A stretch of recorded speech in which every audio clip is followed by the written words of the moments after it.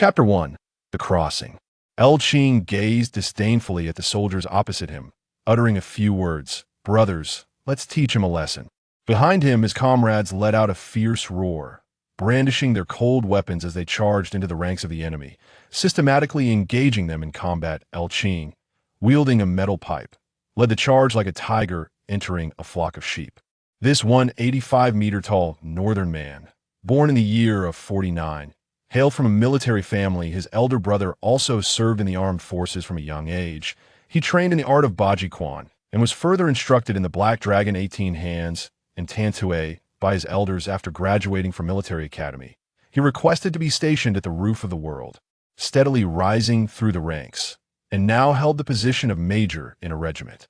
Just as Qing was relishing his dominance over the enemy, an unidentified object, roughly the size of a fist, struck him squarely on the left side of his forehead. Darkness clouded his vision, and his last thought was, "I've been careless, this is the end." A cacophony of explosions jolted Qing awake, and he felt a sharp pain radiating from his forehead. Revitalized, he thought, they've deployed live ammunition. This is my chance to bring glory to my family and add a new page to our genealogy. He quickly scanned his surroundings, seeking a suitable weapon. To his surprise, he grasped a bolt-action rifle. Upon closer inspection, he noted, when did our army start using this? Shouldn't it be confined to the military museum? Further examination revealed an inscription on the rifle. 38-year infantry rifle, the Type 38. He mused. He felt a leather ammunition pouch on his right hip, accompanied by a grenade bag with 2 grenades remaining, and on his left side hung a shotgun with 2 magazine pouches, each containing a 20-round magazine. Looking around, he observed a group of soldiers clad in volunteer army uniforms, firing their World War I-era weapons from the dilapidated trenches. Explosions echoed intermittently, and occasionally a soldier would be struck. The air was thick with the acrid scent of gunpowder and blood, and the sky appeared grim under the haze of smoke. At that moment, a soldier crouched low and approached him, hastily retrieving a roll of bandages from his first aid kit and wrapping it around Qing's head, inquiring, "Second platoon leader, are you all right? Can you hold on?" Qing replied, "I'm fine once bandaged." He lifted his gaze towards the front lines, where a group of troops resembling American soldiers from the movies were advancing uphill, gunfire echoing in waves. Suddenly, a bullet struck the ground in front of him, sending a spray of dirt into the air. "Damn it, live rounds! This is no film shoot," Qing exclaimed, grasping the Type 38 rifle and pulling back the bolt. Ejecting a shell, the rifle was indeed loaded. He chambered around and aimed at an enemy soldier wielding a Thompson submachine gun. He fired. Bang! The enemy soldier staggered back, blood erupting from his chest. Pulling the bolt again, he chambered another round, aimed, and fired once more, sending another enemy soldier, this time armed with a Browning light machine gun, to his demise. After dispatching 2 more adversaries, Qing retreated slightly to retrieve a magazine from the pouch, ready to reload. A voice beside him called out, "Old L, excellent shooting." Just then, a tremendous explosion rocked the area, and Qing felt darkness envelop him. He vaguely heard someone shout, "Old L," before losing consciousness. When Qing opened his eyes again, he found himself in a large tent, where about a dozen beds were occupied by wounded soldiers. He quickly checked himself over. Fortunately, he was intact, with no missing limbs, though he felt pain in his back and head. To his astonishment, he discovered a new memory surfacing in his mind. Chapter 2. The Courtyard World. How on earth did I arrive so early? Qing closed his eyes, beginning to sort through the new memories flooding his mind. This body is also named Qing. Born 1932 and hailing from the city of 49, his father is He Da Qing, his mother is El Suxin, and he has a younger brother named He Yuzhu. His father was a cook.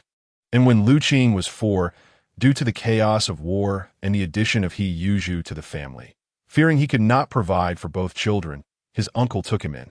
He lived with his uncle, who, taking one character from each of his parents' names, changed his name to Qing, claiming him as his own son. It was only later that Qing discovered his uncle was part of an underground party and began serving as a young courier at the tender age of 10.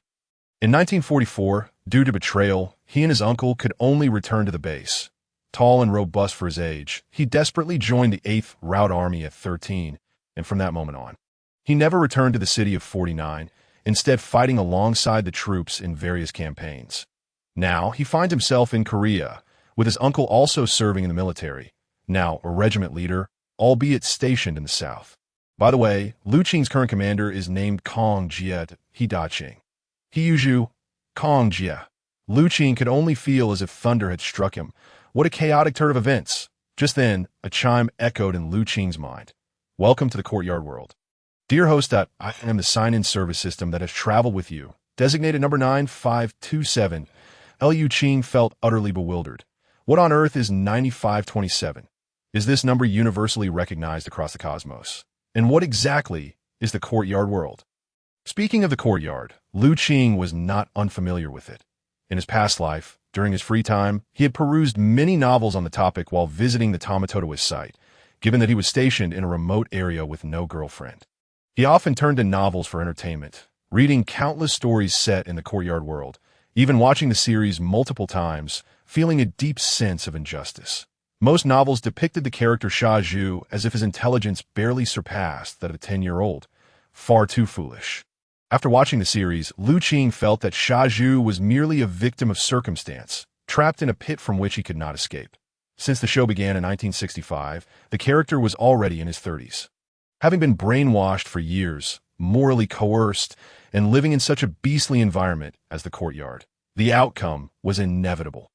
After consuming the related fan fiction and watching the series, Lu Qing could only feel a profound sense of dissatisfaction.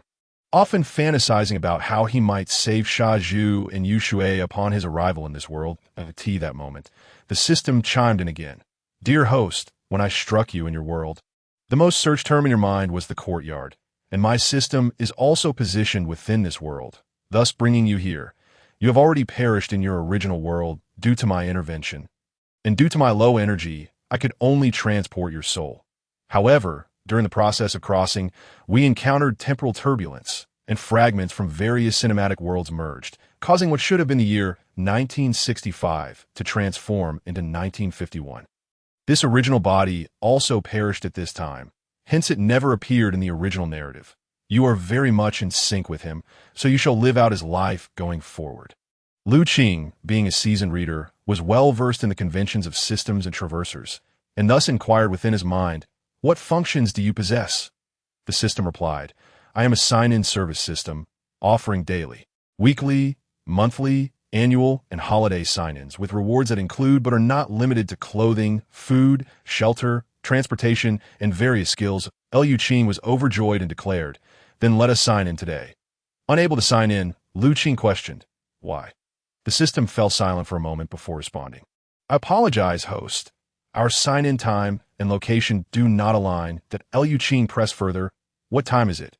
And where is the location? The system explained, you may begin signing in only after October 1, 1956, and the location must be 95 Nangwala Street in the city of 49 for the first sign-in. Lu Qing erupted in anger, so I arrived too early, and the place is wrong. Chapter 3. System. How do you intend to compensate me? Lu Qing paused, then added, system. Do you have a complaint procedure? At that moment, a virtual display appeared in his mind, featuring two rectangular buttons, one labeled dissolve binding and the other file complaint. Next to them was written, remaining dissolve bindings. 1. Remaining complaints. 3. That the system suddenly exclaimed, stop, stop, stop. Dear host, everything can be discussed.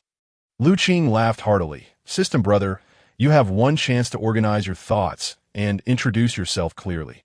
The system replied, I truly am a sign-in system. I merely collided with another system while drifting through time and space, expending excessive energy, which led to our forceful binding in your original world. Lu Qing found it strange that a system could drift and curiously asked, is there a distinction between male and female systems? How does that work? The system responded, systems are indeed divided into male and female categories. That Lu Qing probed further. And how do you drift? The system encountered an error. All right, back to business. System, not only did you bind me forcefully, but you also messed up the timeline and location. That if I were to dissolve our binding or file a complaint, what consequences would you face? The system fell silent again, then said, dissolving my binding would lead to my self-destruction. Complaining once or twice would incur punishment from the universe's main system. 3 times would result in my self-destruction. Liu Qing asked, if you self-destruct, what will happen to me? The system replied, you would live in this world just like anyone without a system. Until the end of your life. Liu Qing said, then system brother, consider how you intend to compensate me and think carefully before responding. Also, are there other systems in this world? The system replied, in the vast universe. The main system governs only 10,000 subordinate systems, with each complete world hosting just one system. I am the 9,527 subordinate system to depart. Every world is different, and so are the systems. I do not possess the fantastical or cultivation-related elements. What can you offer me? Liu Qing inquired. The system responded, each system comes standard with 1,000 cubic units of storage space, where time stands still and there is no air. Items placed inside do not change, but living beings cannot be stored. Whatever is placed inside remains as it is.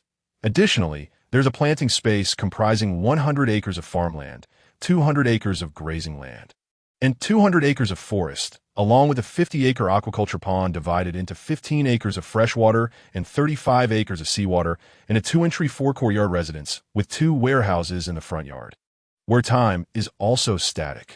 The storage in the planting space can only be used for the outputs from that space. These outputs can be taken outside with a mere thought. The backyard features a 1-acre plot with a spiritual spring that produces 2 liters of spring water weekly, which can strengthen the body and cure all ailments except external injuries. There are additional functions for you to explore, plus 4 2-story houses with a small pond and a kitchen. The planting and breeding in the space can be managed with a thought, but you must procure seeds and young animals yourself. The system listed a plethora of features. Liu Qing replied, system brother, these are all things you should have provided me from the start. Where is my compensation? You wouldn't want me to file a complaint against you, would you?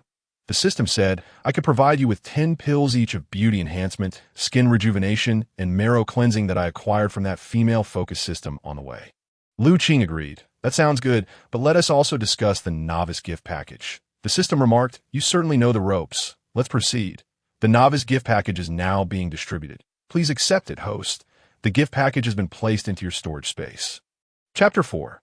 This gift package is quite impressive. Liu Qing eagerly focused his thoughts on the storage space, where he saw a large gift package glowing brightly that he commanded it to open. And inside appeared an array of items. A master-level martial arts integration book, proficient cooking skills, advanced battlefield perception, master-level firearm skills, proficient danger perception, proficient land vehicle driving skills, proficient reconnaissance skills, including criminal investigation. 1 level 3 strength-enhancing pill, which triples the physical strength of a normal healthy human.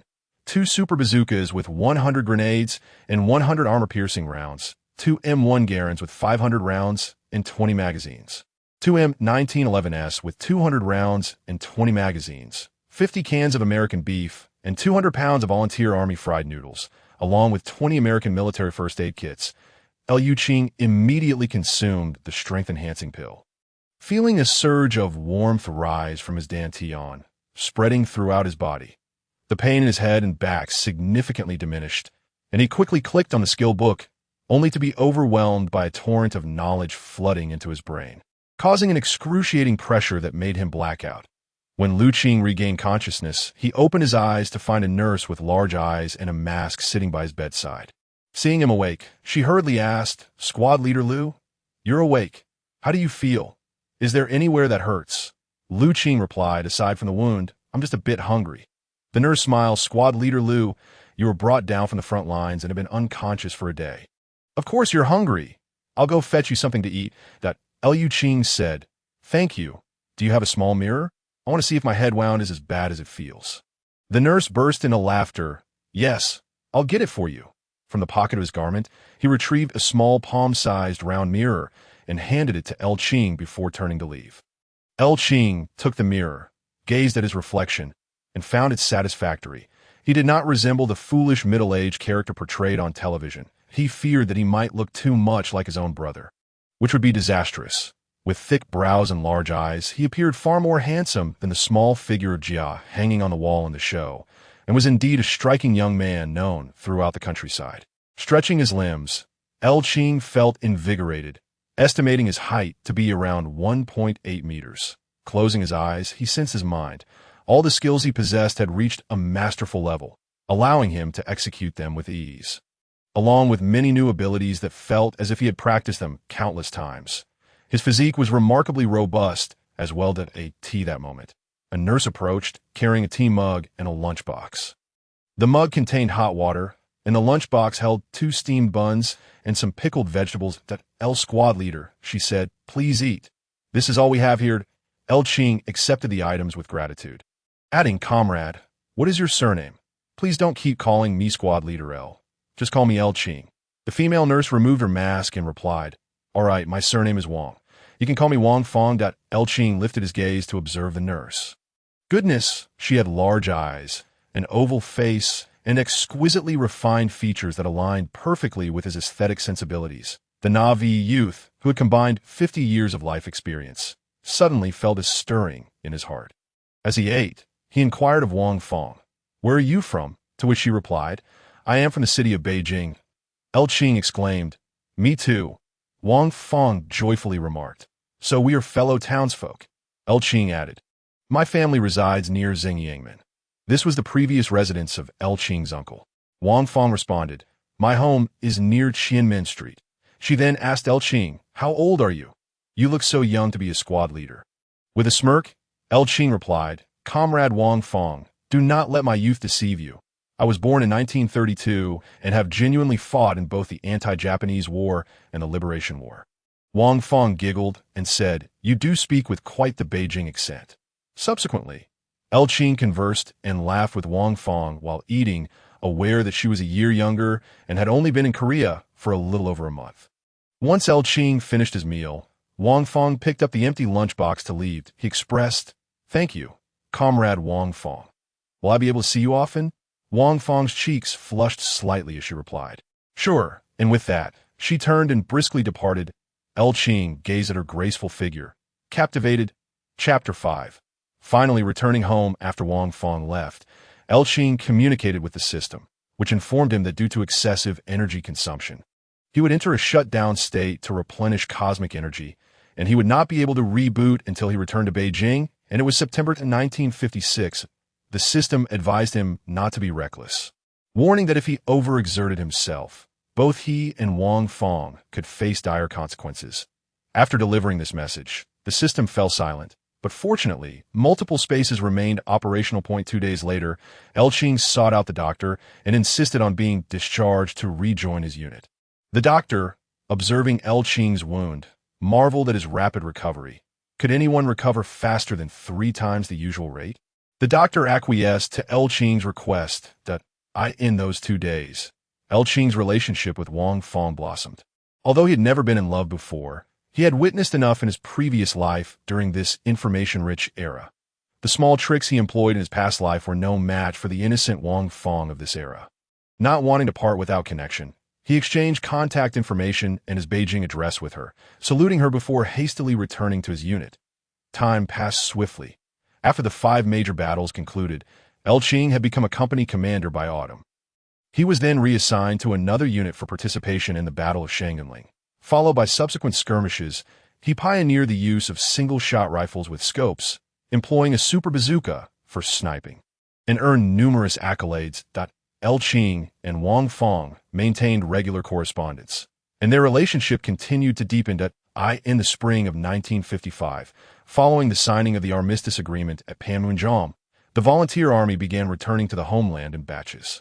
El Qing had become a battalion commander by this time. One day, Wang Fong sought him out to inform him of her impending return to the country, urging him to find her upon his return. El Qing readily agreed.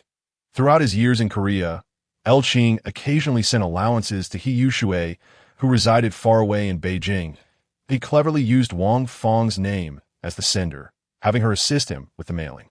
Having witnessed the drama of Sihuan, he was aware of Yizonghai intercepting He Daqing's support for Yushui, and he wondered if he could ensure a better life for the He siblings without them having to scavenge for scraps. Furthermore, he was curious if the funds would also be intercepted by Yizonghai.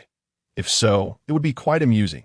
Before Wang Fong departed, El Qing instructed her not to seek out He Yushui or assist him with sending money until he returned, promising to explain the reasons afterward. After Wang Feng left, Qing remained in Korea until the summer of 1956, when he received orders to return home with his unit. By this time, he had been promoted to deputy regiment commander. As the train crossed the Yalu River Bridge, passed through Dandong, and finally returned to his homeland, Qing quickly received a notification for demobilization. With many former soldiers returning home each year, the country was in dire need of personnel across various sectors. Qing himself did not wish to remain in the military. Upon returning home, he had submitted a transfer request, only to be met with a stern reprimand from the division commander. Ultimately, seeing Qing's resolute attitude, the commander had no choice but to facilitate his transfer back to Beijing to join the public security system through the help of old comrades. In August 1956, Qing finally returned to Beijing after many years. As he disembarked from the train, carrying his belongings, he gazed upon the Beijing of this era. Gone were the towering skyscrapers from his previous life, and absent were the foul odors and heaps of garbage, pre-liberation. Instead, he witnessed a scene of flourishing vitality, where every person on the streets brimmed with energy and hope for the future. This year marked the commencement of the nation's first 5-year plan. With public-private partnerships largely completed and the age of receipts had begun, Qing inquired for directions and made his way directly to the Beijing Military District. Chapter 6. Securing Employment and Housing. Upon arriving at the military district's entrance, Qing inquired about the location of the Military Transition Office and made his way there. It was still early morning, around 8 a.m., and the office was not crowded. He knocked on the door, and upon being invited in, a lieutenant greeted him. "Hello, comrade. What can I assist you with? Please present your transfer documents and other credentials." Qing handed over his documents, and the lieutenant, upon inspection, immediately stood at attention and saluted, saying, "Comrade Qing, you are a transferred lieutenant colonel. You need to proceed to our department head's office." The lieutenant led him out of the office and into a neighboring one. After knocking and receiving a response, they entered. A colonel, appearing to be in his 40s, looked at them and asked, "What brings you here?"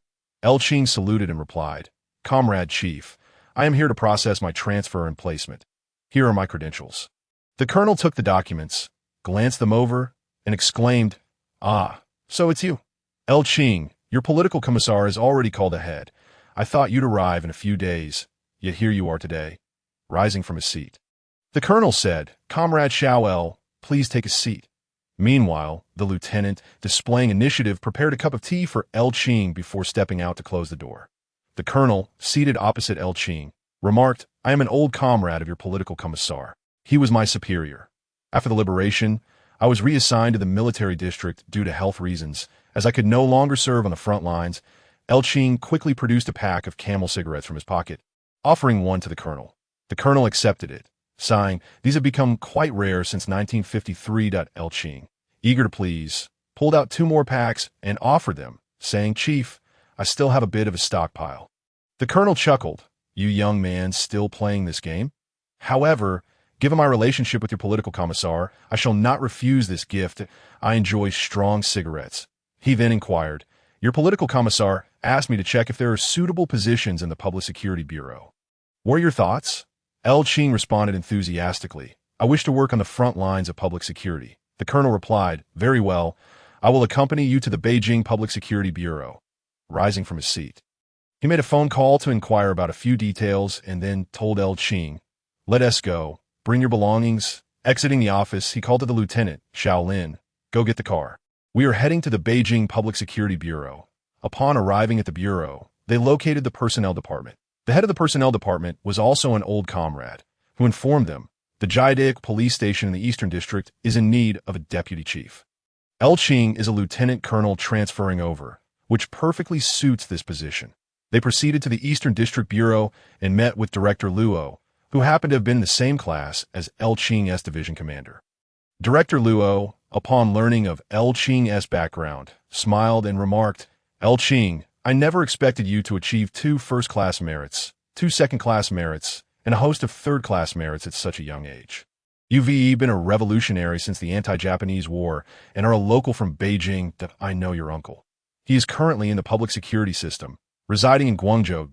I believe you would be well suited to serve as the deputy chief at the Jiadaek police station."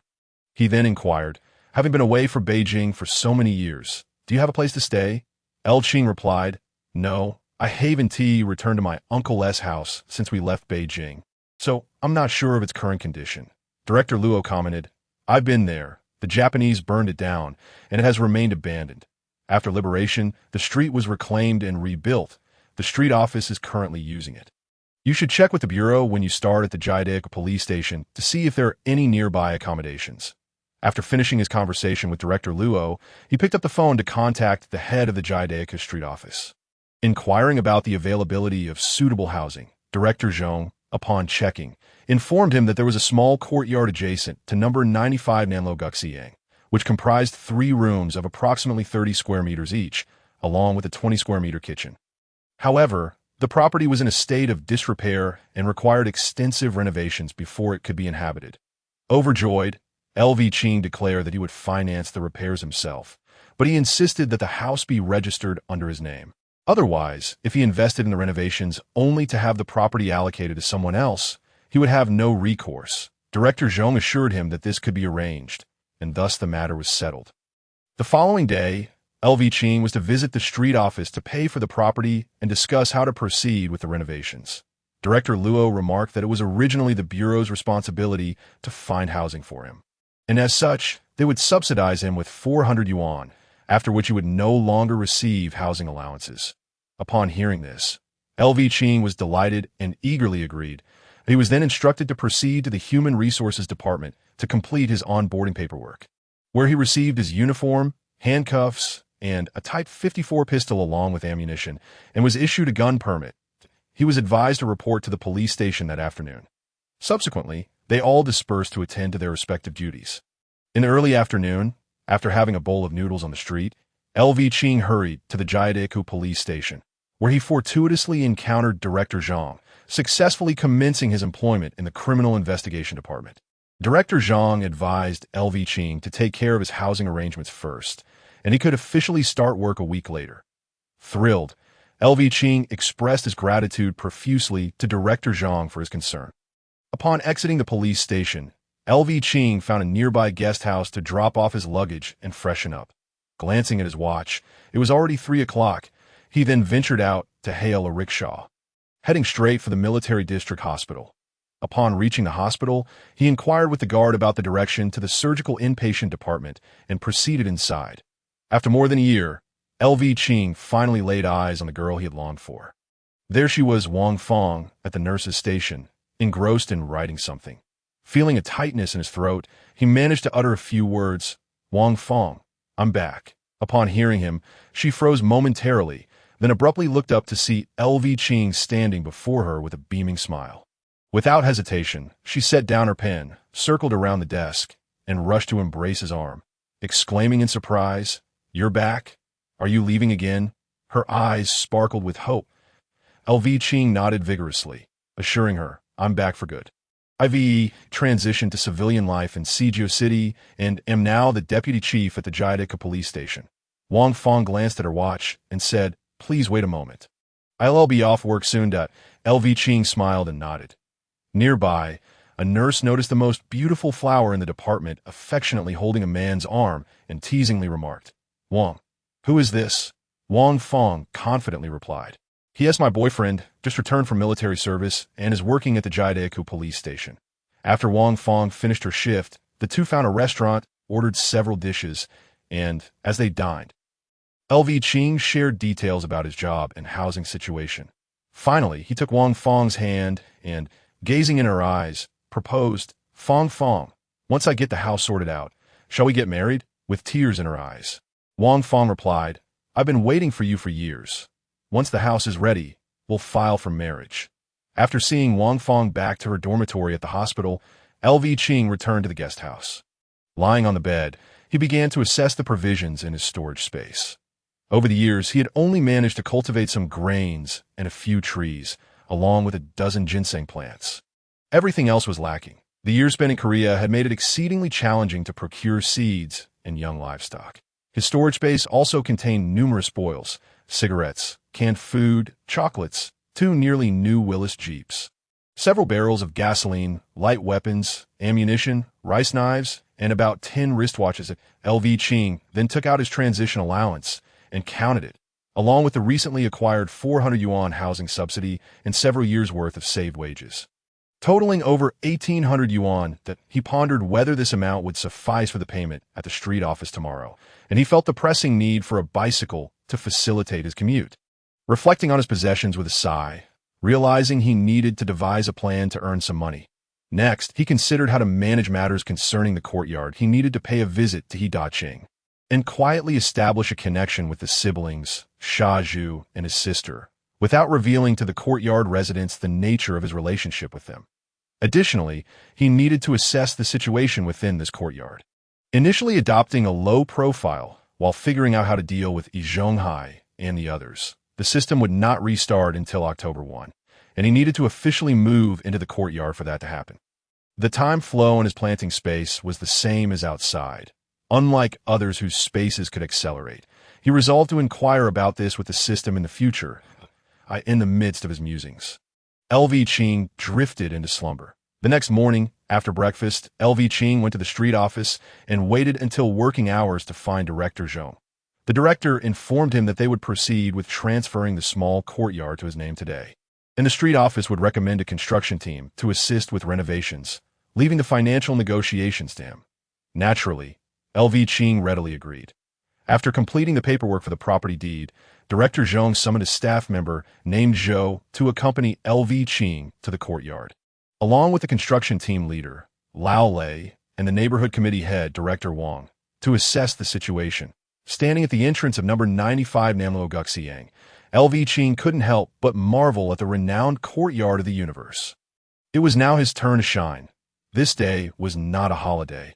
Upon noticing the four individuals entering the courtyard, Aunt Yang Ruihua, one of the three matriarchs, hurried over to ask Director Wang, "What brings you to our courtyard?" Director Wang and Clerk Zhou had received instructions from LV Qing along the way and responded to Aunt Yang, "Hello, Aunt Yang.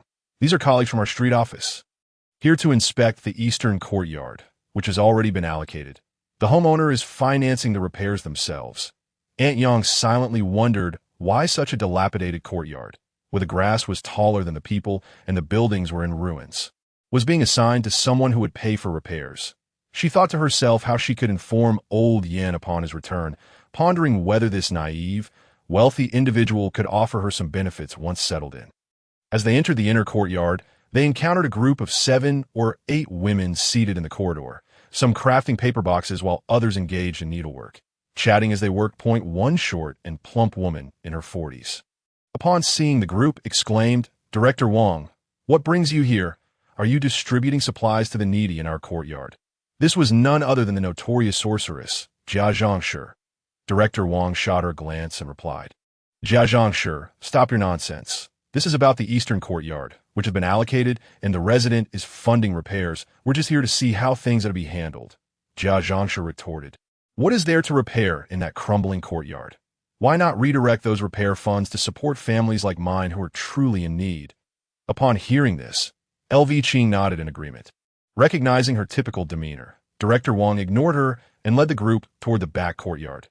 There, beside the 2 eastern wing rooms, an arched door opened to reveal a yard overgrown with weeds, where the structure leaned precariously, with several walls collapsed, and a well situated in the yard. LV Qing surveyed the scene and turned to Team Leader Lei, asking, "Could you please assess the situation and estimate the repair costs?" After examining the premises closely, Team Leader Lei remarked, "The wooden framework is generally sound, made of good timber, so repairs can proceed relatively quickly. It all depends on how you want it to look." Comrade LV Qing thought to himself that he intended to live here for the long term and eventually marry and start a family. Therefore, it was vital to make it as comfortable as possible, as he might not have the opportunity to renovate again for decades. Thus, he said to Team Leader Lei, "Please restore the exterior to its original appearance. Create an attic in the 2 main rooms. Install running water, and we will handle the drainage ourselves. Also, let us convert the kitchen into a bathroom, leaving it solely as a kitchen and bathroom, while the remaining 3 rooms will serve as a living room, bedroom, etc. We also need to dig a cellar and tidy up the yard, preserving any large trees that can be saved. Could you provide a rough estimate of the costs?" After some mental calculations, Team leader Lei replied, Comrade LV, if you're covering both labor and materials, it will be approximately 1,300 yuan. If you're agreeable, you can pay 800 yuan up front, and the remainder can be settled upon completion. I assure you Lao Lei, will ensure the work is done beautifully within a month. Upon hearing this, LV Qing agreed. All right, let's proceed with that. He then suggested to Clerk Zhou and Director Wang, thank you both for accompanying us today. How about we all have lunch together? Both Director Wang and Clerk Zhou declined, citing their busy schedules, indicating they would prefer to connect another time. Aware of LV Qing's identity, they recognized this as an opportunity to foster goodwill. After exiting the courtyard, Wang and Zhou took their leave, while LV Qing discussed the renovation details with team leader Lei, emphasizing that money was not an issue, and he wanted the work done well. In this era, people were straightforward, and team leader Lei assured him that work could commence the following day. After LV Qing paid the 800 yuan and received a receipt from team leader Lei, they parted ways. The next day, LV Qing rose early and visited the police station to request an introduction letter from Director Zhang, stating his intention to travel to Baoqing. Director Zhang chuckled, just be sure to return to work on time in a week. LV Qing spent much of the day traveling by train to Baoqing, arriving in the afternoon that he sought out a nearby police station, presenting his introduction letter and work ID, asking if they could assist in locating a chef named He Da-Qing, who had migrated from Sijio City in either 1951 or 1952. Fortunately, he learned that He Da-Qing had some local recognition, as he often helped others with their banquets. After clarifying that He Da-Qing had started working at the textile factory, he expressed his gratitude to the comrades at the police station before leaving to find a guest house. The following morning, LV Qing headed straight to the Baoqing textile factory, where he presented his identification and letter of introduction to the gatekeeper, requesting assistance in contacting He Da-Qing.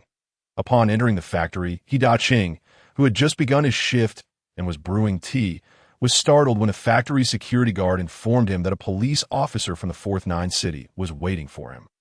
He couldn't help but wonder if he had inadvertently committed an offense that would lead the police to seek him out.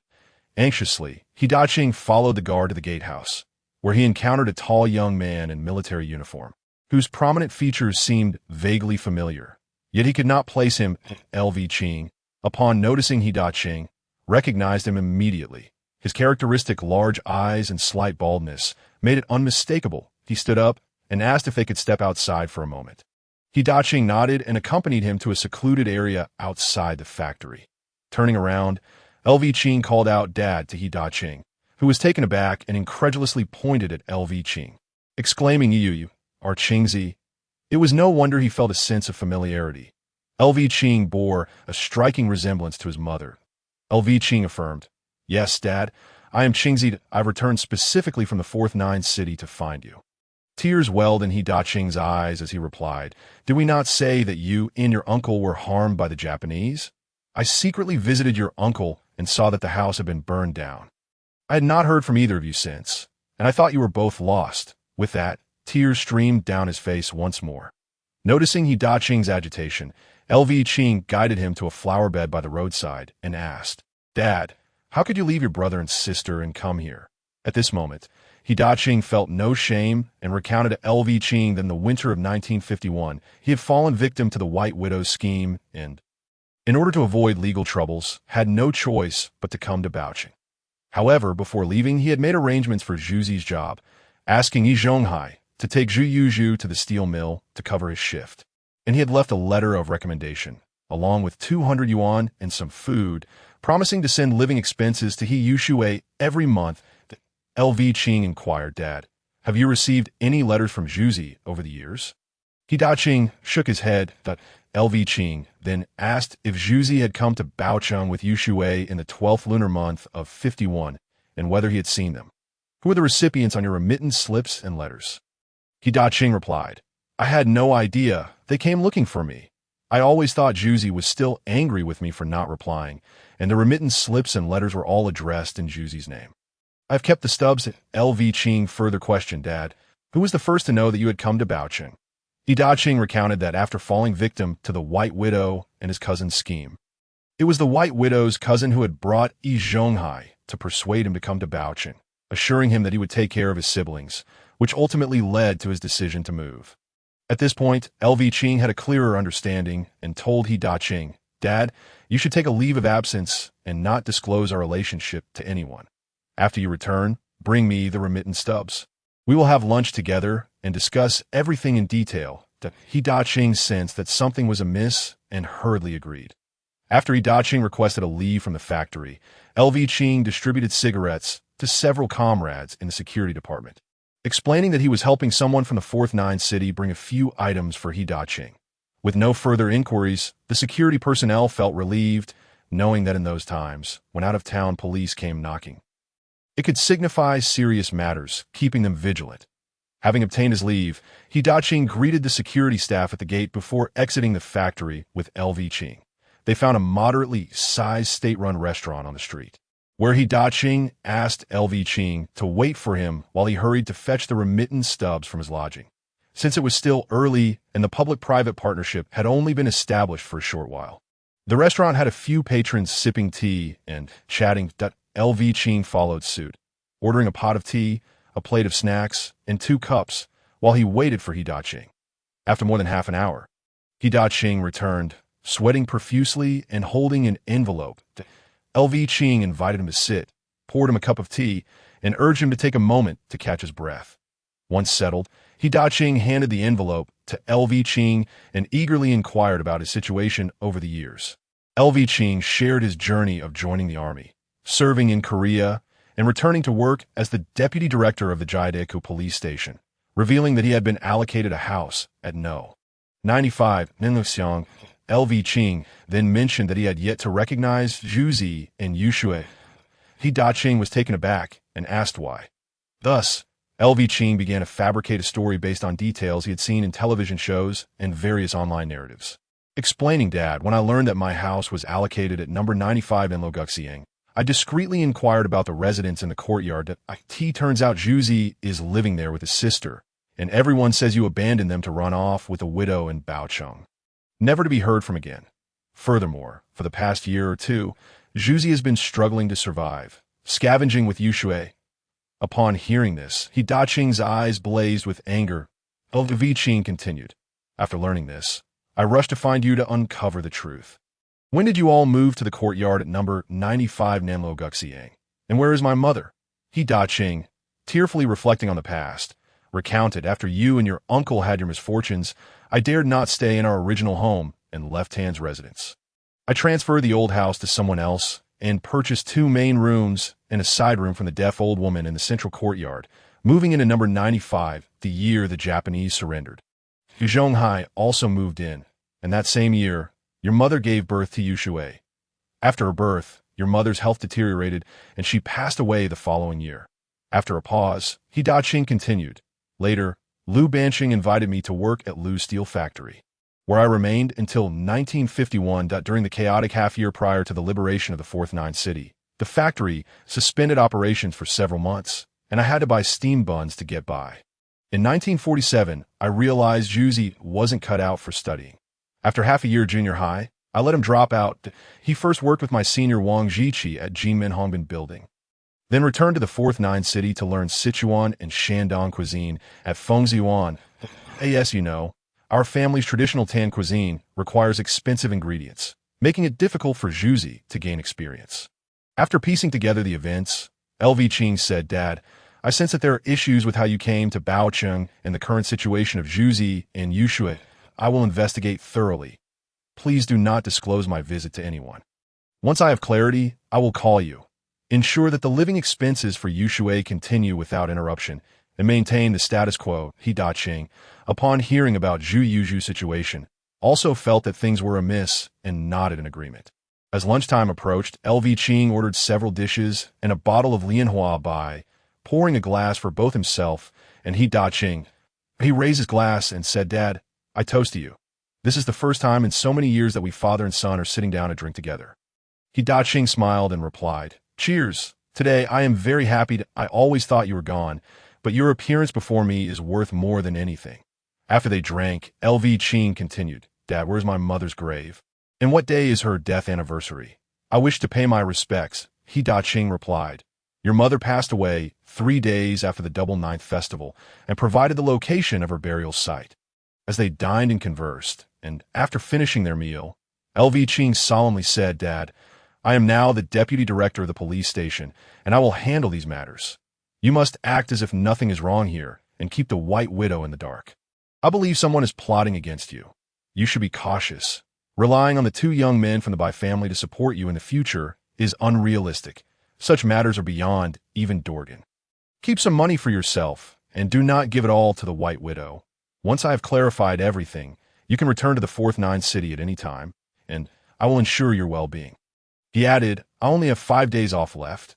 I will return to the Fourth Nine City in the afternoon and resolve these matters quickly so that our family can reunite. I must also think about how to approach Juzi to ensure everything goes smoothly." Although he Qing felt a pang of reluctance, he understood the importance of his son's affairs and agreed. In the reluctant gaze of Qing, the two parted ways as Qing made his way to the train station. He chanced upon an old established shop selling donkey meat pastries and seized the opportunity to purchase over a dozen, neatly wrapped in oiled paper, which he stowed away in his storage space. Along the way, he found a public telephone and called Wang Feng's workplace to inform her that he would be heading to Baochang for a few days, and upon his return, he would bring her some pastries. With that, he proceeded to the train station, preparing to return to the capital. T number 95, Nanluo Guxiang. The residents observed the construction crew bustling with activity over the past few days. Curiosity piqued. They ventured to the eastern courtyard to engage with the workers, learning that new tenants were to arrive and that 3 new rooms and a kitchen were to be built. A few families began to entertain ulterior motives. In the front yard, Elder Yin Bugue, after hearing the news from Yang Ruihua, stationed himself at the gate, eager to be the first to identify the new tenants, hoping to charm his way into securing a room for himself with his silver tongue. Meanwhile, in the backyard, Elder Lu Haizhong reasoned that the new tenants could not possibly occupy all the rooms, and with his own standing, he might manage to claim a room, especially since Lu Guanqi was now 18 AS for Jiajiang Shi. Upon learning of the extensive renovations in the eastern courtyard, she began to grumble at home. That new tenant, a fool with money to spare for such a dilapidated courtyard, could at least share some of that wealth with the Jiao family, who were struggling. She resolved that once the renovations were complete, she must secure a room for her family. The more she pondered, the more feasible it seemed. After dinner, she paid a visit to Zhonghai's home, Zhonghai's residence. Dinner was being served when a knock at the door interrupted them. Zhonghai opened the door to find Jiajiang Shi, her rotund figure squeezing through the entrance. She plopped down onto a stool, surveying the unfinished corn porridge, steamed buns, stir-fried cabbage, and a plate of pickled vegetables on the table. Wrinkling her nose in disdain, "Old E really knows how to pinch pennies. What is he saving all that salary for?" Zhonghai, recognizing her, inquired, "What brings you here, East Su's mother?" Jiajiang Shi replied, "Elder E. The eastern courtyard is starting renovations, and you know how cramped our family is, all piled together. Now that Huairu is pregnant again, could we possibly secure 2 rooms once the work is done? That would make things much more comfortable. You are East Su's mentor. You must help us?" Zhonghai was taken aback, exclaiming, "Goodness, the renovation isn't even complete, and you're already asking for 2 rooms." He continued, "I don't even know who the new tenants are yet. When they arrive, I'll make inquiries, and I'll also check with Director Wang at the neighborhood committee." Jiajiang Shi expressed her gratitude, saying, "Thank you, Elder E. You are East Su's mentor. Please do your best to assist us. If this works out, I will ensure East Su shows you extra filial piety." With that, she rose and took a bun, leaving Zhonghai and his wife exchanging glances. Chapter 12.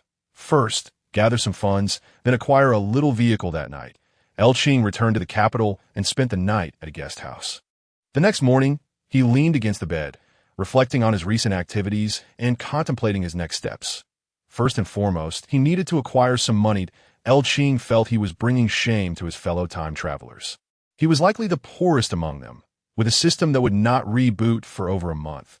The only valuables in his storage were some trifles salvaged from the battlefield and a few thousand yuan from the Americans. But having just arrived in the capital, he had no means to exchange them for renminbi. While he possessed a few food supplies, he had no way to sell them, and as for the weapons and ammunition, he decided to leave those aside. After much deliberation, he concluded that the most straightforward method was to find a traditional Chinese medicine shop and sell some ginseng he had procured in Korea. He had directly used the power of his storage to bring the ginseng and its soil into his space, and they were quite sizable and still fresh. That would be the plan. Second, he needed to consider how to acknowledge the relationship with the silly Zhu siblings without alerting the residents of the courtyard. He intended to bide his time until he could make a significant move with these Zhonghai after settling into the courtyard. Third, he would find an appropriate time to pay a visit to Wang Feng's family, ensuring that he adhered to the necessary etiquette. Fourth, he contemplated how to conduct his work once he started. Without any criminal cases to address, perhaps he could apprehend some spies from Taiwan, as he had seen a fair number of declassified documents on the subject in his previous life. This would serve both his patriotic duty and help him establish a foothold at the police station. It was known that during these times, there were plenty of Taiwanese spies lurking in the capital. Fifth, he needed to procure a bicycle. Relying on the bus was exhausting, particularly as it significantly hindered his ability to cultivate his relationship with Wang Feng. Now that he was back in the capital, he couldn't afford to squander precious time getting to Wang Feng's workplace. This was crucial since the journey from the Jiaodao police station to the military hospital, where Wang Feng worked, was somewhat lengthy. With these resolutions made, Qing checked the time, got out of bed, washed up, prepared the ginseng he intended to sell, and left the guest house. He found a state-run restaurant for breakfast, enjoying soy milk, steamed buns, and fried dough sticks. After his meal, he inquired about the nearest traditional medicine shop and headed straight there. Standing before the pharmacy, he gazed at the prominently displayed sign that read Bai Chao Hall. How quaint, he thought, feeling as if he had stepped into a different world. Qing couldn't help but wonder what other cinematic worlds were encompassed within this courtyard. With renewed determination, he strode into the pharmacy. As soon as Qing entered, a shop assistant approached and inquired, "Comrade, what medicine are you looking to buy? Do you have a prescription?" Qing replied, "I'm not here to buy medicine. I just want to know if you purchase medicinal herbs." The assistant scrutinized his military uniform and bag and asked, "What herbs do you wish to sell?" Qing answered, "Ginseng." The assistant said, "Please wait a moment. I'll fetch the manager." With that, he headed to the back of the shop. Shortly after, a sprightly gentleman in his 50s, dressed in a long gown, emerged and asked, "Comrade, may I see your ginseng?" Qing carefully opened his bag and produced a bundle wrapped in fresh tree bark. Observing the presentation, the elder insisted, "Please do not unveil it here. Follow me to the back." The elder led Qing into the back room, where he gestured to a table, saying, "You should have something valuable here. Now you may show it to me." Qing placed the bark-wrapped ginseng on the table and said, "Sir, please take a look." The elder gingerly opened the bark, his eyes lighting up as he exclaimed, "My, what a magnificent specimen." Qing quickly inquired, "Sir, do you want to buy this?" The manager simply replied, "Yes," and then turned his attention back to the ginseng, delicately arranging the roots with a pair of bamboo tweezers. Chapter 13. This item is truly valuable. Financial freedom awaits. Qing watched as the manager took a large piece of mulberry paper and carefully placed the ginseng on it, meticulously arranging the roots before turning back to Qing to speak. The manager instructed the assistant, "Go brew some good tea. Show some awareness." He then turned to Qing, saying, "Comrade, please sit and enjoy some tea while we discuss this matter." Once the tea was served, the manager gestured for Qing to take a sip before asking, "What is your surname?" "You may call me Manager Bai. The ginseng you have brought is indeed authentic wild ginseng from Changbai Mountain, aged over a century with such excellent quality. The roots are intact. Clearly, it hasn't been harvested long ago, and it appears to be quite fresh. We don't have this kind of thing around here in the capital."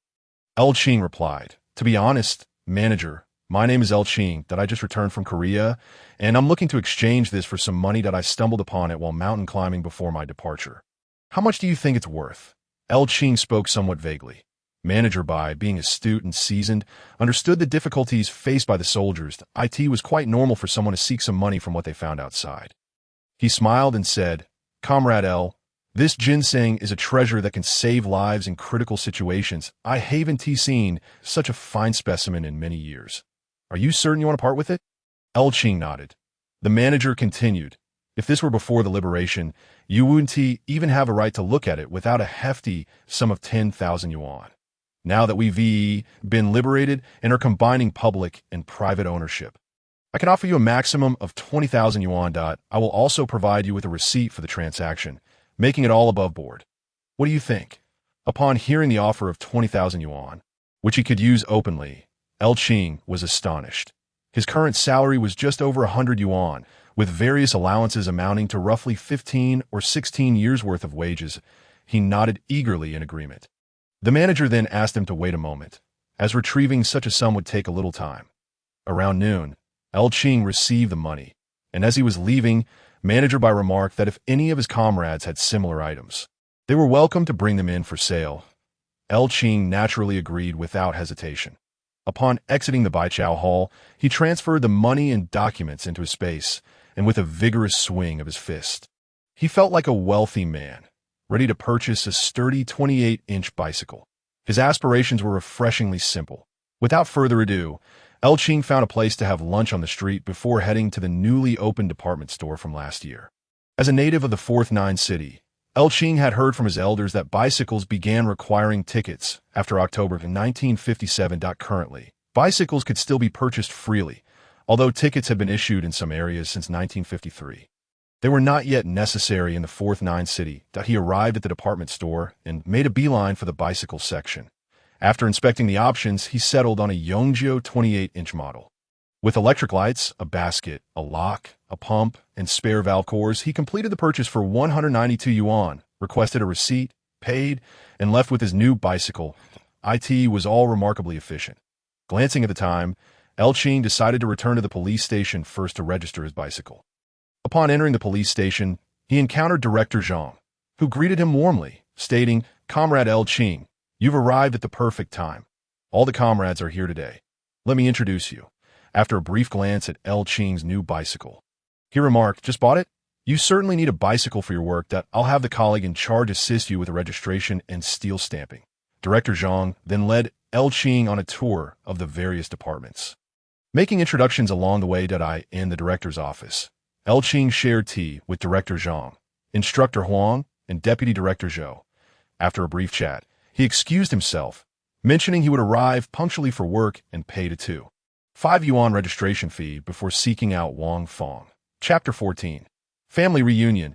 Qing meets Xiao Jiang. Qing found Wang Fong and pulled out a handful of chocolate, a stash from his space, produced by the American military, asking her to share it with her colleagues. He also mentioned that he had many arrangements to make over the next few days and planned to visit her family to pay respects to her future in-laws.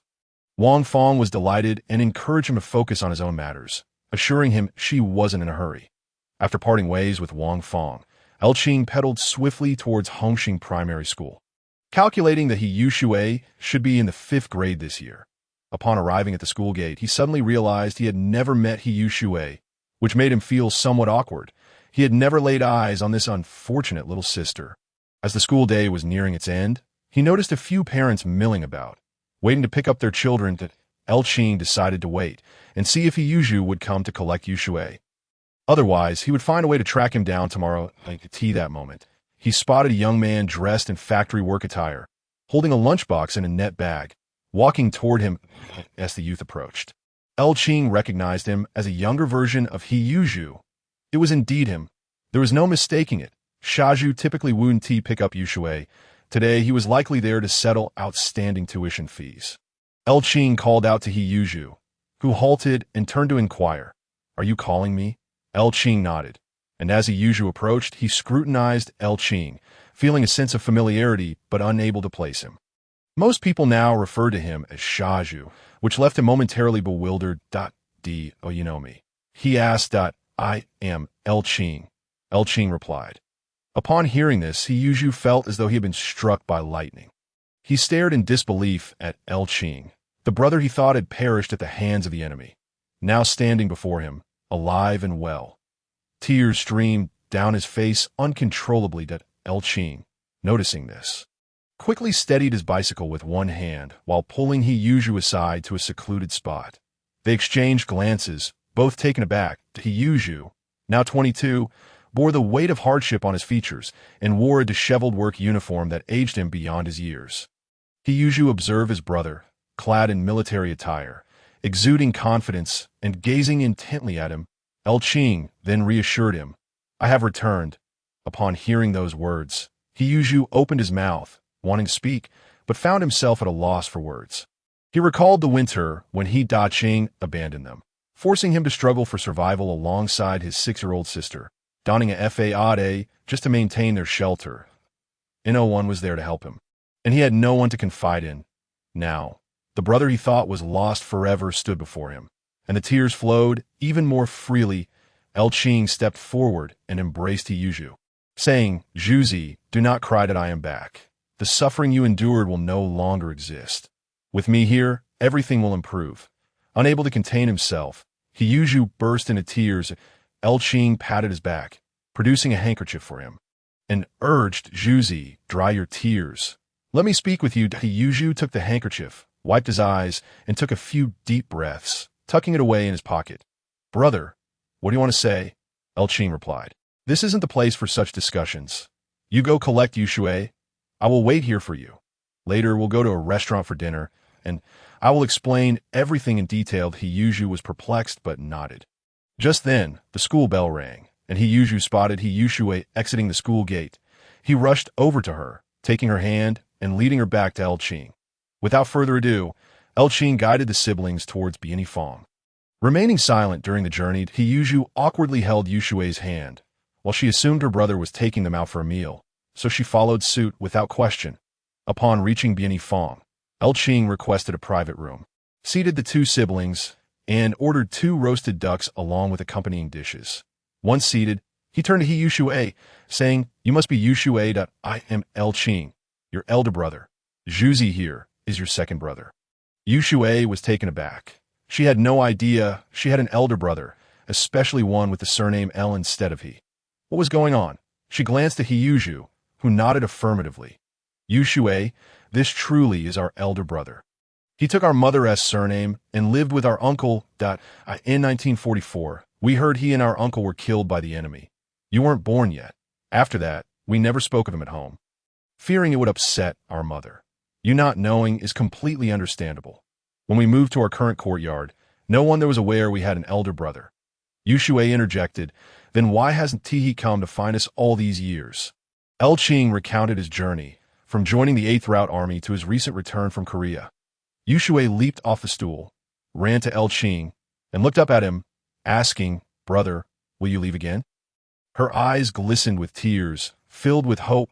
Qing lifted the little girl, feeling her light weight, and sat her back down on the stool beside him, gently stroking her dry, brittle hair.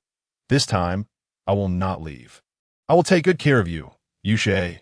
Upon hearing this, Yushui cried out, "Brother," and burst into tears. Ever since Qing had left, no one had spoken to her in such a caring manner. Her simple-minded brother was always preoccupied with finding ways to ensure they had enough to eat. They had scavenged together, enduring the scornful gazes of others. And at such a tender age, Yushui had already witnessed the harshness of life. As the dishes arrived, Qing encouraged them to eat. "Yushui, you've never had roasted duck, have you?" Seeing her wide-eyed and unsure of how to start, he rolled some duck meat for her, making her eyes squint with delight. "Zhuzi, help yourself. Tonight, eat your fill. If it's not enough, we can order more." He then requested a bottle of Lianhua by liquor and a bottle of Beibinjiang soda, pouring the soda for Yushui and serving himself and Zhuzi each a cup of liquor. Toasting to our reunion as siblings. This evening was one of great joy for Yushui. Ever since her father's departure, she had not tasted such delicious food, often going hungry. Qing poured the drinks. He watched as his brother and sister devoured their meals with fervor, refraining from pouring more for Yushui, knowing there were important matters to discuss later. Once they had eaten their fill, Yushui, visibly more animated, asked, "Brother, will you come home with us tonight?" Yushui also looked up at Qing with eager anticipation. "Today, I will not accompany you back," Qing replied. I could see his words, their spirits visibly sagged. Their expressions filled with disappointment. Qing chuckled. "Were those expressions? Have you seen that east courtyard and a renovation behind your house? That will be my home. Once it's finished, I will move back. He Yuzhu gasped. Brother, that courtyard is so large. It's all yours? I heard from a neighbor that once it's completed, they'll check if we can apply for housing assistance for those in need. Yushui chimed in, Brother, can I live with you then? This place is so bothersome. I can't even do my homework properly. Also, where will you be working now that you're back? Qing nodded. Of course, you can. I start my job next Monday as the deputy director at the Jiaodao police station. Both siblings were left dumbfounded. What a day it had been. Their long-lost elder brother had returned. And he was now the deputy director of the police station, with a vast courtyard to call home. They even treated them to roasted duck, truly the most splendid day of their lives. Chapter 16. Listening to Xiao speak of various birds, Qing and his sister had nearly finished their meal when they straightened their expressions and inquired of Zhu and Yushui. How have you two managed over the years? Yuzhu recounted that after Qing's departure, he took Yushui to Baocheng in search of Qing, but saw not a trace of him. Upon returning, the family's food supplies were scant, and the little money left by Qing was quickly exhausted, with no arrangements made for his future before he left. Consequently, their neighbor Zhonghai advised him against continuing as an apprentice at Fengxiuan and suggested he work as an apprentice in the steel mill cafeteria, where he could earn a monthly wage of 12 yuan. During the most trying times, when food was scarce, he had to scavenge for garbage with Yushui and take on odd jobs carrying heavy loads. It was not until last year, when he passed the 10th level cook examination and began earning 27.5 yuan a month, that life improved somewhat. The entire courtyard looked down upon the two siblings, except for Zhonghai, who would often converse with him, leading him to feel that Zhonghai was the only one showing him kindness. Later, when the courtyard selected a steward, he believed Zhonghai was truly deserving of the position. Qing then asked Zhu, how exactly does Zhonghai assist you? Yuzhu replied, since Qing fled, I've had to care for Yushui and thus did not return to Fengxiuan. After the family's money and food were exhausted, I needed to find work, and it was Ida who helped look after Yushui. During the times when I couldn't find work and went hungry, only Ida would bring us a few corn buns. Later, he said he used his connections to help me secure an apprenticeship at the steel mill, allowing me to send Yushui to school in the courtyard. It was only Ida who looked after us. Qing further inquired, what other ways does Ida take care of you? Yuzhu pondered for a moment before responding. Ida also taught me to respect the elderly and love the young, encouraging me to visit the elderly lady in the back courtyard often, bringing her some food when I could. He said one must not be overly selfish. If you can help others, do so, for they will also help you in return. He advised that this would earn me a good reputation, making it easier to marry in the future. He also urged me not to harbor resentment towards Qing, as no parent is without fault, but he told me to seek him out whenever I faced difficulties. Upon hearing this, Qing thought it very much in line with Zhonghai's character and added, Zhu, tell me about the people in the courtyard, as I will be moving in soon, and it would be better to understand them in advance for harmonious relations. Yuzhu explained that the main residents of the courtyard were the family of the third steward, Yin Bugei, who was a teacher at Hongxing Primary School, notoriously stingy and fond of taking advantage of others, someone who would even sample the saltiness of the manure cart as it passed by. He was extremely calculating, known for rationing meals down to the last detail, often proclaiming that one cannot become poor from eating pickled vegetables, nor can one become impoverished by frugality. He remarked that with a monthly wage of only 27.5 yuan, how could one survive without budgeting? Yushui's schooling was facilitated by Ida, who took 5 yuan from him to assist in enrollment in the central courtyard. There were only their family and Ida's family. Ida had no sons or daughters, just an elderly couple, along with the Jia family and a few other residents, with the Jia family being particularly troublesome. Old Jia had passed away before liberation, leaving only Jia Zhangshi, Jia Dongxiu, Sister Qin, and Bangung de O. Sister Qin's full name is Qin Huaigu, but she is now expecting again, and Jia Dongxiu is an apprentice of Ida, her mother, Jia Zhangshi. Is quite a piece of work, always causing trouble in the courtyard. When Bangung was born, she even attempted to claim a room from their family, and after I gave her a beating, it was Ida who intervened, making me compensate her with 10 yuan to avoid police involvement. Among the entire old Jia family, only Sister Qin is a decent person.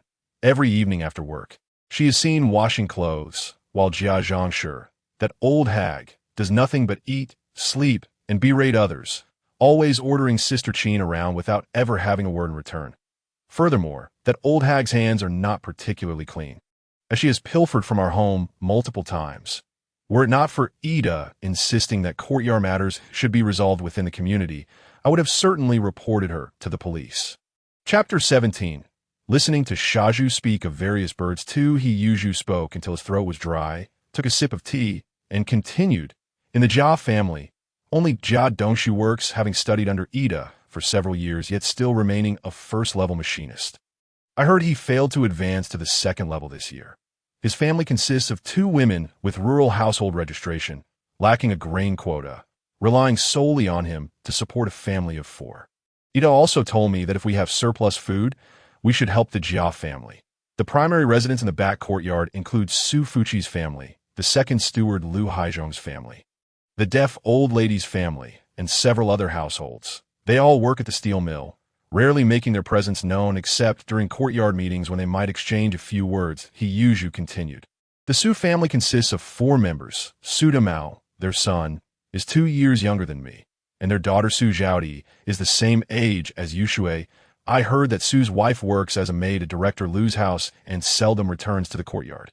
Su Damao graduated from high school, but has not yet found a job.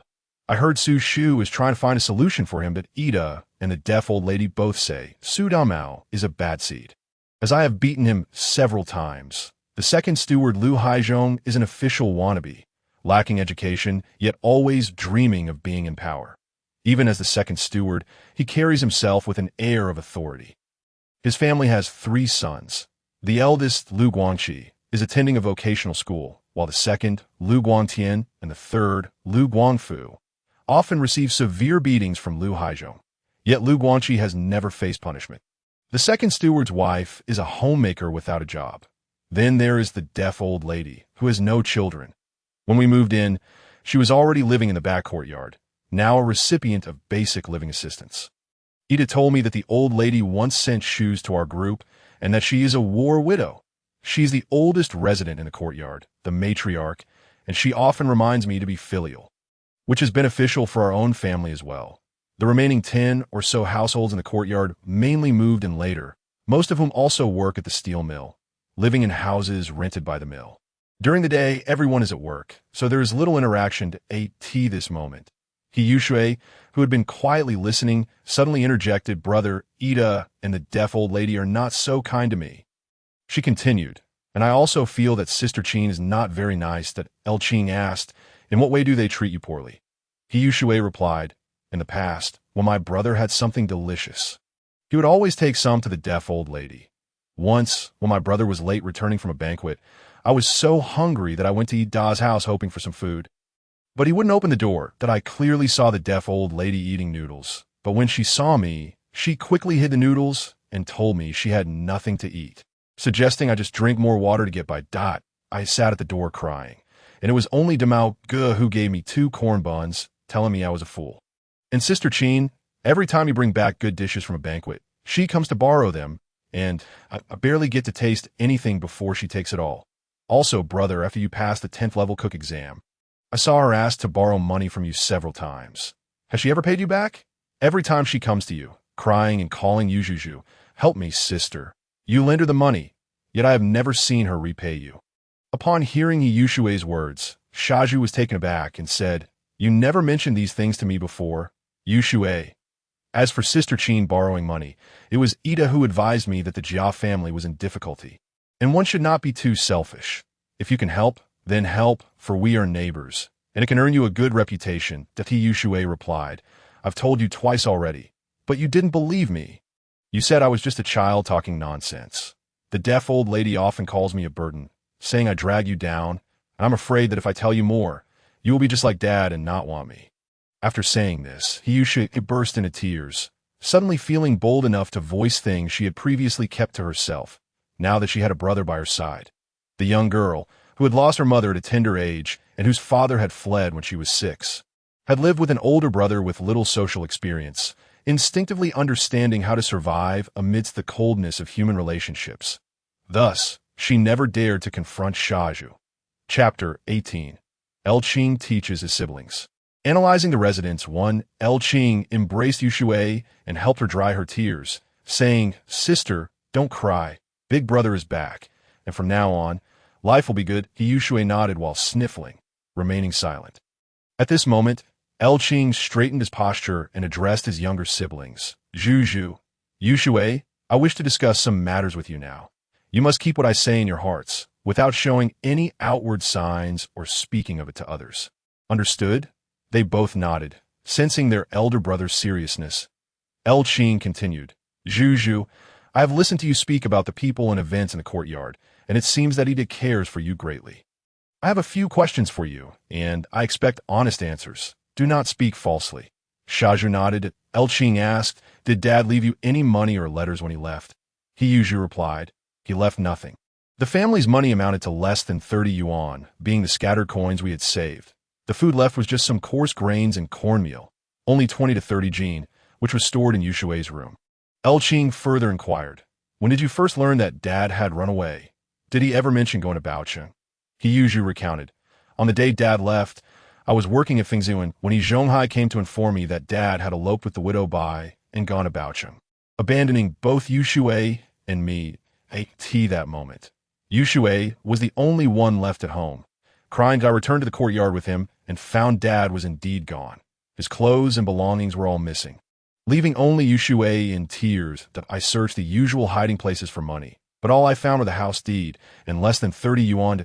Qing then asked, "When did you and Yushui go to Baocheng in search of Dad?" Xiao recounted that he was on the verge of pursuing Yushui when an elder stopped him, saying that even if he left now, he would not catch up.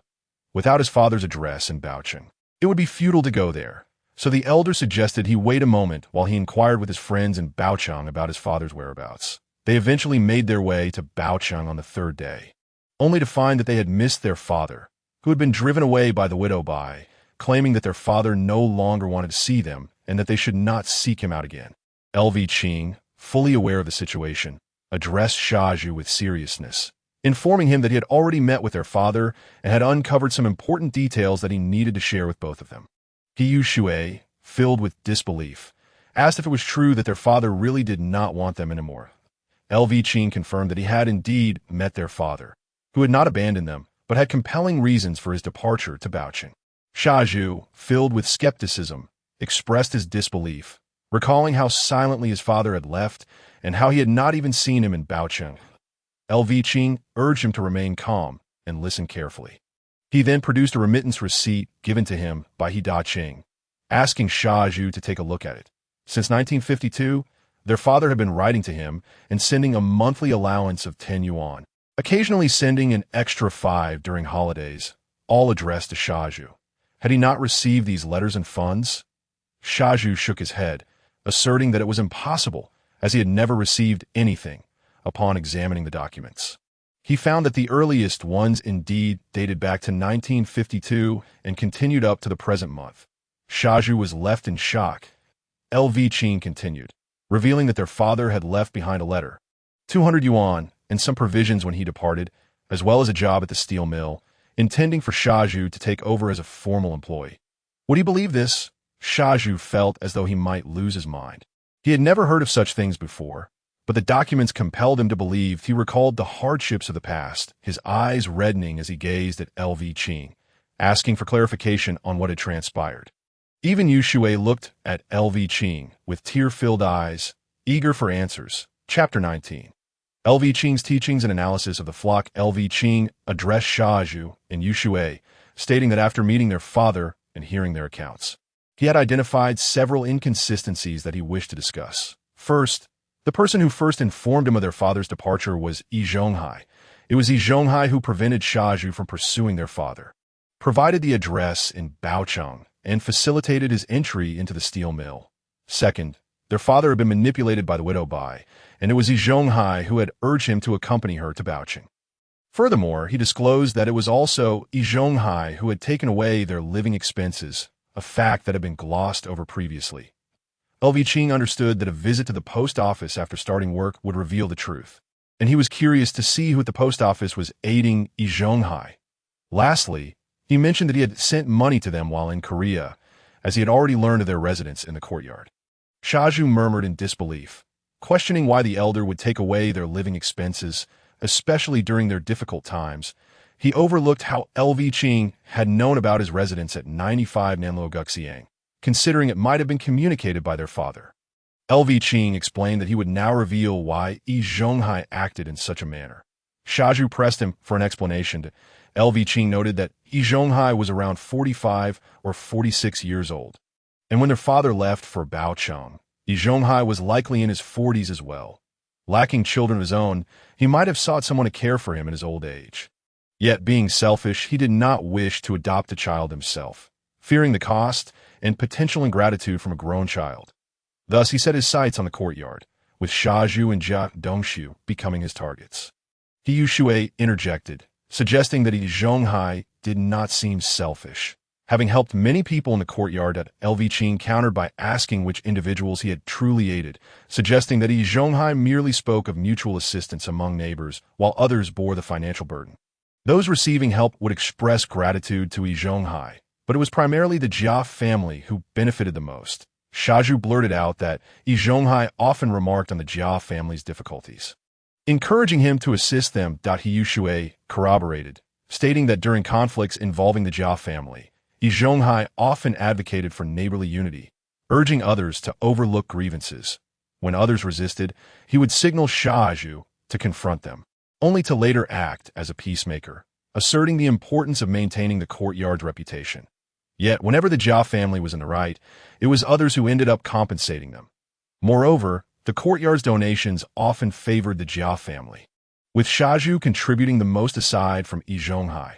Feeling somewhat ashamed, Xiao Jiang questioned Yi Zhonghai's motives. LV Qing explained that Yi Zhonghai had chosen Jia Dongxiu as his preferred caregiver, hence he took him on as a disciple.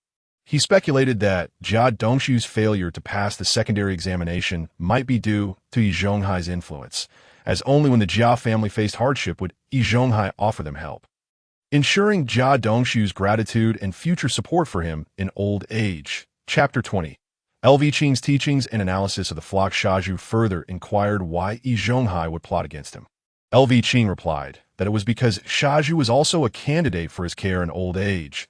Xiao Jiang asked why not choose Su Damao. Instead, LV Qing explained that Su Damao had both parents, and with their guidance, Yi Zhonghai would find it challenging to manipulate him. Thus, he would be wary of Su Damao disrupting his plans. Consequently, Yi Zhonghai consistently spoke ill of Su Damao, inciting conflict between them and fostering a habit in Xiao Jiang of resorting to violence instead of reasoning. Even if Su Damao perceived something amiss and tried to discuss it with Xiao Jiang, he would be unlikely to believe him. Moreover, Yi Zhonghai claimed Su Damao was a bad seed, but Xiao Jiang had yet to see any wrongdoing on Su Damao's part within the courtyard. Reflecting on this, Xiao Jiang realized that aside from being somewhat loudmouthed, Su Damao had not committed any significant offenses, and their conflict stemmed from Xiao Jiang's inability to counter Su Damao's arguments, leading to him resorting to physical confrontation first. LV Qing then pointed out that when Yushui was hungry, Su Damao had been the only one in the entire courtyard to offer her 2 buns. Tell me, is Su Damao truly a bad seed? He asked. He further emphasized that as long as their father was not present in the courtyard, any concern shown to Xiao Jiang would lead him to feel grateful and to take everything at face value. Xiao Jiang remarked that if Yi Zhonghai had already chosen Jia Dongxiu for his care, why would he still scheme against him? LV Qing explained that Yi Zhonghai felt it was too risky to place all his hopes solely on Jia Dongxiu. He needed a backup plan, and Xiao Jiang was the most suitable choice.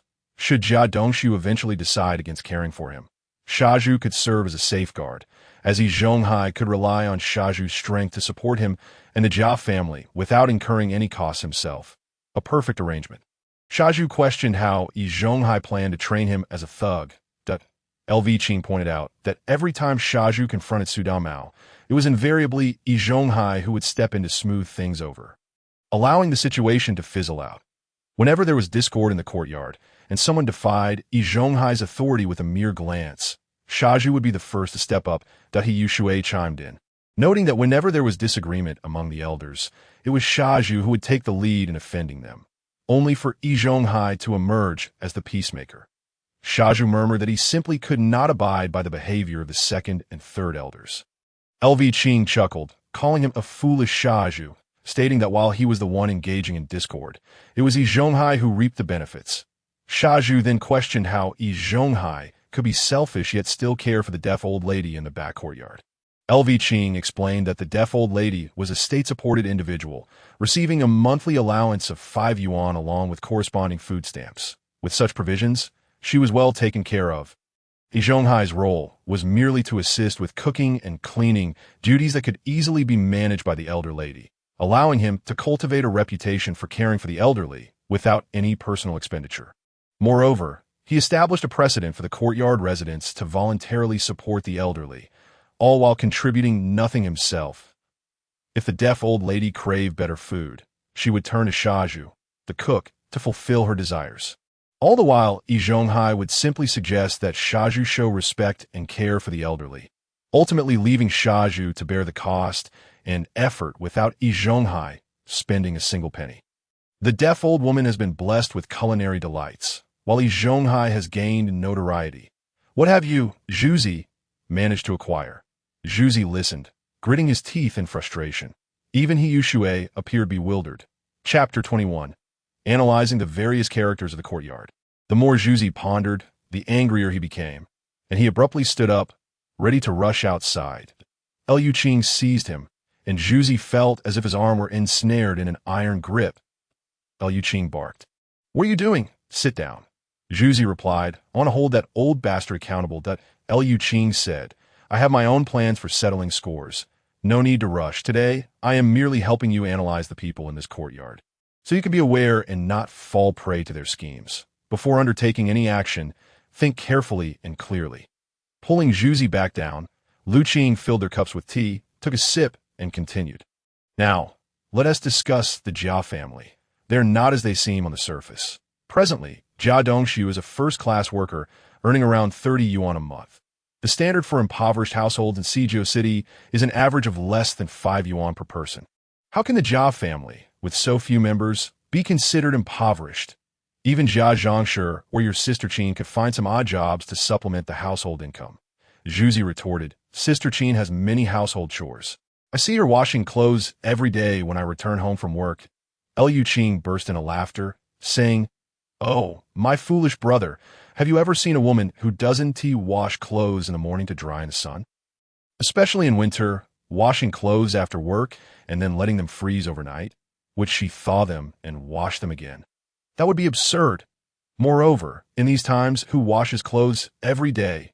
With such a method, how many garments would wear out?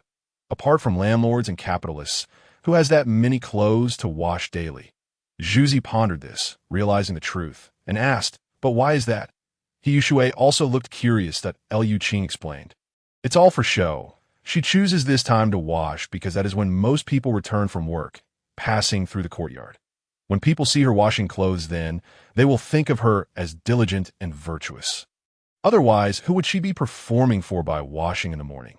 I can guess that she's likely washing a few tattered garments that are unwearable." He Yuxue chimed in, "Big brother, now that you mention it, I remember seeing her hang clothes out early in the morning, but not in the evening."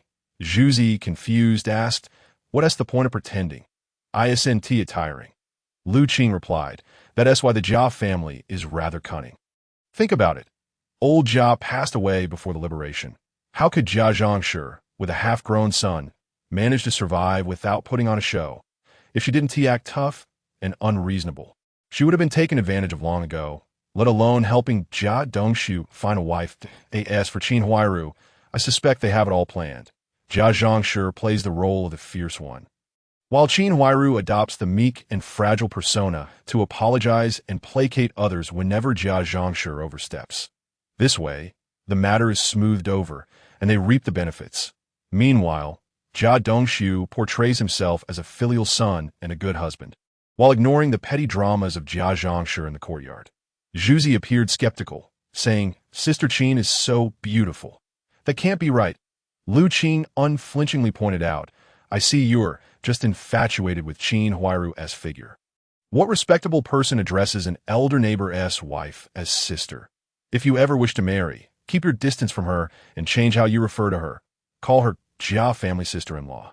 If I hear you calling her Sister Qin again, I'll slap you. Do you still care about your reputation? Others might sweetly call you Zhuzi, but you need to show some ambition if you're looking for a wife. Seek a proper young lady. I can help you find one out after all. You want someone beautiful, right? Yushui laughed, and Zhuzi's face flushed at being exposed. Chapter 22. Lu Qing's Lessons on Relationships. Lu Qing continued. In short, keep your distance from the Jia family. You may find yourself ensnared in their schemes. Now, let us talk about the deaf old woman in the back courtyard. She is currently being supported by Yi Zhonghai, who intends to make you her personal cook, preparing delicious meals for her without spending a dime. She has been elevated to the status of the courtyard's matriarch by Yi Zhonghai. However, she may also have a hand in our father's departure from Baocheng, as she is also a beneficiary. Zhuzi, be cautious in your dealings with her. Maintain the same rapport you had before I moved in. Yushui listened with great interest and chimed in, Big brother, can you tell me more about the second uncle and the third uncle? Lu Qing nodded, saying, after the second uncle, Lu Haizhong, you've heard he is an official wannabe who enjoys hitting children. I foresee he will ultimately end up as a father without compassion, a son without filial piety, and no one to care for him in his old age. We should keep our distance from him. Now, regarding the third uncle, Yin Bugui, I believe he is pretending to be poor, and if I'm not mistaken, his salary should be the third highest in the courtyard. Think about it. If his salary were truly 27.5 yuan, given his shrewd nature, he would have long applied for government. Upon finishing her words, she turned and locked the door securely. Shaju and Yushui enter the house, closing the door behind them and taking a seat. Both felt that the events of the evening were rather peculiar. Yushui was somewhat exhilarated. Today she had unexpectedly discovered a previously unheard of elder brother, and to top it off, he was a policeman. In just a few days, he would be moving into the same courtyard, allowing her the opportunity to alternate between living with him and her second brother. Most importantly, she could accompany her second brother to buy new clothes tomorrow. How long had it been since she last purchased anything new? And the most thrilling part was that her elder brother had given her 10 yuan as pocket money. In all her years, Yushui had never held such a considerable sum. Just imagine how many hairpins, fountain pens, candies, and stationery she could buy with that amount. The more she thought about it, the more delightful it became. She could hardly wait for her elder brother to move in. Once he settles in, who would dare to look down upon her or bully her? At this moment, Yushui was still not the foolish Shaju hanging on the wall after Jia Dongshu's departure. He had yet to be deeply brainwashed by Yi Zhonghai. His feelings for Qin Balian were merely youthful infatuation. He had not yet been ensnared like a fish in a fishing pond. His intellect remained intact, though he had spent his youth struggling to make ends meet while protecting himself and his younger sister from bullying. Having practiced wrestling for a few days in his youth, he had developed a sharp tongue and a defiant spirit. Take tea this time. He was quite kind to his sister, gently patting Yushui's head and saying, Stop grinning like a fool. Remember what elder brother said. Don't let anyone know he has returned. Hurry up and wash up. It's time for bed. We have to go out tomorrow. Yushui snapped back to reality, replying, All right, brother, you should rest early too. I'm going to my room to sleep. She happily returned to her room to rest. After lying on the bed, Shaju found it hard to calm his racing mind. His earlier demeanor towards Yushui had merely been an act. After a while, he recalled his elder brother's words, realizing that he had once thought that only Yi Zhonghai and the deaf old lady were genuinely good to him. He had not expected that the worst of them all was Yi Zhonghai. Reflecting on the time after Yi Daqing's passing, he should have been living quite well, yet because of that scoundrel Yi Zhonghai, he and his sister had endured a period akin to that of beggars, that he gritted his teeth in resentment, wishing he could do away with Yi Zhonghai right then and there, yet recalling his elder brother's instructions. He thought bitterly, Yi Zhonghai, enjoy your time for now. Once my elder brother moves into the courtyard, we'll see how to deal with you. You scoundrel. He envisioned the good life that awaited him and his sister after his elder brother's arrival and touched the 200 yuan that his brother had given him, an amount nearly equivalent to his 8-month salary. He had worked for several years and never managed to save 100 yuan. Tomorrow, he planned to buy some clothes for himself and his sister. Well, he would buy just one set, while she could have several. After all, she's a young girl. It would be nice for her to dress well today. As for himself, he wouldn't splurge to avoid being scolded by his elder brother later. The remainder of the money would be saved. It shouldn't be squandered. After a flurry of thoughts, Xiao fell into a deep slumber. Chapter 24. The awakened Xiao the next day. Xiao awoke to the sound of Yushui knocking at the door. He reached under his pillow to check if the money was still there. He feared it might have all been a dream. After dressing and opening the door for Yushui, he asked, "Why are you up so early?" Yushui replied, "Brother, the sun is already high. You haven't forgotten what we're supposed to do today, have you?" Xiao responded, "How could I? Just let me wash up and we'll head out." Yushui said, "Then I'll go make some millet porridge." Xiao replied, "No need for that. Let's eat out." Yushui nodded happily. After washing up at the communal water tap and stepping out his house, Xiao spotted Yi Zhonghai approaching. Yi Zhonghai inquired, "Xiao, what were you and Yushui up to last night? You returned quite late. You mustn't be engaging in any mischief. If you ever come home late again, make sure to inform me in advance." Xiao glanced at Yi Zhonghai, feeling a surge of anger. "Who do you think you are, my father? Why are you so nosy?" Yet, recalling his elder brother's advice, he replied calmly, "Uncle, I took Yushui out for a meal yesterday, which is why we came back late." Yi Zhonghai continued, "Xiao, do you have anything planned for today? Make sure to check in on the old lady in the back courtyard. We should buy some meat for her at noon and show her some filial respect. Now that you're a level 10 cook, you ought to prepare some good meals for her and set an example for your peers in the courtyard." Since hearing his elder brother's words the previous day, Xiao's perception of Yi Zhonghai had completely transformed. The respect he once had turned to hatred. What he once believed to be wisdom from Yi Zhonghai now felt like nothing but nonsense. He cursed in his heart, "To hell with you, with your high salary. Why don't you buy the meat yourself? You just sit there and let others spend their money to maintain your good reputation." His brother was absolutely right. Yi Zhonghai was nothing but a selfish opportunist. Noticing Xiao's silence, Yi Zhonghai probed, "What's the matter? Are you ignoring me now? How did I teach you to be unselfish and respect your elders?" At this moment, Xiao, having absorbed his elder brother's insights, was no longer the naive Xiao he once was. Looking at Yi Zhonghai's hypocritical demeanor, he felt an urge to punch him. But remembering his elder brother's instructions, he knew it wasn't the right time to deal with Yi Zhonghai. He took a deep breath and said, "Uncle, it's just that it's the end of the month and money is a bit tight. We're not getting paid until next month." He had managed to save a few coins, and with the weather getting colder, it was time to get Yushui a set of warm clothes and shoes. He looked at Yushui's garments, which were from last year, and realized they barely fit her anymore. Her shoes were falling apart. He had worn his own cotton jacket for several seasons, and it was nearly worn out. So he needed to find a new one. He thought that if he bought these items before winter, perhaps they would be cheaper, and he was preparing to take Yushui to the market. Yi Zhonghai considered this and acknowledged the rationale. He was aware of how much money Xiao had, possibly even more than Xiao himself. He waved his hand, saying, "It's good that you're concerned for your sister. But don't be too extravagant. Some clothes can be altered and reused. Teach the child the value of frugality from a young age. Money shouldn't be squandered. The day is wearing on. You should head out soon." With that, he turned and walked towards the back courtyard. Xiao felt a wave of nausea wash over him at Yi Zhonghai's words. He hurried back inside, dropped what he was holding, called for Yushui, and dashed out the front door towards the street. Upon reaching the back courtyard, Yi Zhonghai noticed the deaf old lady eating breakfast inside and greeted her. The deaf old lady asked, "Is that you?" "Zhonghai, have you eaten?" "You're not working today. Ask Xiao to come over and keep me company for a while." "You can have lunch here," Yi Zhonghai replied. "Xiao has something to do today, but I'll wait for him to return and see if he can come over for dinner. You enjoy your meal. I'll take a stroll around the east courtyard." After leaving the deaf old lady's house, Yi Zhonghai walked towards the east courtyard. Passing by Lu Haizhong's door, he heard a commotion inside. Realizing that Lu Haizhong was again engaged in a dramatic display of paternal affection, Yi Zhonghai felt a twinge of discontent. Life was indeed unfair. He had no children of his own, yet Lu Haizhong seemed to have an abundance.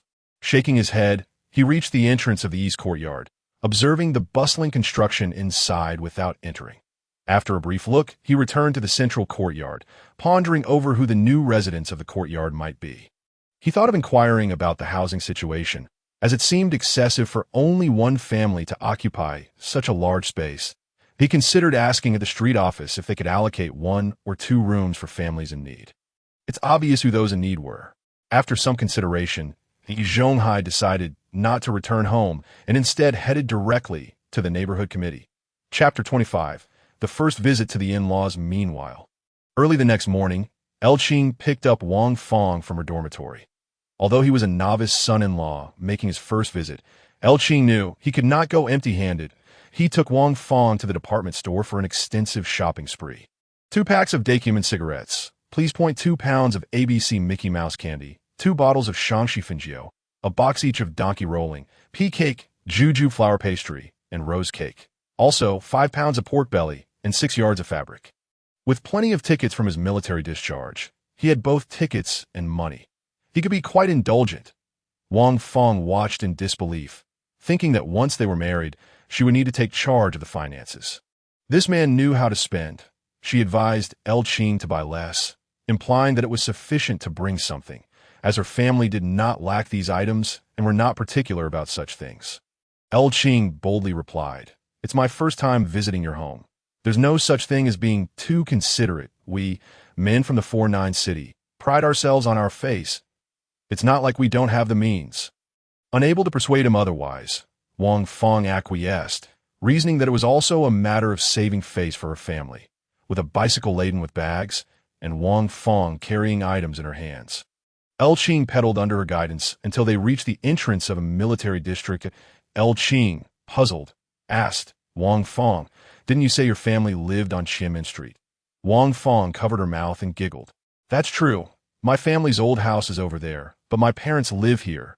Wang Fong exchanged a few words with the guard at the gate, who evidently recognized her and promptly let them through. Upon entering the courtyard, they walked a short distance until they reached a row of 3-story small buildings. Wang Fong stopped at the 5th small courtyard door, pushed it open, and gestured for Qing to follow her inside. She knocked on the door and called out, "Mom, I'm back." The door swung open, revealing a striking female officer in her 40s, clad in military attire and adorned with the rank of lieutenant colonel. Upon seeing Qing burdened with numerous bags, she smiled and said, "Come in. Why are you carrying so many things?" Qing chuckled in response. "It's my first visit, and I wasn't sure what you both would like. So I just picked up a few items I hope you won't mind." Annie, Wang Fong, standing nearby, introduced, "This is my mother, surnamed Hu, and she works at the Military District General Hospital." Wang Fong's mother smiled and said, "Don't just stand in the doorway. Hurry inside. Fong, your father has been waiting for you since early this morning." As Qing entered, she noticed a major general seated on the living room sofa. Startled, she quickly approached, stood at attention, saluted, and announced loudly, "Comrade Chief, Deputy Commander Qing from a certain regiment reports to you that oh, you know who this is?" It turned out to be the political department director from Qing's former unit. Wang's father waved his hand and said, "All right, this is home. You've transitioned to civilian life, so there's no need for such formality. Sit down and chat." He continued, "Qing, I've heard of you that you're quite remarkable." When Fong returned from abroad, she mentioned she had a boyfriend who hadn't returned from Korea yet. When I inquired about his name, I immediately recognized it was you. I had even approved your commendation report. I support your relationship with Fong. Qing and Wang Fong sat down together as Wang's father inquired about Qing's current workplace. Nodding in approval, he remarked, "Working in public security is commendable. With the current rampant espionage, you must work diligently in your new role and achieve further accomplishments to uphold the honor of a soldier." Qing nodded in acknowledgement. Tea that moment, Wang's mother brought over tea and said, "Little Lu, sit down and enjoy some tea." "Old Wang, today we shouldn't talk about work." Wang's father chuckled. All right. As they engaged in lively conversation, a woman in her 40s, dressed in a linen suit, descended from upstairs. Upon seeing Qing, she paused in surprise, then rushed over, tears welling in her eyes, and asked, "Qingzi, are you the Qingzi from the Lao Lu family?" As Qing recognized her, memories surfaced. It was Aunt Wang, who had taken care of her when she worked as an underground courier. Overjoyed, she exclaimed, "It's me, Aunt Wang. How did you end up here?" Wang's father, slightly puzzled, asked, "Sister, do you two know each other?" Aunt Wang replied, "I met Qingzi while we were fighting the Japanese at that time. She was a small courier for our underground party in the 4-9 city, quite clever indeed. However, in 44, when a traitor emerged, she and Lao Lu were forced to withdraw from 4-9 city. And I lost all contact with them. That I thought she had perished. When I heard yesterday that Fong Fong's boyfriend was named Lu Qing, I had my suspicions, and seeing her today confirmed it. She added, Fong Fong is my niece, that I've just been reassigned back to 49 City and am temporarily staying at my brother's until I officially start work, Wang's father remarked with a hint of nostalgia. What a coincidence. It seems fate has intertwined our paths, leading us to become one family. As the family reflected on this serendipity, Lu Qing asked, Aunt Wang, where will you be working now? I'd like to visit you often. Aunt Wang replied, I'm now the director of the street office at Jiaodao Street, and I'll be in the same jurisdiction as you. Chapter 26. The engagement and the reunion with old friends as mealtime approached. Wang's mother and Aunt Wang rose to prepare the food. Liu Qing quickly stood up, saying, Aunt who? Aunt Wang, let me cook today. I want you to taste my culinary skills. The two women were taken aback. And Aunt Wang asked, You can cook? At that moment, Wang's father interjected, Let him cook. Just the other day at a meeting, Kong Erling was boasting about a former company commander named Lu Qing, who not only excelled in battle, but was also a superb cook. He could even make tasty dishes from stones. Later, he was transferred to another unit, reportedly to Shangyangling, and then he disappeared. That must be you, right? Today, we'll see if you live up to his claims. The three women were astonished, and Wang Fong playfully nudged Lu Qing's arm, saying, Why didn't I know you could cook? Lu Qing smiled and replied, You never gave me the chance to show off. Laughter filled the room as Wang Fong urged, Go on, hurry up and cook. She grabbed some pork belly and accompanied Lu Qing to the kitchen. Upon entering the kitchen, Lu Qing surveyed the ingredients, which were plentiful.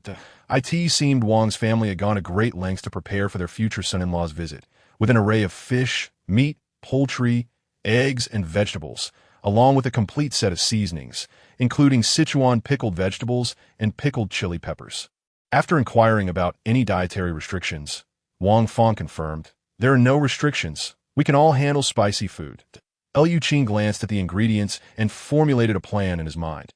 After more than an hour of diligent work, with Wang Fong assisting, Lu Qing prepared a generous meal of 5 dishes and a soup: braised pork, sauerkraut fish, poached chicken, stir-fried 3 vegetables, and sweet and sour cabbage, accompanied by a winter melon and pork rib soup. As the dishes were served, Wang's father pointed at the boiled fish and said, I've never seen fish cooked this way before. Liu Qing replied with a smile, This method is something I devised myself. Wang's father exclaimed, This aroma is delightful. I can already tell I'll enjoy it.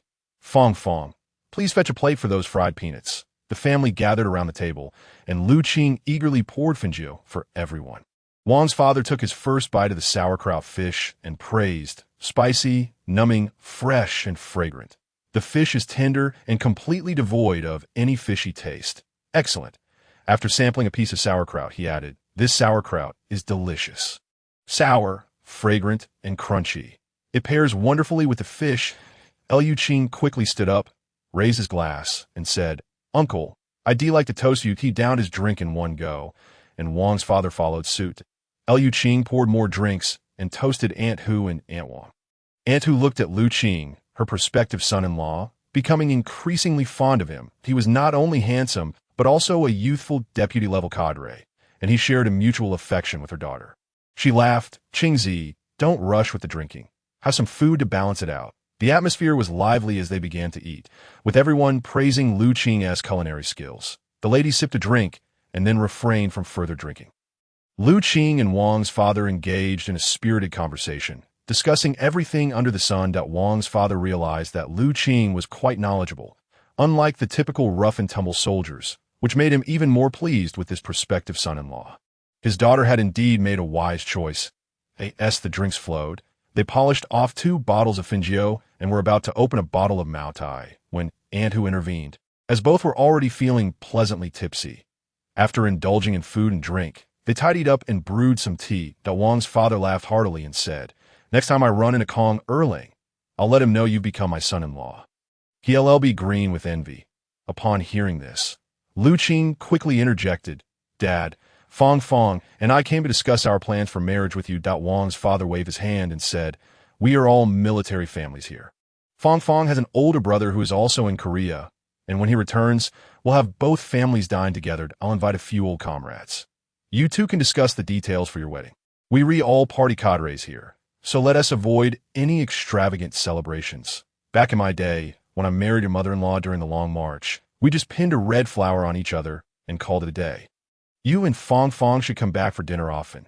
Aunt Hu chimed in, you just want Qingzi to cook for you. Wang's father laughed. With Qingzi's excellent culinary skills, what is wrong with him cooking for us a few times? He has taken my precious daughter, so he should certainly whip up a few meals for us. Lu Qing nodded earnestly in agreement. Thus, Lu Qing informed Wang's father and Aunt Hu that his family's house would take about a month to complete renovations, and they planned to set the wedding date for after National Day. Wang's father expressed no objections, stating that once Wang Fong and Lu Qing settled on a date, they should inform him. And then he inquired about Lu Qing's family situation. Chapter 27. Discussing the Sihiyuan with director Wang, Lu Qing shared with Wang's father that his biological father was a renowned chef named He Da-Qing, and he had a younger brother and sister. He recounted how he came to bear the surname Lu and the circumstances of being adopted into the Lu family. He also explained his involvement in the revolution, which everyone was already aware of. He then detailed how Yi Zhonghai had plotted against He Da-Qing, forcing him to abandon his children and flee to Baiqing, and how Yi Zhonghai intercepted the living expenses meant for He Yuzhu and his sister. Wang's father listened, his anger boiling over, as he exclaimed, is this really happening in the new China? How can there be such morally corrupt individuals who dare to harm the livelihood of children? He deserves to be dragged out and executed. Only then can I find peace. Director Wang, listening nearby, furrowed her brow in concern. Aunt Hu, with tears streaming down her face, lamented, these two children are truly unfortunate. Yi Zhonghai is a monster with a heart as black as coal. Wang's father picked up the phone, ready to have Yi Zhonghai arrested, but Lu Qing quickly intervened, saying, Dad, I have a plan for this matter. At that moment, Director Wang asked, Qingzi, what are you planning to do about this? Lu Qing replied, Aunt Wang, we are in a new China now. We must base our actions on facts and adhere to the law. I'm currently gathering all the evidence, and once I have everything, I will arrest him according to the law and hand the case over to the court for proper judgment. Wang's father calmed down and said, Indeed, I was a bit impulsive earlier. As members of the Red Party, we cannot act like the White Party, abusing our power. We must adhere to the law. I support Qingzi's approach. It's only a matter of time. Lu Qing then told Director Wang, Aunt Wang, during my investigation into Yi Zhonghai, I discovered some issues that may also involve your street office, and I believe there could be significant problems in the future. Director Wang gasped. What issues? Lu Qing noted that the organization was selecting street liaison officers, colloquially referred to as managers, in the courtyard of the city of Sijio. The initial intention was to guard against enemies and spies, assisting the government in identifying potential subversives. Additionally, they were tasked with disseminating various government policies to the residents and mediating neighborhood disputes. These so-called managers held no actual power, did they? Director Wang nodded in agreement and inquired if there was an issue with this. Lu Qing replied that the system of managers was not problematic in itself. However, the introduction of the Advanced Courtyard Award by the Street Office, along with the accompanying prizes for the selected courtyards each year, presented a complication. Director Wang, appearing contemplative, gestured for Lu Qing to elaborate.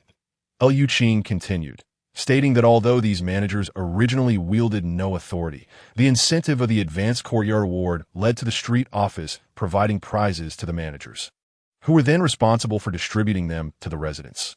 Consequently, these managers acquired a semblance of power. One should not underestimate the significance of this seemingly minor authority to distribute prizes. Some managers could amplify this into various forms of power, effectively establishing a dictatorial atmosphere within the courtyard. Director Wang urged Lu Qing to elaborate further. Lu Qing took a sip of water and explained, using the courtyard where his siblings resided as an example. The three managers, under the pretext of seeking the Advanced Courtyard designation, engaged in moral coercion of the residents, insisting that any issues within the courtyard should be resolved internally and not reported to external authorities, as doing so could jeopardize their chances of receiving the award. They coerced the majority of residents to pressure a minority into sacrificing their legitimate interests. Regardless of the situation, the first instinct was to suppress any complaints. Reporting to the police or street office was strictly prohibited. However, when incidents occurred, it was always the same few households that bore the brunt. Today, it could be your household. Tomorrow, it might be another S. With the majority being exploited and the minority consistently sacrificed. Due to this oppression, residents were left with no option but to seek resolution from the three managers, thereby enhancing their authority. If any resident dared to defy the managers and sought intervention from the street office or police, under the insinuations of the managers, that household would become an outcast within the courtyard, isolated by the others. Humans are social creatures, and thus, such a person would find it impossible to continue living in that courtyard. However, wherever oppression exists, so too does resistance. Eventually, one or a few households, having endured enough grievances, would inevitably erupt, potentially escalating into a significant incident. The managers would then resemble local tyrants, establishing a monopoly on decision-making and reaping personal benefits. Director Wang felt a chill run down her spine. It was evident that this could lead to serious trouble in the future, and should an incident arise, she, as the street office director, would certainly be caught in the fallout. Wang Fu, an experienced political worker, nodded in agreement, acknowledging the gravity of the situation. Qingzi, since you've identified the issue, do you have any solutions? Lu Qing responded that he could think of two measures. First, to abolish the advanced courtyard evaluation and instead recognize outstanding families or households. Second, to clearly communicate the responsibilities of the managers to all residents, ensuring they understand that the managers possess no real power. Wang Fu nodded in approval. Chapter 28. The first day of work, Director Wang, having listened to Lu Qing's suggestions, nodded in agreement that I will begin my duties at the street office on Monday and will immediately inform all community committees and relevant staff to conduct undercover inspections of each courtyard. We need to ascertain how many managers are covering up issues for personal gain. Once we obtain concrete information, I will promptly report it to the organization and include your suggestions in the report. At this moment, Anhu interjected, speaking of work, you two have veered off into that territory again. Today, Xiao Lu is here for a visit, not to report on work matters, but to discuss the young couple's affairs. Wang Fu then asked, when do you plan to obtain your marriage certificate? Lu Qing replied, I will submit the marriage report and request an introduction letter tomorrow, aiming to secure the certificate before National Day. Wang Fu nodded with satisfaction, saying, you are both of age, and Fong Fong has been in a relationship with you for 4 to 5 years now. It's high time to get this settled. It puts our minds at ease. He recalled that several young men of similar age to Fong Fong had previously shown interest in her, but she had dismissed them all. To be honest, I was never fond of those rascals either. And fortunately, they've all been dispatched to the military for training. He added, some old folks even dared to mock me, say my family has high standards, and that at this rate, my daughter won't be able to find a husband. Well, to hell with that. My daughter is of exceptional character and beauty. We don't engage in arranged marriages. Naturally, she should find someone with whom she shares a genuine connection, after all these years of infrequent meetings. It seems your relationship is quite solid. Wang Feng blushed at this, while Lu Qing repeatedly expressed his gratitude to his future father-in-law. Time flew by, and after enjoying dinner prepared by Lu Qing, he expressed his intention to take his leave. Since Wang Feng was staying at home today, he informed her that he would officially start work tomorrow and, due to the demands of his new position, he might not be able to visit her every day. They agreed to meet on Saturday, so he could introduce her to his siblings. That he also promised Aunt Wang that he would frequently visit the street office. Wang Feng's family accompanied Lu Qing to the entrance of the courtyard, and after he expressed his thanks, he departed from the military compound. Upon returning to the guest house, Lu Qing washed up and lay in bed, reflecting on the day's visit with a sense of joy. A beautiful wife was certainly within reach. However, he also contemplated the challenges of his first day at work in the police force, which was a new field for him, and felt a twinge of anxiety. He pondered how to effectively navigate his new role and soon drifted off to sleep. The next day, Lu Qing awoke early, donned a brand new police uniform with a white top and blue trousers, put on his cap, and slung his bag over his shoulder. After breakfast, he arrived early at the police station. He greeted his colleagues on duty and, upon entering the office, grabbed a basin and a cloth to begin tidying up. As he finished cleaning, colleagues began to trickle in for their shifts. After signing in, Lu Qing made himself a cup of tea with hot water and, after a brief moment of sitting, he headed to the office of the station chief. Chief Jiang welcomed Lu Qing and invited him to take a seat. Aware of Lu Qing's purpose, he handed him some case files he had prepared in advance. These are some recent cases, along with the wanted notices issued by the Bureau. Familiarize yourself with them, he advised. Lu Qing took the files back to his office, marking the beginning of his first day as a police officer. After consuming the elixir provided by the system, Lu Qing's memory was now 3 times that of an ordinary person, enabling him to retain information with remarkable ease. By midday, he had nearly finished reviewing the stack of files. Lunchtime arrived, but the dining conditions at the police station were not particularly favorable. It was the typical fare of turnips, greens, and cornmeal buns. Lu Qing contemplated this and decided to visit the instructor's office. Upon entering, the instructor welcomed him. Deputy Chief Lu, welcome. Please have a seat. Is there anything troubling you? Lu Qing thanked him and sat down, producing a cigarette to share with the instructor. The instructor accepted it, glancing at the pack with a nostalgic look. Camel, I remember these from when we confiscated them from the old Chiang Kai-shek. They're strong and definitely keep you alert, perfect for our line of work. Lu Qing then pulled out another pack of cigarettes from his pocket and tossed it to the instructor. Here, take some. I picked up quite a few in Korea, and aside from sharing with my colleagues, I brought back several packs. The instructor chuckled. Well, I won't be polite then. What brings you here? Lu Qing replied. Instructor, I'm preparing to get married, and I would appreciate it if you could issue me an introduction letter. The instructor laughed. A joyous occasion. This pack of cigarettes won't suffice. Lu Qing responded with a smile. Tomorrow, I'll treat the comrades in the station to a special meal. I'll personally cook. The instructor handed Lu Qing a form to fill out and wrote him an introduction letter, instructing him to keep it safe. Noticing Lu Qing still lingering, he asked if there was anything else.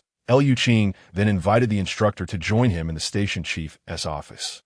Seeing the two enter together, Chief Jiang raised an eyebrow and inquired about the matter. The instructor pointed to Lu Qing, indicating he had something to discuss.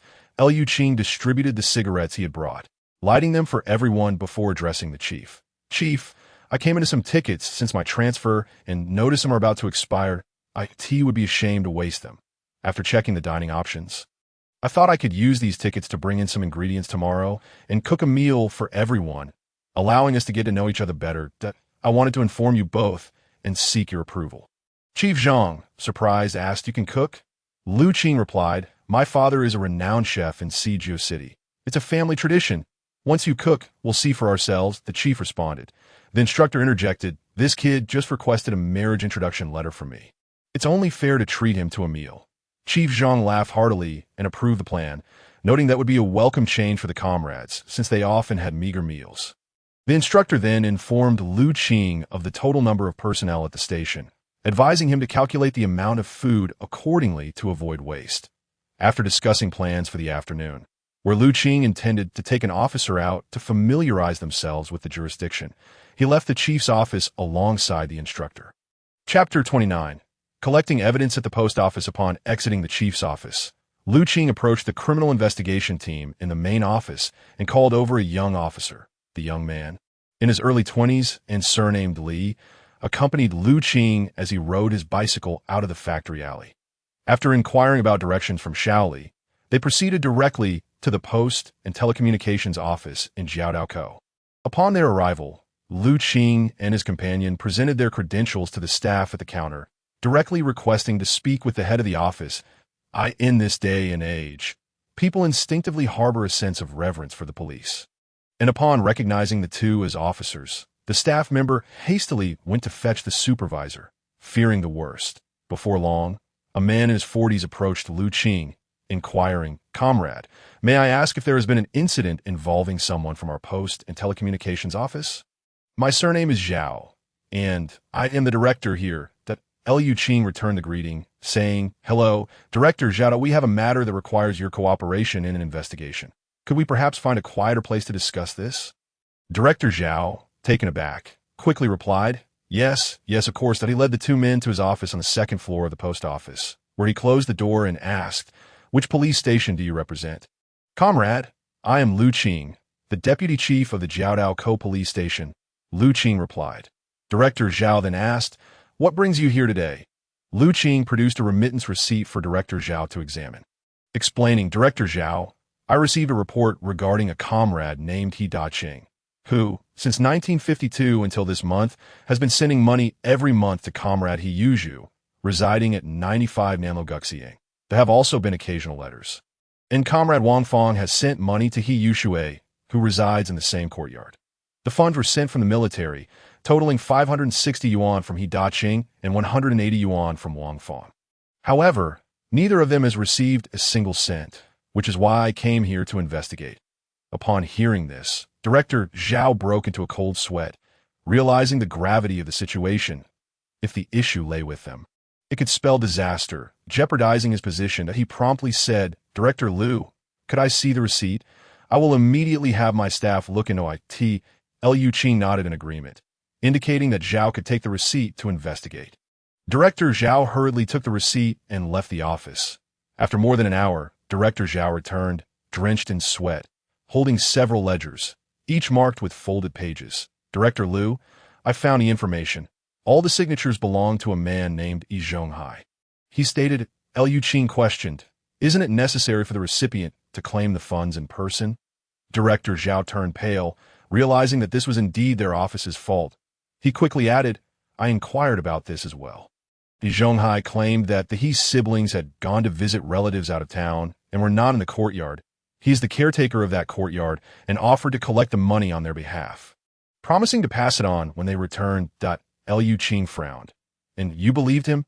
Director Zhao replied. "Our postal carrier vouched for him, and he brought a certificate from the neighborhood committee confirming his role as the caretaker." Liu Qing nodded and asked, "Is the postal carrier currently in the office?" Director Zhao glanced at his watch and said, "He should be back soon to park his bicycle. Please wait a moment. I will go check, and as soon as he returns, I will bring him up." With that, he hurried downstairs. After waiting for another half hour, Director Zhao returned with a postal carrier in his 40s. Upon seeing the two officers, the carrier trembled with fear. "Director Liu, this is him. His surname is Huang." Director Zhao introduced. Liu Qing scrutinized the man and asked, "Comrade postal carrier, could you explain your connection to Yi Zhonghai, the caretaker of the courtyard at 95 Nanlo-Guxiang?" This postal carrier, known as Huang Ermao, was a former postal worker from the nationalist government who had previously been implicated in theft. The government had retained him post-liberation due to his lack of a criminal record. Upon hearing the name Yi Zhonghai, he realized the gravity of the situation and, feeling weak in the knees, fell to the ground. Liu Qing slammed the table and commanded, "Stand up and speak properly." As an experienced postal worker who traversed the streets daily, he should have been well aware of the He sibling situation. However, during his first encounter delivering letters and remittances to He Yuzhu, he had met Yi Zhonghai. In an attempt to take a shortcut, he had handed over the letters and receipts to Yi Zhonghai for delivery. Unbeknownst to him, Yi Zhonghai had seen the recipient's name and insisted that all future letters and remittances from the He siblings be delivered to him at the steel factory gate on the last Saturday of each month, offering him 2 yuan each time. Aware that this was against protocol, Huang Ermao had reluctantly agreed for the sake of the small sum, eventually becoming complacent, once frightened by Liu Qing's authoritative presence. He immediately confessed everything. Director Zhao, upon hearing this, was furious. The post office bore significant responsibility in this matter. He realized that Huang Ermao's actions could greatly impact his career, fearing that if this scandal came to light, his chances for promotion would vanish, and he might even face demotion. After Huang Ermao had finished recounting the events, he collapsed, utterly defeated. Director Zhao looked at Liu Qing, hesitating to speak. Understanding Zhao's dilemma, Liu Qing instructed Xiao Li to escort Huang Ermao outside before telling Director Zhao, "You must report this incident to the police station immediately, stating that you discovered it during your internal review." Director Zhao understood the implication. By framing it as an internal investigation, he would face no repercussions. And he repeatedly thanked Liu Qing that Liu Qing, wishing to do the right thing, did not want to ruin Huang Ermao's life over a mere 100 yuan. After all, this was not a case of robbery or theft. He had simply been led astray by Yi Zhonghai. However, Director Zhao then proposed, "Director Liu, may I request that we do not take Huang Ermao away. Instead, let him return the embezzled funds, and when we report the case, we can handle the matter internally." Liu Qing recognized Zhao's intentions and was inclined to grant him this favor. "Very well, Director Zhao. Since you have asked, I shall not take him away. However, this case remains under investigation, so all details must be kept confidential. Huang Ermao can continue his regular duty for the time being to avoid raising Yi Zhonghai's suspicions that I will notify you once the case is concluded. Director Zhao was overjoyed, thinking he could keep this under wraps. He assured Lu Qing, "Rest assured, I will handle everything appropriately." Liu Qing collected his documents and pointed out the ledgers to be included in the report. He then called Xiao Li to bring Huang Ermao back in, handing him over to Director Zhao before taking his leave from the Post and Telecommunications Office. Once outside, the two men headed to the market. Lu Qing instructed Xiao Li to ride his bicycle while they pretended to browse around the marketplace. After meandering through a few supply cooperatives, they decided it was time to head back. As they chatted casually, Lu Qing admired the scenery along the streets of the old city. Approaching Xingwei Hutong, he caught sight of a man in a straw hat who, upon noticing them, quickly pulled his hat down and hurried into the alley. Lu Qing sensed something amiss and pedaled hard to pursue him into the alley. Upon realizing that the police were following him, the man sprinted away. Xiao Li, quick to react, dismounted his bicycle and gave chase. Drawing his gun as he Liu Qing felt his bicycle lighten and followed suit, soon overtaking the man, blocking his path with his bicycle while drawing his firearm. Realizing he was cornered, the man raised his hands in surrender. Xiao Li swiftly apprehended him, cuffing his hands behind his back, while Lu Qing conducted a search, discovering a dagger and a small bag containing a thick stack of cash, estimated to exceed 1,000 yuan. Removing the man's straw hat, Lu Qing recognized him as one of the wanted criminals he had seen in the morning's files. The man was named Hong Dalin, a fugitive who had stolen funds from a supply cooperative in Jilin province and had fled to the capital. Intending to commit further crimes, Liu Qing and Xiao Li confirmed. Hong Dalin, wanted in Jilin province. Xiao Li beamed with pride, thrilled that a casual outing with the deputy chief had yielded a captured fugitive his chance to shine. They escorted Hong Dalin back to the police station, where the chief, upon hearing that Lu Qing and Xiao Li had merely gone for a stroll and yet managed to apprehend a wanted criminal, couldn't he help but chuckle at their good fortune. After securing the criminal in the detention room and turning over the seized money, Lu Qing made his way to the chief's office. Chief Zhang inquired about the matter, and Lu Qing recounted the entire situation regarding Yi Zhonghai. Anger flared within Chief Zhang as he recalled Yi Zhonghai, a 7th-grade machinist and a respected caretaker of the courtyard, known for his fairness and helpfulness. Who would have thought he was involved in such misconduct? Chief Zhang promptly stood up, preparing to gather the team to apprehend Yi Zhonghai. However, Lu Qing intervened, saying, "Chief, I prefer not to arrest him just yet. Such individuals can be apprehended at any time, that we need to cooperate with the newly appointed street office director. Let us wait for their signal before taking action." Liu Qing also candidly informed Chief Zhang about his relationship with the street office director and the need for a discreet investigation in the courtyard. Understanding Lu Qing's rationale, Chief Zhang conceded that there was no rush. He entrusted Lu Qing to make the call, assuring him that they could proceed with the arrest whenever the time was right. Liu Qing expressed his gratitude to the director, and upon stepping out of the director's office, he glanced at his watch. Realizing it was time to clock out, he checked the duty roster and noted that today's on-duty leader was not himself. So he gathered his belongings and left for the day. The following day, early in the morning, Liu Qing ventured to the market. The supply of goods in the market was still relatively ample, though that would change in a couple of years. Moreover, Liu Qing had over 10 jin of meat coupons, which he decided to use all at once. Arriving early at the butcher's, his uniform led them to assume he was purchasing on behalf of the government. So they generously provided him with extra cuts of pork belly, with the bone making up only a third. Spotting a vendor selling large fish, he purchased 2 sizable specimens, bringing his total haul to nearly 20 jin. Along with some side dishes and seasonings, he packed everything into 2 burlap sacks, hung them on the back seat, and hurried home. As he walked into a secluded corner, he retrieved a cloth bag from his space, filled it with about 20 jin of flour, secured it to the back seat, and rode toward the police station. On the way, Liu Qing couldn't help but think about the need to expedite acquiring some piglets. Lambs, chicks, ducklings, and fish fry. As the breeding space had remained in use for years, he resolved to take a trip to the countryside whenever he had the chance. Upon arriving at the police station, he noted it was still before working hours. Qing directly brought his supplies to the cafeteria, where Master Sun was present. As the station needed to provide breakfast, Qing entrusted the flour to Master Sun, requesting him to steam it into buns by noon, and assured him that he would return to cook the ingredients himself. Master Sun, seeing the new deputy director bringing such an abundance of provisions, was all smiles, appreciating Qing's generous spirit in treating the entire team to a meal and taking on the culinary duties. Although he was curious about the deputy director's cooking skills, Qing reassured him. Rest assured, Master Sun, I will ensure everything is meticulously cleaned and will not hinder your work. He then instructed that the fish entrails be cleaned thoroughly and not discarded, as they too were valuable. Master Sun, knowledgeable in his craft, nodded in agreement. Qing prepared a bowl of millet porridge, accompanied by 2 steamed buns, and paired it with some pickles, swiftly finishing his breakfast before signing in and heading to his office. He needed to document the necessary reports regarding the capture of a wanted criminal from the previous day. He had already made a phone call to report to the sub-bureau, which was expected to arrive today to take the suspect. Time flew by, and as he checked his watch, he realized it was nearly 10 o'clock. He set down his pen and made his way to the cafeteria. Another helper was present, and the buns were already steaming, with all the ingredients cleaned and set aside. Master Sun sat nearby, sipping tea, waiting for Qing to arrive.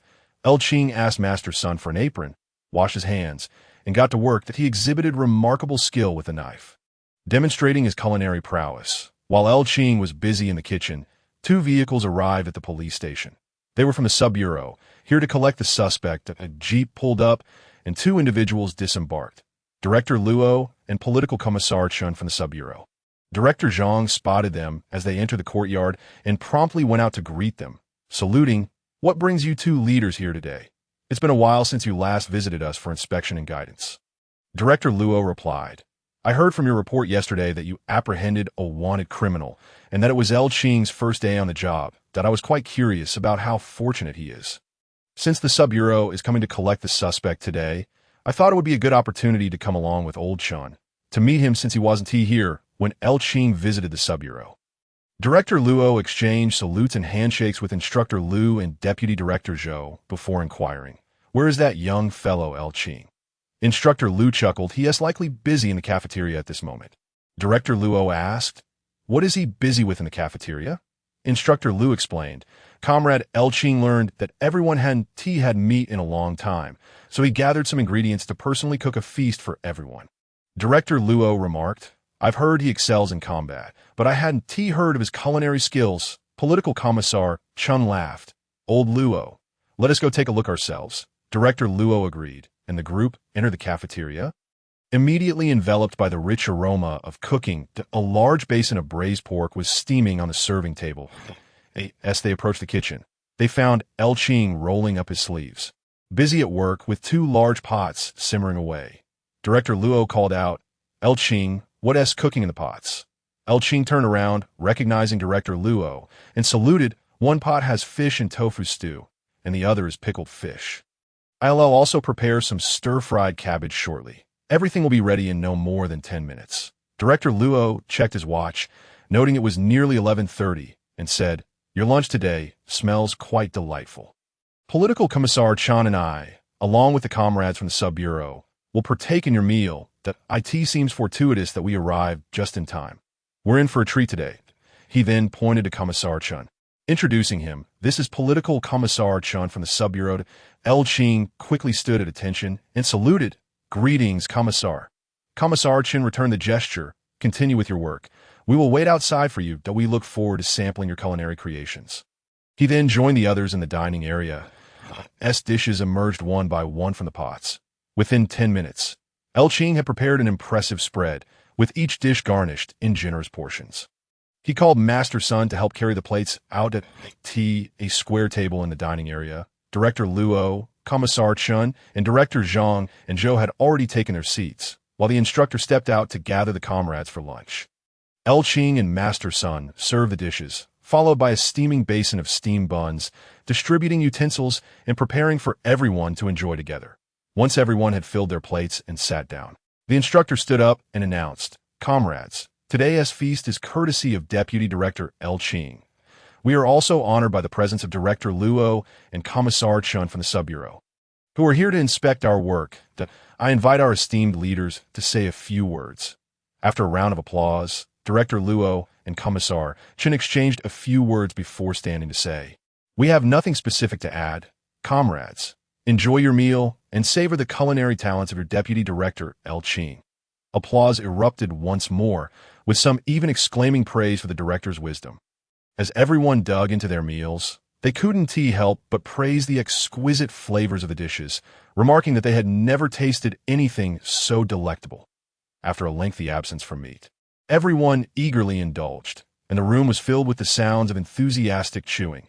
Director Zhang continually urged Director Luo and Commissar Chen to eat more, and after trying each dish, Director Luo remarked to Qing, "I am quite impressed. I didn't expect you to possess such culinary skills. I dare say the chefs at Feng's Garden are no better. This fish is particularly delightful, perfectly suited to my Sichuan palate." Commissar Chen nodded in agreement, adding, "Indeed, I've yet to encounter a meal more delicious than this." Qing humbly responded, "You flatter me, leaders. It's merely a family recipe, nothing remarkable." Director Luo laughed heartily, turning to Commissar Chen. "Old Chen, we must find some ingredients and bring this lad to the Sub-Bureau for a meal. The comrades there could use a treat as well." Commissar Chen nodded, "Absolutely." After the meal, everyone gathered in the conference room. Director Luo inquired how Qing had managed to capture the wanted criminal so quickly and recognized him at first glance. That Qing replied, "I have a good memory. Once I've seen something, it sticks with me." That I happened to review the wanted notice issued by the Municipal Bureau just yesterday morning, so I naturally recognized him. Director Luo chuckled, "You're quite lucky. Capturing a wanted criminal on your first day is no small feat. Make sure to patrol the streets more often." He then spoke gravely. "Currently, many enemies remain hidden within the city, and we are required to remain vigilant, to strike hard, and to do everything possible to uncover them, to prevent them from undermining societal stability and hindering national development." The directors all rose in agreement. They discussed various other matters before Director Luo and Commissar Chen prepared to leave for the Sub-Bureau. Before departing, Commissar Chen told Qing, "Keep up the good work. Should you encounter any difficulties, feel free to reach out to me directly." Qing nodded in appreciation. Once the leaders departed, he returned to his office. With no prior work experience, he pondered where to begin. As he thought, he recalled Director Luo's mention of the enemy issue. Though he had seen some declassified reports on enemy cases from before 1955, few were from after that year, and those he did recall were not very vivid. Suddenly, he remembered stories from elders about methods used to investigate enemies, and his excitement grew. The elders had told him that most enemies who infiltrated to cause disruption did so for financial gain, as bribing informants and drawing people into their schemes required money. After 1955, crossing into and out of the country was not as easy as before, and it was increasingly difficult for the island to funnel funds into the mainland. They either had to smuggle in via the coast or disguise the funds as overseas remittances. Moreover, there were ample funds left behind by the enemies before liberation, distributed through their operatives using the postal service and banks. By this year, 1956, with the National Public-Private Partnership nearly complete, the flow of substantial funds had become even more restricted. As Qing contemplated these matters, a clear strategy began to form in his mind. Meanwhile, back at the courtyard, Xiao Jiang, having met Qing, took his words to heart and began to leave home early and return late, no longer bringing a lunchbox. Zhonghai found it peculiar and specifically inquired why Xiao Jiang was no longer bringing his lunchbox. Xiao Jiang explained that, during this period, the factory had no special meals, and the canteen served only radishes and greens daily. Even if there were leftovers, it would be impossible for him to take them all home, as other chefs and employees also needed to share. For the time being, it was someone else's turn. After all, he was merely a level 10 cook, and even when there were special meals, it didn't necessarily mean he was the one preparing them. Upon hearing this, Zhonghai nodded in agreement, but he couldn't shake the feeling that Xiao Jiang had been acting rather strangely lately. Though he couldn't pinpoint the cause, he decided not to dwell on it further. Instead, feeling somewhat dejected that he hadn't gleaned any news about the new residents at the neighborhood committee. Chapter 33. Trivial matters. The following day at work, Qing visited Director Zhang's office.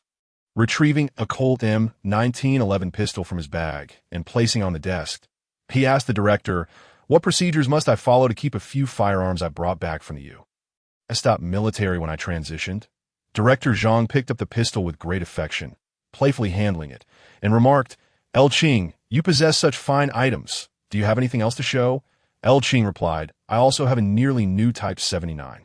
Director Zhang inquired if there were any ammunition left, to which Qing responded, "There are over 100 rounds for each." The director said, "Simply bring the firearm to the station for registration, and we can add it to your gun ownership certificate.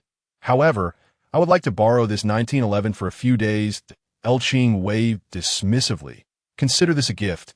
I have another one." Overjoyed, Director Zhang exclaimed, "Qing, let us not have any second thoughts. I have long desired one of these.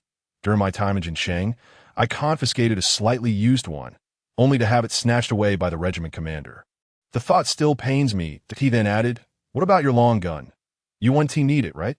Why not leave it at the station?" Qing replied, "How could I not need it? During my days off, I might go hunting. If luck is on my side, I could encounter wild boars or goats, which would grant me the freedom to enjoy some meat." Director Zhang nodded in agreement, saying, "Brother, when do you plan to go hunting? If you manage to catch something, don't forget about us. I can help you procure some ammunition from the local military department or a few factory security offices." Qing, delighted by this prospect, patted his chest and promised, "Director, I plan to go up the mountain this weekend and will surely bring back some meat for the brothers. The only issue is transportation. If I catch a large one, I might not be able to haul it back." Director Zhang replied, "This Saturday, I'll borrow a vehicle from Hongxing Steel Factory. We'll go refuel ourselves. The head of their security department is an old comrade of mine, and they have 2 vehicles. Can you drive?"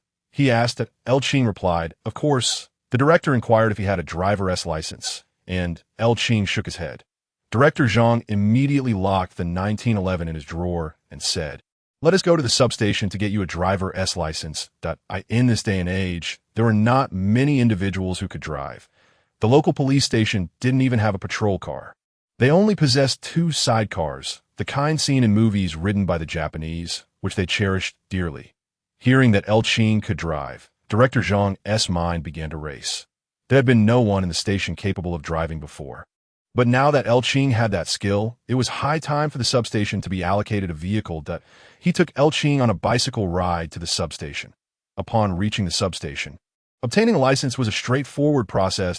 Qing simply had to drive a Dodge T234 truck parked in the yard around for a bit, perform a turn, reverse, and park it properly. Director Zhang accompanied him throughout the assessment. Once Qing obtained his license, they proceeded to Director Luo's office. Seeing the 2 arrive, Director Luo was somewhat surprised, wondering why they had come to him so soon after his visit to their station the previous day. Director Zhang promptly announced, "Director, we now have someone who can drive, so we can request a vehicle for our station." Director Luo asked who could drive, and Director Zhang, with a hint of pride, gestured for Qing to present his freshly minted driver's license.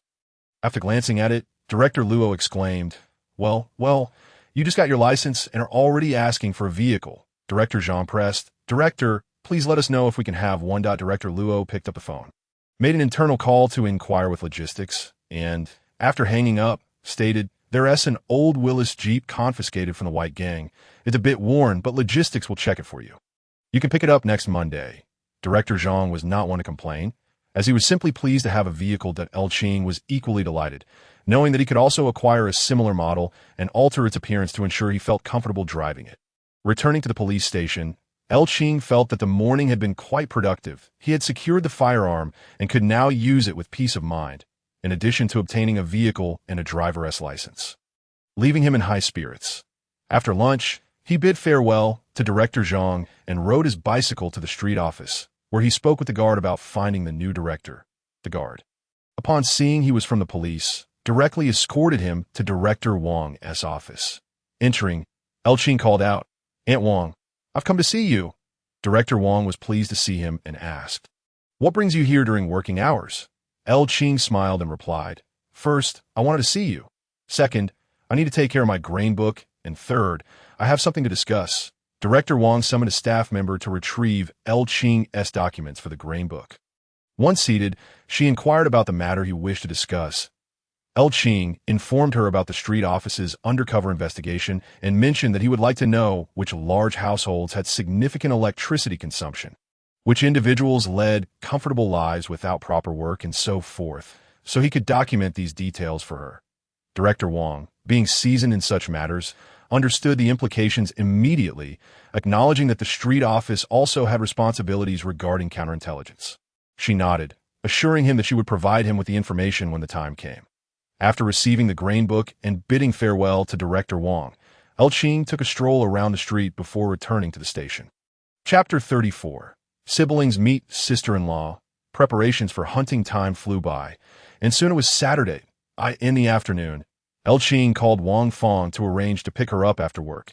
Upon returning to the guest house after his shift, he spotted Xiao Jiang and his sister waiting at the entrance. Seeing her elder brother in police uniform, Yushui felt a swell of pride and wanted to tell everyone she knew, "This is my brother." However, since he had instructed her to keep it a secret for the time being, she thought about how, in just over a month, they would be living together, and her spirits lifted once more.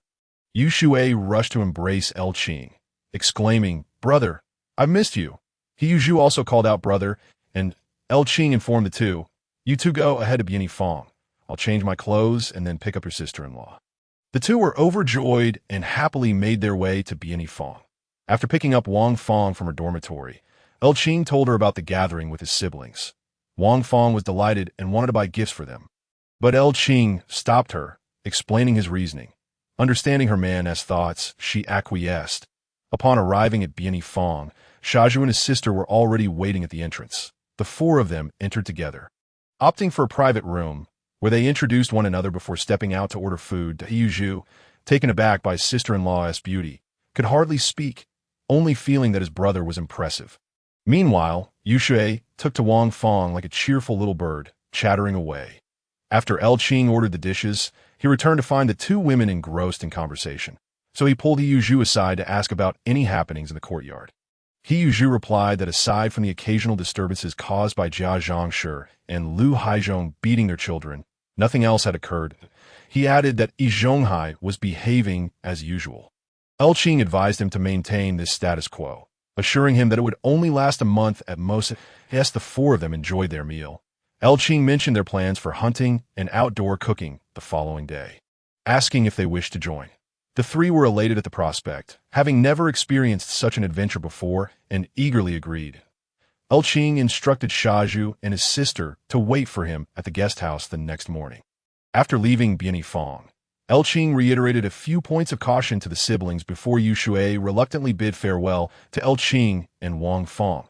Returning home with Xiao, Qing then escorted Wang Fong back to her dormitory. Early Sunday morning, Qing changed into an old military uniform, rode his bicycle to the police station, and drove the borrowed vehicle from Hongqing Steel Factory back to the yard, parking his bike and setting off in the car.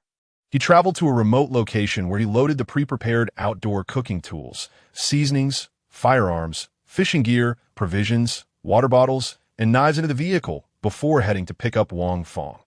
After retrieving her from the guest house, he found Xiao and his sister already waiting. They set off to the outskirts, heading towards the mountains.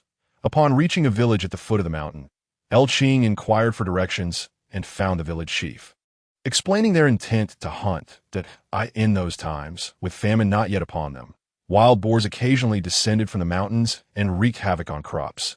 After inspecting Qing's credentials, the village chief had no objections, even informing him that the road led further into the mountains, culminating in a small clearing.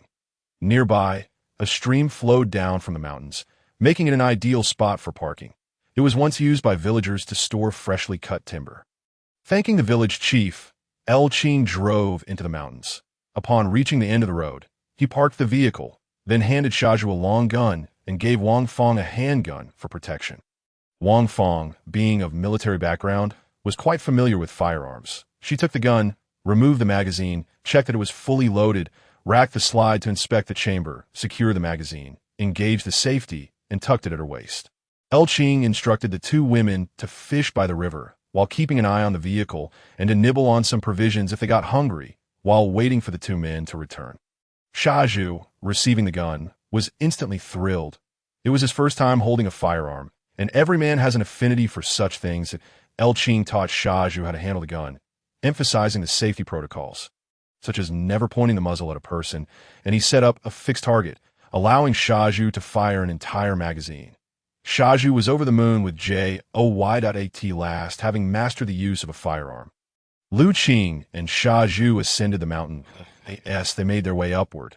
Wang Feng took a glance at the contents of the truck bed, calling for Yushui to fetch the fishing rods, buckets, and bait, and they joyfully set off to fish. Lu Qing led Xiao along the small river deeper into the mountains, with Xiao trailing behind, panting as the terrain gradually steepened and the path became increasingly treacherous. Chapter 35. Encounter with a wild boar herd. A bountiful harvest after walking several miles in the mountains. Lu Qing's reconnaissance skills, bestowed by the system, proved invaluable as he detected signs of various wild creatures. Upon discerning the traces left by wild boars, Lu Qing began his pursuit. Reaching a hillside, he slowed his pace, urging Xiao to remain vigilant of their surroundings and to tread carefully behind him.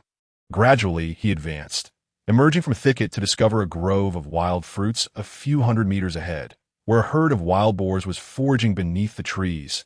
A quick assessment revealed approximately 20 of various sizes. Lu Qing beckoned Xiao to crouch down, pointing out the boar herd for him to observe.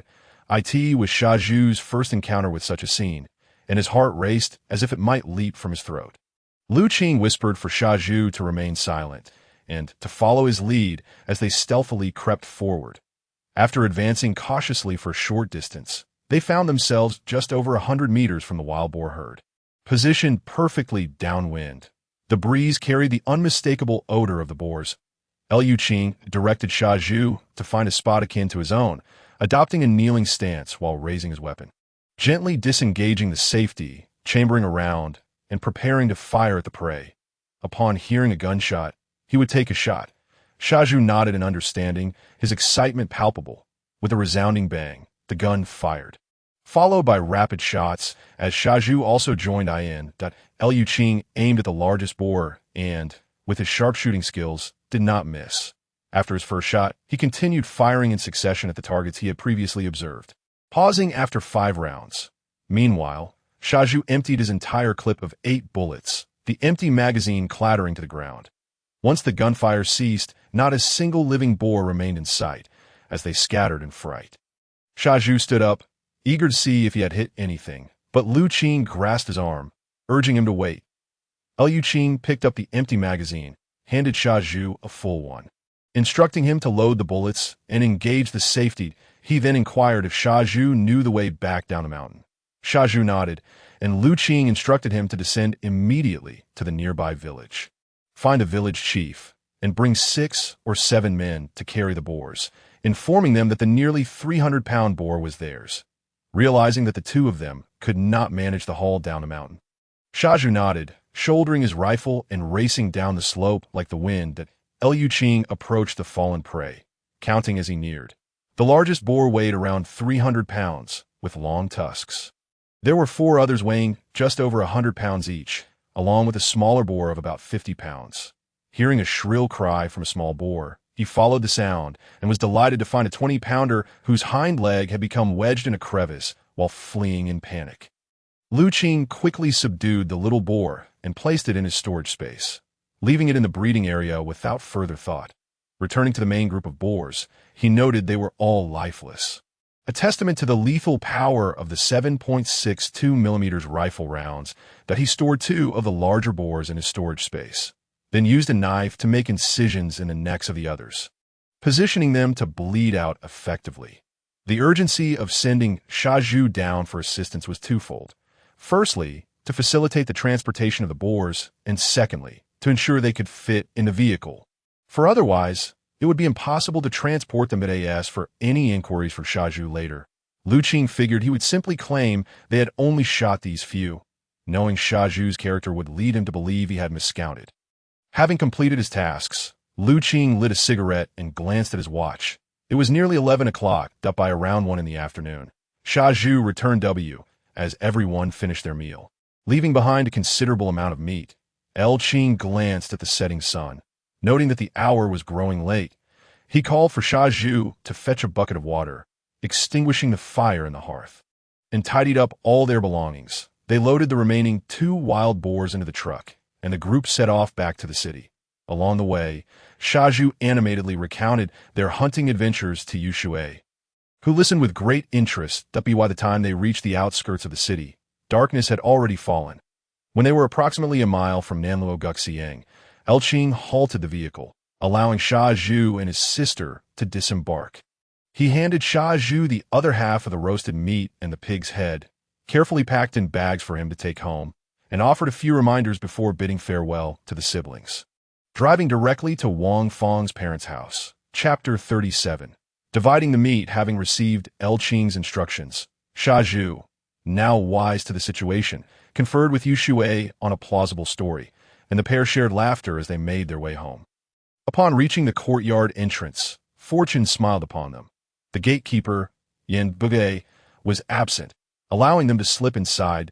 It seemed everyone was gathered for dinner, prompting the siblings to hurry into the house. Just as Yu Zhu concealed the roasted meat, Zhonghai entered without knocking.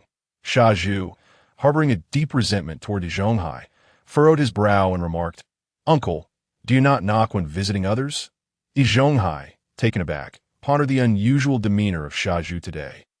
Noticing the small pig's head and offal on the table, he assumed Xiao Jiang had procured some meat to keep it hidden from the others in the courtyard, well aware of their characters.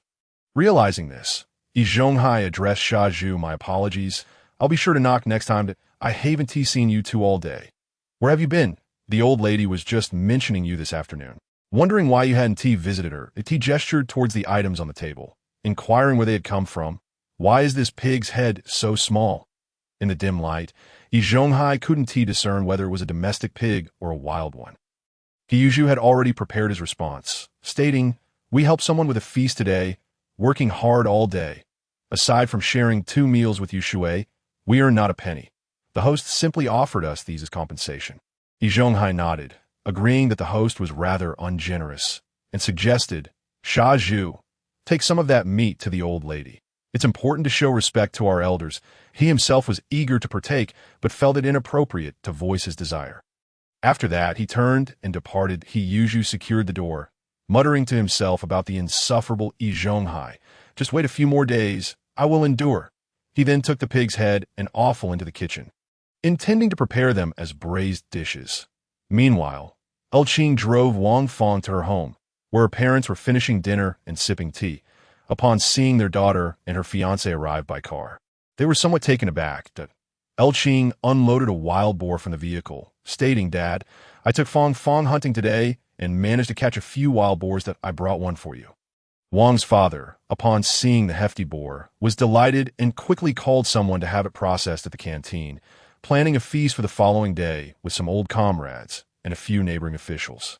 Just then, a resident from the vicinity, curious about the wild boar, approached. This resident, Colonel Zhang, a colleague of Wang's father, inquired, "Where did you acquire such a large wild boar?" Wang's father, brimming with pride, replied, "My son-in-law hunted it today. We'll have the canteen prepare it, and tomorrow we'll feast with some old friends." Colonel Zhang chuckled. "Look at your delight. You're practically beaming. Tomorrow, I must partake in a hearty meal." Wang's father gestured towards Elqing, saying, "Old Zhang, this is my son-in-law, who will marry Fang next month." Elqing promptly saluted. "Greetings, sir." Colonel Zhang returned the gesture and said, "No need for such formality. Just call me Uncle Zhang from now on." He then asked Wang's father which unit Elqing belonged to, observing that he seemed to be a soldier. Wang's father, with pride, replied, "This lad just returned from the north, a first-class merit recipient. He was a deputy regiment commander before transitioning to public security. What a pity he and Fang met while he was stationed up north." Colonel Zhang remarked, "A fine young man indeed. You must come by often. Make sure to invite me for your wedding." Elqing readily agreed. Turning to Wang's father, Elqing said, "Dad, I still have another pig in the truck to bring back to the station for the comrades' benefit. I want to stay for tea with you and Uncle Zhang today.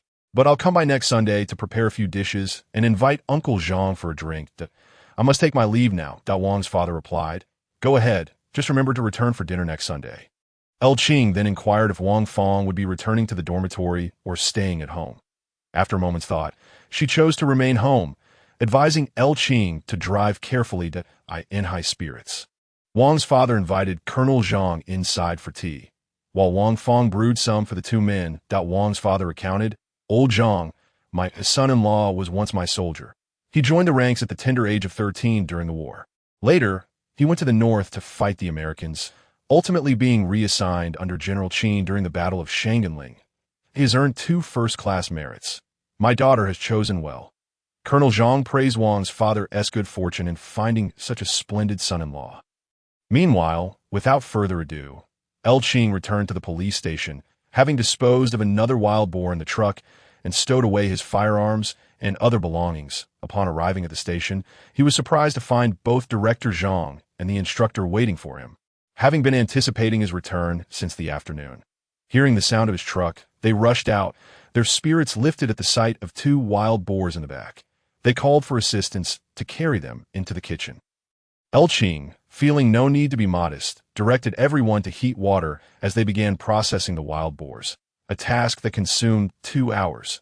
After quenching his thirst, Qing addressed Director Zhang and the instructor, saying, "Leaders, I've completed my work, and I'm utterly exhausted. I plan to store my rifle here and will head home to rest. As for the meat, I'll leave its preparation in your capable hands." He then retrieved his rifle from the vehicle and stored it in the armory, bidding farewell to the two before returning home for some much-needed sleep. Chapter 38. Obtaining the certificate. Married couple visits the Siuan. As for how Director Zhang and the instructor divided the meat, Qing paid it no mind, returning to the guest house to wash up before collapsing into bed.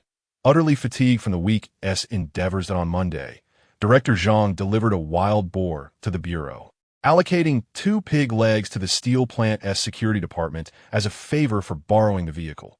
The bureau's jeep was also returned on Tuesday, while at the bureau with Director Zhang to retrieve the vehicle. They were unexpectedly pressed into service by Director Luo. Noticing the wild boar, insisted Qing prepare a grand meal at the bureau. Seizing the opportunity, Qing showcased his culinary skills, creating an array of dishes: braised pork, sweet and sour ribs, twice-cooked pork, stir-fried liver and kidneys, spicy boiled meat slices, and stewed pig trotters with yellow beans, among others. The entire bureau was treated to a sumptuous feast, and Director Luo and Commissioner Chen, though having tasted Qing's cooking before, were nonetheless effusive in their praise. Thanks to Director Luo and Commissioner Chen's unintentional endorsements, Qing's reputation within the bureau skyrocketed. Everyone became aware that the newly transferred deputy director was not only a combat hero, but also a culinary virtuoso. Days swiftly passed, and Qing's rapport with his colleagues deepened, resulting in increasingly smooth work dynamics. The weeks were largely uneventful, save for a few minor scuffles that were easily resolved. One day, as Qing examined the calendar, he realized that the National Day holiday was less than 2 weeks away. Eagerly anticipating the system's activation, he felt, for the first time, that time was dragging on. On yet another Sunday, Qing picked up Wang Fong and visited her parents, discussing their plans to obtain their marriage certificate. The following Tuesday, Wang's parents were entirely supportive, even remarking that Qing was taking his time. Wang Fong, of course, was equally enthusiastic. Consequently, Qing requested a day off from Director Zhang on Monday, and the next day he picked up Wang Fong, purchasing some sweets, sunflower seeds, and peanuts from the Supply and Marketing Cooperative before heading to the street office. At the Civil Affairs Department, they gathered a handful of sweets and peanuts, and amidst the congratulations of the staff, they completed their marriage registration, receiving a certificate in the form of a diploma. Exiting the Civil Affairs office, Qing produced a gold ring, taking Wang Fong's hand to place it upon her finger, smiling as he said, "Comrade Wang Fong, for the rest of our lives, please guide me." With tears welling in her eyes, Wang Fong reminisced about their long journey of love. Today, they had finally reached their destination, and she replied, "Comrade Qing, for the rest of our lives, please guide me." Having completed their household registration and grain book procedures at the street office, they then visited Director Wang's office. Now officially married, Qing promptly addressed him, "Annie, I just registered my marriage with Fong today. I wanted to inform you." Director Wang was overjoyed, grasping their hands as he exclaimed, "You two have finally tied the knot. May you live happily and have children soon. The elder's traditional admonitions seemed to resonate universally. After bidding farewell to director Wang, Qing took Wang Fong to a photo studio, indulging in a lavish photo session. Nowadays, taking photographs was quite costly, and Qing and Wang Fong snapped numerous pictures, causing Wang Fong to wince at the expense, further solidifying her resolve to manage the household finances post-marriage. Qing reassured her, "These are to preserve the memories of our love and youth." Dressed in casual attire, the couple emerged from the photo studio, and Qing treated Wang Fong to a delightful meal. Contemplating the state of their Sihiyuan, he decided to take Wang Fong to inspect it, inviting her to share her thoughts, as she too would soon call it home. When Qing broached the subject of visiting the house, Wang Fong was elated. She, too, was eager to see the place where they would live after marriage. After the two finished their meal, they made their way towards the courtyard. Upon arriving at the courtyard, they found that it was a weekday, and the gatekeeper was the formidable Aunt Yang Ruehua. She recognized Qing and stood up to inquire, "Comrade, may I ask your surname? Are you the owner of the eastern courtyard behind? Have you come to inspect the house today?" Aunt Yang initiated her routine questioning. Before Qing could respond, Wang Fong interjected, greeting the aunt, "Hello, we're the new residents from the back courtyard, though we took some time to check on the repairs of the house today. This is Qing, and I am Wang Fong, working at the hospital. Please, don't let us disturb you. We'll head inside." Aunt Yang, having gleaned valuable information, replied, "Of course, it's only right to see if the repairs are satisfactory. Especially after spending money, isn't it? Please, go on in." Wang Fong expressed her gratitude, and Qing nodded to Aunt Yang before they proceeded towards the backyard. Aunt Yang, contemplating, decided to follow behind them. Qing took no offense at this. Upon reaching the central courtyard, they were greeted by a gathering of housewives and aunties who were not at work. Qin Huairu was playing with a 3- or 4-year-old boy, and upon hearing the commotion, she looked up to see the two newcomers entering the courtyard. The man was tall and handsome, pushing a new bicycle, while the woman was strikingly beautiful, and their attire did not resemble that of ordinary workers. Just as one aunt was about to rise to ask questions, Aunt Yang, who had followed closely, preempted her by introducing the newcomers to the neighbors. "They are the new residents from the eastern courtyard, here to check on their house." Qing and Wang Fong politely greeted the people in the central courtyard before heading to the backyard. Aunt Yang remained in the central courtyard, engaging in gossip with the other women. Chapter 39. Reactions of the courtyard residents. Once Qing and Wang Fong made their way to the backyard, another aunt inquired of Aunt Yang, "What do you know about these two?" Aunt Yang replied, "I just asked a bit. The man's name is Qing, and the woman's name is Wang Fong. They said they work at the hospital." The others chimed in, noting that the couple appeared to be of respectable standing, living in such a large courtyard and surely enjoying a good life. At that moment, Xiao Jiang began to unleash her sharp tongue, commenting, "That woman looks like a vixen. Who knows what she does for a living? The man clearly doesn't belong to our working class. Otherwise, how could they afford such extensive renovations at their young age? Perhaps they come from family of the despicable capitalists." The group rolled their eyes at Xiao Jiang. As she never seemed to have anything good to say, Point One and admonished, "Jia, you shouldn't speak so recklessly. It could be heard by others, and that wouldn't be good." Hearing this, Xiao Jiang fell silent. The second aunt remarked, "I wonder how the housing allocations are done at the street office. With so many people in our family, we only received 3 rooms, yet they get such a large courtyard for just the 2 of them." Aunt Yang, who also struggled with housing, nodded in agreement. Xiao Jiang, upon hearing the mention of housing, perked up, exclaiming loudly, "Exactly, my family is in such dire need of housing, yet we don't get assigned any, while this couple receives such a large courtyard. The street office must be heartless." Xiao Jiang failed to consider that only Jia Dongxiu and her family possessed an urban residency permit, and even if there were houses to allocate, they wouldn't qualify. Qing and Wang Fong arrived at the backyard to find the deaf old lady napping at the entrance, so they chose not to disturb her. They entered the eastern courtyard, which had undergone a remarkable transformation. The weeds had been cleared away, and against the surrounding wall stood a small pond, complete with several artificial rocks. 2 large trees flanked the front of the house, and the main structure was largely completed, with some workers busily engaged in their tasks. Master Lei spotted Lu Qing and approached him, saying, "Comrade Lu, you arrived at the perfect time. I was just about to look for you at your workplace." Lu Qing inquired, "Master Lei, what is it you need to discuss with me?"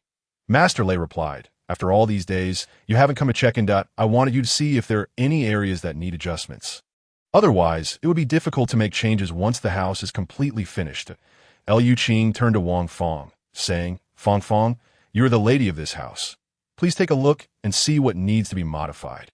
Upon entering the courtyard, Wang Fong immediately fell in love with the space. She asked, "Could we build a small pavilion by the pond?" Master Lei responded, "That was originally there, but collapsed. We can certainly rebuild it in the same spot." Wang Fong continued, "Since the courtyard is so spacious, could we also construct a storage shed and a chicken coop?" Lu Qing affirmed, "Of course we can." They conferred with Master Lei to determine the location and size along the wall. After glancing through the house, Wang Fong shared a few more of her ideas, which Master Lei noted diligently. Lu Qing asked Wang Fong if she had any further suggestions, to which she shook her head, expressing her fondness for the courtyard. Master Lei informed Lu Qing, "Comrade Lu, the house will be entirely ready by the 24th. Please come for an inspection on the morning of the 25th. Lu Qing nodded in agreement. After surveying the premises, Lu Qing and Wang Fong felt there was nothing more to amend and bid farewell to Master L. As they exited the eastern courtyard and made their way to the central courtyard, they noticed a group of women still engaged in discussion, with Xiao Jiang's voice carrying the loudest. Upon their exit, the women fell silent. Lu Qing and Wang Fong courteously greeted everyone, and Aunt Yang stepped forward to ask, "Have you finished inspecting the house? When will you be moving in?" Lu Qing smiled and replied, "It will certainly be by the end of the month." He then addressed Aunt Yang and the neighbors. "We won't interrupt your conversation any longer. Once we move in, we'll treat everyone to some sweets, that we have other matters to attend to today, so we'll take our leave now." Wang Fong also exchanged pleasantries with the group before the two departed the courtyard. Xiao Jiang, seeing them leave, began to raise her voice again. "This new family is truly stingy. They move into a new house without even offering the neighbors a meal, thinking a few candies will suffice. Aunties, you must remind the gentlemen to ensure that the newcomers host a banquet and treat everyone to a meal." The women agreed with Xiao Jiang, believing it would be ideal to benefit from such an occasion. Qin Huairu, overhearing Xiao Jiang's remarks, felt disdain in her heart, thinking, "How brazen, expecting them to host a banquet when it's clear these two are of higher standing. You must be dreaming." Thus, she remained silent. Chapter 40. Further reactions of the courtyard residents. The second aunt, who had a contentious relationship with Xiao Jiang, mocked her, saying, "You dare call others stingy? During Dongxu's wedding, you only allowed one person from each family to attend a banquet, and each table had only one meat dish while the others were merely radishes and greens that I wouldn't even bother to mention it." This statement struck a nerve with the second aunt. As Lu Haizhong had been misled by Yi Zhonghai into contributing 5 yuan, only to find the banquet so meager, which continued to irk her, Xiao Jiang was not one to back down easily, and she and the second aunt exchanged sharp retorts, their argument escalating to the point of physical confrontation. Just then, the first aunt intervened, saying, "All right, enough. These are trivial matters. Why are you two still bickering? The new residents have come today. Once the men return home, it's up to them to decide how to approach the newcomers." The two women ceased their quarrel, and the others chimed in, suggesting that the 3 gentlemen should inform the newcomers of the courtyard as customs and insist on a banquet. The first aunt, knowing the character of the people in the courtyard, chose to remain silent and headed to the back to find the deaf old lady. Upon seeing the first aunt approach, the old lady invited her to sit and asked, "What was all that commotion about earlier?" The first aunt recounted Lu Qing and Wang Fong's visit to inspect the house, as well as the argument between Xiao Jiang and the second aunt. The old lady remarked, "As for Xiao Jiang, she is beyond remedy, that if you want your family to rely on Dongxu for support, I doubt that will happen with Xiao Jiang around. It would be wiser to treat Juzi well. I believe he would be more reliable for support." The first aunt sighed. "This is all old Yi's idea. As a mere woman, what can I say?" The old lady sighed in response, and then asked, "What did you say about the new residents?" The first aunt explained, "They came today to check on the house. They appear to be officials. They will likely be moving in soon." the old lady advised. When newcomers arrive, it's wise to observe them closely. With that, she fell silent. As the workday concluded, the men of the courtyard returned home. The first aunt shared the news with Yi Zhonghai, who pondered thoughtfully. After dinner, he went to the front yard and invited Yin Bugui to accompany him to Lu Haizhong's home. The Lu family was still at the dinner table. Lu Guanxi was away at school.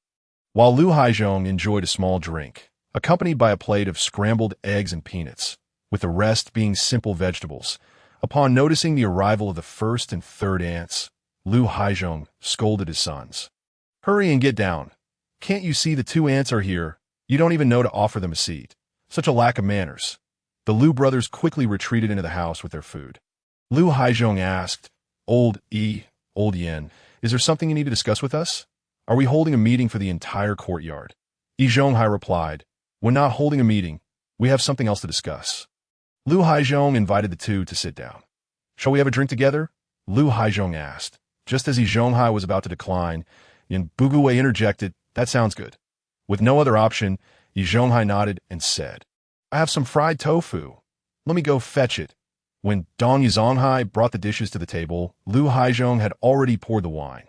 There was Yin Bugui, who swiftly grabbed a generous portion of scrambled eggs and stuffed it into his mouth, chewing a few times before savoring a delightful sip of wine, embodying pure enjoyment. Observing how Yin Bugui's chopsticks had already diminished a fifth of the egg dish, Lu Haizhong silently lamented, realizing he had underestimated old Yin's appetite. After taking a sip of wine, Lu Haizhong inquired of old Yi, What brings you here today? Yi Zhonghai replied, I sent the East Qua courtyard nearly finished. I've heard they're moving in by the end of the month. It's quite a waste for two people to occupy such a large courtyard. So I brought old Yin along to discuss how we might formulate some regulations. Considering the housing difficulties faced by some residents, upon hearing this, Yin Bugui perked up. His family was large, crammed into just 2 rooms.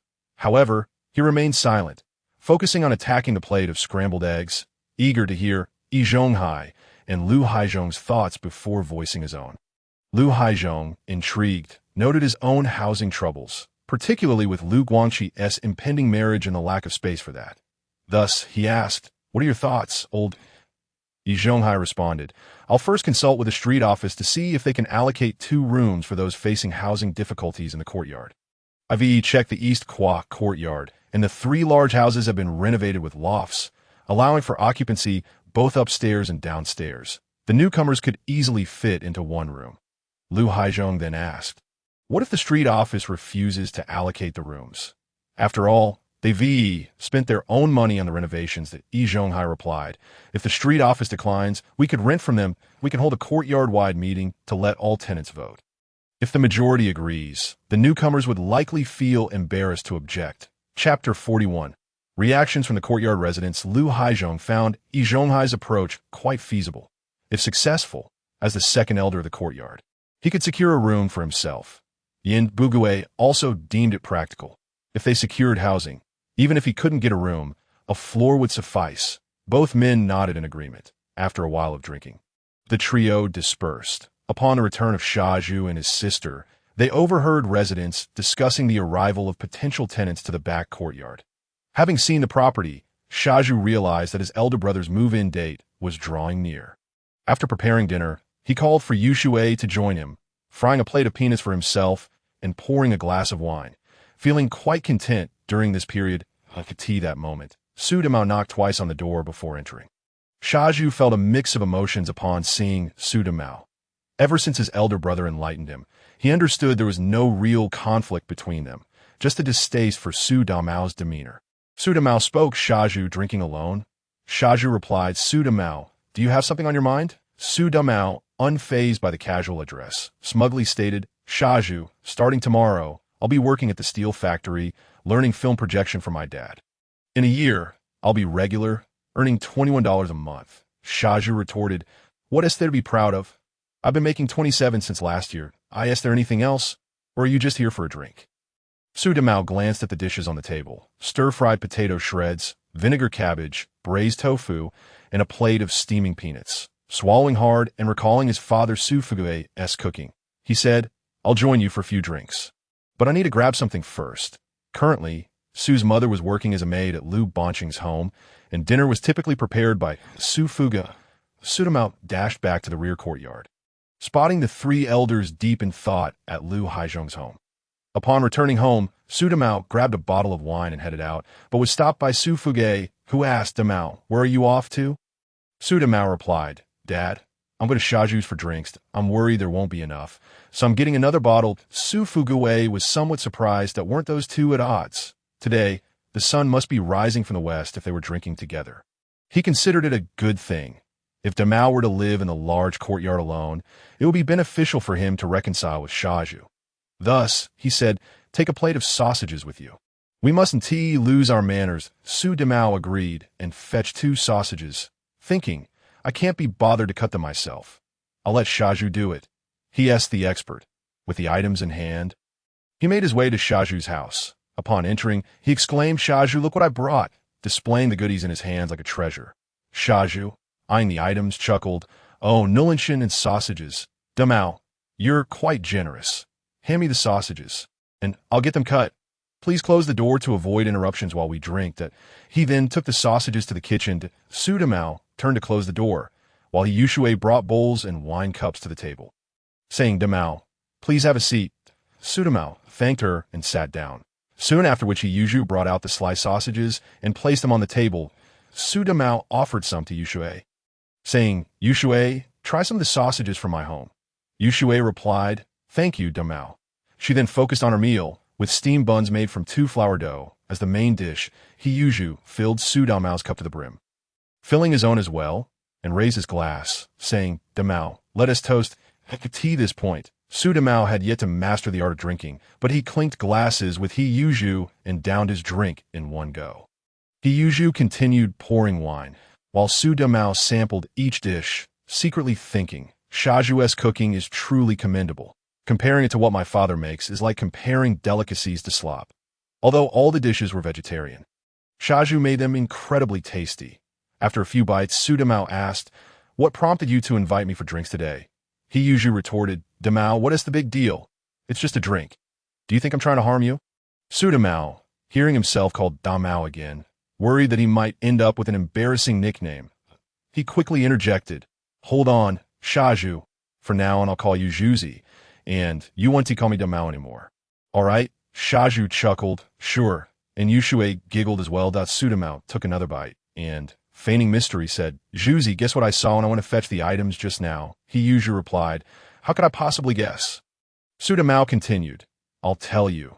The 3 elders in our courtyard are having drinks at the second elder's house, seemingly discussing something. Yuxu remarked, "I couldn't care less about what they're discussing, as long as it doesn't involve my family." Su Damao took another sip of wine and a bite of food, saying, "I suspect their discussion is mostly about the new residents in the East Kwa courtyard."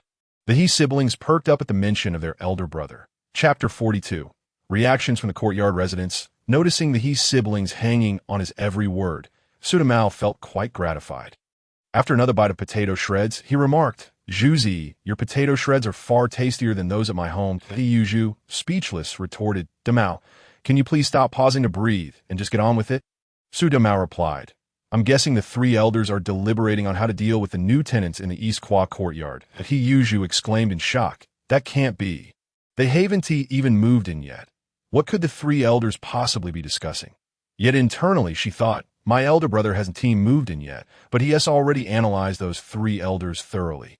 If they think they can manipulate my brother, they're sorely mistaken." Su Damao continued, "This afternoon, I heard people in the courtyard mention that the newcomers are a young couple, and the woman is even more beautiful than Jia Dongshu's wife." Yuxu rolled her eyes, thinking, "I know exactly what my sister-in-law looks like." But she replied, "What does their looks have to do with what the 3 elders want?" Urging him to get to the point.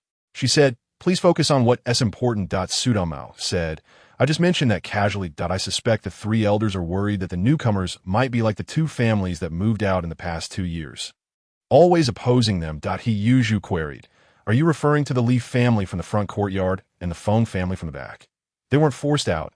They moved because they were offered better housing, right?" Su Damao scoffed. "One was a 5th level worker, the other a 6th level worker. Both families clashed with the three elders multiple times, especially the Feng family, whose father nearly assaulted the second elder with his two sons. If it hadn't been for the first elder stepping in, Lu Haizhong would have been humiliated that day, and if the Feng family hadn't moved in late, the second elder wouldn't have had a chance. He added, besides, the second son of the Feng family is my classmate, that I've been to their new home, and it's even smaller than our courtyard. Why do you think they prefer living in a small house instead of a spacious one? He Yuzhu, eager to support, asked, why is that? Su Damao disdainfully replied, what else could it be? They can't stand the three elders' ways, and with the three elders speaking ill of them both openly and covertly. Isolating those families, they wouldn't want to deal with them. Once they found a reasonably suitable house, why wouldn't they move for some peace? Just look at how much trouble we have in our courtyard compared to others. Have you seen the Jia and Zhang families go a few days without causing a ruckus? And since the Li and Feng families left, have we had any residents here who earn more than a fourth-level salary? He Yuzhu pondered this, realizing she hadn't noticed it before. After hearing Su Damao's words, she acknowledged that as true. Su Damao continued, I've come to understand that in this courtyard, the one with the highest salary becomes the elder. Otherwise, when the street committee appointed the caretaker, why was Lu Haizhong chosen instead of my father? Lu Haizhong's character pales in comparison to my father's. Su Damao felt a twinge of resentment. He had just encountered He Yuzhu again, who, after finishing his drink, inquired Damao, how did you know that third uncle's salary ranks among the top 3 in our courtyard? With a sense of pride, Su Damao replied, once I accidentally overheard our teacher at school mention that he had received a promotion in salary, finally surpassing 70 or so. This led me to suspect that third uncle's salary must exceed 50 yuan. It's possible it could even be 60 since he has been a teacher since before the liberation. That he continued. Moreover, I heard that third uncle's family background is that of a small proprietor. Their apparent poverty is surely a facade. Who knows how much savings they might have? He Yuzhu was tempted to give Su Damao a thumbs up, finding his analysis quite astute. That He Yuzhu then asked how this related to the newcomers in the eastern courtyard. Were the 3 uncles plotting against them? Su Damao retorted, Zhuzi, you really are quite naive, haven't you heard? The newcomers in the eastern courtyard might very well be cadres, while the 3 uncles are just common folk that in the presence of the cadres. They are nothing. He continued, if the 3 uncles want to do anything, and the cadres oppose it, whose word will carry weight? Wouldn't the 3 uncles become mere decorations? How could they not be anxious? It was evident that Su Damao was the most perceptive individual in the courtyard at 95 Ninluoguxiang. In the original drama, he was depicted as weak and unable to contend with the 3 uncles. However, after the winds changed, Su Damao rose in status. Although he often boasted about getting rid of this or that person, he ultimately did not harm anyone in the courtyard, far from being as unscrupulous as Lu Haizhong. This was one of the reasons Su Damao became fixated on climbing the social ladder. But alas, marrying the daughter of a capitalist, Lu Xiaoyi, led him astray and severed his upward path. In those times, a son-in-law of a capitalist hoping for promotion was merely daydreaming. Had it not been for the subsequent changes, he would never have had a chance. In Chapter 43, the reactions of the courtyard's residents were noted. Although it was said that Su Damao's insights may have been influenced by his father, Su Fugue, He Yuzhu was left speechless, and even Xiao Yushui put down her chopsticks, captivated by the conversation. He Yuzhu felt as if a door to a new world had opened. He had never realized there were so many complexities within the courtyard and urged Su Damao to continue. Seeing the siblings so engrossed in listening, Su Damao felt quite pleased and added, moreover, I suspect the 3 uncles might have their eyes on houses in the eastern courtyard. He Yushui interjected.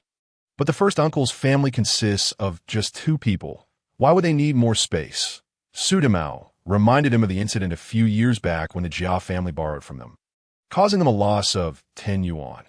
Jia Dongxiu is the first uncle's apprentice. How could he not consider the Jia family's interests? He added, the ones in our courtyard most in need of housing are the second uncle, the third uncle, and the Jia family. Just look at the eastern courtyard's spacious houses, which are 2 stories and can accommodate residents. With only 2 people living there now, how could the 3 uncles not be tempted? He Yuzhu scoffed. If the owners are unwilling, what can the 3 uncles do? Just go and rob them. They surely lack the courage for that. Su Damao laughed. Just wait and see. There will be plenty of commotion. After a few more drinks, Su Damao's loquacious nature resurfaced. With a mischievous grin, he said to Hiyuju, I heard the newcomer's wife is incredibly beautiful, far more so than your Qingjie. Hiyuju glared at him. Are you drunk? What do you mean by my Qingjie? That Jia Dongxiu's wife, the Jia family's sister-in-law. It has nothing to do with me. Hiyuju was now firmly adhering to his elder brother's advice. Su Damao looked at him incredulously and remarked, Zhuzi, I've noticed you've changed a bit lately. You're not as visible in the courtyard anymore, and now you even seem disinterested in Qin Huairu. What is going on? Have you been stimulated by something? Hiyuju replied earnestly, I just want to earn some extra money now, to elevate my work ranks sooner. With money in hand, who wouldn't he want a beautiful wife? I'm not concerned about other matters right now. The two continued drinking until they finished the liquor brought by Su Damao, at which point he staggered home, while Hiyushue had already finished her meal and returned to her room. Hiyuju lit a cigarette, cleaned the table, and then lay down on his bed.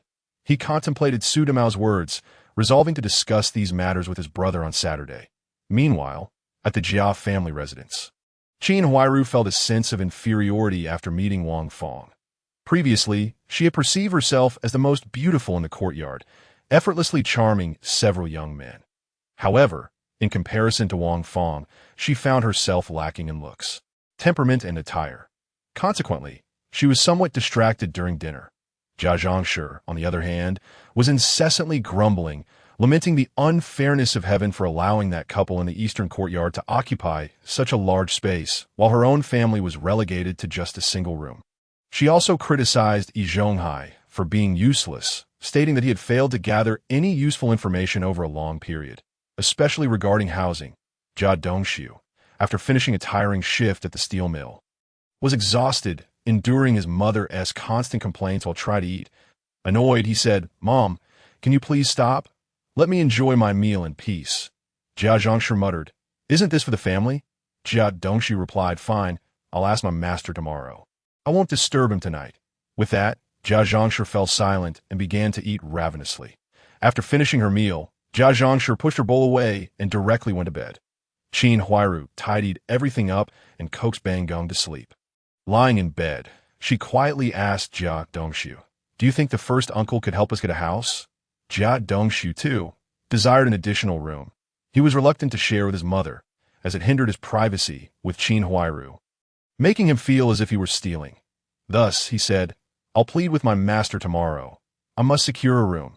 Qin Huairu began to envision how she would decorate the new house and how wonderful life would be. The couple gradually fell asleep amidst the thunderous snoring of Jia Zhongshi.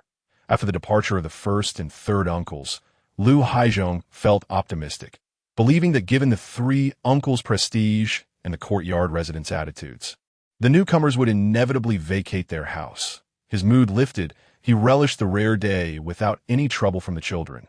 Yin Bugue returned home, contemplating the situation and feeling it was somewhat implausible. Why would the newly built house be surrendered to them? However, he thought, since the first and second uncles were taking the lead, perhaps it might work out. He could simply follow behind and reap the benefits, allowing them to take the risks while he remained unscathed. Zhonghai returned home and heard from his wife that the newcomers had introduced themselves as hospital workers. He perceived such professionals as respectable individuals who would value their reputation. He figured he could employ moral persuasion to encourage them to relinquish a room, that as for old Lu, and old Yin expecting him to charge ahead while they benefited from the aftermath. That was simply wishful thinking. In Chapter 44, skipping over the thoughts of the courtyard's residents, Qing took Wang Fong to a furniture store to select furnishings. Upon arrival, Qing entrusted Wang Fong with the authority to choose the furniture, while he merely assisted in filling any gaps in her selections. After placing a deposit and agreeing to pay the balance upon notification for delivery, the couple exited the store. Wang Fong felt a pang of regret as they realized the pending payment would amount to around 800 yuan. Qing reassured her, These are essential purchases. We want to be buying furniture every year. This investment will last many years, so we might as well opt for better quality from start. He then took Wang Fong to their current lodging. and upon closing the door, she assumed he had obtained their marriage certificate and intended to proceed with intimacy. Her face flushed as she stammered, "Elqing, can we wait until after the wedding?" Noticing her misunderstanding, Elqing's playful spirit surged. He enveloped Wang Fong in his arms and kissed her passionately. Wang Fong melted into his embrace, feeling as if her heart might soar away. Elqing laughed, realizing that after all these years, it was still her first kiss, which startled her. Releasing Wang Fong, he playfully teased her by brushing his fingers against her nose, saying, "Silly girl, what were you thinking? The best moments aren't meant to happen here. I brought you something." Feeling bashful, Wang Fong couldn't meet his gaze. Elqing guided her to sit on the bed and pretended to rummage through his backpack. In fact, he retrieved a bundle of money from the storage compartment. Placing the money before her, he startled Wang Fong, who, despite coming from a well-off family, had never seen such a large sum. Trembling, she asked, "Elqing, where did you get so much money? You haven't done anything illegal, have you?" Elqing laughed. "Of course not. This is legitimate income." He showed her the certificate for bikeoting, which put her at ease. Fong, now that we're married, you'll manage the household finances. Here is 15,000 yuan for you to start with. I'll keep the rest for wedding and housing expenses." Wang Fong felt overwhelmed by the sudden responsibility. She had always envisioned herself managing the finances after marriage, but seeing such a large amount left her uncertain about what to do. Elqing, no longer teasing her, packed the money into a military satchel and said, "Let us head to the savings office to open an account. With a passbook, it will be easier for you. You can also deposit your future salary into it." Wang Fong thus transformed her worries into joy. On the way to the savings bank, she sat in the back seat, tightly clutching her handbag, fearful of losing it. Only after depositing the money and receiving the passbook did she finally exhale in relief. After completing the transaction, Elqing urged Wang Fong to purchase some meat and vegetables before heading directly to her parents' home. Upon arrival, both elders were present. Her mother was preparing dinner when Elqing stopped her, took Wang Fong aside, and showed the marriage certificate to her parents, informing them that they had officially registered their marriage that day. He then took the apron from her mother's hands and entered the kitchen to cook. Seeing Elqing busy in the kitchen, Wang Fong quietly took out the passbook to show her parents. Both were taken aback by the numbers.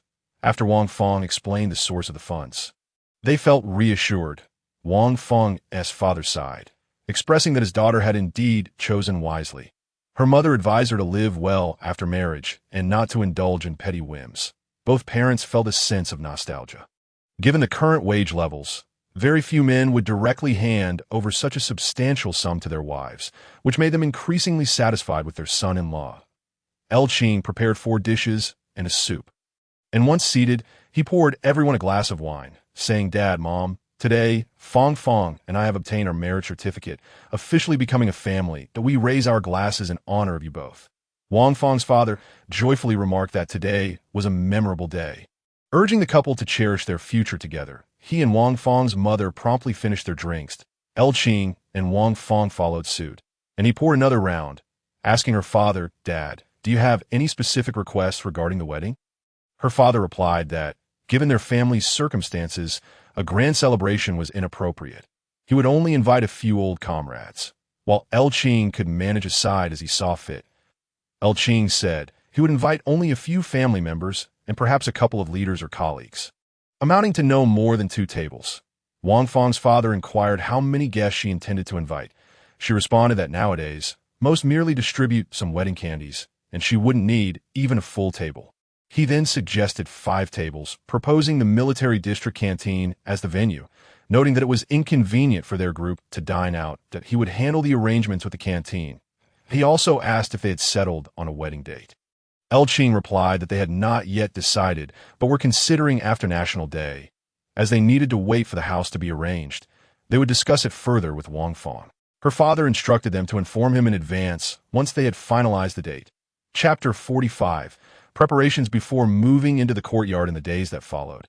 Elqing led a fulfilling life.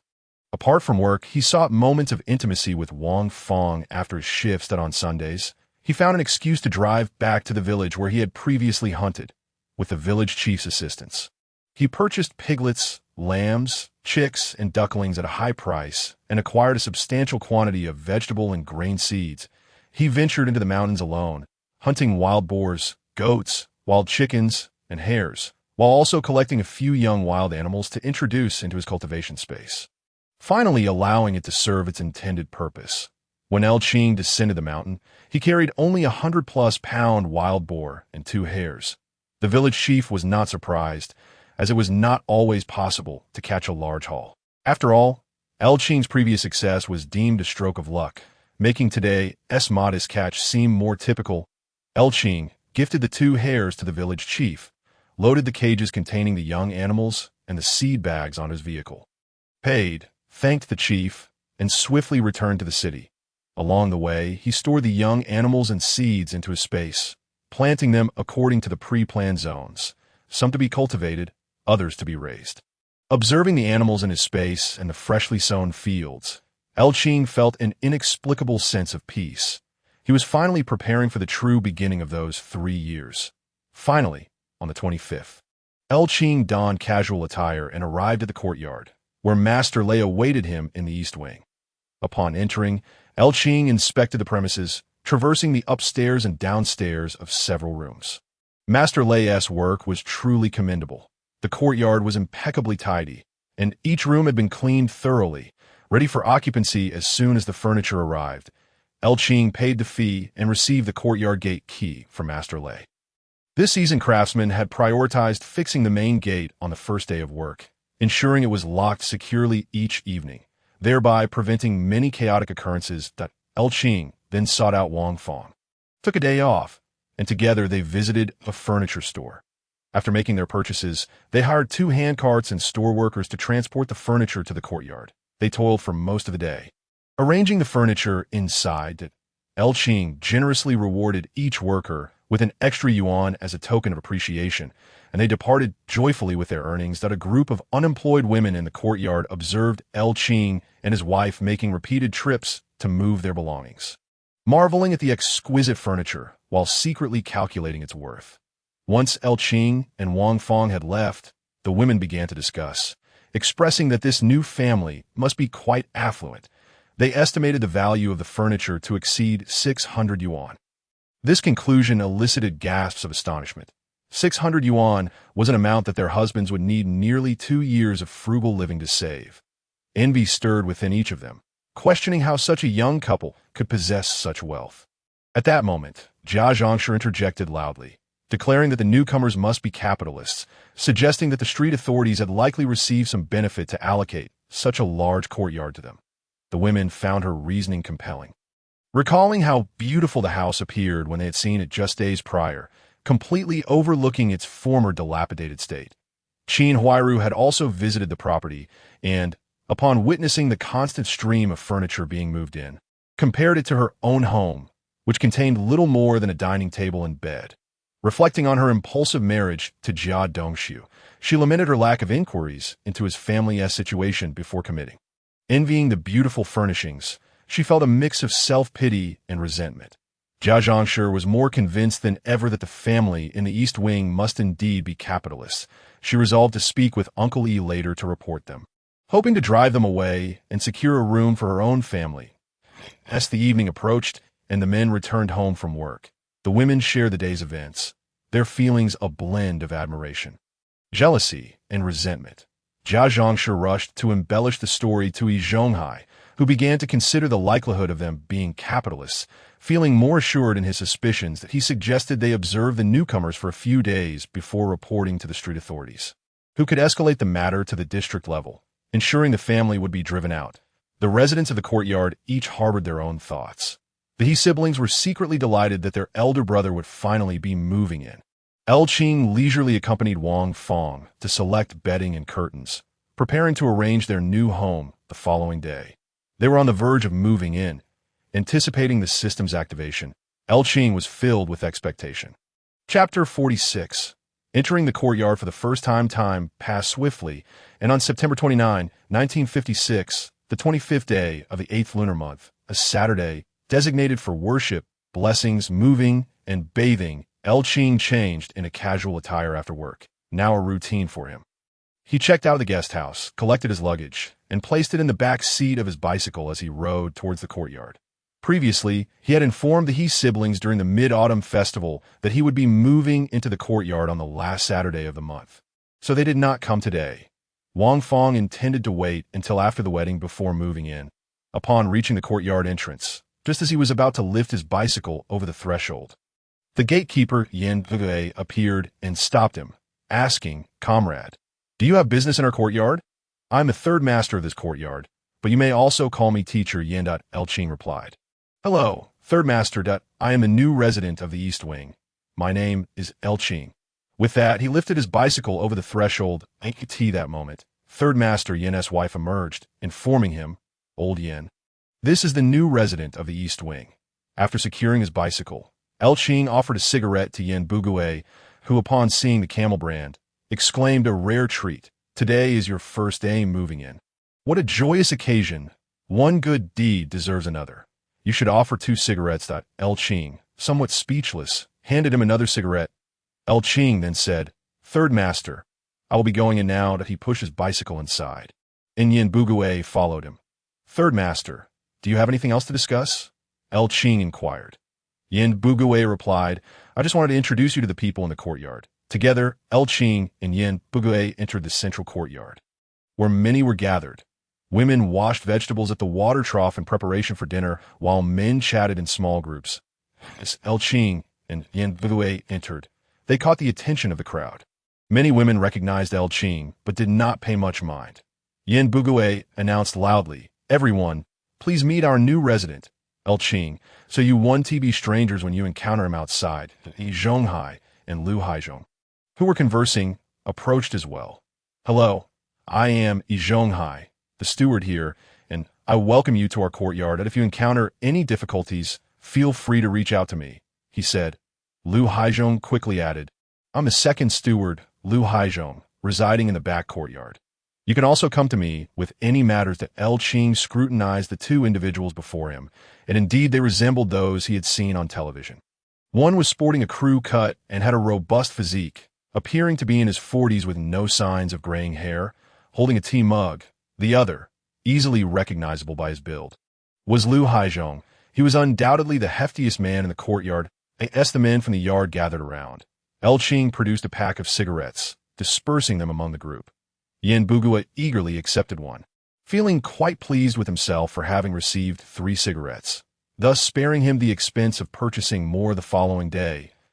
Elqing proceeded to introduce himself to each person, paying particular attention to those who were well known from the television drama.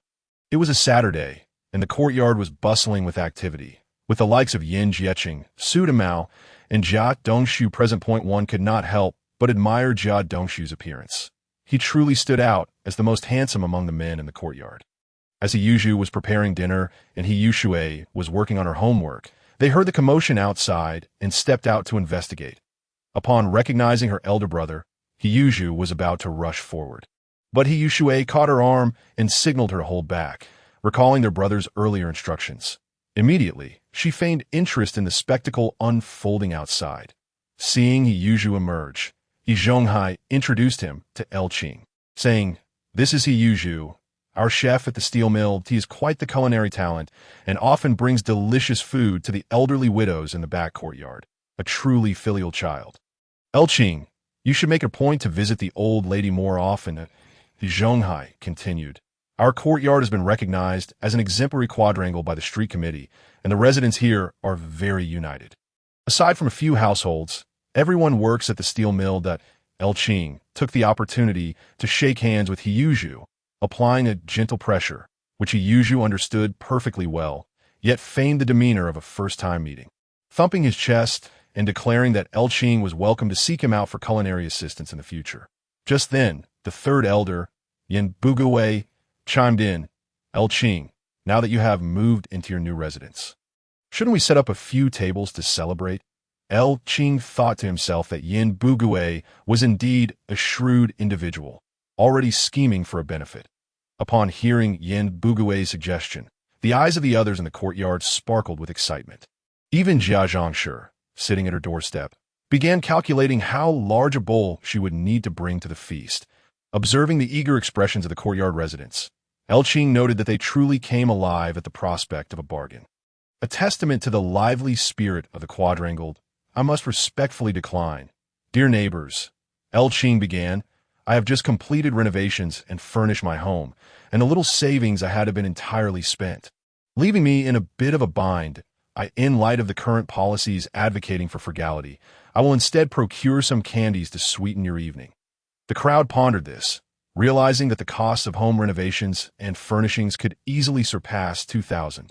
And it was rare for an ordinary person to have such funds at their disposal. They felt somewhat relieved, though a tinge of disappointment lingered at the lack of a feast. Only Xiao Jiang grumbled in dissatisfaction. Qing bowed slightly to the crowd, saying, Dear neighbors, I must excuse myself now. The house is freshly completed, and I need to tidy up a bit, lest I find myself unable to sleep tonight. We shall converse at another time. The group exchanged polite farewells and dispersed. Upon entering his backyard, Qing retrieved his keys and unlocked the large door to the eastern courtyard, pushing it open to bring in his luggage into the main house.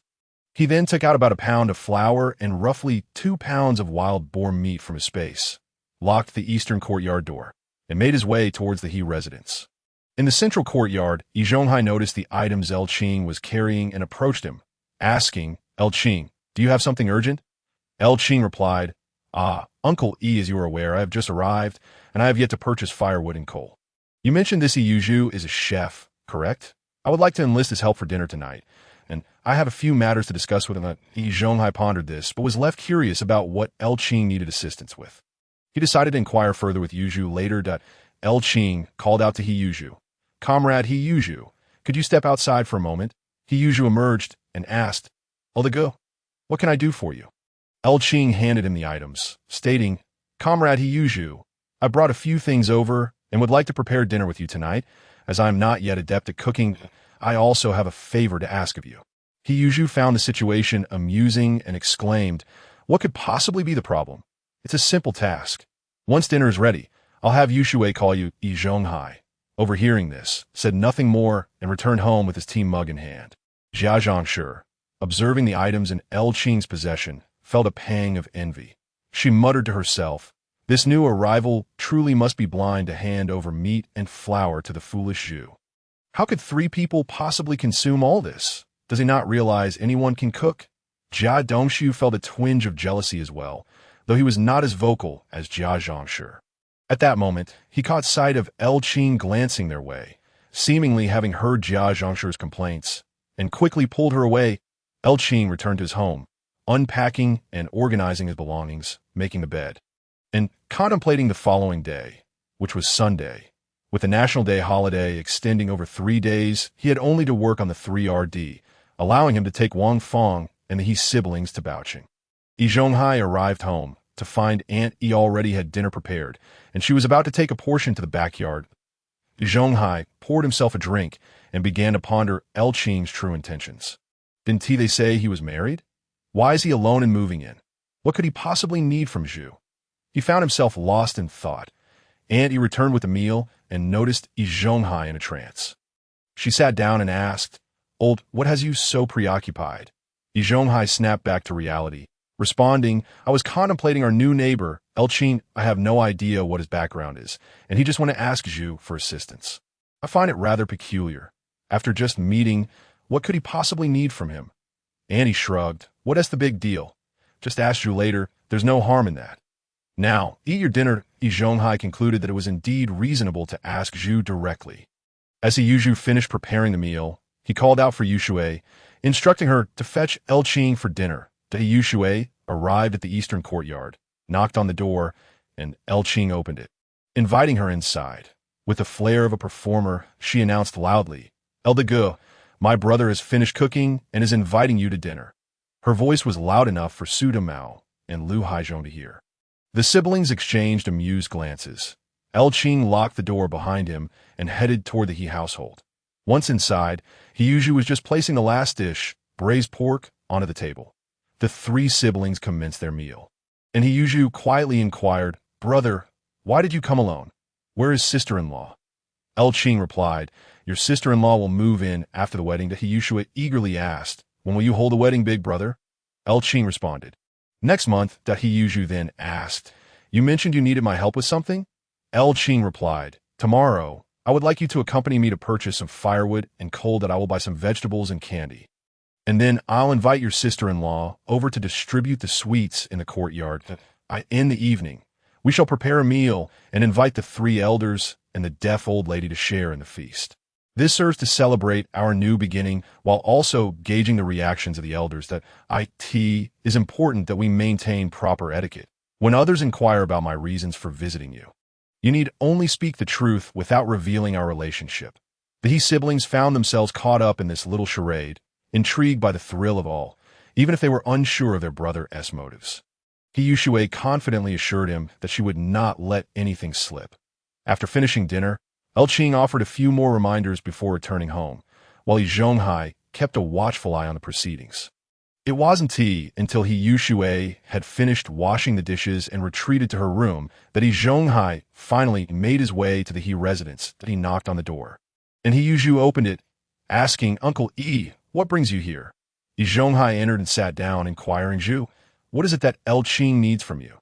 He just arrived, and we are not yet familiar with him. If he is asking for help, please share it with me. I want to ensure you're not being deceived.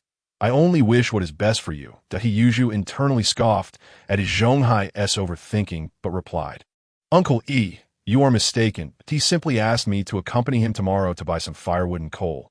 And in the evening, he plans to prepare a meal to invite you 3 elders and the old lady to join us." Upon hearing this, He Zhonghai felt that Qing was indeed considerate and responded, "Then Zhu, be sure to handle this matter well tomorrow. I have no further business here and shall take my leave."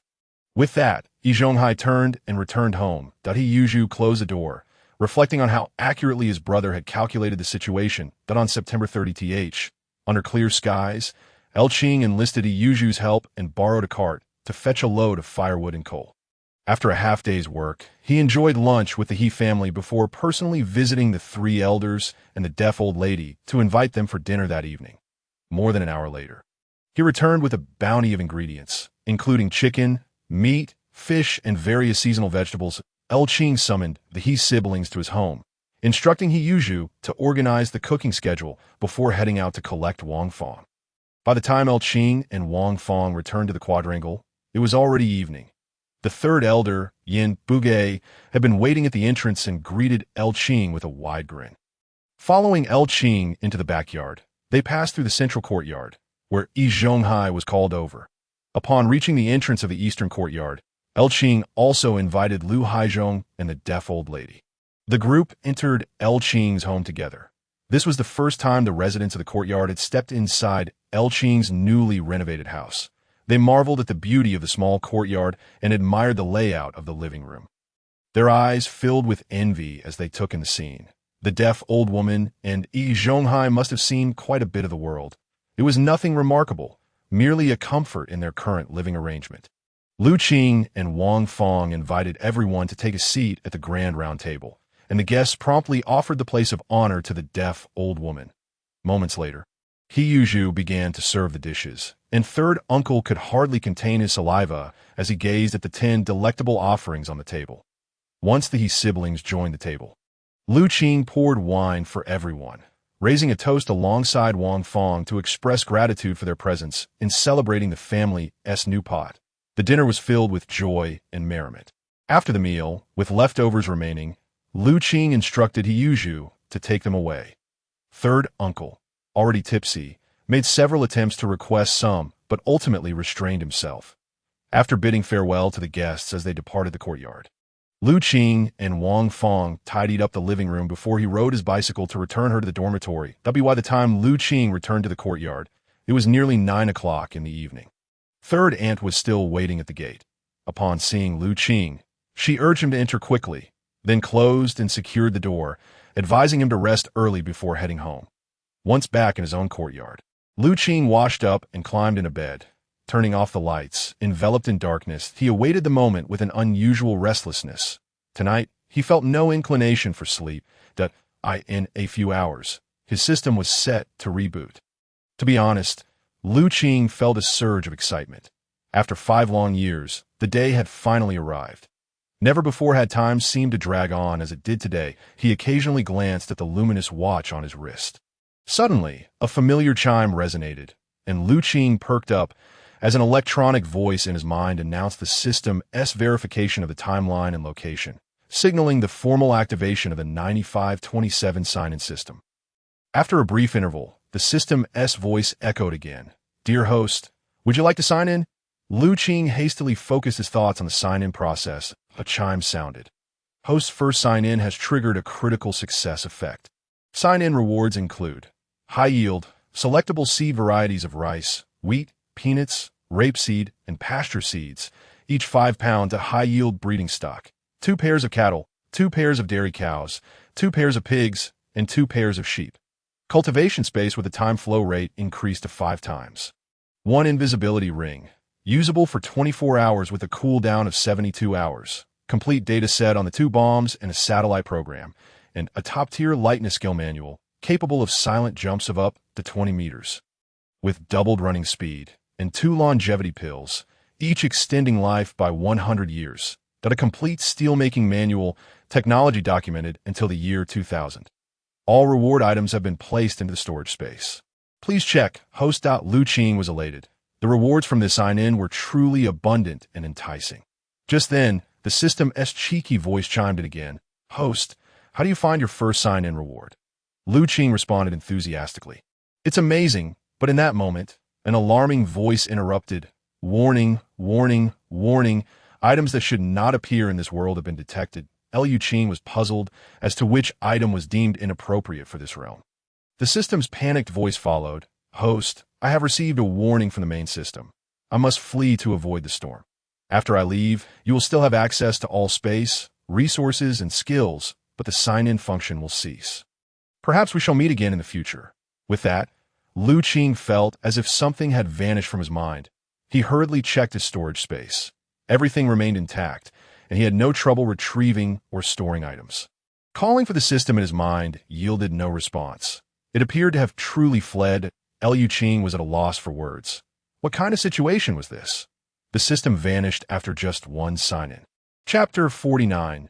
Inventory of Rewards. A night of busyness convinced that the system had indeed escaped. Lu Qing began to tally the reward from his recent sign-in. He first placed all animals in the designated areas of the cultivation space and planted the various seeds with a single command, accelerating the time flow to 5 times. After learning the lightness skill, he consumed a longevity pill, feeling a renewed vigor in his body. Drinking a cup of spiritual spring water, Lu Qing turned his attention to the other rewards. He retrieved the invisibility ring, marveling at its magical quality. Turning on the light, he approached the mirror in the wardrobe, gazing at his reflection as he slipped the ring on his right middle finger. In an instant, his image vanished from the mirror. Removing the ring brought him back into view. Lu Qing was overjoyed. This was indeed a miraculous artifact. He then examined the other 2 rewards. Combined, they would fill a truck. He understood that keeping these items would serve no purpose. They ought to be delivered to their rightful destination. After a moment's contemplation, Lu Qing devised a plan, being in the heart of the city. The most expedient method would be to transport them directly to Haizi. Today marked the national founding celebration, and he intended to present this grand gift. With the ring in hand, nothing would pose a problem. Without further ado, Lu Qing donned the ring once more, realizing that its effective time had already been ticking for half an hour.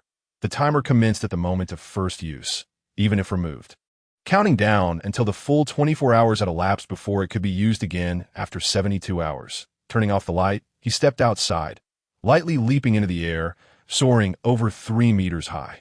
Familiarizing himself with this newfound skill, he practiced several times, mastering the control of his landing to achieve complete silence. After changing into a new pair of cloth shoes, he effortlessly leaped onto the courtyard wall, making several graceful maneuvers before heading straight towards Haizi. In his previous life, he had visited the office there and was well aware of the route. Upon reaching Haizi, he quietly vaulted over the wall. Some buildings still had lights on inside, and Lu Qing discerned the direction, recalling the location of the West Hall from memory.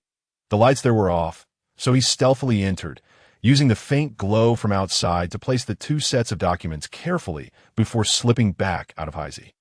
It was only when he returned home and lay on his bed that he gradually calmed his excited heart, drifting into a satisfied slumber After accomplishing such a significant task, Lu Qing slipped into dreams.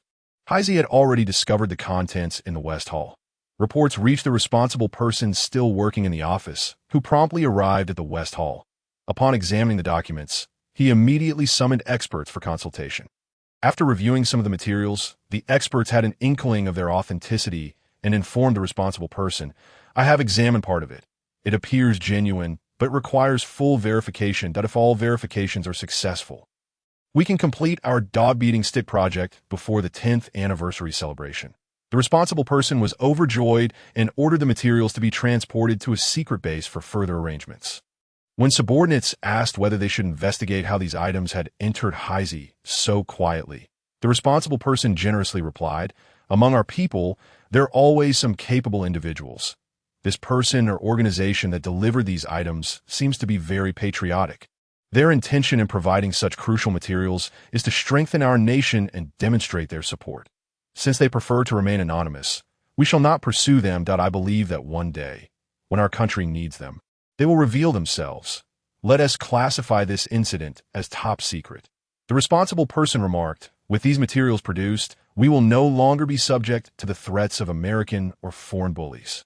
Our stance will be unyieldingly strong. The external environment will dramatically improve, allowing us to expedite the development of our nation. After all, possessing a stick is a different matter than being without one." The subordinates wholeheartedly agreed with the responsible person's sentiments. Meanwhile, Lu Qing, entirely unaware of the events transpiring in Heisey, enjoyed a deep and peaceful sleep, even dreaming of accomplishing something many of his countrymen had longed to do. He envisioned himself personally igniting a mushroom affectionately nicknamed Big Ivan in a charming city nestled near a half-encased snowy mountain. Chapter 50. The family visits Baocheng to see He Daqing the following morning. Lu Qing awoke early, washed up, and headed to the He family's courtyard, calling for the He siblings to join him as they set out. Yi Zhonghai, noticing the He siblings and Lu Qing preparing to leave, approached and inquired, "Lu Qing, where are you all off to so early in the morning?" Lu Qing replied, "Uncle, I'm taking Zhuzi to try some dishes. A friend of mine is hosting an event in a few days and asked me to help find a skilled chef. After witnessing Zhuzi's culinary skills yesterday, I'm taking him to try out some dishes today." Yi Zhonghai responded, "Oh, I see. That is wonderful news. Zhuzi, make sure to showcase your full talents and don't embarrass the courtyard. Off you go." Just as He was about to speak, Lu Qing interjected, "Then, Uncle, you're busy. That will take our leave." With that, he led the two out. Upon reaching the courtyard entrance, third Uncle Yin Bugue, who was watering the flowers, also inquired about their destination. Lu Qing explained that he was taking He Yuzhu to try dishes. Exiting the courtyard and stepping out of Nanluo Guxiang, He Yuzhu could no longer contain himself, exclaiming, "I never noticed before, but it seems like the elders in the courtyard are always so concerned about other people's affairs." He Yushui asked, "Elder brother, where are you taking us?" Lu Qing responded, "First, we'll find a place to have breakfast, and then I'll take you to Baocheng to see father." The He siblings were instantly filled with joy. After enjoying breakfast at a state-run eatery, they purchased 10 large meat buns wrapped in oiled paper to take along. The group made their way to the Jiaodao police station. Lu Qing greeted the officer on duty and had his brother and sister board the vehicle before driving off to pick up Wang Fong. When Wang Fong entered the car, Lu Qing handed her a meat bun, saying, "It's still warm. Have some for breakfast." They started the engine and headed directly towards Baocheng. A few days prior, Lu Qing had called He Daqing to inform him that he would be bringing the whole family to visit today. Instructing him to wait at the factory and to keep it a secret from the widow, the jeep sped along the road, with He Yuzhu seated in the front passenger seat, while He Yushui and Wang Fong occupied the back. This was the little girl's first time riding in a car over a long distance, and the excitement of visiting her father, whom she hadn't seen in 5 years, filled her with elation. Throughout the journey, there was a constant chatter with Wang Fong. The distance from Sijio City to Baocheng is approximately 160 li given the road conditions of this era. It took LV Qing nearly 3 hours to reach Baocheng. Upon arrival, LV Qing sought out a relatively upscale state-owned restaurant, parked the car, and led the group inside. He requested a private room and used the public telephone at the reception to call He Daqing at the factory. Once He Daqing answered, LV Qing informed him that they had arrived in Baocheng and provided the address of the restaurant for him to come over. As the few of them settled into the private room and began sipping tea. He Yushui could hardly sit still, eager to wait for He Daqing at the entrance. He Yushu also felt a similar urge to join her. Observing his younger sister's restlessness, LV Qing decided to take everyone out of the private room, allowing He Yushui to wait at the entrance while he and Wang Fong went to order food. He Daqing, having procured a bicycle from somewhere, arrived swiftly. Within half an hour, he appeared at the restaurant's entrance, secured his bicycle, and spotted LV Qing and the others waiting outside. He dashed over and embraced He Yushui, who he favored more than anyone else.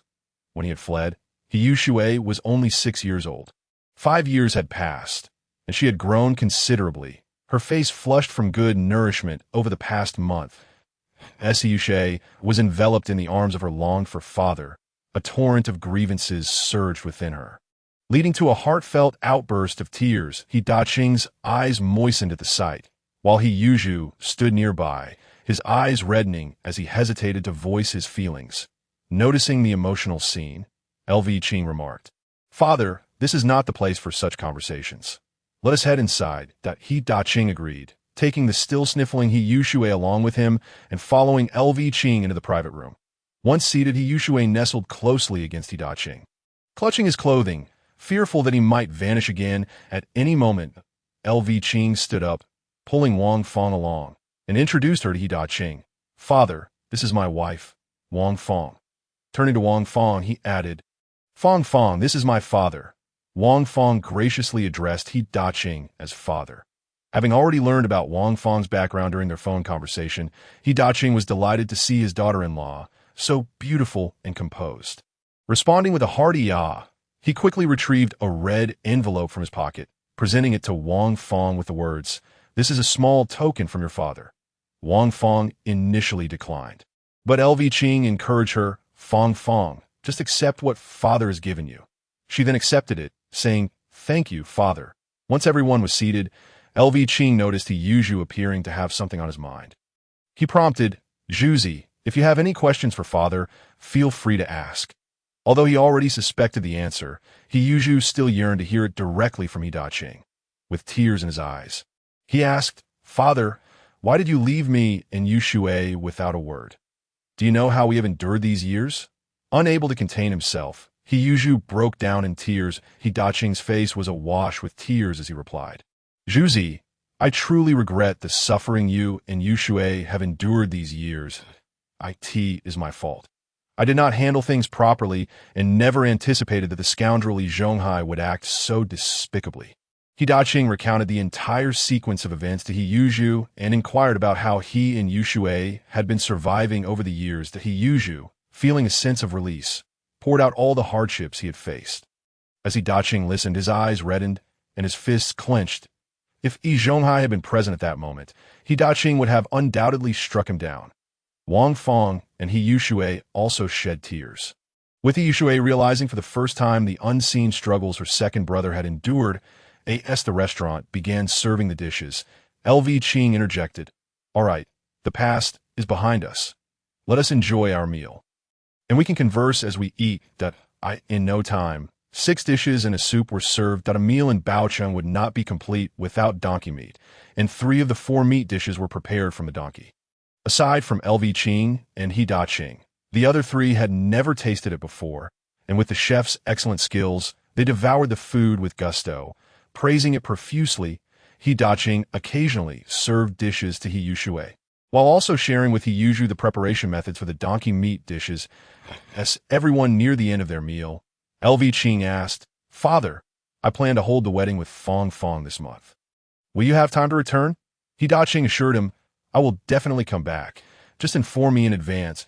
LV Qing continued, "Father, will you be living in Baocheng or returning to Sijio City?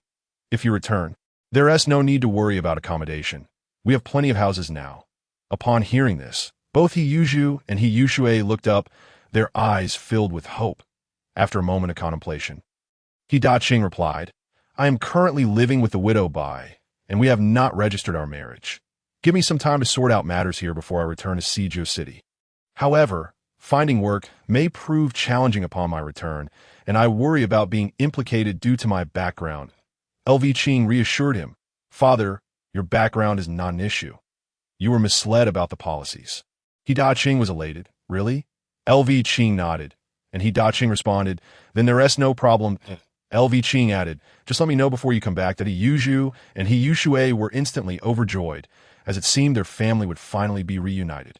After the meal, LV Qing said to He Qing, Father, it's getting late. We should head back now. Take care of yourself here.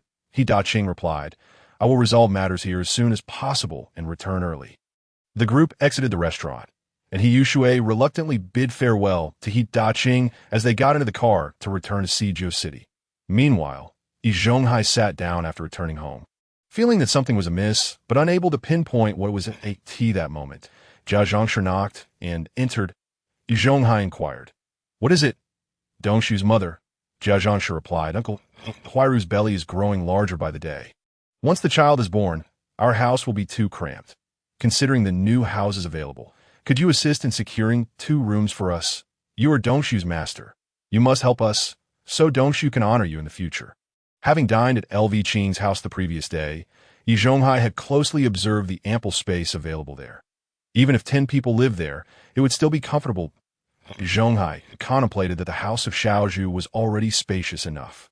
He needed to confer with the second uncle Lu Haizhong and the third uncle Yin Bugui to ensure they would also benefit, as a collective effort would be necessary to achieve this goal.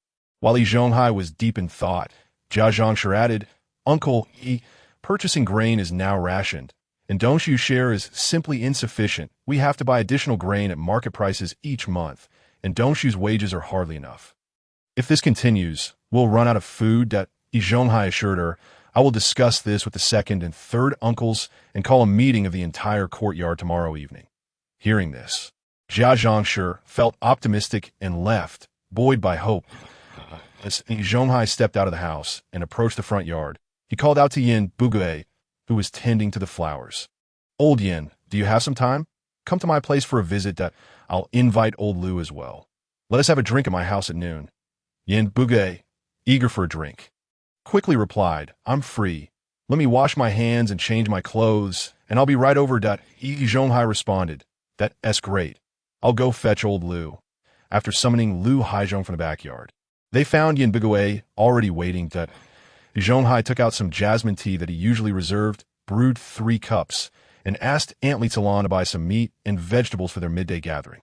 Once Aunt Li had left, Zhonghai closed the door and sat down, saying, Old Lu, Old Yin, I invited you over today to discuss a matter.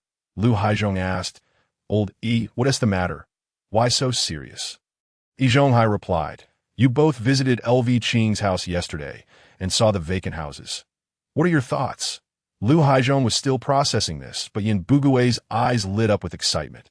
Lu Haizhong prompted, Old Yi, please elaborate. Yi Zhonghai thought to himself that Lu Haizhong was rather slow, but said aloud, Yesterday we 3 checked out the East Cross courtyard.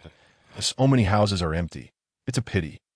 Lu Haizhong began to understand, asking, Are you suggesting we request some houses from LV Qing?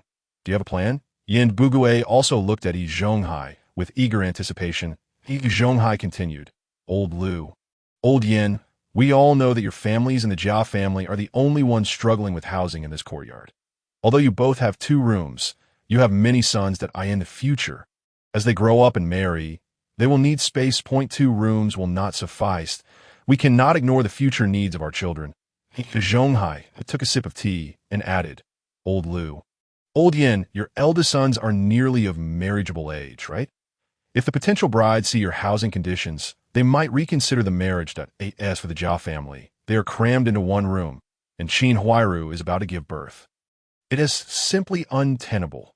Thus, I have gathered you today to discuss how we can persuade LV Qing to part with 2 rooms. Yin Bugui, ever the strategist, immediately countered, Old Yi, if LV Qing agrees to give up 2 rooms, how will we divide them among 3 families?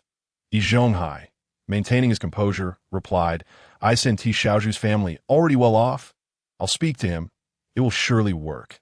Lu Haizhong interjected, but how can we convince LV Qing to let go of the rooms? Yi Zhonghai expressed his desire to convene a meeting for the entire courtyard tomorrow, suggesting that Qin Huairu should first share the difficulties faced by her family, allowing everyone in the courtyard to understand the challenges of accommodating so many people in a single room. He continued, stating that the other two families should also voice their housing difficulties, ensuring that the community recognizes the genuine need for assistance among the three families. Yi Zhonghai paused, then proposed that he would later suggest that Lu Qing be allocated 2 rooms, while Xiao should relinquish one. That, given that these 2 households have the most vacant rooms, it was certain that the community would agree to tea that time. Xiao's room would be given to the Jia family, and Lu Qing's room would be divided between the 2 families. Yin Bugui inquired about what to do if those 2 families were unwilling to comply, pondering who would willingly give up their rooms without cause. Lu Haizhong, after some contemplation, nodded in agreement. Zhonghai reassured them that they were not asking for the rooms for free. He proposed that a nominal fee of 1 yuan per room each month would be reasonable, emphasizing the spirit of mutual aid within the courtyard. Once they had moved in, it would be difficult for the previous occupants to evict them, especially since such a decision had been made collectively. They had to consider their reputation as well. Lu Haizhong still felt a bit uneasy, expressing concern that they might refuse due to the low rent. Yin Bugui acknowledged that 1 yuan was indeed insufficient, but he was adamant that he could not afford to contribute any more. Yi Zhonghai encouraged them to share their family's hardships with everyone, highlighting that they were struggling to support an entire family on a single income. If they demanded higher rent, it would reflect a lack of compassion. Yin Bugui silently appreciated this sentiment. He suggested inviting the elderly lady to lend her support, as Xiao was most agreeable to her, and it would be unlikely for him to object. Yi Zhonghai further added that there was one last matter to discuss. He proposed that they raise funds for the Jia family, as Jia Zhangshu had recently approached him, expressing that they were on the verge of starvation. Considering that Dongshu's salary was barely sufficient to support 3 adults and a child, it was indeed a difficult situation for him. By donating to the Jia family, they could also demonstrate to the newcomers the strong sense of unity and supportive atmosphere that characterized their community. Lu Haizhong nodded in agreement, while Yin Bugui remained silent. Feeling that being asked to donate money was akin to risking his own livelihood, Yi Zhonghai, understanding Yin's frugal nature, offered him 2 yuan to contribute. Yin Bugui accepted the money with a smile, thinking that he could donate 1 yuan tomorrow without raising any objections from the others. As their discussion came to a close, Annie made dinner, and the 3 men began to drink and enjoy each other's company. In the afternoon, Yi Zhonghai sought out the deaf old lady, who initially opposed Xiao's situation. However, after Yi Zhonghai's persuasion, she reconsidered, realizing that she would still rely on Yi Zhonghai's wife for care. She also reflected on how Xiao had been somewhat distant lately, and thought it would be beneficial for him to understand how much he needed her support. Thus, she agreed to Yi Zhonghai's proposal. Meanwhile, Lu Qing's family returned to Sijio City under the cover of darkness, unaware of Yi Zhonghai's schemes, of course. Lu Qing was also waiting for Yi Zhonghai to make his move, having anticipated this moment for quite some time. Chapter 53. Conflict. By the time Lu Qing and his companions arrived back in Sijio City, night had fallen. After dropping Wang Feng off at home, the 3 siblings returned to their courtyard. As they entered, Yin Bugui, the gatekeeper, approached them, noting their empty hands with disappointment. He inquired whether Xiao had brought anything back from his outing. Xiao, with empty hands, replied, "Third uncle, does it look like I have anything?" Yin Bugui, undeterred, announced, "I'm here to inform you that there will be a courtyard meeting tomorrow night at 7 o'clock, and all residents are required to attend." Upon hearing this, Lu Qing thought to himself that the rumored courtyard meeting had arrived just 3 days after his arrival. How fortuitous! This was a scene every time traveler to the courtyard cherished, and he could not afford to miss it. He then asked Yin Bugui about the agenda for the meeting, wondering whether it would pertain to any policies since the street office was closed for the holiday. Yin Bugui replied that there was nothing of great concern. It was merely to discuss the Jia family's dire situation and see if the residents could offer assistance. However, Lu Qing noted a flicker in Yin Bugui's eyes, indicating that there was more to the story, likely something aimed at him. Nevertheless, he dismissed the notion, confident that they could not concoct anything too elaborate. He smiled and assured Yin Bugui that he would attend punctually the next day. As they returned to the courtyard, Xiao Jiang unlocked the door, and just as they were about to enter, Yi Zhonghai approached with a furrowed brow. "Zhuzi, why have you started locking the door? We were the first to move into this courtyard, and we previously agreed not to lock the doors. Why doing so? You imply that someone in the courtyard is untrustworthy. This might affect our score when evaluating the courtyard next year. How will you explain that to everyone if we fail?" Stepping forward, Xiao Jiang was about to respond when Lu Qing interjected. "Third uncle, has there ever been a rule about not locking the doors in our courtyard?" Yi Zhonghai confirmed that such an approach reflected a commendable community spirit of honesty. Lu Qing countered, "So if I don't lock the doors and something gets stolen, who will take responsibility?" Yi Zhonghai quickly replied, "Naturally, you will be responsible." Lu Qing, undeterred, shot back, "Third uncle, your reasoning is flawed. You expect others not to lock their doors while absolving yourselves of any responsibility for theft. Should I assume that you wish to enter others' homes at will?" Yi Zhonghai vehemently denied any such intentions, asserting that they were a civilized community and that no one would dare intrude into another's home. As their argument escalated, several residents began to gather, intrigued by the commotion. Lu Haizhong joined the crowd, and even the second and third uncles arrived to witness the unfolding drama. Lu Qing, seeing the growing audience, continued, "So, third uncle, if you refuse to take responsibility for thefts and refuse to compensate, how do you propose to resolve this issue?" Yi Zhonghai was momentarily at a loss for words. Just then, Yin Bugui intervened. Attempting to mediate, "Lu Qing, if that were the case, the three of us would certainly assist you in the investigation." However, Lu Qing was not appeased and pressed further. "What if the investigation yields no results?" Yin Bugui fell silent, caught off guard. Lu Haizhong strode over and addressed Lu Qing. "Living in this courtyard means adhering to its rules. Why must you complicate matters?" Lu Qing scoffed, "I'm curious to know if the courtyard's rules hold more weight than the law. Has the government declared that we are not allowed to lock our doors? Or has the street office mandated that in order to be deemed an advanced courtyard, residents must leave their doors unlocked? If such a statement exists, I shall inquire when they return to work." Upon hearing this, the three uncles' faces darkened. The rule against locking doors had been their own creation to bolster their authority in the courtyard. And if it reached the street office, they would surely face severe repercussions. In truth, most residents were indifferent to the issue of locking doors, as the women remained at home, unafraid of intruders. Yi Zhonghai seethed with anger. Having initially believed that the newcomer, who had treated them to dinner, would be reasonable. However, it became evident that he was a provocateur, and Yi Zhonghai resolved to handle him at the upcoming courtyard meeting. He waved his hand dismissively, stating, "Forget it. If you wish to lock your door, then do so. But if you fail to be recognized as an advanced courtyard because of it, you bear the responsibility. When it comes to the evaluation, I shall take full responsibility." Lu Qing retorted, determined to make his stance clear. Zhonghai felt a surge of indignation but held his tongue, realizing that this newcomer was not one to back down easily. The crowd began to disperse as Yi Zhonghai declared, "All of you, go home. We shall discuss this further at tomorrow's courtyard meeting." He then ignored the remaining spectators and returned home. The onlookers, losing interest in the drama, also departed, while the second and third uncles exchanged glances and made their way to Yi Zhonghai's residence. Chapter 54. The courtyard meeting. As the three uncles prepared for yet another meeting, He Yuzhu cast a worried glance at his elder brother. Hesitating to speak, Lu Qing reassured them. "They won't cause much of a stir. You two should rest. I will handle everything." Once the two had retreated to their room, Lu Qing returned home. Seated alone, Lu Qing contemplated the imminent courtyard meeting. Suspecting that the three uncles had no significant plans in store, he resolved to strategize for the meeting, intending to confront Yi Zhonghai publicly. Meanwhile, at Yi Zhonghai's home, the three uncles sat in silence around the table. After a long pause, Yin Bugui broke the silence, asking old Yi, "What is going on?" Yi Zhonghai spoke in a low voice, initially believing that the newcomer was sensible, only to discover that he was a troublemaker. It would be best to find a way to expel him from the courtyard.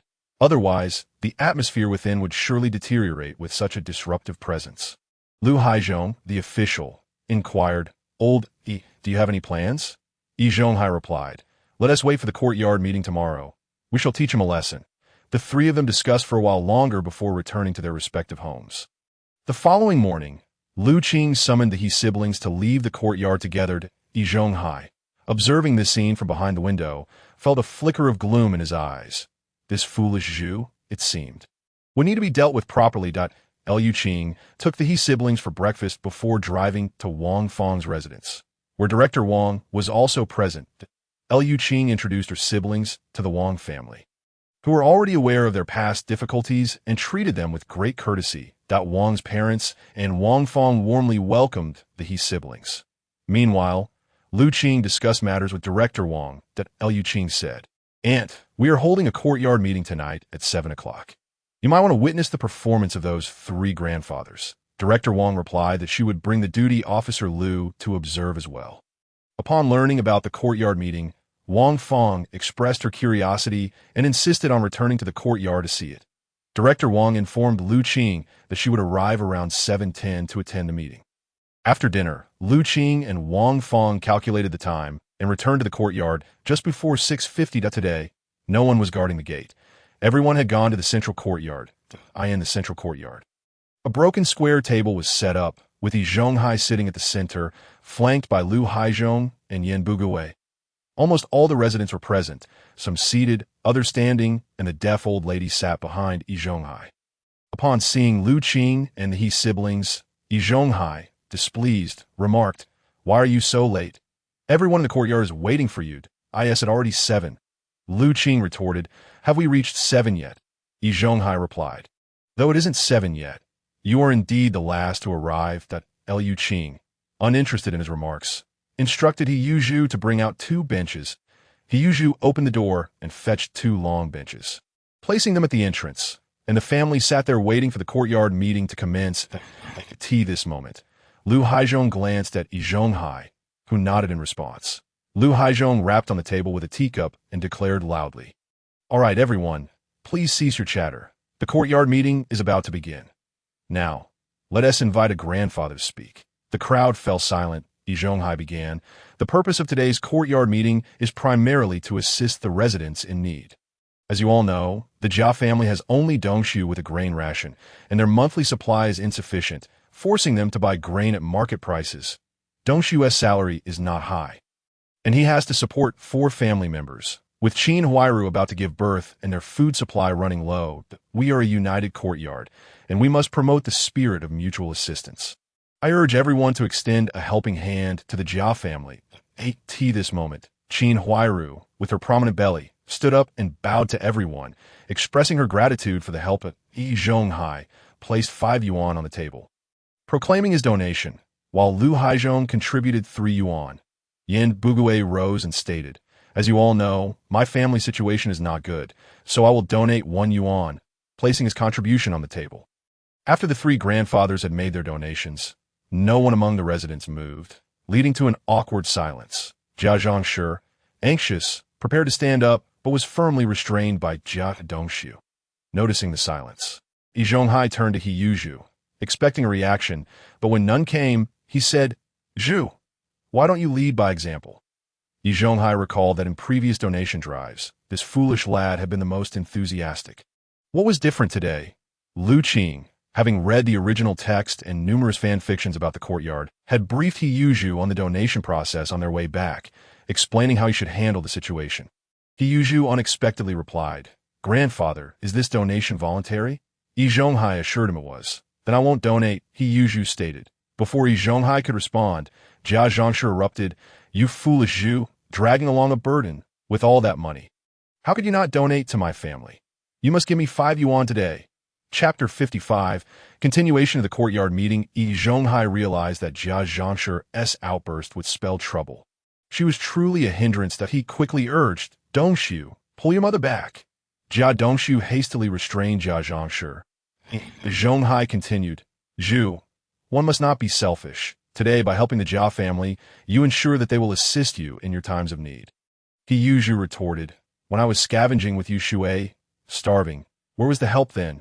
Yizhonghai argued, "At that time, you didn't ask for our assistance. We would have surely helped if you had come to us." He Yuzhu replied, "Grandfather, As Xiao Jiang just mentioned, I don't want to donate and then be scolded that I simply will not donate. Yi Zhonghai's frustration with Xiao Jiang grew. She was truly a source of trouble. He reluctantly shifted his focus to Lu Qing, saying, Lu Qing, I know your family is well off. Why not lead by example? Lu Qing answered, Grandfather, have you applied to the street office for this donation? Yi Zhonghai felt a jolt of surprise, but maintained his composure, saying, Isn't it a holiday? We thought we could donate first and report to the street office later, showcasing our courtyard's virtue of mutual assistance. Lu Qing countered, Grandfather, you may have misunderstood. Donations require approval from the street office, and a staff member must be present. Without the street office's authorization, organizing a donation would be considered illegal fundraising, which is a crime punishable by imprisonment. Nearby, Lu Haizhong and Yin Bugui were taken aback. Is donating illegal? Yin Bugui recalled that during the selection of the courtyard liaison, a staff member from the street office had mentioned this.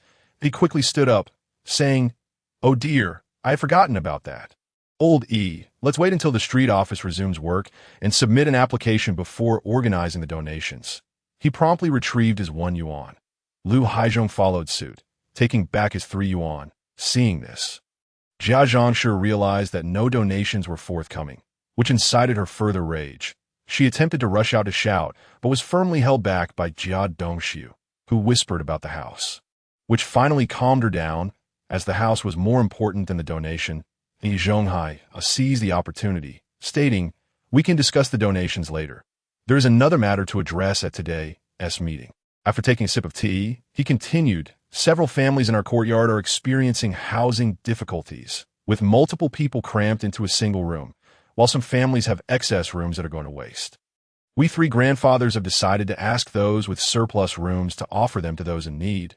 What does everyone think? Please raise your hand for a vote if you agree. Upon hearing this, the residents felt optimistic.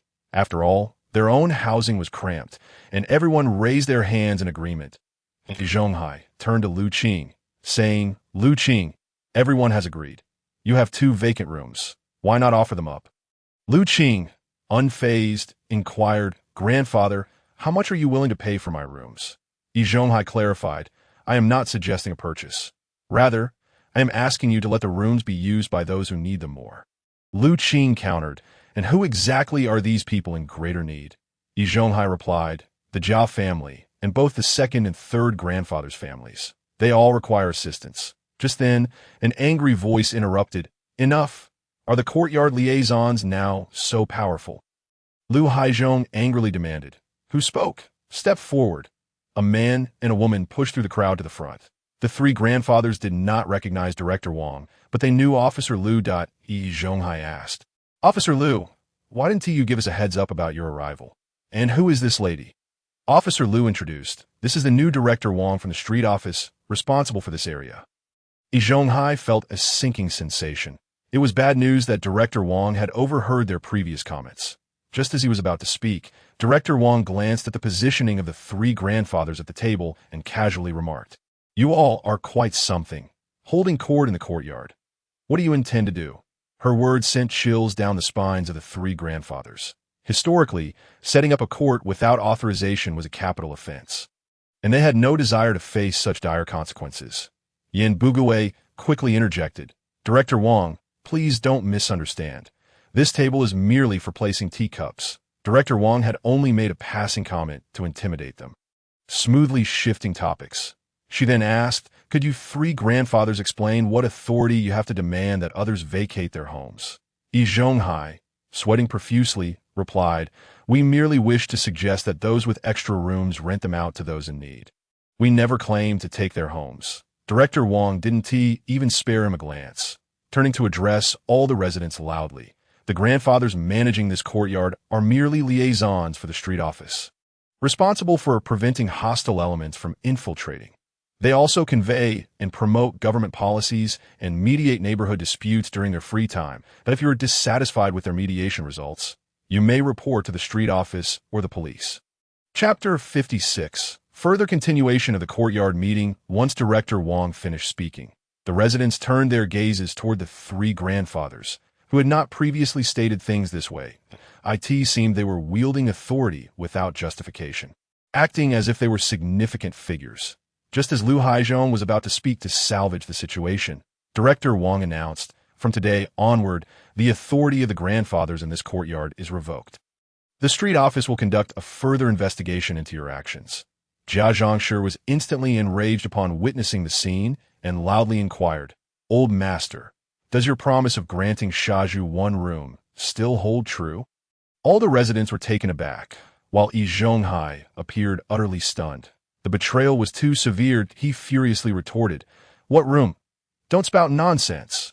Xiao Jiang, incensed by his response, began her dramatic invocation, clapping her thighs and wailing, "Heaven above, this is an utter injustice. These people are bullying us, the orphans and widows. The promises made are now worthless. Old Jia, come forth and take away these scoundrels who torment our family." Director Wang coldly observed Xiao Jiang's performance. While Lu Gan, who had accompanied him, panicked. He was responsible for this courtyard, and during prior visits, the three elders had all spoken of how harmonious their community was. Now, such a spectacle had erupted, having come today with the director to witness this courtyard assembly. He knew he would face rebuke upon returning. And now, with Xiao Jiang invoking old Jia and engaging in superstitious practices, he was filled with rage, shouting, "Xiao Jiang, do you dare to indulge in such superstition? If you continue your wailing, I shall send you back to the countryside." Xiao Jiang did not possess an urban household registration, and after Jia Dongxu's marriage, all household duties fell upon Qin Huairu. She had nothing to do but eat and sleep, living a life akin to that of a noble woman. But if she were to be dispatched back to the countryside for agricultural labor, how could she possibly survive? Upon hearing Lu Gan's threat of sending her back, she immediately fell silent and hid behind Jia Dongsu. I could see that moment. The crowd noticed Lu Qing whispering to Director Wang, prompting them to move toward the backyard. Director Wang addressed everyone, urging them to wait a few more minutes, as there was still a more pressing matter to address. Whispers circulated as the crowd speculated on what this could be.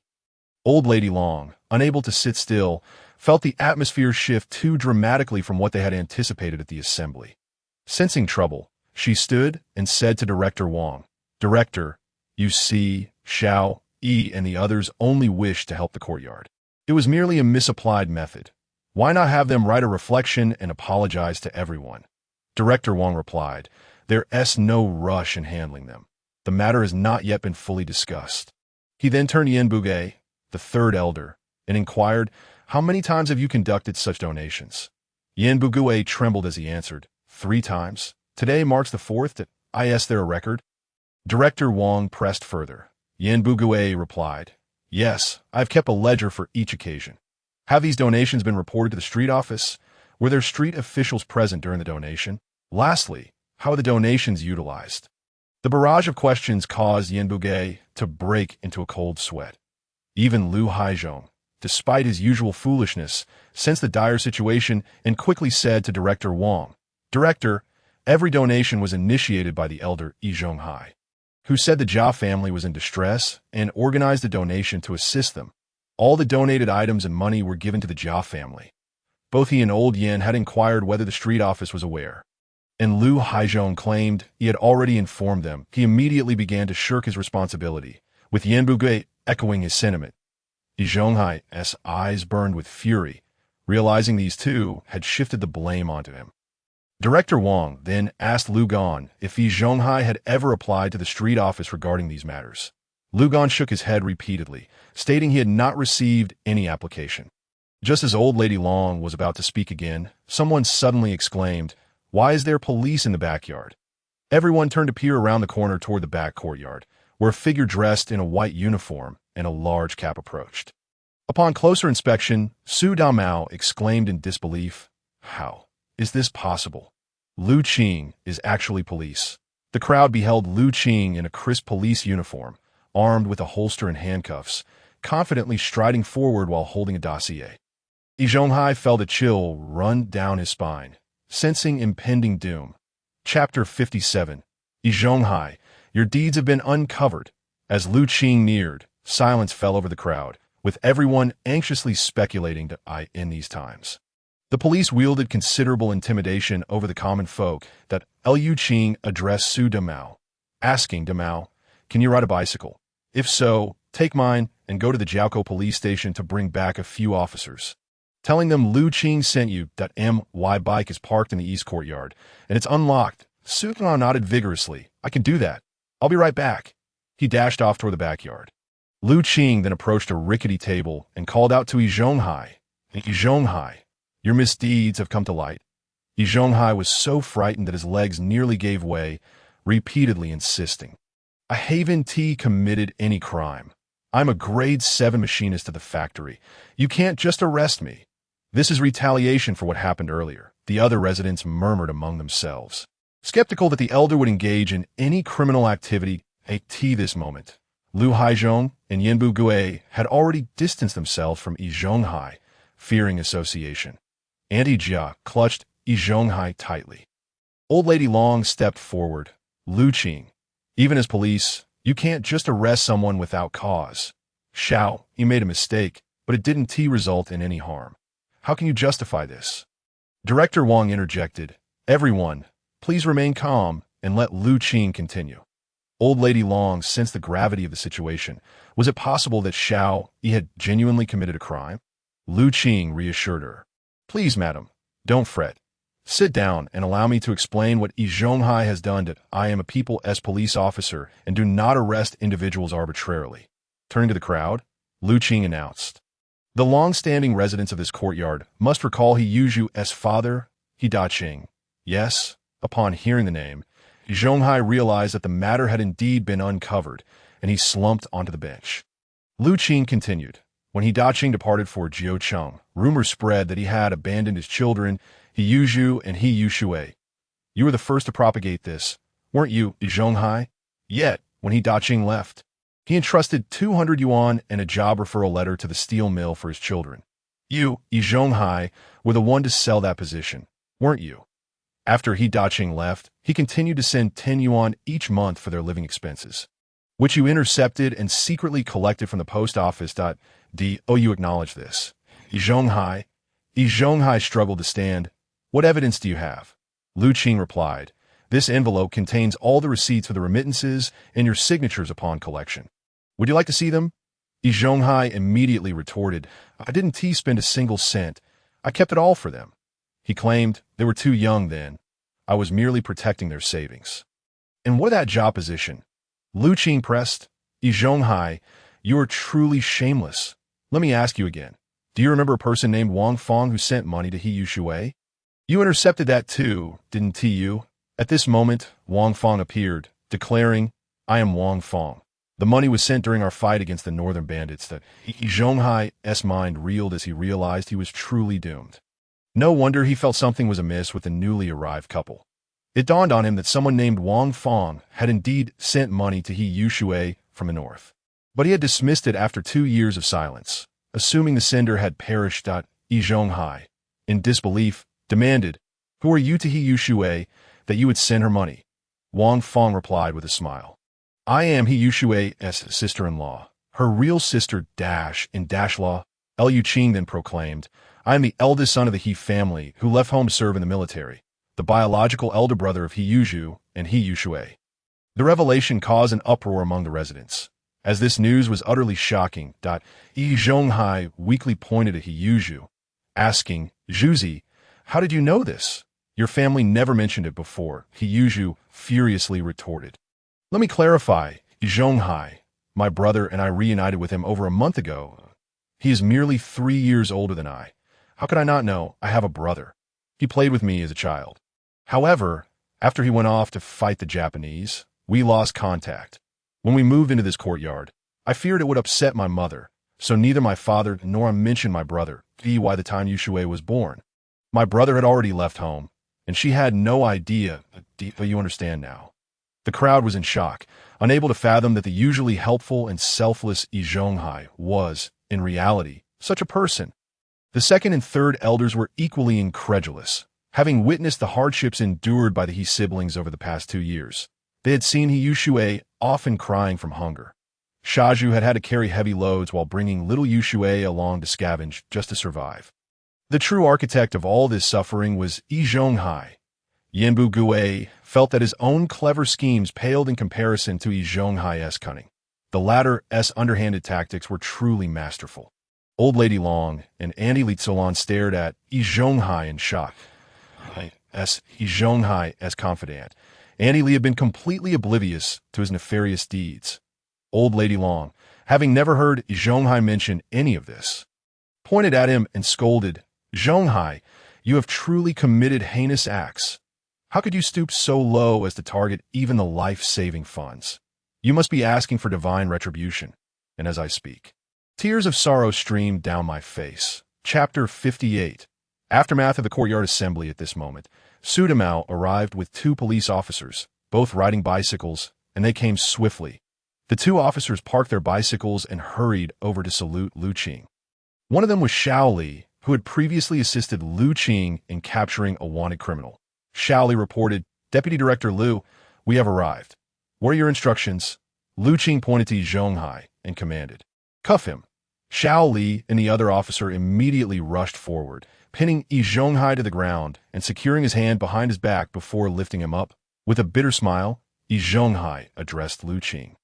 "Why did you wait until now to apprehend me?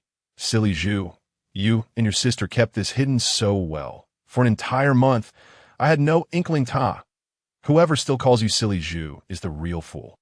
Suddenly, Adamali Talon rushed over and fell to her knees at Lu Qing's feet, weeping, "Lu Qing, could you possibly spare old E? We will compensate. 3-fold, no, 5-fold. I beg you, let old E go. How can I live without him?" Lu Qing helped Adama to her feet, saying, "Adama, whether or not I can release Yi Zhonghai is not up to me. It's not merely a matter of compensation. The postal office has already reported the incident. More than half a month ago, I came here with Wang Fong, that I assume you have mentioned Wang Fong's name to Yi Zhonghai. Haven to you. If he could have remembered to turn himself in earlier, I would have had to act today." Lu Qing then instructed Xiao Li, "You 2 take Yi Zhonghai to retrieve the stolen money." The 2 officers received the order and escorted Yi Zhonghai back to his home to collect the illicit funds. Su Damao was inquiring with neighbors about the recent events and was astonished to learn that Lu Qing was actually He Yuzhu's elder brother.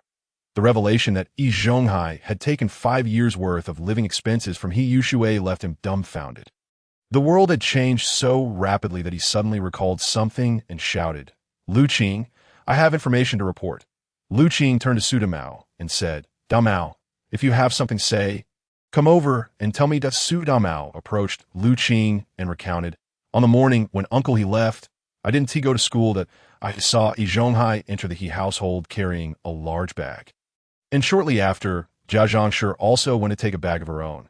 Jia Zhangshi, overhearing, shouted, 'You're talking nonsense. I didn't take anything.' Su Damao replied, 'My father was with me. He saw it too.' Jia Zhangshi retorted, 'I saw Yi Zhonghai take something, and I only took a bag of flour weighing a few dozen jin. I didn't take anything else.' The crowd in the courtyard began to murmur, condemning the 2 families for stealing even the life-saving rations meant for their children. Just then, Yi Zhonghai was brought out, with Xiao Li holding an iron box, which he handed to Lu Qing. Upon opening it, Lu Qing inspected the contents and counted the money, declaring a total of 770 yuan. Returning the money to the box, Lu Qing inquired, "What about the letter?" Yi Zhonghai replied, "It was burned." Lu Qing chuckled. "That adds another charge, the unauthorized destruction of someone else's correspondence." He then ordered Xiao Li, cuff Jia Zhangshi, and take her away as well. Jia Zhangshi, upon seeing Xiao Li approach with handcuffs, nearly wet herself in fear, backing away repeatedly while shouting, "I was wrong. I won't go to the police station. I won't." Suddenly, she pushed Qin Huairu in front of her, pleading, "Qin Huairu, go plead with Lu Qing and ask him not to arrest me." Qin Huairu, heavily pregnant, stood there wiping her tears, while Jia Dongshu stood helplessly by. Director Wang glanced at the pregnant Qin Huairu, frowned, and said to Lu Qing, "Lu Qing, let the street office handle this Jia Zhangshi." Lu Qing agreed, calling Xiao Li back. Jia Zhangshi, relieved to have escaped this ordeal, turned to flee home. Director Wang bellowed, "Stop. If you dare run, the police will take you away." Jia Zhangshi trembled and hurried back to her original spot. Lu Qing addressed Director Wang. "Director Wang, I will take the suspect back to the station. This matter is in your hands now. He then instructed Yushui to accompany Wang Fong to the back courtyard for company. He also told Yuzhu and Su Demao come to the station to make a statement. The group then escorted Yi Zhonghai towards the police station. After Lu Qing and his group departed, Director Wang clapped his hands and declared, "Residents, may I have your attention for a moment?" The crowd quieted down to listen. Director Wang proclaimed loudly, "Let me reiterate, the liaison officer of this courtyard, essentially the caretaker, has no authority to compel any resident to do anything. The fundraising efforts within this courtyard are also illegal. If you find anything unreasonable, feel free to report it to the neighborhood committee or the street office. Lu Haizhong and Yin Bugui's liaison status is hereby revoked. They are to report to the street office tomorrow for processing. Xiao Jiang, you are to accompany them. If you refuse, the police will take you away." Now, everyone could disperse and return home to rest. The crowd began to disperse, and Wang Fong pulled Director Wang aside, saying, "Aunt, it's quite late. Don't go back. Stay at my house at night." Director Wang smiled and nodded, allowing Lu to return on his own while she, Wang Fong, and He Yushui headed to the east courtyard. Old Lady Deaf sighed and took Li Tzulan with her to the back courtyard. Li Tzulan, already in a state of panic, followed the old lady without a second thought. The residents in the courtyard, upon seeing Wang Fong, referred to Director Wang as Aunt, all thinking that this courtyard was on the verge of a transformation. The Jia family had long since scurried home, bolting their doors in silence, as the crowd cleared the central courtyard. Only Lu Haizhong and Yin Bugui remained, sitting there with despondent expressions, sighing heavily. Chapter 59. A tumultuous night, Lu Haizhong and Yin Bugui sat across from each other in silence. After a moment, Yin Bugui stood and said, "Old Lu, given the circumstances, we can only go to the street office tomorrow and await our punishment. Let us head home and rest." The two returned home, instructing their sons to tidy up the central courtyard without further discussion. Director Wang, along with Wang Fong and Yushui, visited the east courtyard and admired the houses, with Director Wang exclaiming to Wang Fong, "Your house is truly splendid. I regret choosing the cylindrical building for my official residence." The trio chatted and laughed while awaiting Lu Qing's return. In the home of Old Lady Deaf, Li Tzulan sobbed, asking, "What should I do? Zhonghai has been arrested. How can I rescue him? If Zhonghai doesn't come back, how will I survive?" Old Lady Deaf sighed. "Young Yi is foolish. How could he commit such a heinous act?" "Do you know the amount of money he took?" Li Tzulan cried. "I genuinely had no idea. At that time, I wanted to give Yushui a few corn buns, but Old Yi scolded me that I had no clue what he was plotting." Old Lady Deaf replied, "Plotting what?" "It seems he wanted to scheme against Zhu's property to benefit the Jia family." I Tzulan lamented, "It's all my fault for not bearing a son or daughter." Old Yi wanted to rely on Jia Dongshu for support, which led him to this. Old Lady Deaf stated, "It's pointless to dwell on this now. Let us go to the police station tomorrow and inquire further before making plans." Lu Haizhong returned home, sitting in silence with a cup of tea, his heart not even in chastising his child. He couldn't comprehend how a simple courtyard assembly could lead to the demise of the second uncle's position.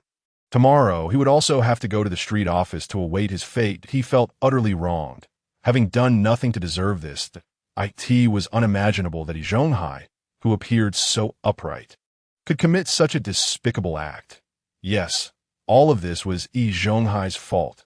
Lu Haizhong now harbored profound resentment towards him in the Jia household. Xiao Jiang was utterly terrified, collapsing on her bed as soon as she entered, burying her head under the covers. Jia Dongshu and Qin Huairu lacked the energy to wash up, sitting in silence. Qin Huairu internally scorned Jia Jiang, thinking her as foolish as a pig, unable to see the situation clearly. Jia Dongshu, on the other hand, contemplated the future, wondering what he would do if Master Yi Zhonghai truly didn't return. Observing his mother-esque temperament, he realized that without Yi Zhonghai's protection, it wouldn't be long before the entire family was expelled from the courtyard and the front courtyard. Yin Bugui was also awake, smoking a cigarette, still shaken from the day's events. His own schemes paled in comparison to Yi Zhonghai's, and he hadn't anticipated that the He family had such a capable eldest son, keeping the entire family's secrets until now. Liu Qing was remarkably patient. He must have already known about Yi Zhonghai's actions and had been waiting for the right moment to take him down. Yin Bugui pondered whether he had any grievances with the He family. Aside from occasionally taking small advantages, it seemed there was nothing substantial, which eased his mind slightly. Yet the thought of having to go to the street office tomorrow troubled him. He hoped the school wouldn't be notified about this incident, or it would be disastrous. Yu Zhu and Su Demao arrived at the police station, completed their statements, and were allowed to leave. The two walked home together. Su Demao remarked to Yu Zhu, "Brother Zhu, you're quite impressive. Your brother is the deputy director of the police station, and you kept that under wraps until today." Yu Zhu replied, "I follow my brother's lead." Su Demao envied Yu Zhu immensely, recalling the moment Lu Qing had emerged in his police uniform that evening. He felt it was an unforgettable sight. With such a prominent figure in the courtyard, he realized he needed to cultivate a good relationship with him, as it could prove advantageous in the future. Yu Zhu was quite pleased. His brother had publicly acknowledged their relationship, freeing him from the necessity of pretense. After holding the secret for a month, he was eager to let everyone know he had an elder brother. For years, he and his sister had lacked protection, and he felt exhausted from having to speak for both of them. What thrilled him most was that Yi Zhonghai, that scoundrel, was now in custody. He was eager to see how this would unfold. Given that the hardships they had endured over the years were largely due to him, by the time the two returned to the Sihuan, it was quite late, yet Yin Bugui had not closed the gate. Instead, he was waiting for them. Upon seeing them return, he eagerly inquired, "Did you find out how the police station handled the matter?" Yu Zhu shook his head. "It's too soon for that. We just finished our statements and came back." Once again, regarding Uncle San, "My brother will not be returning tonight, so there is no need for you to wait." The two parted ways upon reaching the backyard. Yu Zhu entered the east courtyard and found only Wang Fong and Director Wang engaged in conversation. Yu Shui, being relatively young, could not endure the fatigue and decided to retire for the night. He said to Wang Fong, "Sister-in-law, Aunt Wang, my brother asked me to inform you that he will not be coming back tonight, so you may rest." Wang Fong acknowledged his words, saw Yu Zhu to the gate, closed it securely, and returned to her room to rest with Director Wang. Upon returning home, Su Demao discovered that Su Fugue was still awake and inquired, "Dad, why are you still up?" Su Fugue replied, "Demao, as you have witnessed today, the He family is rising in prominence. You should cultivate a good relationship with Juzi. After all, you two have grown up together, and he may be able to assist us in the future." Su Demao responded, "Dad, I understand. The events of this evening were more dramatic than any grand performance that I truly did not expect Yi Zhonghai to be so unscrupulous. His usual demeanor is all a facade." Su Fugue, having mingled in society before liberation, imparted wisdom to Su Demao, saying, "In your future career, you will encounter all types of individuals. Therefore, do not judge others solely by their appearances." Su Demao nodded in understanding, and both father and son retired for the night. The events of that night caught everyone in the courtyard off guard. Upon returning home, they could not help but discuss the happenings. That night, the courtyard was anything but tranquil. Chapter 60. A refreshing perspective on Yi Zhonghai. Lu Qing brought Yi Zhonghai into the police station, where they encountered Director Zhang and the instructor, who had rushed over upon hearing the news. After directing the officers to take Yi Zhonghai into the interrogation room, Director Zhang turned to Lu Qing and said, "Lu Qing, we are brothers who share the same ladle in the pot. Allow me to assist you with this case, as it concerns your family. You should avoid any potential suspicions. Do not provide others with any reason to criticize." He assured Lu Qing that he would handle the matter meticulously and would not allow his siblings to suffer in vain. The instructor nodded in agreement. Lu Qing was deeply moved by Director Zhang's words and expressed his gratitude, saying, "Thank you, brothers. Once this matter is resolved, please come to my home. I will prepare a meal for us to enjoy together." The instructor chuckled heartily, saying, "We were just waiting for you to say that. However, one meal is insufficient. It must be at least two." Lu Qing laughed in return, "As long as my brothers are willing to eat, I can prepare as many meals as you desire." Lu Qing produced 2 packs of Camel cigarettes, handing them to the two gentlemen, saying, "Brothers, you have worked hard through the night. Take these to relieve your fatigue. You both go ahead with the interrogation while I gather some items to prepare a late-night snack for everyone." Director Zhang replied, "Very well, we shall not be polite. They then parted ways, and Zhonghai found himself shackled to a chair in the interrogation room. And after a considerable time elapsed without anyone entering to question him, he initially felt anxious. However, being Zhonghai, he soon calmed himself and began contemplating how to respond to Lu Qing's interrogation, pondering ways to extricate himself from the situation. Just as Zhonghai was deep in thought, the door to the interrogation room swung open, and two officers entered. Not Lu Qing, but Director Zhang and Instructor Huang. Recognizing them both, Zhonghai felt a flicker of hope. The two took their seats, exchanged a glance, and nodded before Director Zhang inquired. Name and age? Zhonghai, 43 years old, employed as a 7th-grade fitter at Hongxing Steel Plant. Residing at number 95, Nenluo Guxiang, he replied. Director Zhang continued. Zhonghai, our policy is to encourage honesty and leniency, while resistance leads to severity. Do you understand why you have been apprehended? The instructor began to take notes. Zhonghai eagerly responded. Director Zhang. Instructor Huang, this is all a misunderstanding. Lu Qing failed to grasp that everything I did was for the benefit of the He siblings. Director Zhang pressed. Explain how it was for the benefit of the He siblings. Zhonghai continued. I feared they were too young to handle money responsibly, so I took it upon myself to safeguard their funds until Zhuzi's wedding. You know my character. I have not spent a single cent of that money. It has all been saved, he added. You are aware of my integrity. How could I embezzle such a trivial amount? My monthly salary is over 80. Director Zhang was taken aback by Zhonghai's audacity. Nearly incredulous at the absurdity of his claims, he pressed further, then explained why you took 200 yuan from the He family, along with a recommendation letter and food supplies, and even sold their work position. How do you account for that?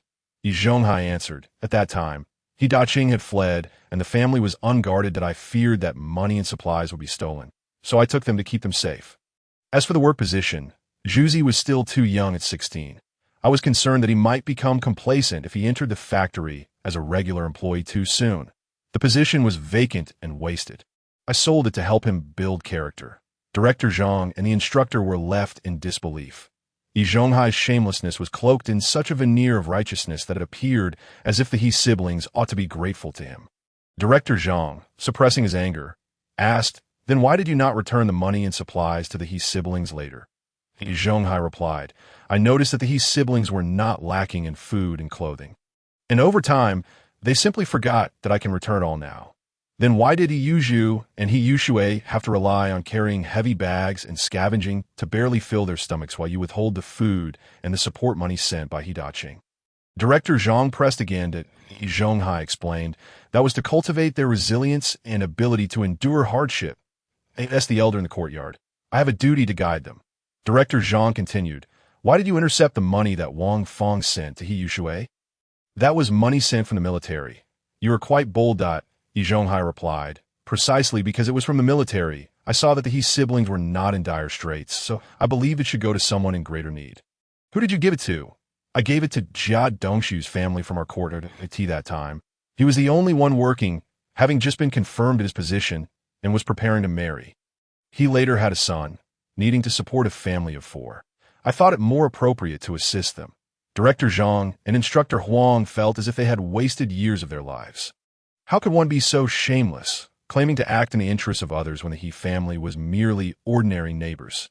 Who gave Zhonghai the audacity to speak so boldly? Was it Liang Jingru? Director Zhang, enraged, slammed the table and shouted, Zhonghai, to this day, you continue to fabricate lies, obstinately refusing to see reason. Let me tell you, just for intercepting He Yushui's living expenses and the military remittance, we could sentence you to death. You understand what living expenses are. They are funds essential for survival. If because of you, He Yuzhu or He Yushui starved to death, that would be tantamount to murder for profit. Who do you think you are? The He family is no relation to you. What right do you have to meddle in their affairs? You have no obligation to teach others. Confess honestly. What was your true motive? If you do not clarify, we will hand your case directly to the court to see if they will believe your fabrications. That if they sentence you to death, do not regret it. There is still a chance to tell the truth. Upon hearing the prospect of a death sentence, Zhonghai felt a wave of fear wash over him. He had not yet had his fill of life and fell silent. Director Zhang and Instructor Huang Both seasoned in their roles, exchanged glances and began to tidy up the records on the table, preparing to leave. Seeing them getting ready to depart, Yi Zhonghai realized they intended to transfer the case to the court, as he had mentioned. Under the threat of death, he hastily called out, "Director Zhang, wait! I will confess." The two men sat back down, awaiting Yi Zhonghai's admission. Chapter 61. Yi Zhonghai's calculations. Director Zhang urged, "Yi Zhonghai, confess honestly." After a moment of silence, Yi Zhonghai said, "Director Zhang, could I have a cigarette?" Director Zhang handed him a cigarette and helped him light it. Taking a deep drag, Yi Zhonghai finally spoke, "Director Zhang, you know I have no children. Before liberation, I was injured by the Japanese, and, upon consulting a doctor, was told I would never be able to have children later. When I saw the old man from courtyard 63 pass away and lie undiscovered for days, his body infested with maggots, I became terrified. I fear that after my death, I too would suffer such a fate, as I have no children to care for me in my old age." Tears streamed down Yi Zhonghai's face. Director Zhang responded, "You are still young. Why not adopt a child? The gratitude from raising a child far outweighs that of giving birth if you raise a child from a young age. They will care for you in your old age." Yi Zhonghai lamented. "Raising a child is far too time-consuming and labor-intensive. What if I raise them only for them to neglect me in my old age? That would be even worse." Director Zhang asked, "What does this have to do with your embezzlement of the He siblings' money?" Yi Zhonghai explained, "I took in Jia Dongxu from the courtyard as an apprentice, one who has bowed his head to me, with the intention of training him as my future caregiver. However, I was concerned that his mother, Jia Zhang, would not approve. Thus, I viewed Juzi as a backup caregiver." Director Zhang was perplexed and asked, "If you chose Yuzhu as a backup caregiver, shouldn't you treat him well?" Yi Zhonghai responded, "But he still has a father. Therefore, introduced the White Widow to He Daqing, hoping she would persuade him to abandon his children and seek wealth elsewhere, which would enable He Yuzhu to care for me in my old age." Instructor Huang interjected, "But this still does not explain your theft of their money." Yi Zhonghai replied, "Because Jia's family was truly in dire straits. Jia Zhang may have sensed my intentions for Jia Dongxu to care for me, frequently seeking my assistance. Over time, I could no longer bear it. I still needed to save money for my own future security, that I would not deplete my savings for him until the very end." Yi Zhonghai took another deep drag from his cigarette before tossing the butt aside and continuing, "Just in time for He Daqing to send over some money, that I will take a portion of it to assist the Jia family. As long as they can get by, that suffices. That AS for He Yuzhu. I intend to provide him with a bit of help only when he finds himself in dire straits, at which point he will feel grateful and remember this kindness. I also teach him to respect the elderly and care for the young. In time, he will surely heed my words. Even if Jia Dongxu does not support me in my old age, He Yuzhu will be there to catch me, and he can also keep an eye on Jia Dongxu's obligations to me." Zhang Director and Instructor Huang listened to Yi Zhonghai's words. Feeling a chill in their hearts, it was unfathomable for a person to be so selfish, wishing to rely on others for support without any willingness to contribute. Even orphans, burdened by misfortune, could still believe they were acting for the benefit of others. The audacity to seek control over another's life was astonishing. Zhang Director, suppressing his anger, asked, "Have you considered He Yushue's situation? If you wish for He Yuzhu to support you, what about the innocent He Yushue? She is just a 6 or 7-year-old girl, suffering because of your greed. Doesn't your heart ache?" Without much thought, Yi Zhonghai blurted out, "She is just a burden, an expense. If He Yuzhu is tied to her, he must provide for her food, clothing, and education." And Director Wang summoned Lu Haizhong and Yin Bue to step forward, instructing them to take turns reading their self-critique. Yin Bugue fared somewhat better, swiftly completing his reading and retreating into the crowd with his tail between his legs, having lost face for the day. Lu Haizhong, however, found himself in a predicament. Reluctant to read, he was informed by Director Wang that should he refuse, the street office would notify the factory, compelling them to take action. Lu Haizhong was even more fearful of the factory learning of this matter, and thus stuttered through his self-critique. Once he finished, Director Wang announced the consequences: the disqualification of Yi Zhonghai, Lu Haizhong, and Yin Bugue from their roles as liaisons, alongside a 15-day cleanup of Nanluo Guxiang. The courtyard would henceforth be directly managed by the neighborhood committee, and the Jia family was to refund He 50 jin of flour, committing to 3 months of street cleaning. Furthermore, the Jia family was to return their previous donations, which would be distributed by Yan Bugui and Lu Haizhong according to the records that in the future, any issues within the courtyard could be directed to the neighborhood committee. Unresolved matters should be addressed to the street office, and any illegal activities should be reported directly to the police. The Jia family dared not voice any objections to Director Wang's punishment, obediently returning home to retrieve the money to hand over to Yan Bugui before hurrying back. Under the supervision of neighborhood committee staff, Lu Haizhong and Yan Bugui returned the funds to various households, with He Yuzhu receiving 10 yuan, while Lu Qing collected 20 yuan on behalf of He Zhonghai, later transferring it to Li Tsulan. Once all matters were settled, Lu Qing invited Director Wang inside for tea, yet he declined, stating there were many pressing issues, and departed briskly with his entourage. Lu Qing subsequently entered the He household, where the deaf old woman and Li Tsulan were still present. He handed the 20 yuan to her, saying, "Aunt Li, this is the money your family donated that has been refunded." Li Tsulan accepted the money with gratitude. Then, after a moment of silence, inquired, "Lu Qing, is it true that He Zhonghai may never come out?" Lu Qing replied, "I am not privy to the specifics. It depends on the court's final verdict. However, I estimate that in the best-case scenario, he will serve at least 15 to 20 years. Lu Qing continued, "Aunt Li, you must start planning for your future." Ate tea this moment. The deaf old woman interjected, saying, "Talon can live with me, but I fear someone may come to take everything away. This child is too soft-hearted to safeguard the family assets."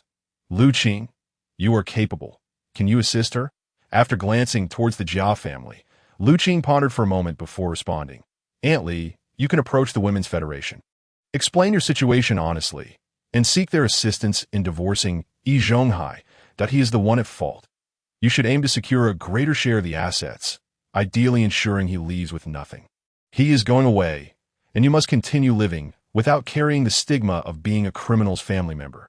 Once the assets are in your name, they will be protected by law, and if anyone attempts to seize them, you can report them directly to the police." The deaf old woman patted Li Tsulan's hand, saying, "Tsulan, you should heed Lu Qing's advice." Li Tsulan thanked Lu Qing and supported the deaf old woman to the backyard. In the backyard of the deaf old woman's home, she said to Li Tsulan, "Tsulan, tomorrow I will seek connections to inquire about Zhonghai's situation, that if things are truly as Lu Qing has described, you should follow Lu Qing's counsel. This courtyard, aside from the He siblings, is filled with too many treacherous individuals." Tsulan nodded in agreement. Her feelings toward He Zhonghai had turned to hatred, and she no longer cared about the court's ruling. Her focus was on planning for her future. Chapter 64. The deaf old woman seeks Vice Factory Director Yang. He Zhonghai is dismissed the following morning. The deaf old woman instructed Li Tsulan to hire a cart, and together they went to the Hongqing steel mill, where, after notifying the gatekeeper, they met with Vice Factory Director Yang. The deaf old woman addressed him, "Director Yang, I come to trouble you today because the other night, He Zhonghai, who has been caring for my living needs in our courtyard, was taken away by the Jiaodao police station. That I would like to inquire whether the situation is serious and when he might return." Vice Factory Director Yang was somewhat familiar with He Zhonghai. As there were not many 7th-level workers in the factory, he was unaware of He Zhonghai's arrest since the police had not notified the factory. He told the deaf old woman, "Please wait a moment. I will make a phone call to inquire." Vice Factory Director Yang dialed the police station. The call was answered by Director Zhang, and upon inquiring about He Zhonghai's situation, Director Zhang relayed the information truthfully. Vice Factory Director Yang asked Director Zhang what kind of punishment would be imposed in this situation. Director Zhang replied, "Our police station no longer has the authority to handle this matter. The evidence is irrefutable, and it will soon be transferred to the prosecutor's office for indictment. The final outcome will depend on the court's ruling."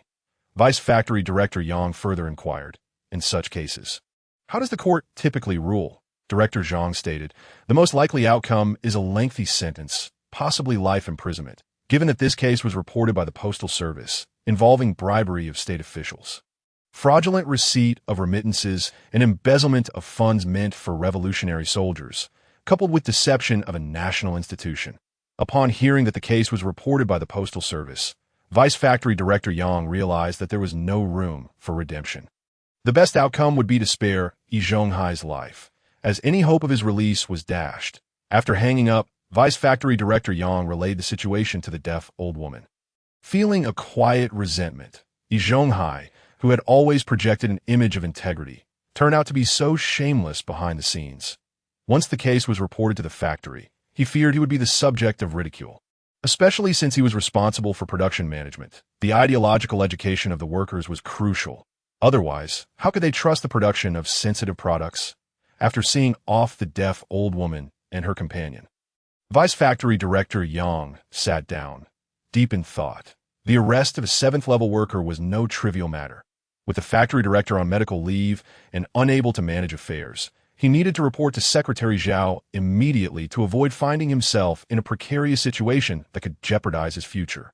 Vice Factory Director Yang quickly made his way to Secretary Xiao's office, where he sat down and thoroughly briefed him on Yi Zhonghai's situation.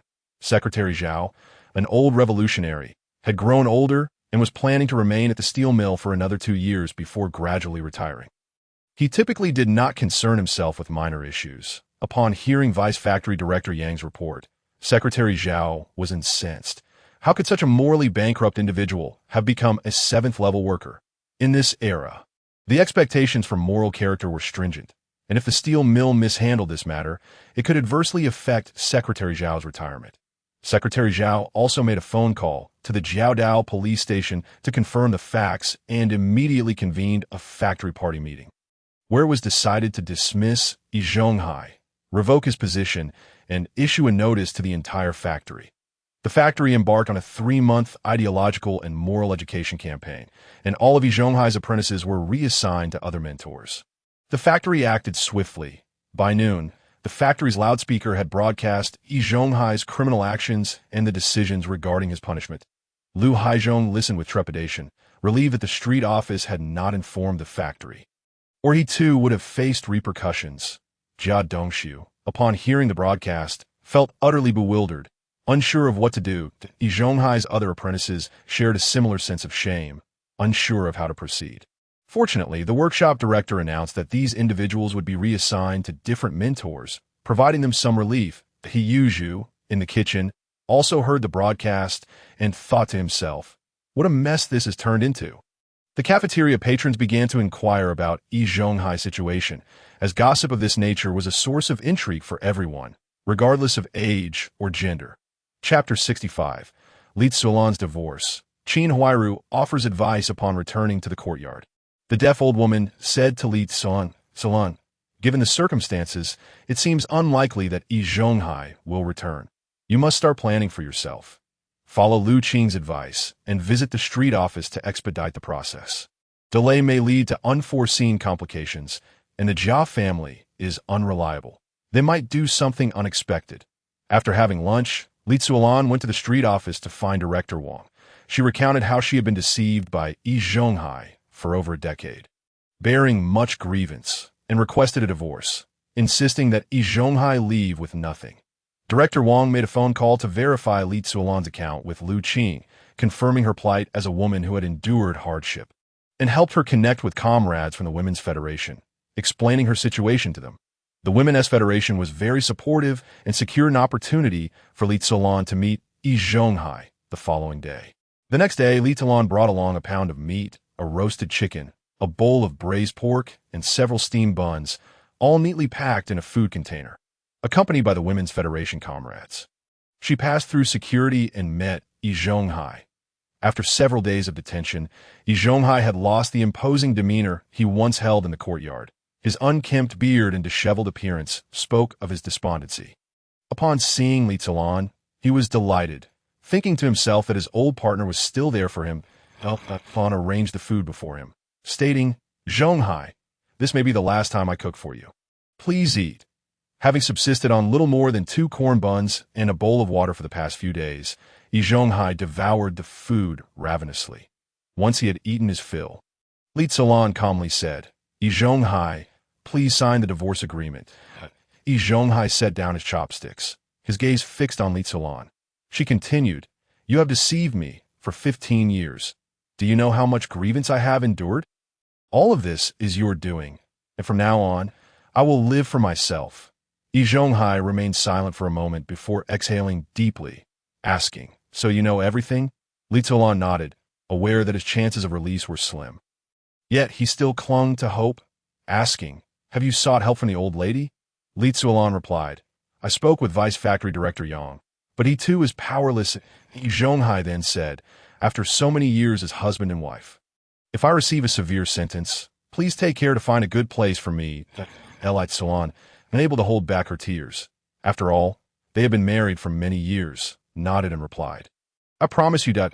Zhonghai once again declared that whether you marry or adopt a child in the future, you should sever all ties with the Jia family. You cannot outmaneuver them. After saying this, Yi Zhonghai took the agreement and signed it. He then revealed to Li Zuolan the location of a hidden stash of cash and valuables in their home. Li Zuolan prepared to leave after gathering her belongings.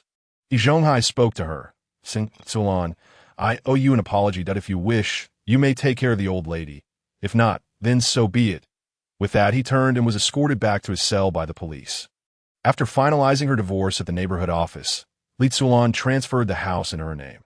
Once all of this was completed, she found herself at a loss for words. With a heavy heart, she returned to the courtyard, gazing at the empty rooms before heading to the backyard. Upon seeing her, the deaf old lady inquired, "Have you settled everything?" Li Zuolan nodded, and the old lady continued, "What are your plans now?" Li Zuolan replied, "I have long lost my maternal family and nowhere to go. Fortunately, this house is privately owned. I shall take each day as it comes." Hearing this, the old lady felt somewhat reassured. With Yi Zhonghai unable to return, if Li Zuolan were to leave, her own life would become quite difficult. Grasping Li Zuolan's hand, she said, "Let us rely on each other. Should anyone dare to intrude, I, the old lady, will protect you." Jia Dongxiu stumbled home in a daze, prompting Qin Huairu to ask, "Dongxiu, what happened?" Jia Dongxiu replied, "My master has been dismissed, and my position has been reassigned. The workshop has appointed another senior craftsman to mentor me. Life will be tough without my master's guidance." Qin Huairu fell silent.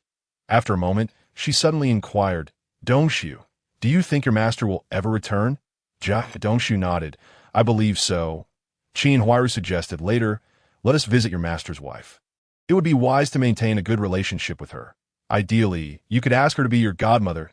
At tea that moment, Jia Zhangshi, who had been sweeping the streets, returned home, weary and famished from years of not working. Overhearing the conversation, she was instantly incensed.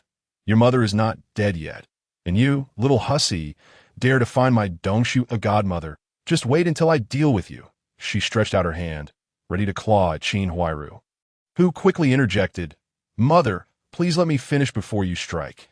Jia Zhangshi retorted angrily, "If you don't clarify your intentions, just see how I handle you."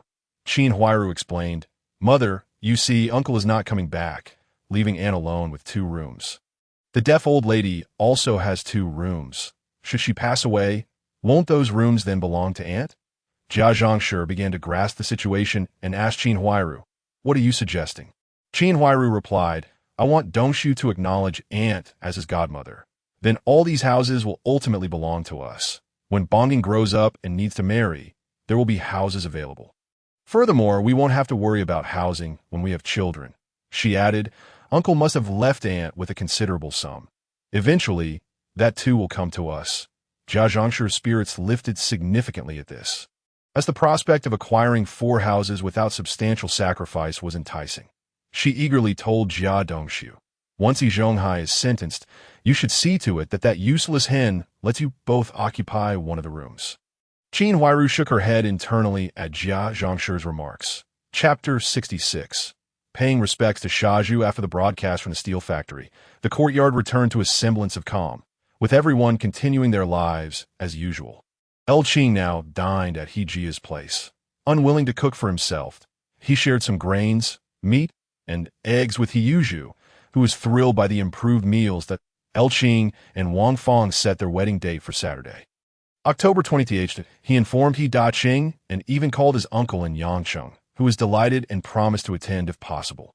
Busy with preparations for the wedding, Qing worked diligently on Saturday evening. Qing brought Wang Feng back to the courtyard and provided some ingredients for He Yuzhu to prepare dinner in the eastern courtyard, where he displayed his masterful cooking skills and offered pointers to He Yuzhu. After dinner, He Yuzhu appeared somewhat dejected, prompting Qing to ask, "Zhuzi, do you have something on your mind today?" He Yuzhu responded, "Brother, your cooking tips reminded me of my master. I haven't seen him in 5 years. Yet I'm afraid to visit, fearing rejection." Understanding the situation, Qing said, "You must see your master. Tomorrow, I will prepare some gifts and accompany you in Yusha on Sunday." Qing took He Yuzhu and He Yushui, carrying 5 pounds of pork, a fish, 2 packs of cigarettes, and 2 bottles of Finjio. To visit He Yuzhu's master on the way, He Yuzhu hesitated, prompting Qing to kick him in the rear and scold. "How long has it been since you last visited your master? You left without a word, deceived by Zhonghai. Do you wish to remain in the culinary world? Do you want to be a person? Now that you understand, why not go and apologize?" Upon arriving at Master Wang's home, He Yuzhu knocked on the door, which was opened by his wife, Wu Shi. She was surprised to see He Yuzhu, who had left without a word 5 years ago. "What brings you here today?" He Yuzhu stammered, "Hello, Master's wife is my master home." Wu Shi replied, "Zhuzi, you're here. Old Wang is at home. Come in," she called out. "Old Wang, Zhuzi has come." Qing and He Yushui also greeted, "Hello, Master's wife." Wu Shi recognized He Yushui and exclaimed, "Yushui has grown so much." She then asked Qing, "And you are?" "This is my elder brother." Qing, he replied. Wu Shi, aware of Qing's background, was astonished. "Wasn't it said that you fell victim to the Japanese?" Qing smiled and said, "Aunt, I am fortunate to have escaped. I returned from the north this year." Wu Shi welcomed them inside. Master Wang was sitting and enjoying tea. As soon as He Yuzhu entered, he knelt and declared loudly, "Master, your unworthy disciple comes to apologize." Qing followed suit, placing the gift down, and said, "Master, I am Qing, and I have brought this rascal to offer my apologies." Master Wang helped He Yuzhu to his feet and asked, "Why did you leave without a word back then? Where did you go? I even sent your senior brother to search for you, but master said you had gone away." Qing invited Master Wang to sit and recounted in detail the misdeeds of Zhonghai. Master Wang slammed the table in anger, exclaiming, "He deserves to be shot." He then chastised He Daqing for being worthless, asserting that if He Daqing were present, he would surely be punished. Turning to He Yuzhu, he said, "You were young then. It's normal to be deceived. No one could have anticipated how wicked Zhonghai would turn out to be. Your master did not expel you. It's good that you recognize your mistakes now." He Yuzhu broke down in tears. Wu Shi prepared tea for Qing and He Yuzhu, offering some pastries and candies to Yushui. As they chatted, Master Wang sent He Yuzhu to the kitchen to prepare a meal. Eager to assess his culinary skills, for lunch, He Yuzhu made twice-cooked pork, boiled fish, and mapo tofu, which Master Wang tasted and nodded in approval, acknowledging that He Yuzhu's skills were commendable and that his talent had not been squandered. Master Wang also pointed out a few areas for improvement. The meal was enjoyed by all. Afterward, Qing informed Master Wang about his wedding on the 20th, inviting him and his family to join. Master Wang replied, "Now it's just the two of us at home. Your senior brother has been transferred to Shanghai, and your sister and her husband have gone south. It will just be the two of us attending." After bidding farewell, Master Wang told He Yuzhu, "You have great talent. You must delve deeper into your craft and visit your master often. If you have any questions, feel free to ask." Wu Shi encouraged the brothers to bring Yushui over play, as she often felt lonely at home. Upon leaving Master Wang's house, He Yuzhu felt as though a thorn had been removed from his heart. Enlightened, he felt a renewed sense of spirit, which brought joy to Qing and Yushui. Chapter 67. Zhonghai is sentenced. He Daqing returns. Time passed swiftly, and that afternoon, 2 police officers arrived at the courtyard, posting a notice on the wall at the entrance. Passers-by gathered to take a look.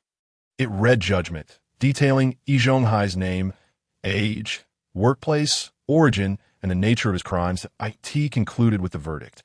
Zhonghai, male, aged 43, from XX province, formerly a worker at the Hongqing steel factory, was sentenced to life imprisonment for multiple offenses, including XX, XX, XXX, and XXX, with all sentences to be served concurrently, and was to be sent to the northwest for incarceration. Some began reading it aloud. Itzon in the courtyard also received the judgment. Sighing, realizing that this was all of Yizhonghai's own, making a similar notice was posted at the steel factory. In the evening, men who had finished work gathered in small groups to discuss the matter of Yizhonghai, while the women were even quicker to learn, gossiping by the water tank. One had anticipated such a severe sentence for Yizhonghai, and it seemed he would never return to the city again. Li Zilan, meanwhile, remained secluded, only venturing out to fetch water, keeping herself locked away with the deaf old lady. Lu Haizhong perused the verdict, a chill of dread cascading down his spine as he reflected on how fortunate he was that the matter concerning the house had not been finalized. Otherwise, he might have found himself in the company of Lao Yi. Since Yin Bugue had been reprimanded by the street office, he had publicly confessed his wrongdoings in the courtyard, feeling utterly humiliated. Proud of his intellectual stature, he still wished to maintain some semblance of dignity, and for a while he had refrained from guarding the gate, a duty now entrusted to Yang Ruihua in the Jia household. The family gathered around the dinner table, the young Bonging gnawed on a corn bun, while Qin Huairu broke the silence, announcing that Yizhonghai had received a life sentence, seemingly never to return. Today, I intended to pay a visit to an elder, but she was nowhere to be found at the deaf old lady's place. She lamented. Jia Zhangshi devoured her meal. She suggested, in a few days. When the gossip dies down, Dong Xiu, you should borrow a room. After all, you are a disciple who has bowed to Yizhonghai. What harm is there in residing in his quarters? Dong Xiu nodded in agreement. Amongst the residents, the one most pleased with Yizhonghai's sentence was Su Damao. He silently relished the irony of Yizhonghai, who had often labeled him as a bad seed, now facing a fate far worse than mere words. Life imprisonment was indeed poetic justice. Su Fugue also felt a sense of satisfaction, having testified against the He family, as Yizhonghai frequently sought to tarnish his reputation. With Yizhonghai's life sentence, he entertained the notion of moving out and leaving Su Damao to occupy the courtyard alone, providing him a place to settle down for marriage. This thought brought him great comfort, as Su Damao would not suffer in solitude without Yizhonghai. Su Damao, being a shrewd individual, swiftly acquired a bottle of Lianhua Bai and hurried out the door, with Su Fugue making no attempt to stop him.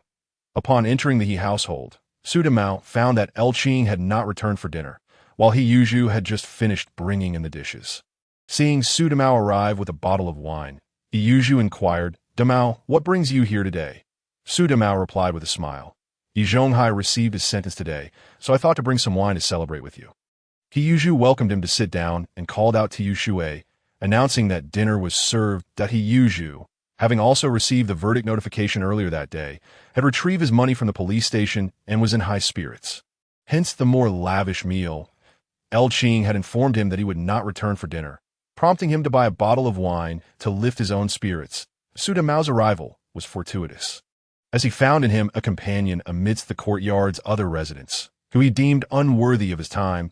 Qing had been quite busy in recent days, tackling the issue of local delinquents, resulting in the apprehension of several with prior convictions, leading to a crowded police station. Upon returning to the courtyard and opening the door to He's house, he was greeted by the sight of He Yuzhu and Su Damao, both already intoxicated and engaged in a drinking competition. He Yushui, having finished her meal, sat helplessly to the side. Qing urged Yushui to rest, while Su Damao and He Yuzhu, slightly intimidated by Qing's presence, ceased their drinking contest, feeling somewhat at a loss. Qing chuckled. There's nothing wrong with celebrating a little. Just don't overindulge. It seems you two have had your fill today. Hurry up and finish so you can rest early.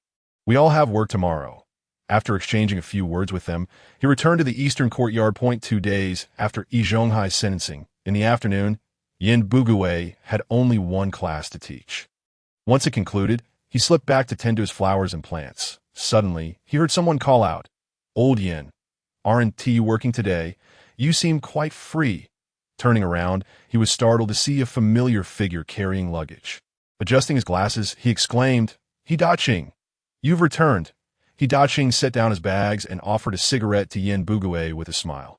Yes, I'm back, and my eldest son has also returned and is about to get married. What need do I have to stay in Baocheng? Yin Bugue responded, "It's great that you're back. Your son has indeed made something of himself as a significant official." The hint of envy shimmered in his eyes as he Da Qing remarked. All of this came at a cost. Yin Bugue contemplated this and then inquired, "Are you back for a few days, or are you here to stay?" He Da Qing replied, "I'm here to stay. I want to accompany my children that I've neglected Zhuzi and Yushui too much these past years. Old Yin, I'll head inside first." Upon finishing his sentence, he Da Qing made his way into the courtyard. Yin Bugue watched him enter. Igniting a cigarette and savoring a puff, he Da Qing stepped into the inner courtyard, where a group of women were gossiping. Approaching the door, he noticed it was locked, so he set down his luggage and sat down to wait for He Yuzhu to finish work. Yang Ruihua, who noticed him, approached in surprise, exclaiming, "He Da Qing." The women, intrigued, gathered around him, bombarding him with questions, primarily focused on whether he would be staying for good. He Da Qing confidently replied, "I'm here to stay." He Yushui was the first to return, and upon seeing her father sitting at the door, she jubilantly rushed over, calling out, "Dad, you're back."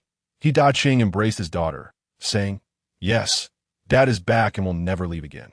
Chapter 68. The Wedding. A surprise. He Yuzhu hurried home, carrying freshly purchased vegetables. Upon entering the inner courtyard, he found the door ajar, where He Da Qing was conversing with Yushui. "Dad," He Yuzhu exclaimed joyfully. He Da Qing turned to see his son and stood up to pat him on the shoulder, saying, "Zhuzi, Dad is back and won't he leave again." He Yuzhu, beaming, said, "Dad, let me prepare a few more dishes for today's celebration." Turning to Yushui, he instructed, "Yushui, go to the supply and marketing cooperative at the alley's end and buy 2 bottles of Lianhua Bai." As he reached for his wallet, He Da Qing interjected, "Zhuzi, I'll handle dinner tonight. You go buy the wine. When will your elder brother return?" He Yuzhu replied, "He'll be back a bit later in the week."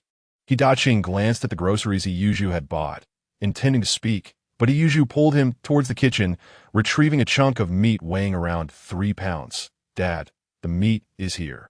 He handed the vegetables to He Da Qing and dashed outside. El Qing returned to the courtyard around 7.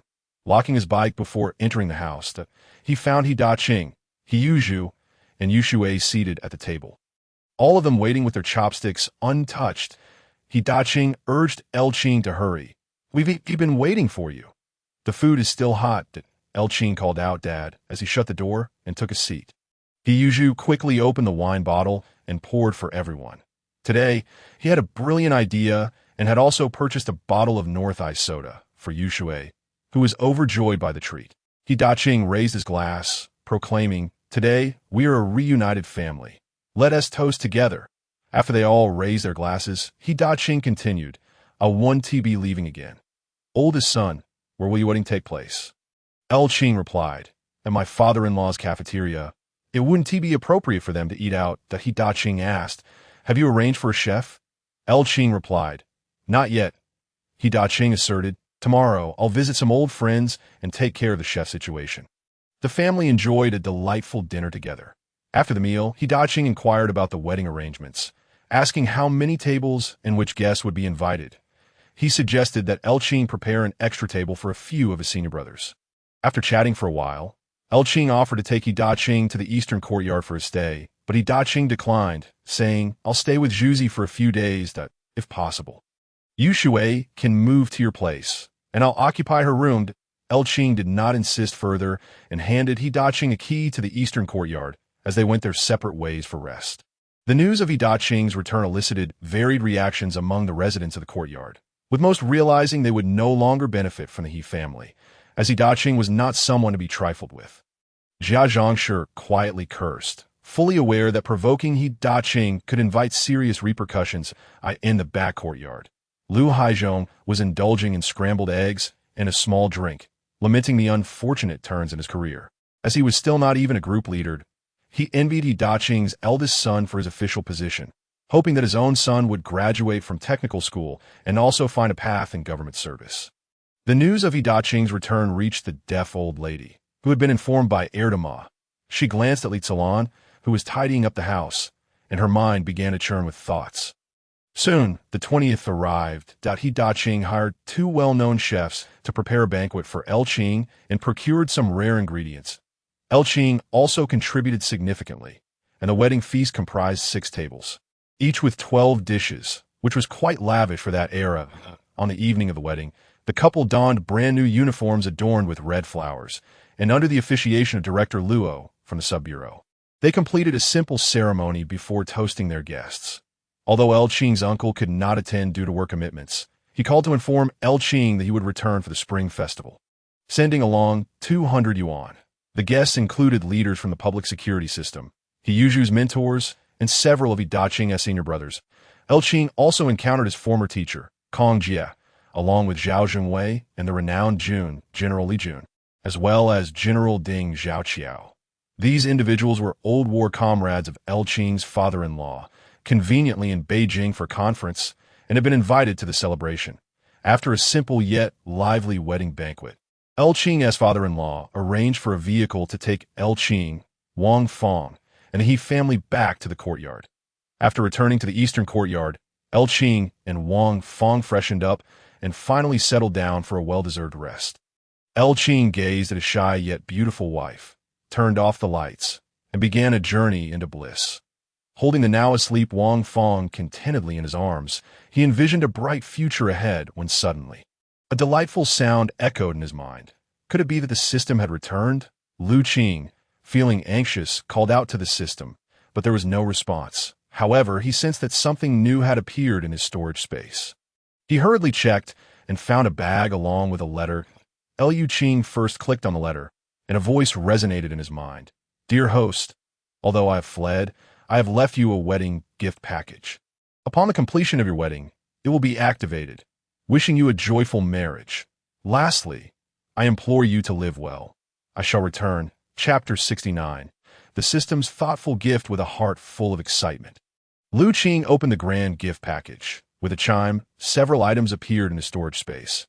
A familiar small vial labeled third-level fitness pill, female-specific, enhances all physical metrics by 1.5 times, and a jade-like tablet inscribed with sin-scanning eye. Lu Qing eagerly clicked on it, and a refreshing stream of knowledge flowed into his mind, instantly revealing the skill's usage. Once activated, it would display the criminal status above the heads of those who had committed offenses, such as thief, robber, or spy. The skill could be utilized for up to 6 hours each day. Elated, Lu Qing marveled at how considerate the system had been to grant him such a skill, perfectly aligning with his profession. From now on, whenever he stepped onto the streets and activated this ability, all criminals would be laid bare before him. He planned to verify it with the detained offenders at the precinct the next day. The gift package also contained a pair of couples' watches, which not only displayed time, but formed a protective shield against attacks, capable of withstanding gunfire from a standard rifle at a distance of 30 meters for 5 minutes. With a recharge period of 6 months, such a marvel could be likened to an additional life. Elated by these treasures, Lu Qing felt immense joy, as if fortune had smiled upon him today. His excitement kept him awake late into the night, and when he finally drifted off, he was awakened by the gentle touch of his beautiful wife, who was playfully pinching his nose. The sight of her stunning figure stirred a fire within him. After their morning exercise, Wang Fong nestled in his arms, twisting his waist, playfully reminding him that it was already bright outside and they needed to serve tea to her father. Being late would invite ridicule. Lu Qing laughed, assuring her that there was still time to spare as he glanced at the clock, which had yet to strike 8. That he rose, pretending to search under his pillow, but discreetly retrieved a small, unmarked porcelain vial from his storage space. Wang Fong, intrigued, inquired about its contents. Lu Qing concocted a tale, stating it was a medicinal pill given to him by his martial arts master, with 2 pills remaining, meant for his wife. This pill was said to enhance strength and beauty. That he explained that after consuming it, he had recovered swiftly from his injuries during his time in Beibang. Wang Fong, initially skeptical, ultimately trusted her husband and swallowed the pill without hesitation. She soon felt a warm flow spreading throughout her body, accompanied by a faint dark oil seeping from her skin. Alarmed, she asked Lu Qing what was happening. He reassured her that it was merely the expulsion of toxins from her body. Lu Qing suggested she rest a bit longer while he prepared hot water for her to take a bath. After a flurry of activity, once Wang Fong emerged from her bath, she noticed her skin had become notably fairer and more delicate. The pain from their wedding night had vanished, and she felt invigorated. Gazing into the mirror, she saw a radiant reflection, feeling remarkably lighter. Excitedly, she embraced Lu Qing and planted a kiss on his lips, exclaiming, "Lu Qing, this medicinal pill is truly miraculous." Lu Qing replied that such a treasure was no longer found in the world, as his master had long since vanished into the ether. He then presented Wang Fong with the couple's watch, swapping his own for the matching one. "These watches are a testament to our love. Let them never leave your side," he declared. Wang Fong, deeply touched, kissed him fervently. After tidying up, the couple visited the central courtyard to present tea to He Da-Qing and distribute wedding sweets to all the families in the neighborhood. By the time they had completed these rituals, it was already noon. After their meal, Lu Qing took Wang Fong to a department store, where he purchased her a permanent 26-inch lady's bicycle. Since it was Sunday, He Yushui was also at home. Upon returning to their courtyard, Lu Qing and Wang Fong helped He Yushui move into a new room in the East Wing, and the entire family collaborated to make the transition seamless. He Da-Qing moved into He Yushui's former room. The next day, the couple returned to their in-laws' home, spending the day there before returning to the courtyard after dinner, with only a single day of marriage leave. They were to resume their regular work schedule the next day. After some exercise, Wang Fong fell into a deep slumber, resting her head on Lu Qing's arm. He held her close, contemplating the trial of the scanning he would employ the following day, and soon succumbed to sleep himself. Chapter 70. The initial display of the scanning skill the following day. Lu Qing's robust biological clock awakened him. He had toiled late into the night, and as he gazed at his wife nestled in his arms, he was reluctant to leave the warmth of their bed. Checking the time, he wished to linger a bit longer with his beloved. Just as he began to drift off again, He Yushui knocked on the door, announcing that breakfast was ready at their father's place. Wang Fong was stirred awake by the knocking, her eyes fluttering open to find her husband's hand mischievously wandering over her body. Embarrassed, she swatted his hand away and hurried to get dressed. Lu Qing, feeling helpless, rose as well. After they washed up and locked the door, they headed to the central courtyard for breakfast. After their meal, the family went about their daily routines. Some headed to work, while others went to school. Lu Qing had already stashed away cigarettes, candies, and peanuts in his storage space. Once outside, he discreetly retrieved them from a hidden spot and hung them on his bicycle's handlebars to share with Wang Fong. Upon arriving at the police station, his colleagues greeted him with well-dashed wishes. Lu Qing, smiling, distributed the treats he had brought along. After changing into his uniform, he eagerly made his way to the detention room to activate the scanning eye. Instantly, the names of the detainees appeared above their heads.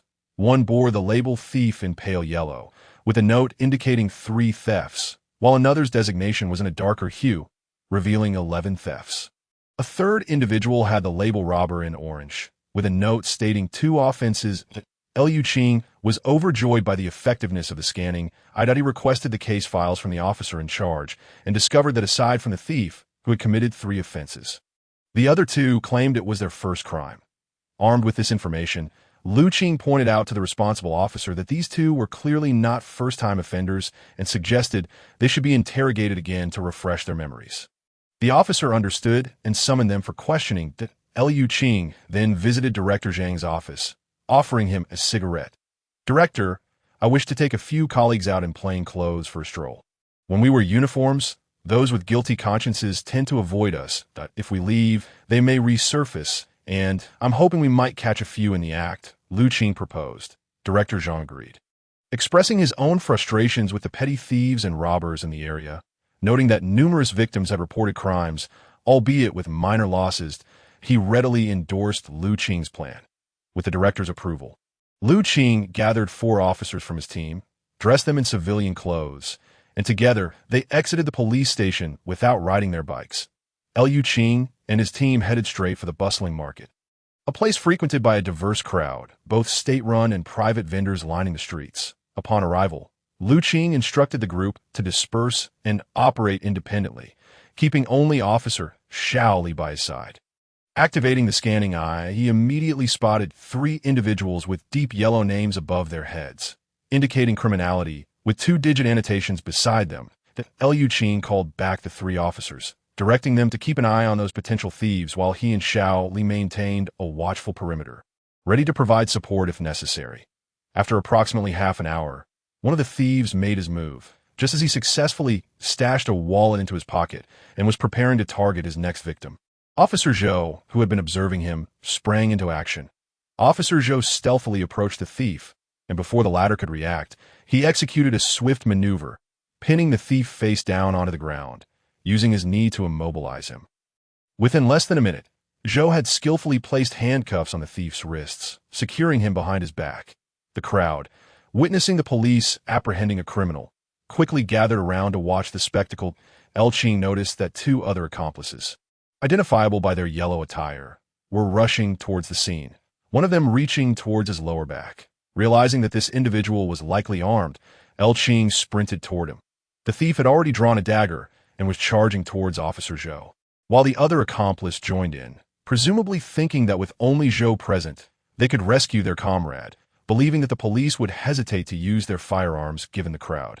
With Qing's extraordinary physical prowess, Xiao Li merely saw Qing dart to the side and swiftly reach the dagger-wielding thief, delivering a precise kick that struck the thief's wrist. With a faint crack, the dagger flew from his grasp and clattered to the ground. Qing bellowed for Xiao Jiang to take action. The thief, now clutching his injured wrist, let out a pained scream, but Qing showed no mercy, swiftly pinning him down and securing him with handcuffs. Eventually, the last of the thieves was subdued by Xiao Jiang. Qing instructed Xiao Li to watch over the thief he had apprehended, and he carefully placed the dagger into a paper bag before proceeding to search the thief captured by Zhou. From him, he retrieved 2 wallets. Qing then yanked down the thief's belt, compelling him to hold up his trousers with his hands. Following this methodical approach, he searched the other 2 thieves, uncovering a total of 5 wallets.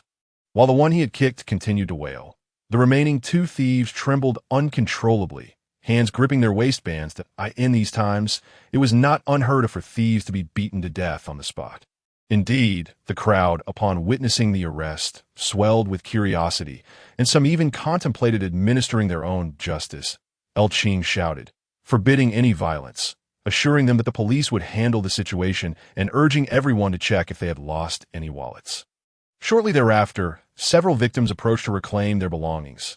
Once everything was settled and the crowd dispersed, Qing ventured into the bustling market, scanning the area for any irregularities. Just as he turned to head back, he caught a fleeting glimpse of a figure marked in red, darting into a narrow alley beside the market. Startled, Qing recognized the significance of the red name and hurriedly followed. Chapter 71. The first capture of a spy, Qing dashed towards the alley, entering to find a man in work attire briskly walking ahead, with a red name hovering above him, appearing as a guiding beacon. Now at ease, Qing maintained a safe distance, ensuring the red figure remained within his line of sight. The man emerged from the alley onto the main street, occasionally squatting as if to tie his shoelaces or stepping into a shop only to quickly re-emerge, ultimately veering into another alley and entering a small courtyard. Observing from a distance, Qing noted the house number and continued his pursuit without pausing. After circling around, he confirmed that the man resided in a standalone unit, ensuring the coast was clear. Qing donned his invisibility ring and stealthily leaped onto the wall, but he saw the man washing his face at an outdoor TAP. In this moment, Qing discerned the red lettering. Special agent with the annotation infiltration since 1949. Remaining invisible, the man remained oblivious to Qing's presence as he quietly entered the house. Qing leaped down onto the beams, prepared to observe the man's intentions, given that it was not a weekend and the man was dressed in work clothes. It was evident he should have been at his factory job, suggesting he had ulterior motives. After washing his face, the man entered the room, closed the door, and retrieved a handgun from beneath his pillow before lying down fully clothed. Qing remained patient, silently watching.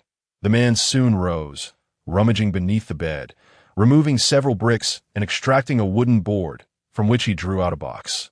Seizing the opportunity as the man faced away, Qing leapt down, delivering a swift strike to the back of the man's neck. The man, sensing movement behind him, attempted to turn but was met with sudden pain and darkness as he lost consciousness. Qing, now visible, discarded the man's belt aside, realizing he had just used the handcuffs on the thieves. Scouring the room for any binding materials, he found none. so he tore strips from the bedsheet, adeptly binding the man like a dumpling. After prying open the man's mouth and discovering a false tooth, he removed it and checked the collar of the work uniform, finding nothing amiss. He then retrieved the handgun from beneath the pillow, identifying it as a Browning M1900. Before inspecting the box, Qing cautiously opened the box to reveal a sophisticated radio transmitter, a codebook, 2 boxes of ammunition, 12 small yellow fish, and a document bearing the emblem of the blue sky and white Sunday. Recognizing the gravity of his discovery, he assessed the incapacitated spy, knowing he would remain unconscious for some time. Qing quickly exited the room, traversing the courtyard and opening the main gate. He flagged down a young man on a bicycle, confirming he bore no identifiers. Presenting his credentials, he requested the young man to summon reinforcements from the police station. The young man complied eagerly, pedaling away swiftly. Returning to the room, Qing found the man still unconscious. He opened the document, discovering the individual was named Ma Si, a lieutenant intelligence officer for the Bureau of Secret Affairs station in the city since 1949. Qing poured water from a nearby teapot onto Ma Si's face, jolting him awake.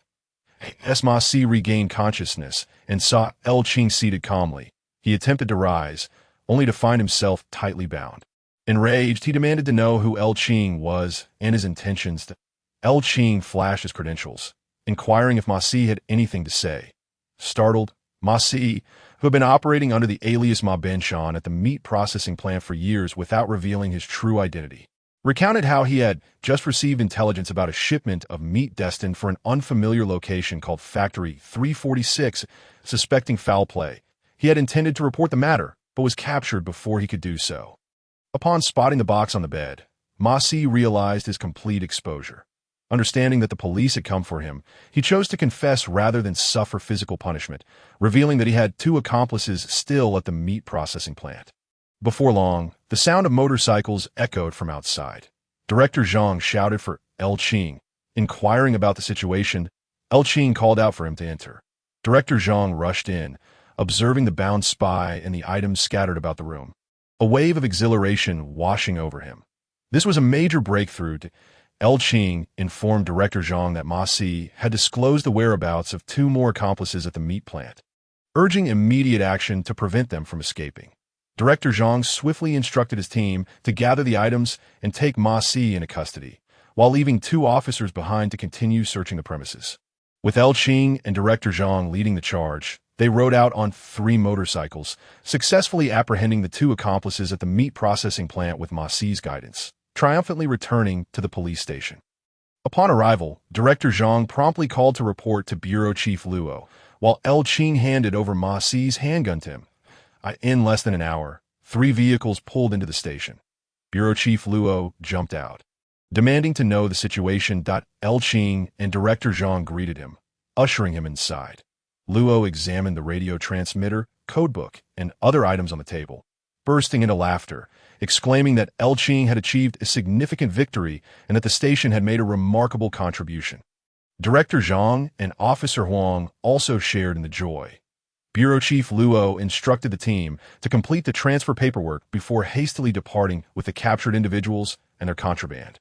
After his departure, Director Zhang clapped Qing on the shoulder, expressing his delight at the unexpected triumph Qing had brought to the station. The officer nodded in agreement, both enjoying the moment. Every officer in the station regarded Qing with admiration, especially the 4 who had accompanied him earlier that day. Chapter 72. Preparing for the future, noticing the time had drifted past 2 in the afternoon. And realizing Director Zhang had yet to eat, he invited Qing to join him for lunch. The cafeteria staff had set aside meals for officers who had been on duty, and upon their arrival, promptly served them. Both men, feeling famished, devoured their food hungrily. Afterward, Director Zhang led Qing into his office, summoning Officer Huang. Another deputy was interrogating the thieves captured earlier in the day as they brewed tea and lit cigarettes. The 3 men engaged in relaxed conversation, exhilarated by their capture of 3 spies. Director Zhang asked Qing how he had discovered the spy. Qing, of course, could not reveal that he had been utilizing an advantage. Instead, he fabricated a tale, recounting how he had initially apprehended 3 thieves that morning. He had instructed Xiao Li and the others to take them back, and while he was surveying the market, he caught sight of the spy, who promptly began to hasten away. Assuming he was another petty thief, Qing had pursued him, leading to the unexpected discovery. Director Zhang remarked on Qing's good fortune and keen vigilance, acknowledging that without them, the culprits would have escaped. Qing nodded, responding with a smile that luck had indeed been on his side. 3 individuals were engaged in a discussion regarding the potential rewards that the Bureau might bestow upon the police station when Deputy Chief Zhou excitedly entered the room. Observing the presence of the 3, he took a seat and joyfully announced that Deputy Chief L had apprehended a habitual thief earlier that morning, who had confessed to all his crimes. The stolen goods had been fully recovered, except for those returned to the owner that morning. The remainder could not be returned as the thieves were part of a small gang that had been operating for years. Among the retrieved items were a collection of jewelry and over 6,000 yuan in cash. Both Director Zhang and the instructor were elated, while Qing was somewhat perplexed. Director Zhang explained that unclaimed stolen goods could be partially retained by the station as funding, which enlightened Qing. Director Zhang promptly picked up the phone to contact Director Luo, engaging in a vigorous negotiation. Director Luo, having received a shipment of special agents and radio equipment that day, was in high spirits and agreed to allocate 5,000 yuan for the police station, with the remainder sent to the sub-bureau. Upon hanging up, Director Zhang relayed the outcome, bringing joy to everyone present. This significant sum would undoubtedly enhance the welfare of the officers of the station. As the group chatted, sipped tea, and smoked, the end of the workday approached. Today, Deputy Chief Zhou was on duty, and Qing bid farewell to his colleagues as he left for the day. Upon returning to the courtyard, he found Qing preparing dinner, with He Yuzhu assisting. While Yushui busied himself with homework, Qing enjoyed a peaceful moment until Wang Fong returned, securely locking her bicycle before entering.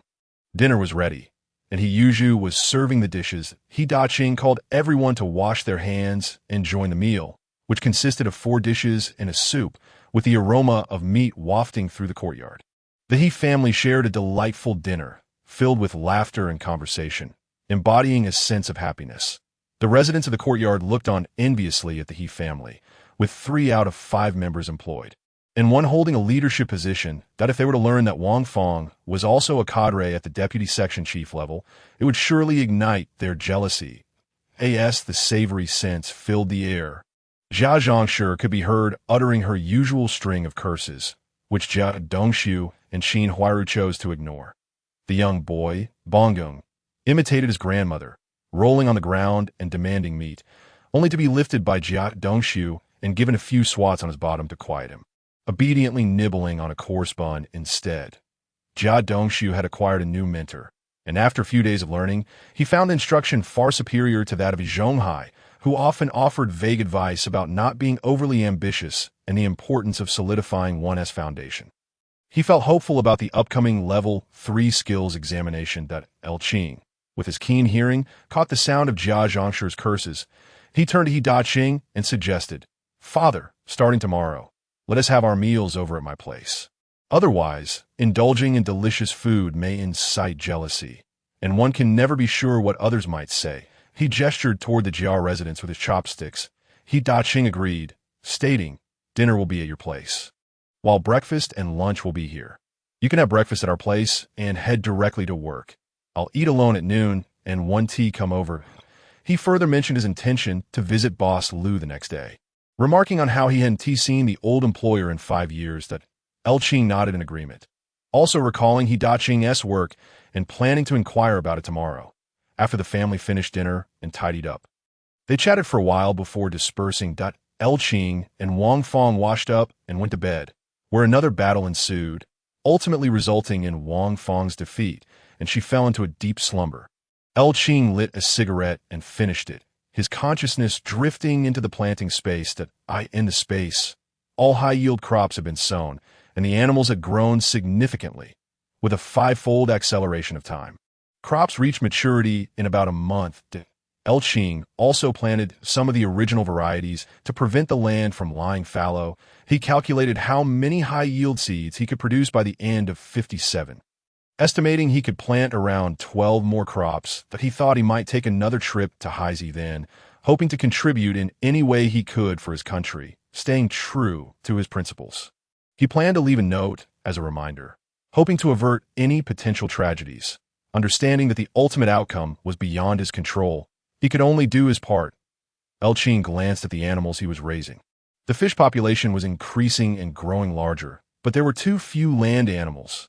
He needed to find a way to acquire more, and thought he could take a trip up the mountain for supplies while also taking his family out for a little fun. Xiu had asked several times when they would go hunting, noting that it was the prime season for wild game. Qing found himself pondering these thoughts until sleep finally overtook him. Chapter 73. Major movements at the Sub-Bureau. Another workday dawned, and Qing arrived at his unit, brewing a cup of tea while contemplating whether to remain at the station or venture out to explore, hoping to uncover something worthwhile. After all, one must not waste their scanning skills, right? He had barely sipped a few mouthfuls of tea when Director Zhang approached, requesting Qing to drive to the Sub-Bureau, accompanied by the instructor and Deputy Chief Zhou. Upon arrival, they waited in the large conference room for the arrival of personnel from various police stations. Once Director Luo, Political Commissar Chen, and several leaders from the Sub-Bureau entered, the meeting commenced. The main agenda was to combat the black market, primarily due to the emergence of arms dealers selling American-made weapons. That it was reported that individuals had used these weapons to rob supply and marketing cooperatives, and others had even killed commune officials. Although the criminals had been apprehended, it was imperative to locate the arms dealers to prevent further incidents. The operation was scheduled for the evening. Qing called Wang Fong to inform her he would be working late and not returning home. He remained at the station, gathering strength and organizing weapons in preparation for the night's operation, considering that they might be confronting arms dealers. Besides his issued Type 54 pistol, Qing also requested an M1 carbine from the armory. The operation involved numerous participating units, including personnel from several large factory security departments and a significant number from the street office. Hundreds of individuals were assigned clear responsibilities across various regions to ensure the mission's success. The black market's location was just outside the city, and as darkness fell, each unit departed for their designated areas, awaiting the operation's commencement. Qing and Director Zhang positioned their team approximately 300 meters from the black market to establish an ambush.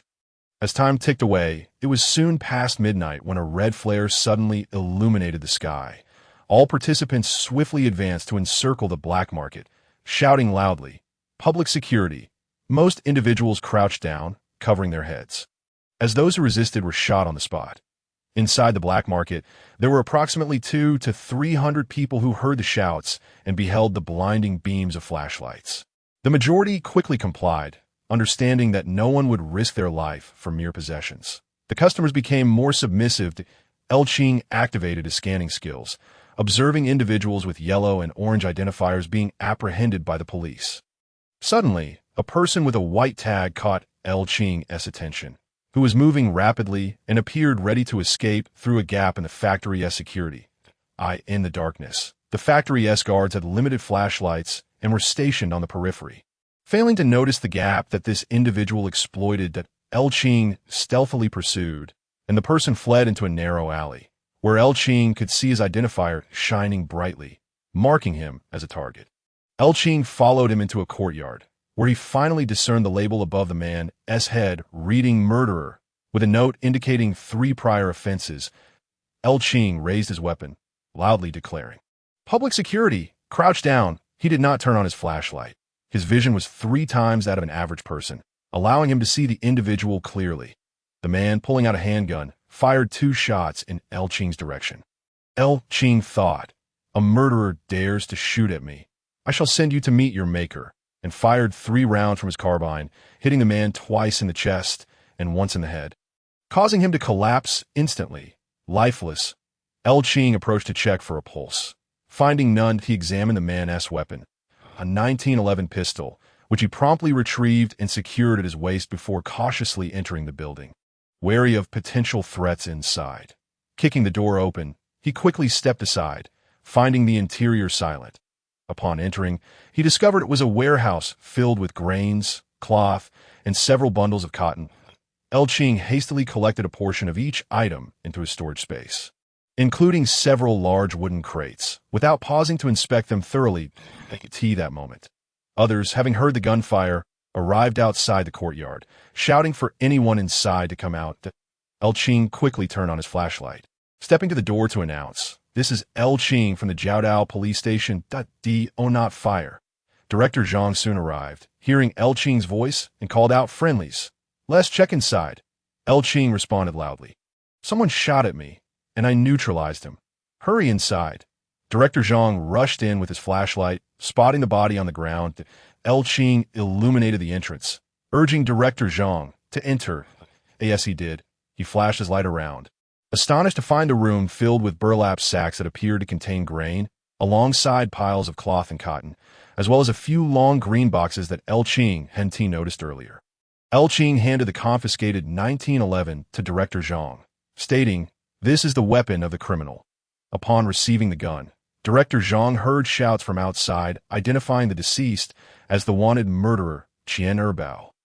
Both Qing and Director Zhang exited to join the others. Outside, personnel had discovered 5 spent cartridges and retrieved a grenade from the body, causing a stir of alarm among the gathered crowd. At this moment, Director Luo, alerted by the gunfire, arrived at. Qing quickly pulled him inside, saying, "Director, this is a warehouse filled with many items." Director Luo shone his flashlight around and promptly ordered Director Zhang, "Ensure the people from Jiaodao police station secure this location." He then hurriedly rushed back outside. Director Luo arranged for the body to be removed first, followed by the transportation of all the items from the warehouse, and by dawn, Qing arrived at the sub-bureau alongside the vehicles. The first long wooden box that had been brought back was already opened, revealing a cache of handguns, rifles, ammunition, and grenades. Seeing the haul, Director Luo exclaimed excitedly, "Qing, you've accomplished a great feat for the Bureau." Qing addressed Director Luo, saying, "As for whether we achieve merit, that is a topic for another time. As long as the allocation of resources to our department remains intact, we shall be content." Director Luo assured him that nothing would be lacking. Meanwhile, in Chapter 74, Director Zhang was also waiting at the substation for Qing. Upon hearing Luo's words, he seized the opportunity to remind the director, "This is your promise. A word once given is akin to a nail driven in. I shall personally ensure it is honored." Director Luo chuckled. "Let me finish my inventory first." Director Zhang rode his tricycle, taking Qing back to the police station. Qing was quite occupied that day, burdened with a plethora of reports to write. By the time he completed his tasks, it was nearly time to clock out. Upon returning to his courtyard home, he found Qing and Yuzhu preparing dinner. Qing frequently brought back various ingredients, including game meat, which the others had grown accustomed to. Seizing the opportunity, Qing encouraged Yuzhu to practice his culinary skills. After greeting the two, Qing washed his face, feeling refreshed. He brewed himself a cup of tea and sat down leisurely, sipping it while Yuzhu, having finished her homework, rushed over to chat about school happenings. Chattering away, Qing listened with keen interest, occasionally interjecting with questions. When Wang Fong returned, dinner was ready.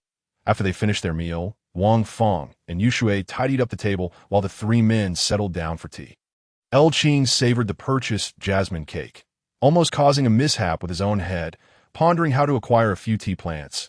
Deeming it essential, he inquired about Yuzhu's work, to which Yuzhu replied that while large-scale cooking had decreased, small-scale cooking had increased. However, this year, the head of the examination committee had not permitted him to register. Qing, intrigued, asked why Yuzhu explained that he was the only one with good culinary skills in the cafeteria, and the head was a holdover from the public-private partnership. Often lingering around him, he added that when he had saved a bit of food while cooking, it was taken by the head, leading to several altercations on his part. Qing was familiar with this head, having managed the cafeteria during his tenure at the steel mill, known for his sycophantic demeanor, presenting a dual face to the workers. He exclaimed angrily, "That Zhu fellow is still as despicable as ever." Qing was at a loss for words. How could one confront a superior without facing repercussions? He then asked Yuzhu what level he could achieve if he would take the exam now. Qing interjected, stating that he had tested for level 3 in Baoqing this year. and there were no higher levels available, but he estimated that he could achieve level 2, and after observing Yuju's skills, he believed he could pass level 5 and possibly attempt level 4. Qing further inquired if anyone else at their factory had managed to work their way up to small-scale cooking. Yuju responded that no one had, mentioning that although Master Yang was a level 7 chef, he was only capable of large-scale cooking and was far from suitable for small-scale tasks. However, in their factory, the highest level achieved was level 6. Qing then asked He Da-Qing if there were other places where one could take examinations. The He Da-Qing explained that now, recommendations from the workplace were required, making it difficult for private individuals to take the exams. However, he added, if a restaurant were to recommend someone, it was still possible that he planned to inquire among his senior colleagues the next day to see if any opportunities arose. After Wang Fong and Yu Shui finished their chores, they joined in on the conversation.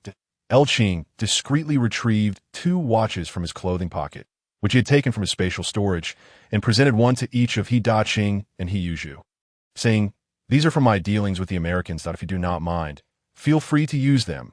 He Yuju eagerly accepted his watch, having admired the beautiful timepieces worn by his sister-in-law and older brother, and was overjoyed to finally possess one. He proudly donned it on his wrist. Admiring its beauty, He Da-Qing, equally envious, accepted his watch and remarked, "Who would ever disdain such a fine item?" Noticing his sister lacked a watch, Yu Shui inquired about her own. Qing affectionately ruffled her hair, saying, "You are still too young. Such a watch is not suitable for you. When you grow older, I shall buy you a new one." After some time, as the evening drew on, Wang Fong had already fallen asleep. Qing leaned back on the bed, lighting a cigarette, reflecting on He Yuju's situation regarding the examination level. He was not well acquainted with the leadership at the steel mill. Making discussions difficult, he recalled the original storyline, where He Yuju remained an 8th-level chef well into the 1970s, shaking his head at the absurdity. Despite He Yuju's shortcomings and temperament, the leadership at the steel mill had suppressed his advancement for over 20 years, which was utterly unjust. Qing, having come from a later era, was acutely aware that the best way to secure a raise was through job hopping. He understood that He Yuju's job at the steel mill was stable, but as his brother, He Yuju should not be subjected to such unfair treatment, that he needed to devise a strategy that would allow He Yuju to remain at the steel mill while still achieving a promotion, all without incurring the ire of the mill's leadership. Qing pondered repeatedly on how to maneuver through this predicament. In Chapter 75, it was revealed that He Da-Qing still had some connections within the culinary circles of the city. Within a few days, he learned that Sohua Building would hold its final examination for the year. He leveraged his connections to secure a spot for He Yuju, allowing him to take the exam up to level 6.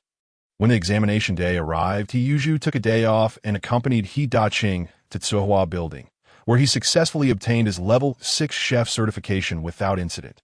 That evening, he informed Qing of his accomplishment. Qing instructed He Yuju to present his level 6 certificate to the cafeteria director at his factory the following day, requesting a salary adjustment. The next evening, as Qing had anticipated, He Yuju returned home, fuming. Qing inquired, "Did they not adjust your level?" He Yuju seethed. That scoundrel claimed that external examinations do not count. Only those recommended by the factory are valid. Qing chuckled. "Do not fret. We shall discuss it again in a few days. There will surely be a solution." On that day, Director Luo arrived at the police station, having concluded the previous operation. He brought with him the necessary supplies for the station. Upon entering, he called out, "Zhang Yong, Qing, I have brought what you are owed. You two better treat me to something nice for lunch." Qing, you shall be the one to cook, for no one else can match your culinary skills. For lunch, Qing prepared 3 dishes by himself, much to Director Luo's delight. During the meal, Qing asked, "Director, does the substation not have any good chefs?" Director Luo replied, "All we have are those who have retired from the cooking team. Their skills are rather mediocre." Qing further inquired, "Has the substation ever considered hiring a better chef?" Director Luo lamented, "Which skilled chef would be willing to come to our cafeteria?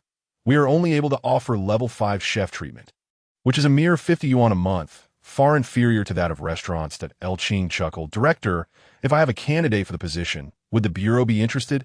A level 3 chef, as long as you offer the level 5 salary." Director Luo laughed. Are you joking? Who would decline a level 3 salary for level 5? That would be madness. Qing continued. My father, He Qing, has been at home since returning from Baocheng. Upon hearing this, Director Luo recalled and exclaimed, Are you certain he would be willing to come? Qing nodded, confident he could persuade He Qing.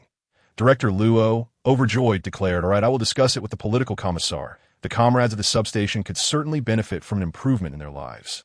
After all, even a level 3 chef can prepare better dishes than those of an amateur. Qing added, Director, I will provide you with a level 3 chef, and in return, I need a small favor. Director Luo, sensing Qing's ulterior motive, asked, I knew you had something up your sleeve. What favor do you need? But let me be clear, I will not engage in any misconduct. It must be within my capacity to assist. Qing smiled. Of course not. He recounted the predicament of He Yuzhu being stymied by his superiors and stated, Director, all I need is for the Bureau to issue a transfer letter for my brother. There is no need for an actual transfer. Director Luo, contemplating, asked, Is your brother truly a level 6 chef? Qing affirmed. Director Luo then suggested, In that case, why not simply transfer him here? The subordinate teams of the substation are numerous and always in need of staff. Qing expressed his gratitude. Thank you, Director. If the steel mill refuses to promote my brother, I will have him come here. He understood that the political and legal systems faced significant challenges, and only after military representatives were introduced did the situation improve. With He Qing's extensive experience, he could thrive in this environment. While He Yuzhu would remain safe at the steel mill, Director Luo acted swiftly, calling Qing the next day to collect the employment introduction letter and transfer letter. He also reminded Qing, if your brother's factory refuses to promote him, he should come to our bureau. Qing expressed his gratitude profusely, assuring him he would. After dinner, Qing handed the transfer letter to He Yuzhu, advising him, Yuzhu, take this and your level 6 certificate to your logistics director tomorrow. Just tell him that if your level cannot be adjusted, you will leave. There is no need for further elaboration. He then presented the introduction letter to He Qing, saying, Dad, how you feel about working at the substation cafeteria? The pay is only at level 5, but the workload is light and stable. Given the increasing difficulties in the restaurant business, they are not hiring much anymore. What do you think? He Qing, having been job hunting recently, found that Qing's observations were accurate. Few large restaurants were hiring, and he was reluctant to take on a job at a small eatery with heavy workloads and low pay. Thus, when Qing suggested the substation, he saw no reason to refuse. IT would also reflect well on him. If anyone inquired about his workplace, he could proudly state he worked at the police bureau. The following day, He Yuzhu knocked on the door of the logistics director's office. The director, Li Huai, was somewhat surprised to see He Yuzhu enter. He greeted him formally. Comrade He Yuzhu, what brings you here? In matters of concern, you ought to first approach your immediate superior, the head of your cafeteria, rather than bypassing the hierarchy to seek my assistance. He Yuzhu remained silent, placing the certificate and the transfer letter before Li Huai. Li Huai, somewhat perplexed, picked them up and glanced at the top document, a level 6 chef certificate. After a brief look, he set it down and addressed He Yuzhu, saying, Comrade He Yuzhu, the matter of job grade adjustments is managed at the factory level, and one cannot simply obtain a certificate externally and expect the factory to change their grade accordingly. If everyone were to do as you have, chaos would ensue. He Yuzhu refrained from elaborating further, retrieving the certificate while gazing at Li Huai. Noticing He Yuzhu's unusual demeanor today, Li Huai glanced again at the other document on the table. Upon closer inspection, he realized it was the transfer letter. He hurriedly opened it, which essentially stated that due to work requirements, He Yuzhu was being transferred to the cafeteria, and He Yuzhu was willing to accept this transfer. The official seal belonged to the Chengdong Sub-Bureau. Li Huai found it strange that this seemingly foolish Zhu had such connections and inquired, How did the Public Security Bureau come to contact you? He Yuzhu recounted, While I was taking my assessment at Suwa Tower, the logistics officer from the Public Security Bureau was present and asked if I was willing to join, offering a level 6 salary, which I accepted. Li Huai was filled with resentment towards the cafeteria head. This rogue who had obstructed others' advancement and now faced the consequences of his own actions, as He Yuzhu chose to leave rather than endure such treatment. The pressing concern was, if He Yuzhu departed, who would handle the cooking. Furthermore, which skilled chef would be inclined to work at a steel mill for a meager salary of less than 50 yuan? He Zhu's sudden decision left Li Huaida flustered. If He Zhu left, what would Li Huaida eat? What would the leaders eat? How could he expect to progress if he could not adequately host the leadership? Relying on the unskilled cooking of Master Yang, Li Huaida immediately altered his demeanor, stating, "Comrade He Zhu, personnel transfers are beyond my jurisdiction. I must first report to the factory leadership before I can provide you with a response." He Zhu asked, "Director, how many days will it take to sign the transfer order? They are awaiting my joining over there." Huaida could only reply, "I will expedite the process. Please return and await further news. And kindly leave the certificate with me for now." He Zhu set down the certificate and exited the office, returning to the cafeteria. Without delay, Li Huaida picked up the phone to call the cafeteria head, instructing him to come to his office immediately. Director Zhu of the cafeteria hurried to Li Huaida's office, where Li Huaida, his expression darkened, slammed the 2 documents onto the table, saying to the cafeteria head, "Take a look for yourself and determine the course of action." After examining the documents, the cafeteria director was taken aback. He had always assumed that this foolish Zhu was easy to manipulate and could be bullied, unaware that today would bring such a turn of events that if Zhu insisted on transferring, especially to the Public Security Bureau, they would have no choice but to comply. However, if Zhu left, Director Zhu feared that Li Huaida might retaliate against him. Where could they find another chef of such caliber? Trembling, Director Zhu asked Li Huaida, "Director Li, what shall we do?" Li Huaida, in a fit of rage, replied, "Are you a fool? Regardless of Zhu's grade, his salary comes from your budget. Why obstruct his advancement? Now he refuses to serve you. Did he ever consult you before acquiring that level 6 certificate?" Director Zhu, unable to lie, could only Huaida's anger intensified. The fact that he had sought out the cafeteria head and received no report from him left Li Huaida feeling cornered. He shouted, "Get out!" and, ignoring Director Zhu, picked up the certificate and transfer letter to head to the party secretary's office. Director Zhu, feeling anxious, returned to the cafeteria in defeat. Upon hearing a knock, Secretary Zhao permitted entry, and upon seeing Li Huaida, inquired, "Comrade Huaida, why do you look so troubled?" After placing Zhu's certificate and transfer letter before Secretary Zhao, Li Huaida began to shift the blame. "Secretary, take a look at this. It is the level 6 certificate of Zhu, the chef from the cafeteria, along with a transfer letter from the Chengdong Sub-Bureau, requesting his transfer to the Public Security Bureau. Zhu himself is amenable to this." Secretary Zhao was aware that the cafeteria's dishes were well received by visiting leaders and clients, but he was unaware of the chef's grade. Hence, he asked Li Huaida, "Comrade Huaida, is there a problem? They are both level 6 positions. Why would Zhu wish to transfer?" Secretly, he thought, "I am nearing retirement and have no further ambitions. So why must the chef leave?" His expression turned grave. Li Huaida, feeling awkward, explained, "Secretary, Zhu is only compensated as a level 10 chef. This level 6 certificate was just obtained at Suhua Tower." Secretary Zhao immediately grasped the crux of the issue and asked, why was he not permitted to take the examination at the factory? Li Huaida quickly replied, "I only learned today that the cafeteria head was obstructing him from taking the exam." Secretary Zhao slammed the table in outrage. This scoundrel! What does he think he is doing? Is he treating the factory's examination system as a tool for personal gain? Convene a meeting immediately to investigate this matter thoroughly. He is clearly unfit for his position. During the meeting, the leadership unanimously condemned the actions of the cafeteria head as emblematic of the bureaucratic practices of a bygone era, expressing deep sympathy for the unjust treatment Zhu had endured. They acknowledged Zhu's initiative in obtaining his level 6 certificate despite facing discrimination and deemed him a commendable and progressive individual deserving of proper remuneration. They insisted that Director Li Huaida extend condolences to Zhu and ensure he received the appropriate wage, encouraging him to continue shining in his role at the steel mill. Thus, that afternoon, the factory made an announcement.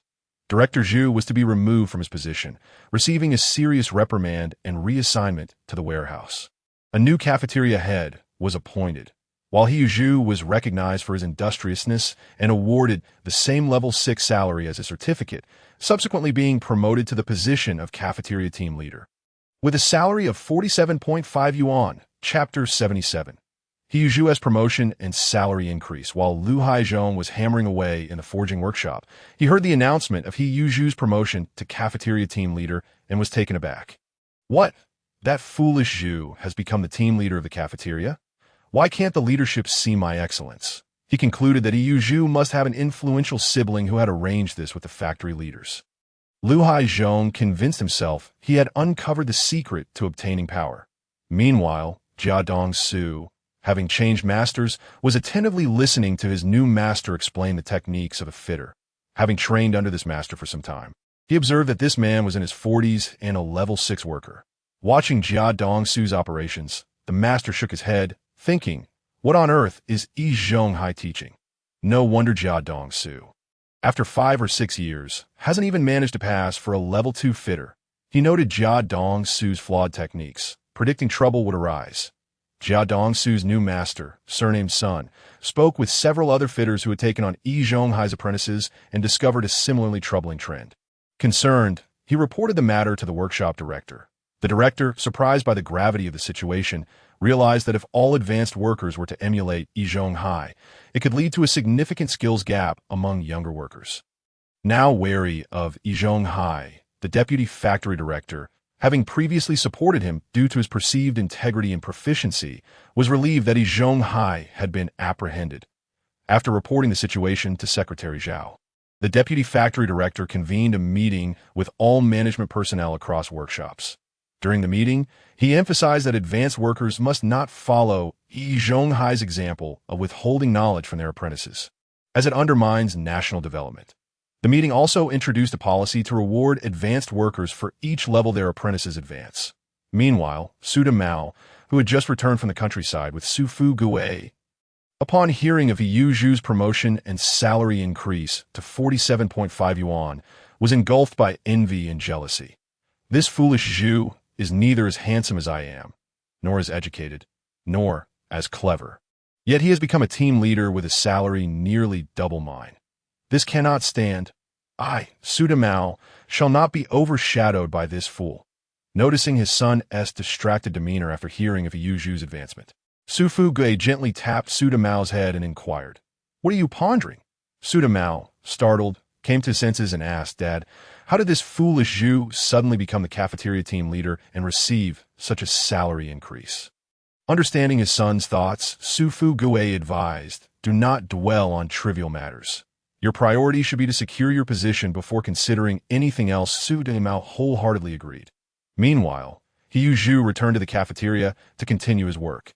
Before noon, having just finished preparing a large pot of dishes, he was approached by the logistics director, Li Huaida, who informed him of the factory's decision. Upon learning that he had achieved his goal and that the head of the cafeteria had fallen from grace, Yi Zhu felt elated.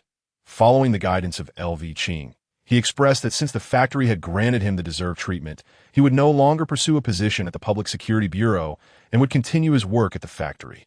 With heartfelt words, he expressed his gratitude to Li Huaida.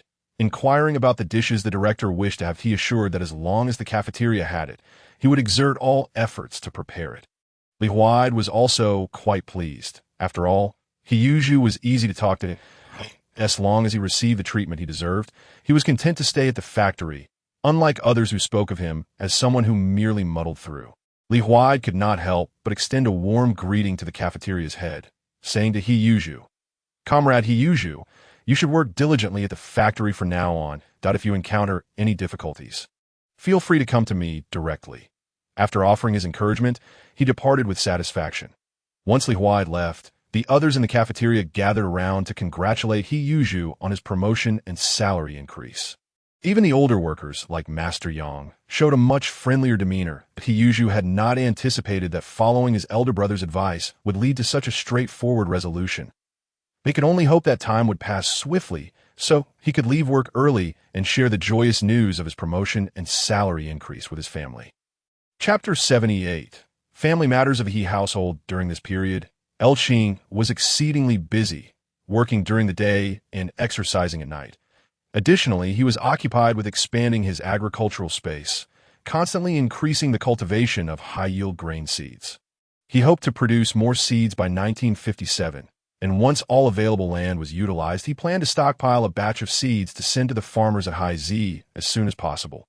Preparing for the upcoming 3 years, with the great leap forward looming just over a year away, Qing, being someone from the future, was acutely aware of the impact it would have on the lives of the people, and he was eager to contribute in some way. With New Year's Day approaching, followed by the Spring Festival, just a month later, various petty thieves had begun to emerge, and the police station had become busier. Returning home after work, he found Qing preparing dinner. He had not yet gone to the sub-bureau, as he was busy with onboarding today, with his official start set for Monday. Before long, the entire family returned home one after another. During dinner, Yuzhu excitedly announced his promotion and salary increase to the family, and everyone rejoiced on his behalf. Qing said to Yuzhu, "Juzi, you are still young. Work more and speak less at the factory. You need to correct your habit of being overly outspoken. Don't let your ego inflate. Do you understand now? Just because you have a cafeteria director, you should not let yourself be suppressed. If we hadn't employed a few strategies, it would take you another decade to reach level 6 with your previous salary.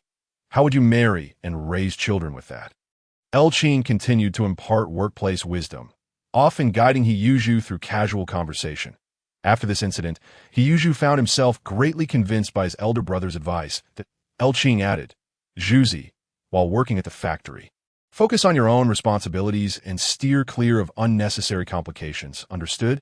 Yuzhu nodded in comprehension to AT that moment. Qing interjected, "Eldest, I want to buy a bicycle. It's a bit far to get to work. What do you think?" Qing smacked his forehead and said, "How could I have overlooked that? If we're buying one, let us get one for Juzi as well to avoid future inconveniences. Besides, Juzi is over 20 now. It's time he found a wife. Having a bicycle will make it easier for him to meet potential partners." Wang Feng also expressed her agreement. Yuzhu was overjoyed to hear that he would be getting a bicycle and that his brother was thinking of helping him find a partner. He grinned widely, while little Yushui regretted not being grown up yet, wishing she could have a bicycle too, which stirred a bit of discontent within her. Noticing Yushui's discontent, Wang Feng asked, "Yushui, what is wrong?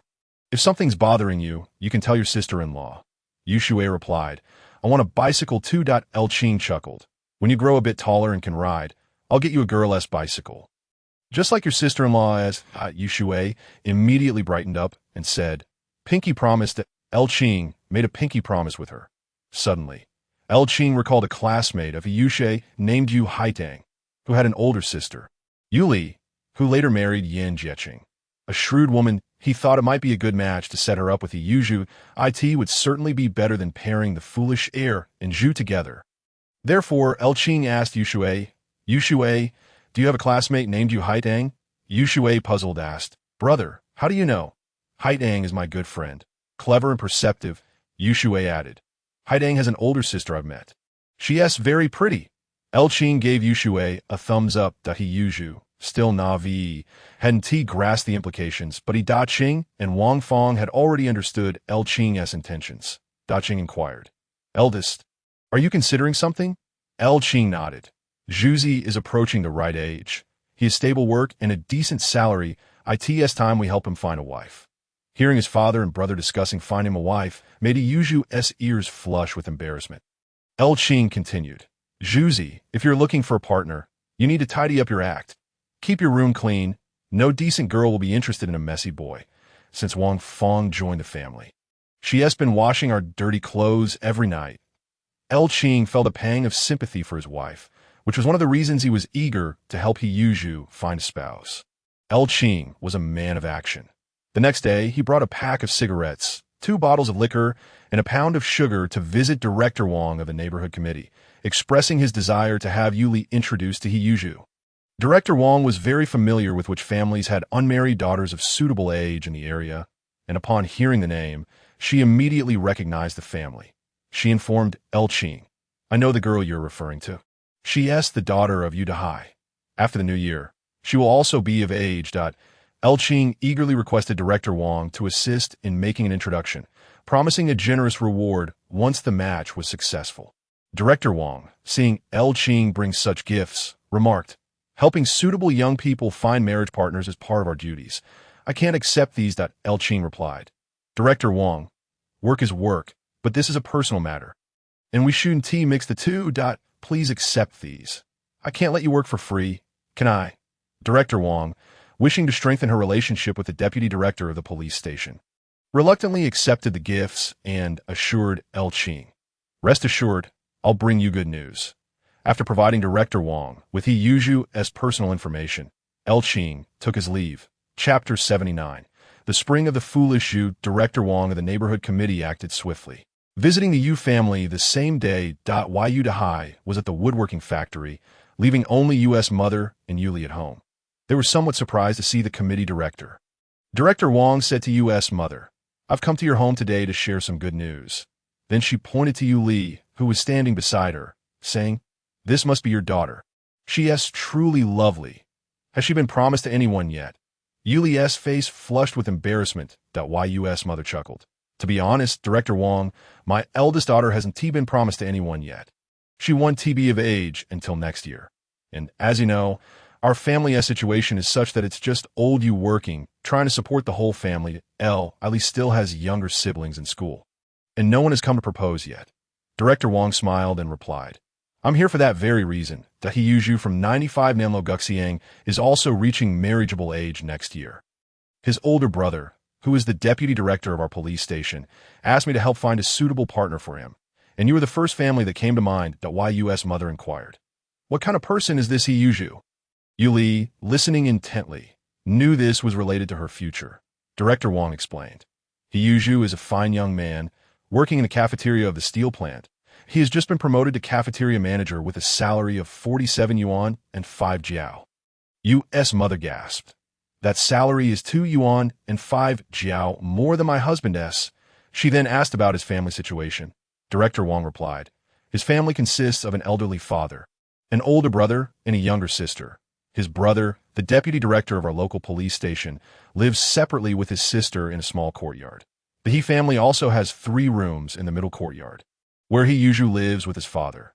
Besides his younger sister, who is still in school, everyone else in the family is employed and earns a decent wage."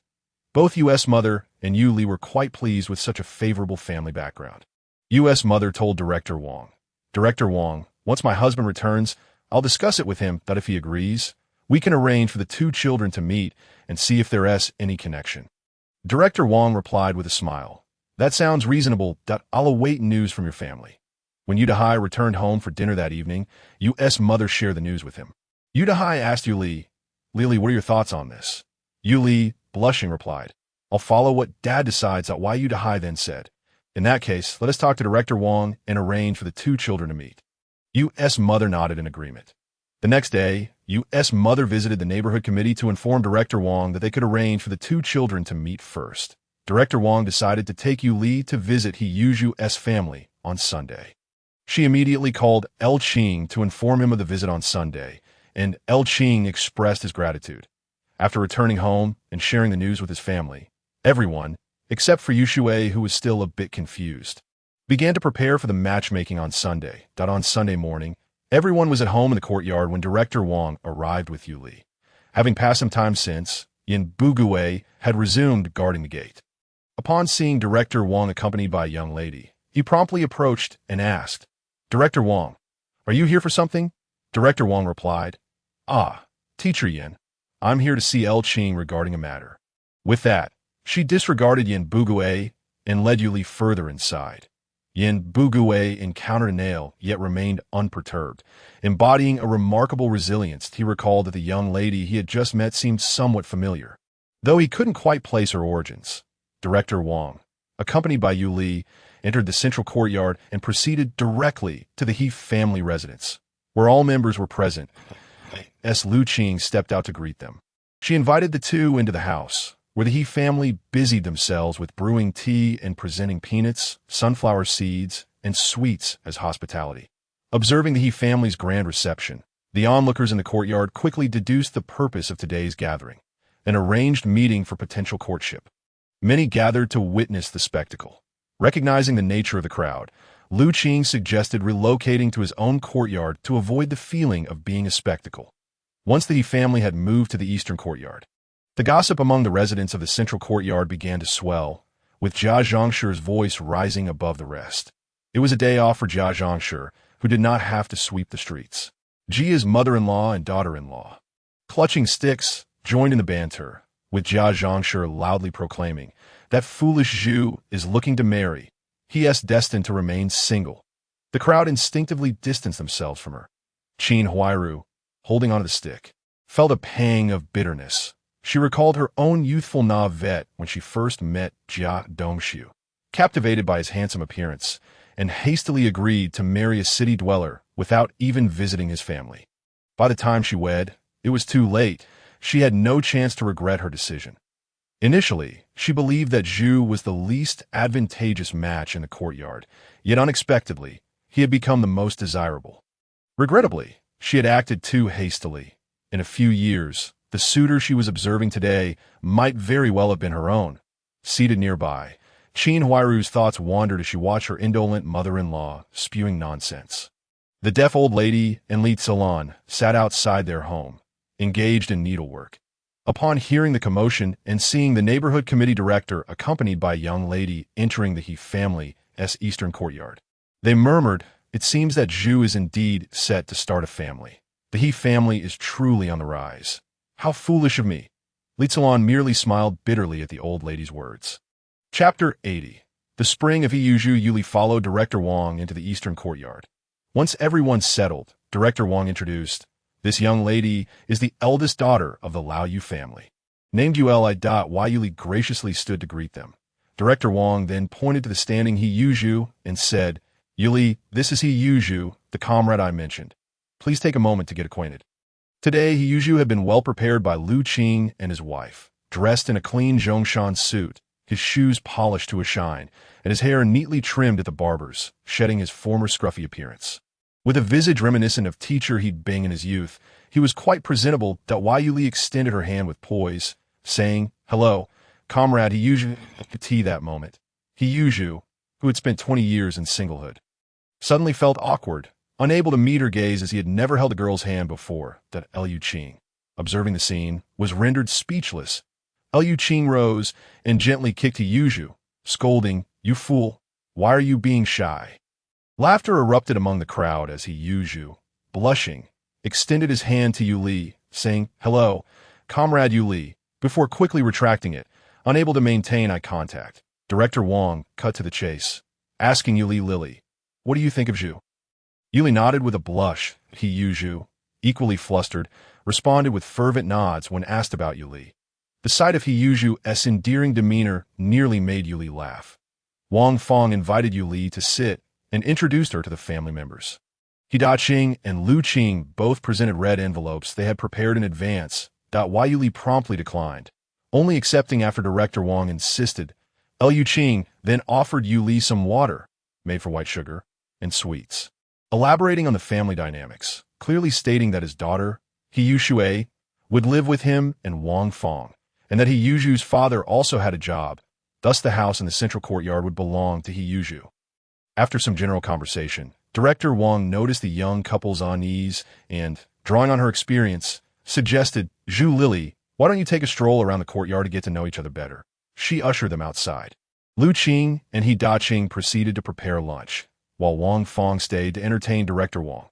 Little Yushui occasionally grabbed a candy and peeked outside to see Yuzhu and Yuli.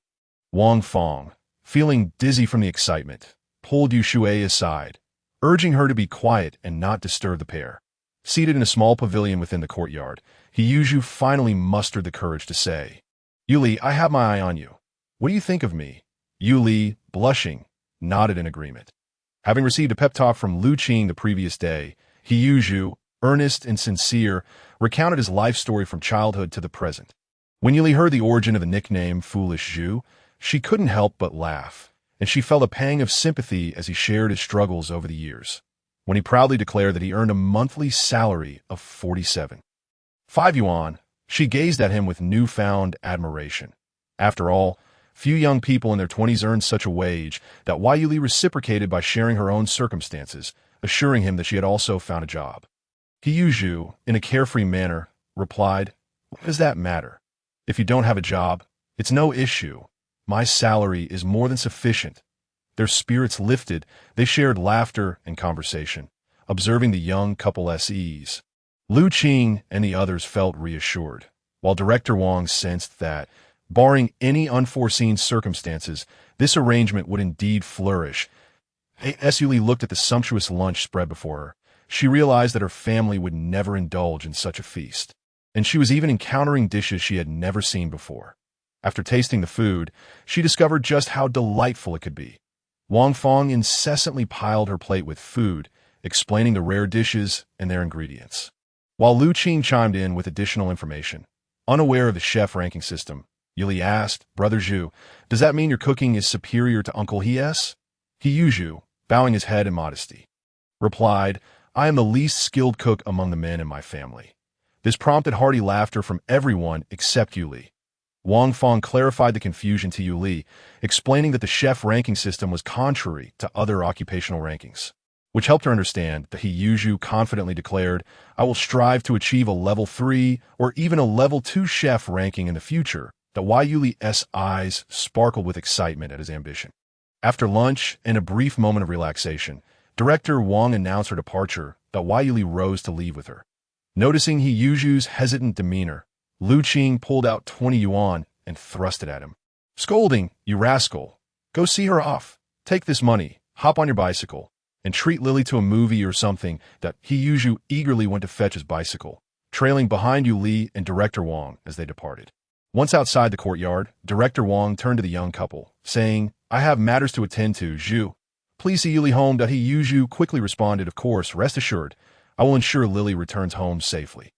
After bidding farewell to Yuli and Director Wang, Lu Qing waved his hand, and the entire He family set out to shop for a bicycle. Chapter 81. A conversation at the Yu family home throughout the afternoon. Xiu was brimming with excitement.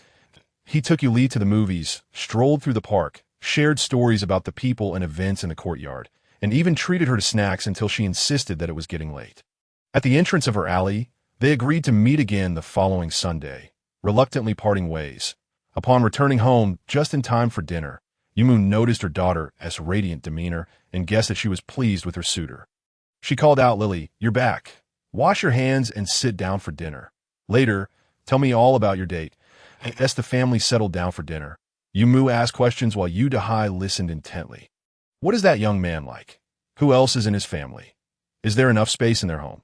Given that the Yu family's residence was rather cramped, with 5 members sharing only 2 rooms, Yu Li and her siblings had once managed to squeeze into one room during their childhood. But as they grew older, it became necessary to divide the space. Yu Dahai now resided in the smaller room, while Yu Li and Yu Haitang occupied the larger one. With a blush, Yu Li replied, "Zhu is a wonderful person, 3 years my senior. His family includes only his father, an older brother and sister-in-law, and a younger sister."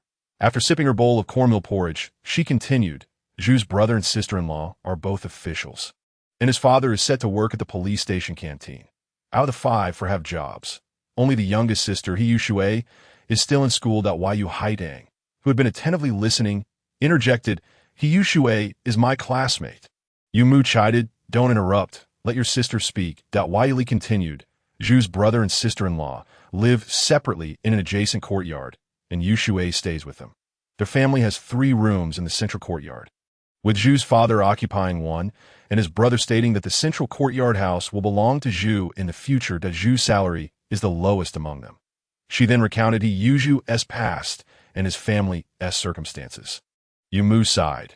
"Zhu has had a tough life, bearing the responsibility of supporting his younger sister at such a young age. But good days are on the horizon, aren't they, now that all 4 family members are employed? And with his modest salary of 47.5 yuan, just imagine the life they could lead." Yu Dahai listened with satisfaction, reassured that if the relationship flourished, their daughter would not suffer in her marriage. Therefore, Yu Dahai inquired, "Are they easy to get along with?" Yuli responded, "They're all very amiable. The entire family is quite pleasant." As Yuli spoke, she was reminded of something. She set down her chopsticks and retrieved a red envelope from her pocket. Placing it on the table, Yu Mu took the envelope, opened it, and gasped in surprise. Each envelope contained a large sum of money. Yu Dahai sighed, remarking, "This family is generous. They truly value our daughter if they present such a substantial gift for a blind date. This amount equals half a month's salary for me." Yuli continued to recount the grand reception at his family during lunch, describing the delectable dishes and the unfamiliar delicacies. She mentioned how, in his family, it was the men who cooked, and when she noted that Yu Zhu, despite being a level 6 chef, was the least skilled cook among them, laughter erupted around the table. Yamu said, "Li, if you marry into that family, you will indeed be fortunate." The two younger ones were listening intently, their mouths watering. Yu Dahai, still concerned for his eldest daughter, advised, "Li, remember, you will be the one living this life. Just ensure you make the right choice." Yuli nodded, saying, "Dad, I spent the afternoon with Zhu and felt quite comfortable. We've arranged to meet again next Sunday." Yu Dahai replied, "If you feel certain. Bring him home next Sunday. If it works out, let him discuss it with his family, and we can finalize the engagement before the new year and choose a date for the wedding afterward." Yuli nodded in agreement. Yu Hai Tang, tugging at her sister's hand, asked, "Sister, can you take me along next time? I want to play with you, Shui." Yuli agreed. The couple felt joyous that their eldest daughter might find a good match, and they contemplated expressing their gratitude to Director Wang once everything was settled. Meanwhile, Yu Hai Tang was incessantly asking her sister questions, eager to visit Yu Shui's home soon. Meanwhile, Yanbu Gui, having noticed that Director Wang from a neighborhood committee and Yuli had left, suddenly recalled that this girl was from Yu Dahai's family. Though he and Yu Dahai were acquaintances, they had not interacted much. It would be utterly unacceptable for Yanbu Gui to visit someone else's home empty-handed. He needed to maintain his dignity. Thus, he had not kept in touch with Yu Dahai over the years and had failed to recognize Yu Li at first glance. Yanbu Gui was aware of Yu Dahai's eldest daughter, having seen her a few years prior, and only now did he find her familiar. Once they had left, he felt a pang of regret. He had intended to wait until the right age to persuade Yu Li to marry his eldest son. However, today, he discovered that Yu Li was on a blind date. Yanbu Gui realized he needed to take action. He could not let his chosen daughter-in-law slip away. Chapter 82. Yanbu Gui takes action. LV Qing took the whole family to purchase 2 bicycles, both sturdy models. They quickly registered them at the local police station and stamped them. The family spent the afternoon shopping for various items. Upon returning to their courtyard, Yanbu Gui observed that the He family had also bought 2 bicycles, stirring a sense of envy within him. While purchasing a bicycle was not a challenge for him, Yanbu Gui was quite shrewd. He hesitated to buy a new one due to their high cost. Instead, he scoured all the consignment shops in the city, seeking a reasonably priced, gently used bicycle, leaving his contact information with the shops for any available stock. Yanbu Gui approached He Qing, stopping him in his tracks, and remarked, "Old He, you bought new bicycles." He examined the bikes, exclaiming, "This model is quite impressive. How much did you pay?" He Qing, not one to dismiss a friendly inquiry, replied, "A little under 200 yuan. LV Qing, overhearing, thought to herself, his familiarity with bicycle prices rivals that of a department store clerk. Yanbu Gui continued, "Old He, I hear you had guests today. Was it for Zhu's blind date? Did it go well?" He Qing thought, "What concern is it of yours whether my son's blind date was successful?" And replied dismissively, "I don't know if it went well. It depends on whether the 2 kids take a liking to each other. As a father, I have little say in the matter. It's really up to Zhu and his brother." Just as Yanbu Gui was about to ask more, Yu Shui called out, "Dad, hurry home to cook. I'm starving." He Qing quickly responded, "Old Yin, we'll talk later. I need to head back." With that, he ignored Yanbu Gui and pushed his bicycle away, while LV Qing and Wang Fong nodded at Yanbu Gui and followed Yu Shui home at tea dinner time. Yu Zhu returned home in a flurry. Pushing his bicycle into the courtyard, Yanbu Gui called out to him, hoping to extract more information, but Yu Zhu, eager to share his excitement with his family, paid him no mind and rushed off. Yanbu Gui, feeling snubbed, muttered under his breath, "What a foolish lad, utterly lacking in manners." Yet in his heart, he was scheming. Given Yu Zhu's temperament, if the blind date had been successful, he would surely want to boast about it to him. However, seeing Yu Zhu so anxiously rush home, Yanbu Gui concluded that it had not gone well, and he was hurrying home to seek advice from his parents. The more Yin Bugui thought about it, the more he felt that his son still had a chance, and a plan began to form in his mind. The next afternoon, after his first class, Yin Bugui left school early, took his fishing gear home, and headed to the river to fish. Fortune favored him that day, and just before dusk, he caught 4 palm-sized crucians and several small fish. Carrying his catch home, he found Yang Rui Hua preparing dinner. Yin Bugui glanced at the fish, selected 2, strung them together with thin string, and said to Yang Rui Hua, "My dear, there's no need to cook for me and Jiecheng tonight." With that, he dragged Jiecheng outside. Still lingering at home, Jiecheng was caught off guard as his father pulled him along, asking, "Dad, where are we going with these fish?" Yin Bugui replied, "We're going to blind date." Jiecheng protested, "But I'm not of age for another 2 years. Why would I go on a blind date now?" Yin Bugui insisted, "It's better to settle things now, so that when the time comes, you won't lose out on a good match." "Which family is this girl from?" Jiecheng inquired. Yin Bugui responded, "She's the one who came to see that foolish Zhu today. That it seems it hasn't worked out yet. I had planned to wait until you were of age, but now we must act sooner." Jiecheng, having seen Yuli earlier and already harboring some thoughts about her, felt pleased and hurried to keep up with Yin Bugui. When they arrived at Yu's home, dinner was almost ready. Yin Bugui called out from outside, "Old Yu, are you in?" Yuda Hai, hearing the voice, stepped outside and was surprised to see Yin Bugui and his son. But he welcomed them in and invited them to sit. Yin Bugui handed the fish to Yuda Hai. Feigning politeness, "Here, take these to add to your meal." Wai Yuda Hai accepted the fish and set them aside. Asking, "Old Yin, what brings you here at this hour?" Yin Bugui replied, "Old Yu, your eldest daughter went on a blind date yesterday, right?" Yuda Hai confirmed, "Yes, is there a problem?" Yin Bugui continued, "There's a significant issue. Your daughter's blind date is from our courtyard, known as Foolish Zhu. A complete fool. If your daughter ends up with him, it would be akin to jumping into a burning pit. As Yuli approached, ready to refute this claim, Yuda Hai raised a hand to stop her.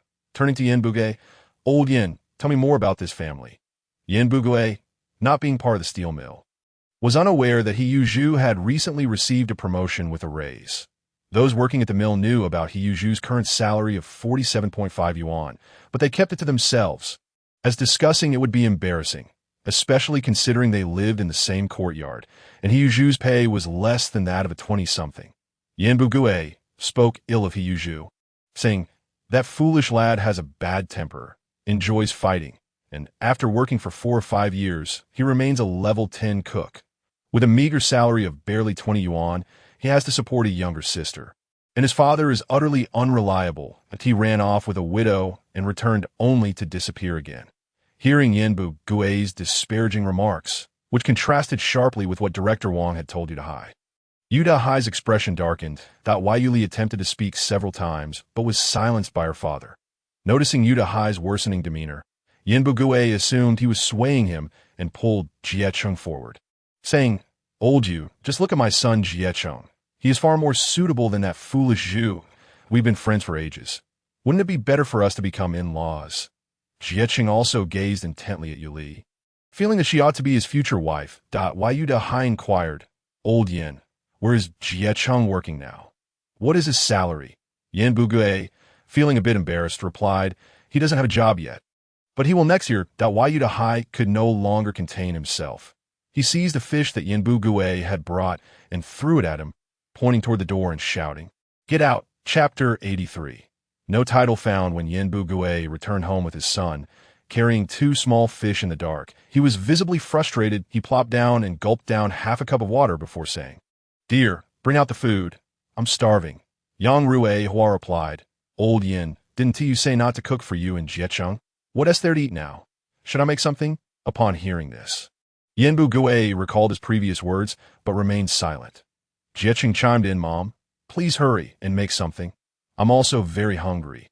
Having endured a frustrating day, Yin Bugui snapped, "No need to cook. What is there to eat?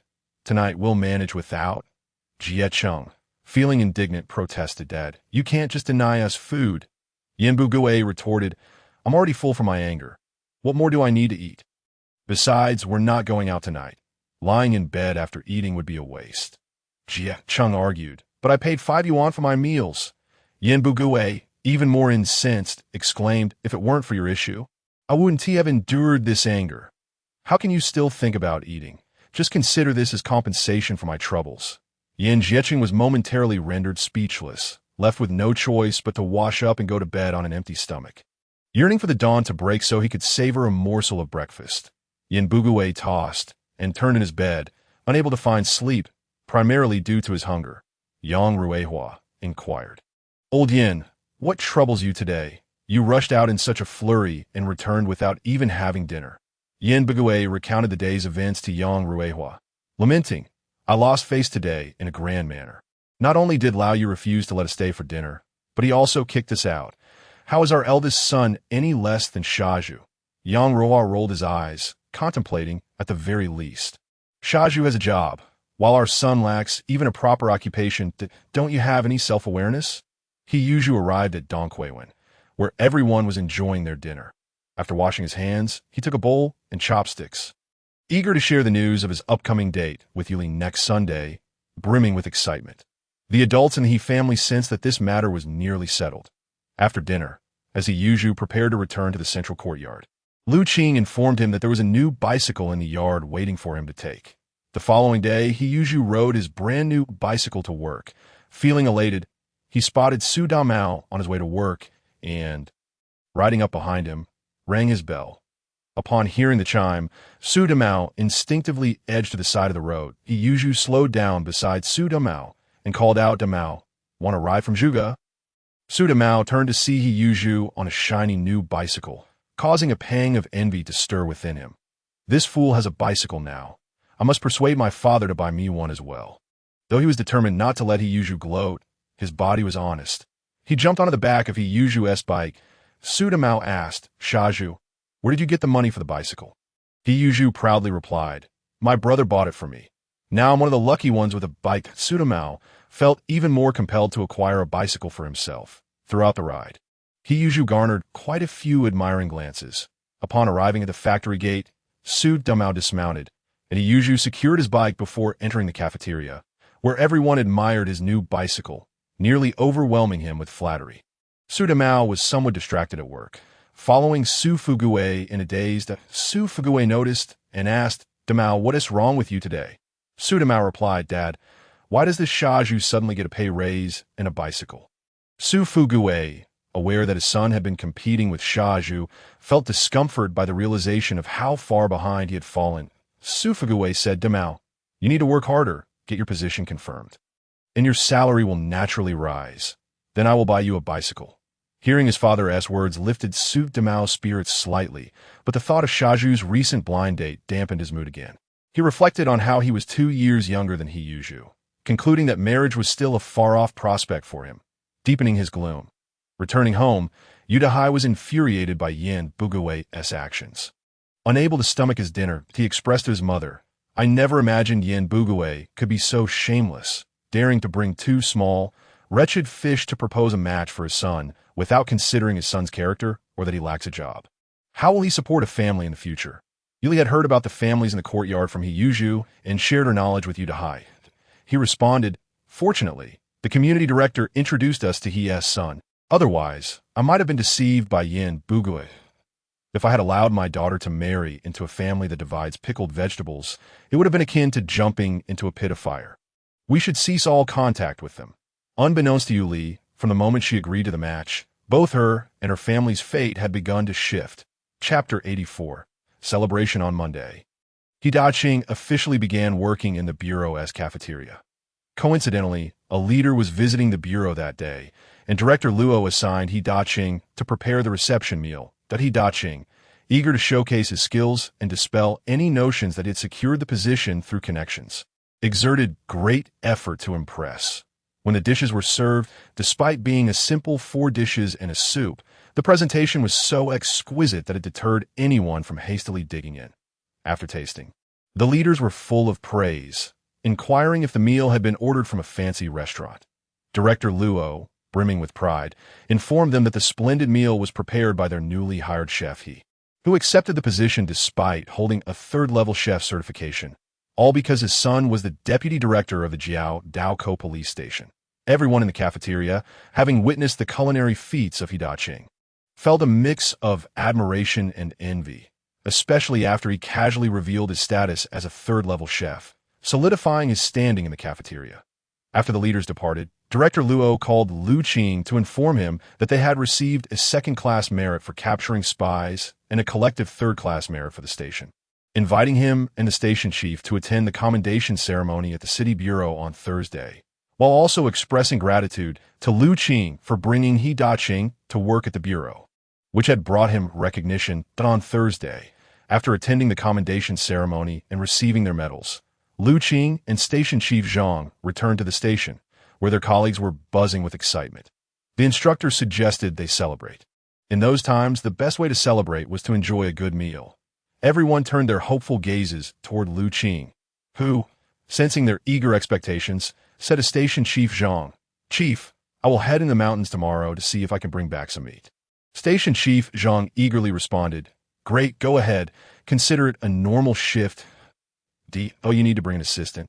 Lu Qing promptly declined, knowing that having someone else along would hinder his efforts. The next morning, Lu Qing informed Wang Fong of his plans before heading to the police station, equipped for his journey into the mountains. Utilizing his extraordinary physique, light-footedness, and stealth skills, he quickly located his quarry. Fortune smiled upon him that day, as he successfully hunted 2 wild boars weighing around 200 pounds each, 2 foolish roe deer, a deer, and a goat. While pursuing larger game, he also caught several wild rabbits and pheasants. Wise sunset. His haul was substantial. He placed the live animals in his planting space, loaded the 2 wild boars and 1 roe deer into his vehicle, and processed the others in the planting space for preservation.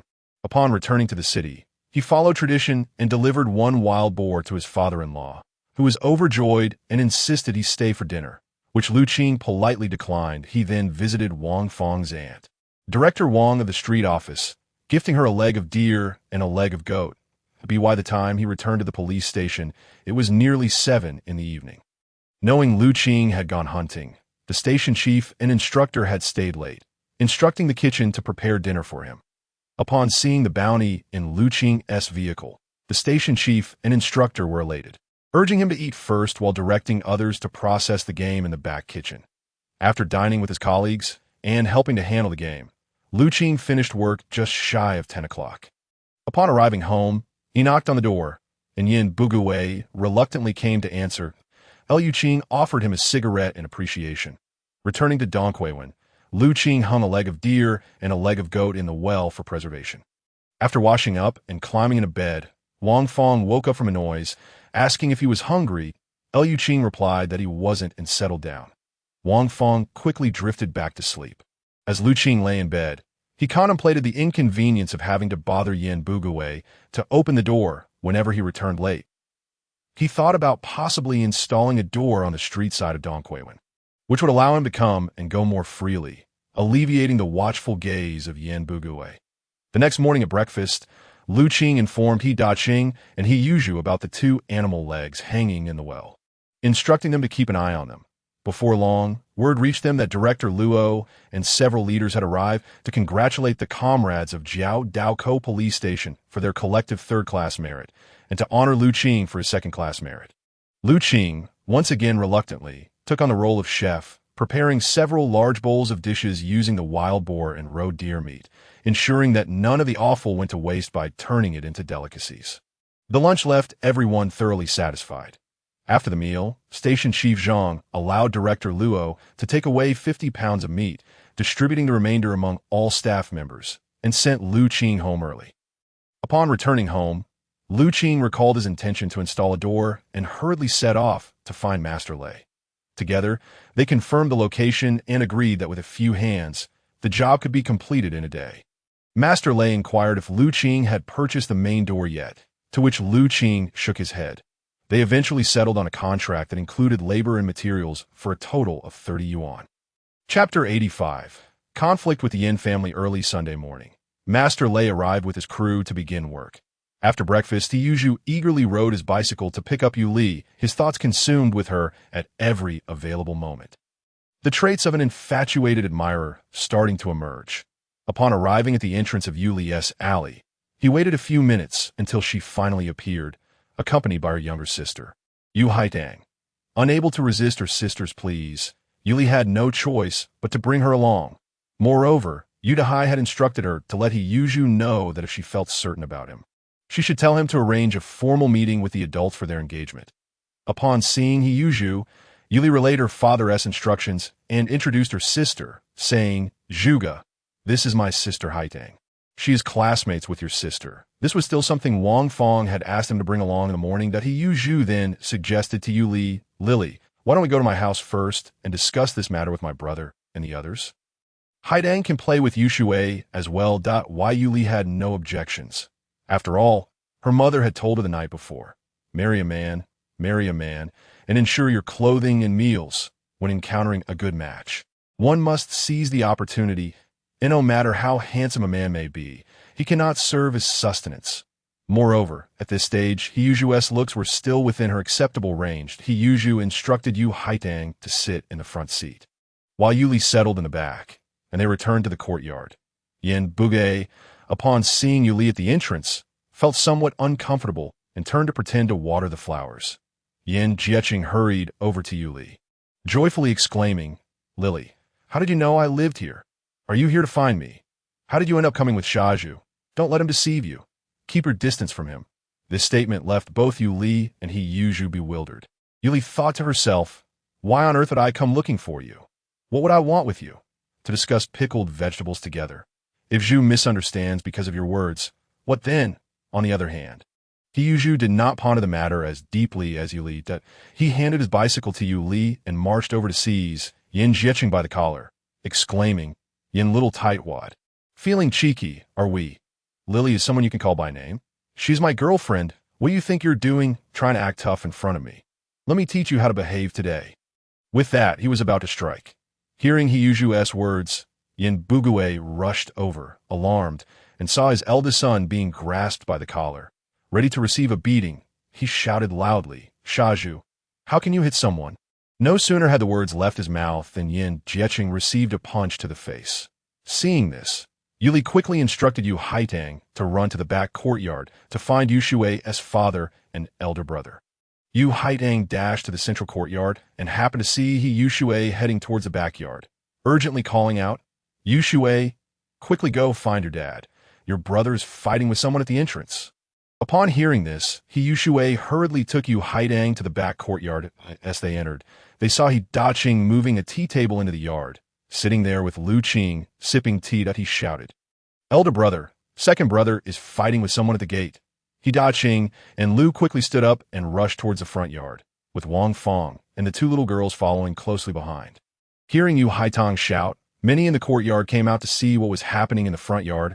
Liu Qing arrived in the front yard and saw He Yuzhu spinning around while grabbing Yin Jieching. Yin Bugue was trying to pull them apart, but didn't he know how to do so? Fearing that if Xiao struck him, it would be quite ridiculous, Liu Qing stepped forward, extending his arms to separate the two, and asked Zhu, "What is going on? Why are you fighting?" At this moment, many people had gathered in the courtyard to watch the commotion, including Su Demao and Lu Hai. He Daqing and several women also arrived. He Yuzhu, hearing Lu Qing's inquiry, shouted, "This brat is trying to act tough in front of me. If I don't beat him, I wouldn't he be a man?" Yin Bugue quickly interjected, "Xiao, Jieching was just trying to greet you. Why do you resort to violence?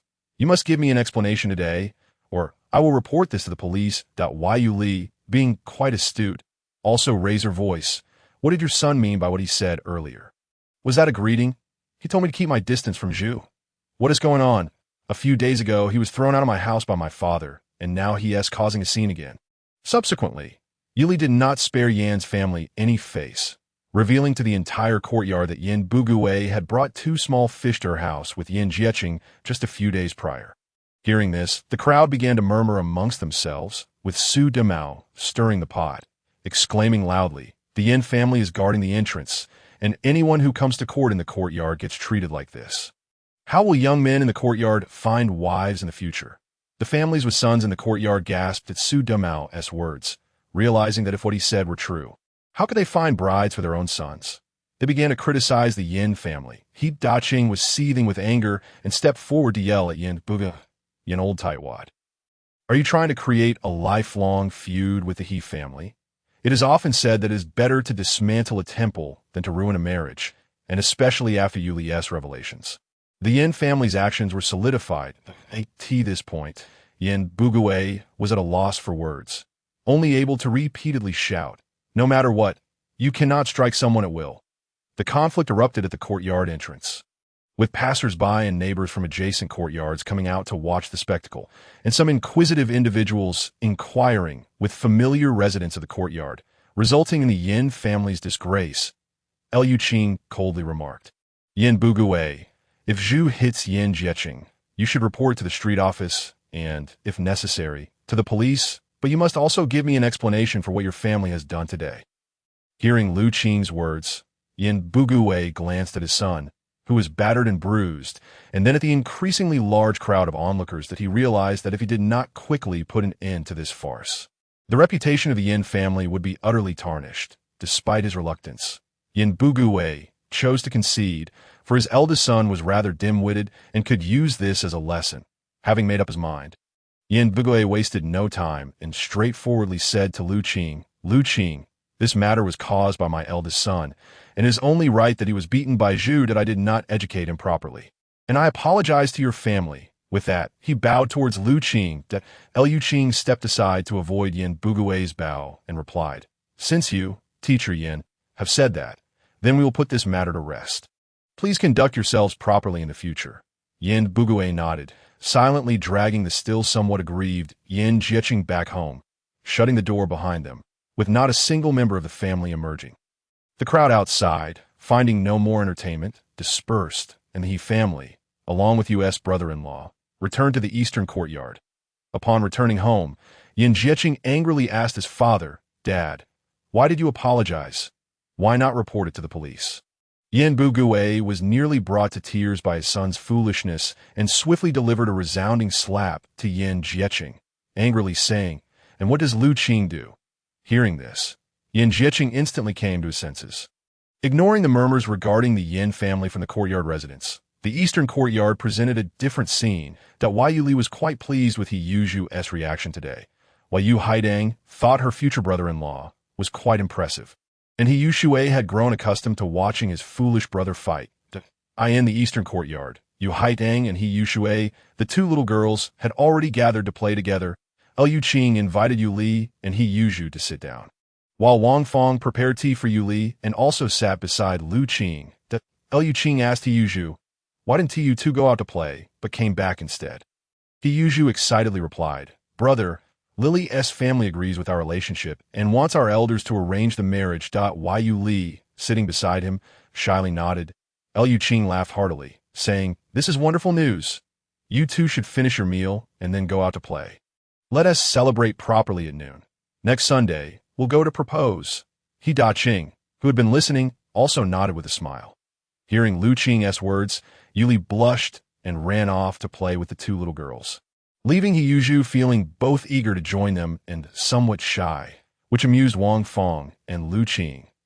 Liu Qing then called on his foolish brother and father to help prepare the big meal for noon. Although Yu Li was with the two little girls, she occasionally glanced over at He Yuzhu. When she saw Wang Fong approaching, she exclaimed in surprise, "Sister-in-law, are all three men in the house going to cook together?" Wang Fong chuckled, "How could that be? My husband only cooks based on his mood. The day before yesterday, he went hunting and brought back some good ingredients. I suspect he wants to teach you a thing or two." Liu Qing would never be short on ingredients. He prepared 6 dishes for lunch, considering that Master Lei and his crew were working at the door. In those days, master craftsmen had to be fed when they worked. They made a generous amount. When it was time, he invited Master Lei and his crew over for a meal. Master Lei, being perceptive, understood that the host had guests and requested extra servings of food. Opting to eat in a small pavilion to avoid disturbing the host, Liu Qing could not persuade him otherwise, so he acquiesced. The midday meal delighted Yu Li and her sisters, while Yu Haidang envied He Yushui. Asking, "Does your family eat this well every day?" He Yushui replied, "How could that be? But my dad and brother are both excellent cooks. Everything they make is delicious." Hearing this, Yu Haidang wished her sister would marry soon, so she could frequently enjoy the meals. After lunch, He Yuzhu eagerly invited Yu Li to go out and played out why Yu Li hesitated, contemplating whether to bring her sister along, who was happily playing with Yu Shuai. Liu Qing noticed her dilemma and said, "You two go out and have fun.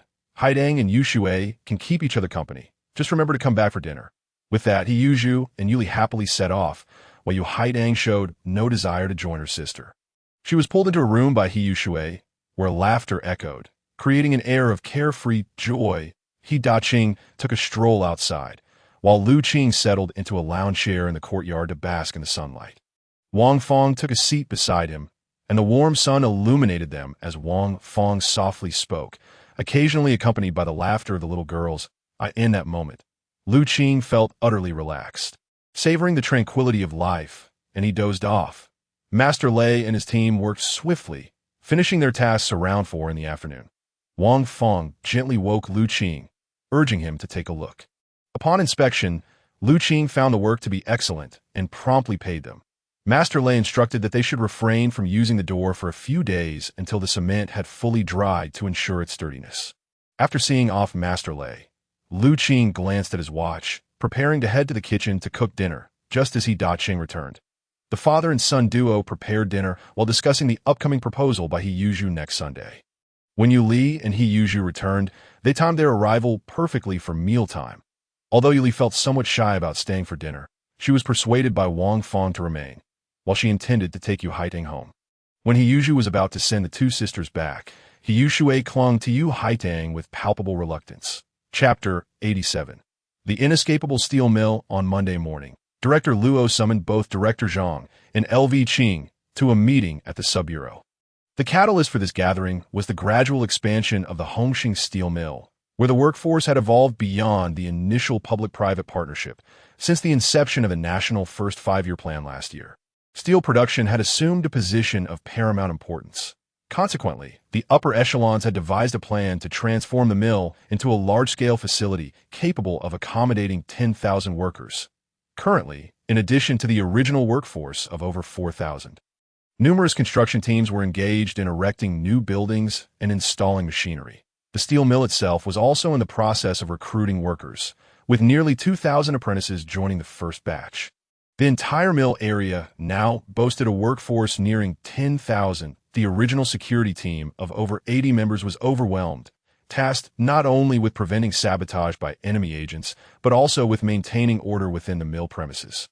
Therefore, higher authorities prepared to dispatch a contingent from the Sub-Bureau to support the mill, establishing a public security office staffed primarily by Sub-Bureau personnel, supplemented by 100 retired soldiers.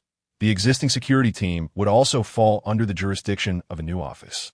The duration of the Sub-Bureau support was set for 1 year, after which the dispatch personnel would return to the Sub-Bureau, while the retired soldiers would join the mill security team. The meeting aimed to assign 20 personnel to be transferred from each unit. Due to his commendable service, LV Qing had recently been promoted and was honored with the position of director of this new departmental unit. 2 days later, Director Luo escorted LV Qing and 19 colleagues from the Sub-Bureau to commence their duties at the steel mill. The management of Hongqing Steel Mill regarded this transition with great significance, with several high-ranking officials present to welcome them. After arranging office accommodations, the mill treated all newcomers to lunch in the cafeteria. In the afternoon, after Director Luo's departure, LV Qing, accompanied by Li Huaid and the personnel director, visited the security department. The head of security, also a former soldier, cooperated well with LV Qing, assessed the challenges facing the security department, and decided that once the personnel were in place, the original team would oversee the existing production area, while the Sub-Bureau members would lead the newly constructed sections. Upon his transfer to the steel mill, an announcement was made throughout the facility, informing everyone of the establishment of the Public Security Office and LV Qing's appointment as director. Everyone working at the mill, including those in the courtyard, heard the news that Su Mao, stationed in the publicity department, heard the announcement and eagerly boasted to anyone within earshot about his familiarity with the new director, relishing the association. Lu Haizhong's immediate reaction upon hearing the news was that he should seek guidance from LV Qing on how to secure a leadership position for himself.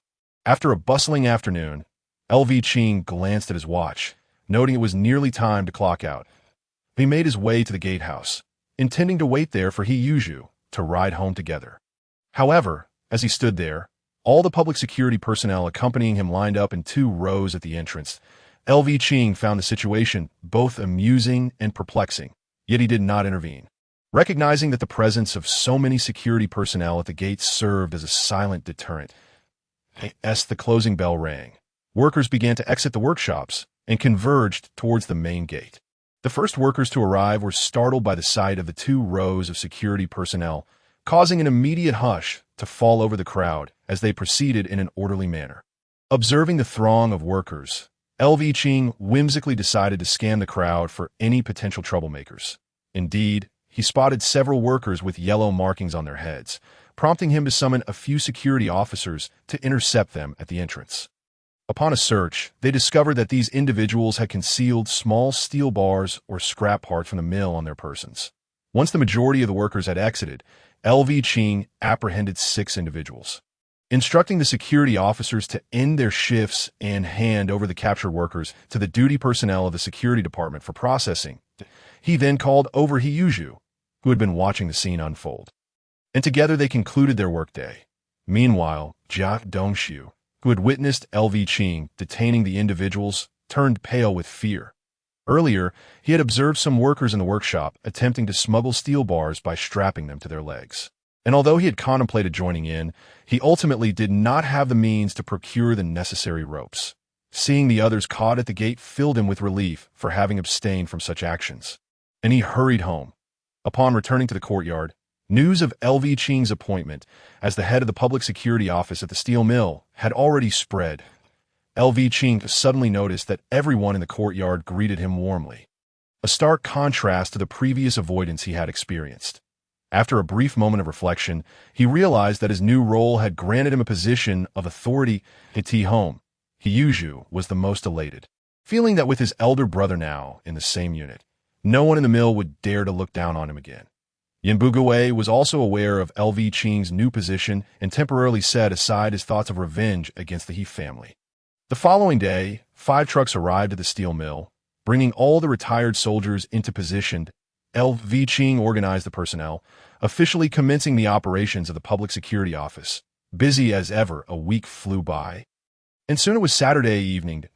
As LV Qing watched He Yuzhu riding his bicycle ahead, he thought of the joyous occasion that awaited him the next day. Chapter 88. The proposal once again. It was Sunday. And early in the morning, LV Qing went to fetch Director Wang from the neighborhood committee to his home. Wang Feng gave He Yuzhu a thorough grooming, and the 3 of them, father and sons, each mounted their bicycles. LV Qing carried Director Wang, while He Qing and He Yuzhu transported the carefully prepared gifts to Yu Li's home. The gifts for the proposal were quite substantial, including cigarettes, liquor, fish, meat, tea, sugar, and fabric, all in abundance. Upon arriving at the Yu household, the family was well prepared to receive guests. After receiving the news of the engagement proposal for their eldest daughter, several relatives of Yu Li, including an uncle and an aunt, had come to lend their support, eager to assess the character of the prospective groom. That Yu Haidang had long been stationed at the entrance, and upon spotting the He family approaching, she excitedly rushed back inside to deliver the news. Yu Dezai and Yu Mu hurried out to greet them. Seeing the He family arrive with such a bounty of gifts, they understood the significance the He family placed on their daughter, and their faces beamed with delight. The commotion at the Yu household naturally attracted the attention of neighbors, who emerged to witness the spectacle. Upon seeing the gifts brought by the He family, many gasped in astonishment, remarking that the proposal gifts were indeed extravagant, highlighting the disparity between families. Several peers of Yu Li's age looked on with envy as they entered the courtyard. The Yu relatives were taken aback by the sight of the He family arriving on new bicycles and bearing such lavish gifts. What kind of family were they? Yu Dezai invited the He family inside to sit and enjoy tea. Today, Director Wang was acting as the matchmaker, and she introduced each member of the He family, particularly noting that LV Qing was the elder brother of He Yuzhu and had recently been promoted to director of the steel mill's public security office. LV Qing appropriately distributed cigarettes to everyone in attendance. And Yu Dezai introduced his relatives as well. He Yuzhu, still blushing, trailed behind, calling out to everyone, while Yu Li, red-faced, finally emerged to accompany the shy Yuzhu. making him feel more at ease, once both parties had completed their introductions and settled down. Director Wang congratulated Yu Dezai, saying, "Dezai, these two young people have clearly taken a liking to each other. You are well aware of the He family's circumstances, and they are quite pleased with your daughter. They have entrusted me to propose on their behalf. What are your thoughts? If you have any requests, please feel free to express them." At this point, Yu Dezai, who had no reason to dissent, smiled and replied, "My youngest daughter has already visited their home and returned brimming with praise for the He family. With 4 out of 5 members employed and earning good wages, marrying into such a family means she won't have to contend with a daunting mother-in-law. Opportunities like this are rare," Director Wang added. "The He family has promised that when the wedding occurs, they will prepare all the necessary items and allow Li to choose her own furniture. After the marriage, all of Yuju's earnings will belong to the couple." The Yu relatives gasped in astonishment at this commitment. That why Yu Dezai chuckled, Director Wang, given that the He family has gone to such lengths. "What more could I ask for? I certainly agree to this union." Director Wang then inquired about the bride price, to which Yu Dezai responded, "Considering the He family's generosity, I have no need for a bride price." He Daqing quickly interjected that a bride price should still be given. The two families engaged in a light-hearted negotiation, which was quite the opposite of typical engagement discussions. Eventually, Director Wang settled on a bride price of 5 yuan.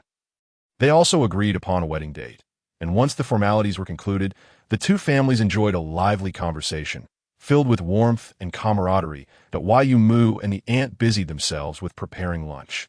The meal was a joyous affair, and Yuju, overjoyed, indulged in the liquor, unaware of how many times Yu Li had playfully pinched him at his waist to moderate his drinking, ultimately leading him to become quite tipsy. As the sun dipped below the horizon, the family bid farewell to the Yu household. LV Qing invited Director Wang to dine with them, and she happily accepted. After dinner, LV Qing escorted Director Wang back to her home before returning to the courtyard. Arriving just before 9, having successfully secured his engagement, Yuju was met with discontent from Yan Jia, who, having witnessed the He family's grand departure earlier that day, sensed that something significant was slipping away from him.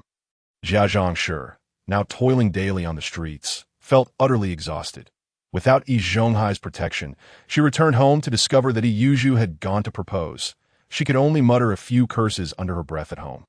Jia Dongxiu and his wife could only listen helplessly. Their lives were currently manageable, but little did they know that in just over a year, their hardships would truly begin. Sima felt once again overshadowed by the foolish Yuju, grappling with the notion that how could this simpleton outpace him in finding a spouse. Reflecting upon his age, he could only sigh and lament why his mother had not given birth to him 2 years earlier. Chapter 89. The enthusiastically wide after Yuju's marriage was settled. Elqing was relieved of yet another concern. Yi Zhonghai had successfully facilitated Yuju's union with a formidable wife, and Daqing had also returned. If this foolish Zhu were to continue living as if he were a character in a television drama, one could only say that the forces of correction in this world are exceedingly powerful. After a busy period, the steel rolling mill's operations gradually stabilized, returning to a state of normalcy. Since the establishment of the Public Security Bureau, the security situation in the mill had significantly improved.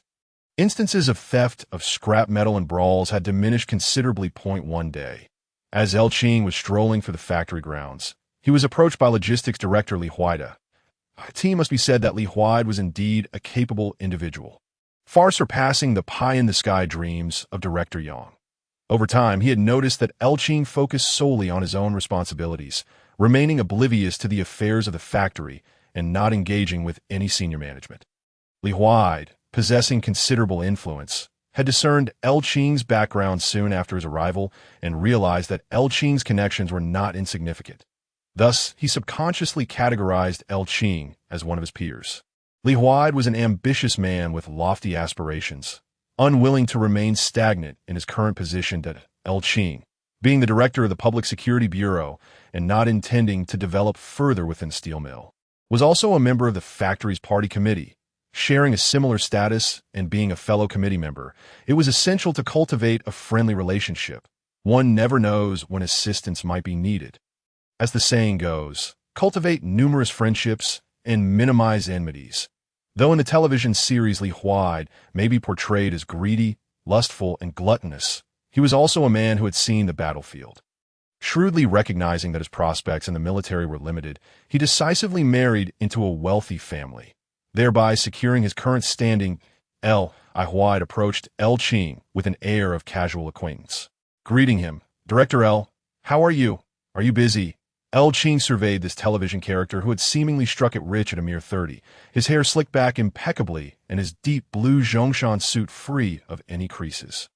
Qing responded, "Ah, Director Li, are you so free today?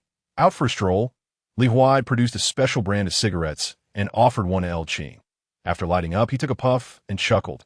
"I've been cooped up in the office for too long. It's nice to stretch my legs." As they enjoyed their cigarettes and exchanged idle chatter, an entire cigarette was consumed. Li Huai then extended an invitation to Qing. "Director L, why don't you come to my office for a visit? I just acquired a fine batch of tea. We should sample it together." Curious to ascertain Li Huai's ulterior motives, Qing replied, "Since I have nothing pressing at the moment, I would be delighted to try your tea and take a look at your office." At the logistics director's office, Li Huai offered Qing a seat and brewed a pot of tea made from the finest leaves, which he usually reserved for himself, gesturing for Qing to partake. Qing lifted his cup, blew gently on the surface, and took a sip tea. Oh, his surprise. Li Huai's claims were not exaggerated. The tea was indeed exquisite, fragrant, and rich in aftertaste. Li Huai, possessing high emotional intelligence, knew how to strike a common chord. As they sipped tea, smoked cigarettes, and reminisced about the tumultuous years of conflict, the distance between them began to shrink.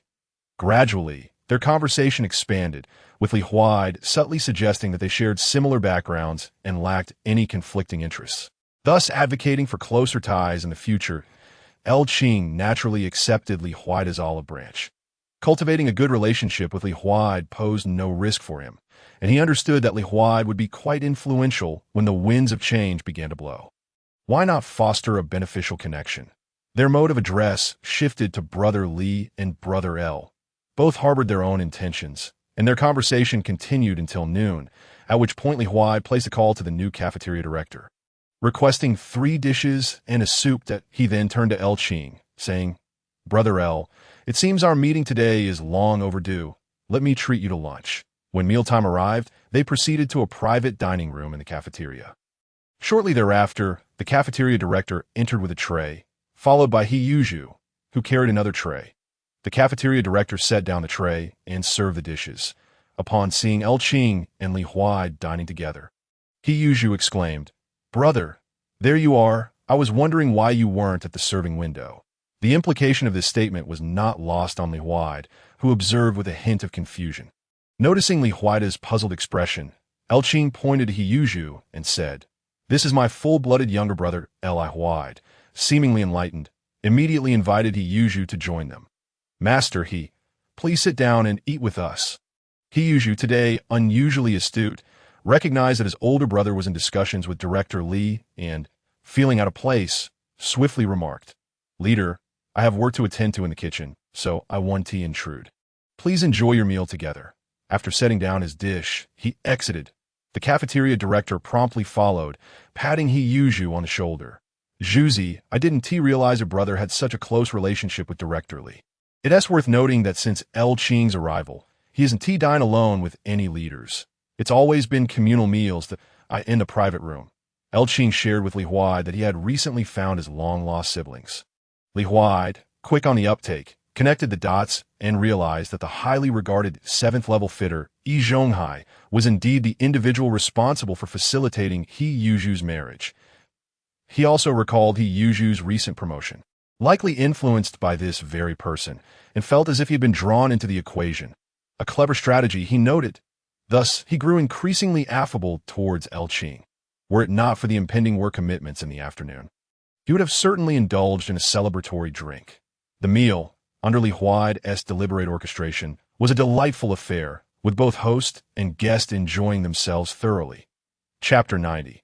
Lu Haizhong seeks office. Li Huai was willing to invest in cultivating relationships, and upon discovering the connection between Zhu and Qing, he began to form a plan.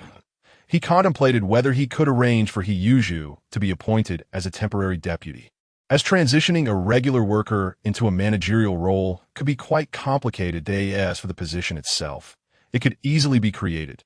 The steel mill was currently undergoing expansion, and the cafeteria would inevitably need to increase its staffing. Presently, there was only one cafeteria director, so appointing a deputy to share the workload would be entirely reasonable. Li Huai believed he needed to find an opportunity to subtly convey this idea to Qing and gauge his reaction. Such a significant favor should not be given lightly.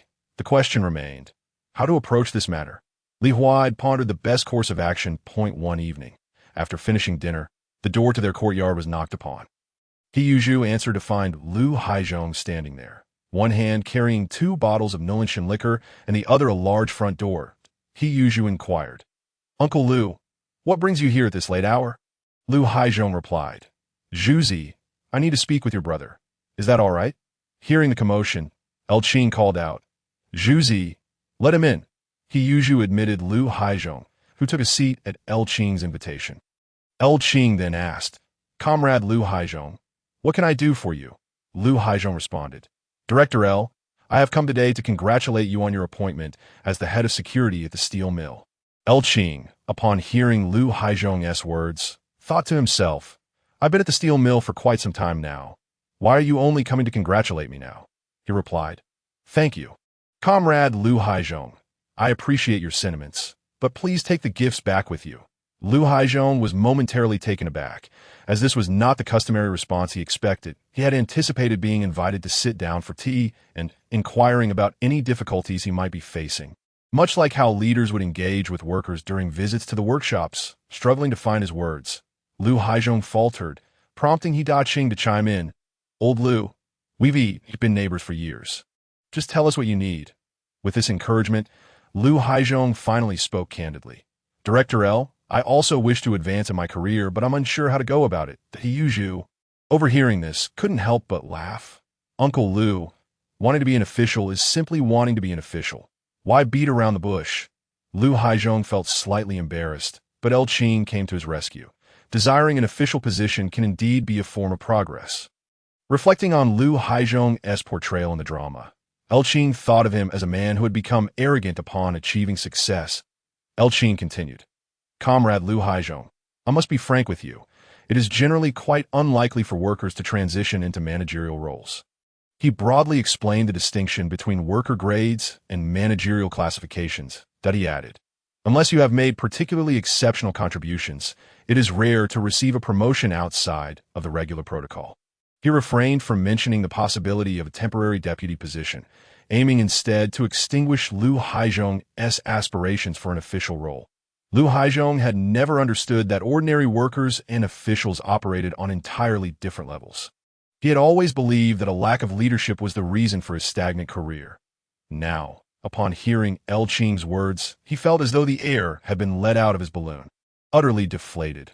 Observing Lu Haizhong's disheartened demeanor amused Qing, who decided to deliver another blow. "Comrade Lu Haizhong, you frequently discipline your children.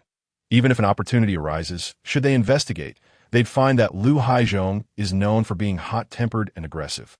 Such traits are detrimental to unity and unsuitable for promotion."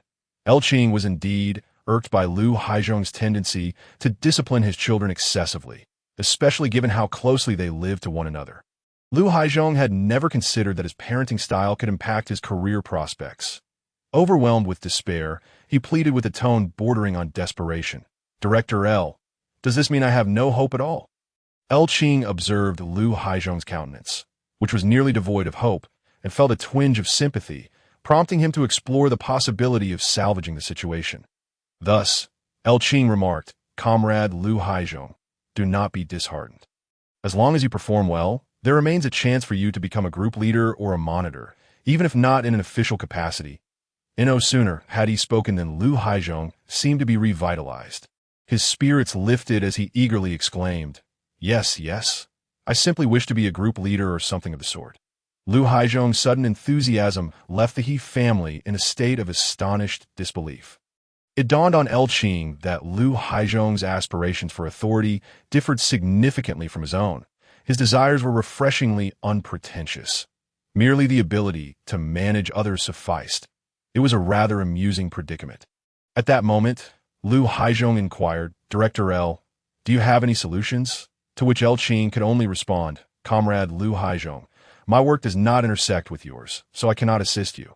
However, you might consider taking on more apprentices and teaching them diligently. Once you have trained a sufficient number of apprentices with advanced skills, the leadership will naturally take notice of you, and becoming a group leader should not pose a problem. Lu Haizhong received Qing's counsel as if it were a divine decree, repeatedly expressing his gratitude before rising to depart.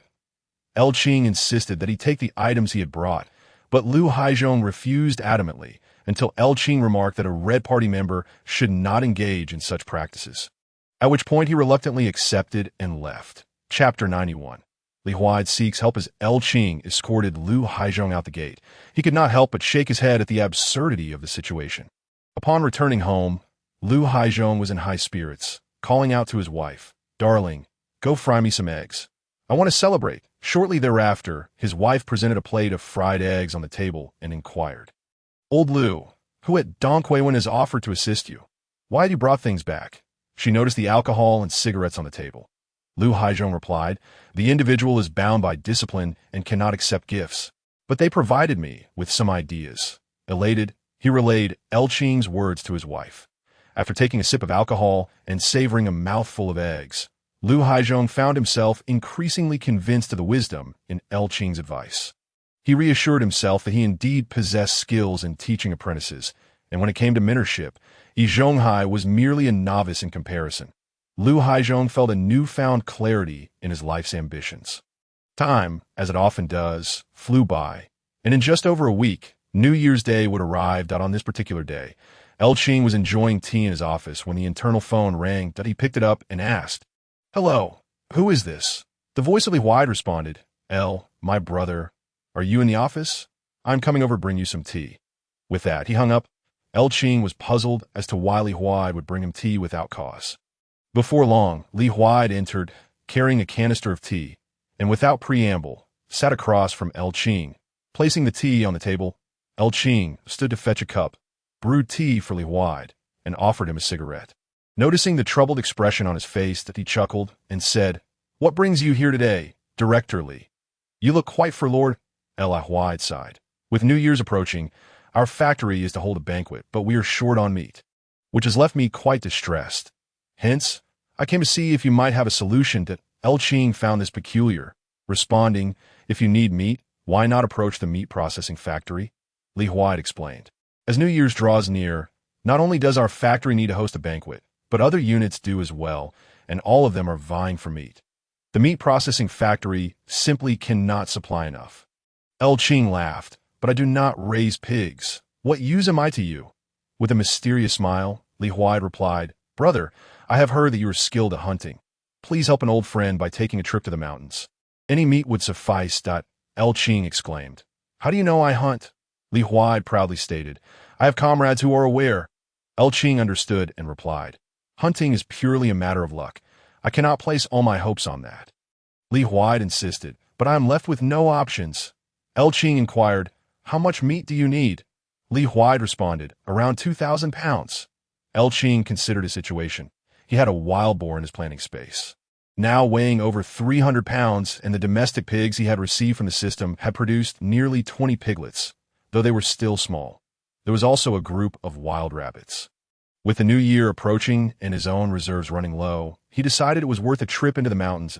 He told Li Huai, I can go into the mountains, but I cannot guarantee how much I will find. You will need to prepare a truck, fill it with fuel, and bring a large oil drum. I intend to venture FAR. Li Huai quickly agreed. Qing added, Considering your need for so much meat, I may be gone for 3 days. If anyone from the factory comes looking for me, you must handle it. Li Huai confirmed. That is understood. Qing concluded. Very well, we shall depart tomorrow morning. After dinner, Qing informed his family of his impending 3-day business trip to Jinmen, and no one suspected anything amiss as he lay in bed. He realized he had forgotten to plant vegetables. The winter storage produce had been purchased by He Da Qing and He Yuzhu, and he had not given it much thought. The prospect of subsisting solely on radishes and cabbages throughout the winter disheartened him. Thankfully, with the fivefold time flow rate, there was still time to rectify this oversight. He planned to acquire some vegetable seeds during his trip, but Qing prepared for his journey to Jinmen, noting that the route from Xiao City to Jinmen traversed many mountains, providing opportunities to explore and perhaps gather some seafood along the coast. The next morning, he set off in his vehicle towards the factory. Upon exiting Xiao City and reaching a remote area by the mountains, he parked the truck, donned an invisibility ring, and employed light footwork, allowing him to glide effortlessly among the treetops. Maximizing the potential of this 24-hour window to search for resources, Qing eventually stumbled upon a herd of wild boars by dusk, comprising several large specimens, each weighing over 200 pounds alongside smaller ones, all weighing around 50 to 60 pounds. Without hesitation, Qing eliminated the entire herd, leaving not a single one to escape. He reserved the larger ones for Li Huai and kept the smaller ones for himself, draining their blood and storing them in the storage space. Untroubled by any unpleasant odor, he set off directly from the mountains toward Jinmen, having prepared provisions in advance. Whenever he grew thirsty, he drank from the spring water, and when fatigued, he rested within his space. Along the way, he also managed to take down 2 deer and a goat. As he neared Jinmen, he found a secluded spot by the roadside to release the truck. Driving straight to Jinmen, by the time Qing reached Jinmen, it was already the following evening. He parked at a guest house near the North Tang fishing port, enjoying a restful night. The next morning, he arrived at the port and indulged in a shopping spree for various dried and fresh seafood, acquiring an array of delicacies including live prawns, mantis shrimp, mud crabs, knife fish, mackerel, and abalone. Once everything was loaded onto the truck, he found a public phone to inform Li Huai to await his arrival and also called Wang Fong to update her on his return schedule. The journey back to Xiao City commenced, during which he tossed the live seafood into the fish pond within his storage space, keeping a small quantity in the truck while storing the rest. He drove nonstop until reaching the outskirts of the city, where he loaded 8 large wild boars into the truck bed and headed straight back to the steel mill. By the time he arrived at the factory, night had fallen. Li Huai, accompanied by a group of people, was waiting, and Yu was also present. After Qing parked, Li Huai directed the cafeteria and procurement personnel to unload and weigh the goods. That Qing mentioned that there was seafood in the truck, which thrilled Li Huai. That Qing assured him, "Brotherly, I have taken care of your request. You can simply settle the payment for the items on the truck when the time comes." Li Huai patted his chest and declared, "When it comes to business, you can rest easy." Qing chose not to linger on the matter and rode his bike home first. Chapter 92. The first encounter with Liu Bansheng having dismissed the beaming Li Huai from his thoughts, Qing was now solely focused on returning home. After 3 days away from his wife, he was eager for her company. Coupled with the fatigue from his travels, he longed to return home, enjoy a hearty meal, take a bath, and relax with his wife. Pedaling his bicycle with such fervor that sparks nearly flew, he entered his home, where Wang Fong greeted him and inquired if he had eaten. Qing shook his head, prompting Qing to exclaim, "I will make you a bowl of noodles." Wang Fong handed Qing a change of clothes and urged him to take a bath. After a refreshing shower and devouring a steaming bowl of noodles, Qing felt a sense of rejuvenation wash over him. Upon returning to the office after inspecting various posts, Li Huai approached him again. Once seated, Li Huai produced 2 envelopes and presented them to Qing, stating a total of 2,000, covering the meat and seafood. "I rounded it up, and the purchase receipts are included." Qing accepted the envelopes without counting, simply tossing them into his drawer. Li Huai continued, "Brother, I owe you a great debt of gratitude this time. Otherwise, the workers would have gone hungry on New Year's Day." Qing chuckled. "It was a stroke of luck this time. One cannot always encounter a herd of pigs." Li Huai added, "For the New Year's banquet, some leaders from the department will attend, including Director Liu." Hearing the name Liu, Qing's interest piqued, and he asked, "Are you well acquainted with Director Liu?" Li Huai replied, "I was one of the parties involved in the negotiations during the public-private partnership talk back in the day, so naturally, I know him well. He is affectionately known as Liu Bansheng, and his family possesses numerous enterprises.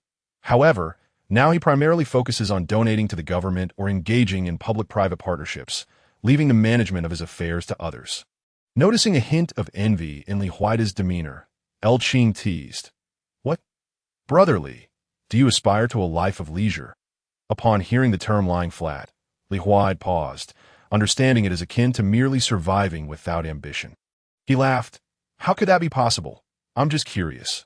I've heard that our steel mill's dividends alone amount to hundreds of thousands each year. How could one possibly spend such a fortune?" Qing contemplated the current state of prices. With the government's stringent control over precious metals such as gold, any substantial movement of funds would undoubtedly attract attention from above. Moreover, foreign entities no longer recognize our currency, rendering these funds seemingly mere figures on paper. It is no wonder that during times of unrest, Li Huaida is so invested in the assets of the Liao family. After years of dividends alone, the sums involved are astronomical for the majority, not to mention the accumulation from the past. Thus, Qing remarked to Li Huaida, "It seems that others might have a better standard of living than us. Perhaps in other respects, we fare better." Li Huaida, perplexed, inquired, "Why is that?" Qing responded, "Even a red capitalist is still a capitalist. In this era, after the classification of social strata, the highest status belongs to the workers, while landlords and capitalists are relegated to the lowest echelons.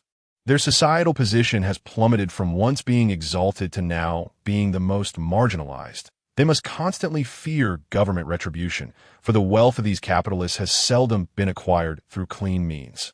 Reflecting on the impending anti-rightist movement, it was clear that the capitalists of most public-private partnership enterprises would find themselves sidelined, suffering repercussions in the coming 2 decades, except for those who managed to flee abroad. Most would face dire fates. Li Huaida nodded in understanding. Being a clever man, he grasped the implications. There were already signs of a rectification campaign from above. After a brief idle chat, Li Huaida took his leave. Time flew, and New Year's Day arrived.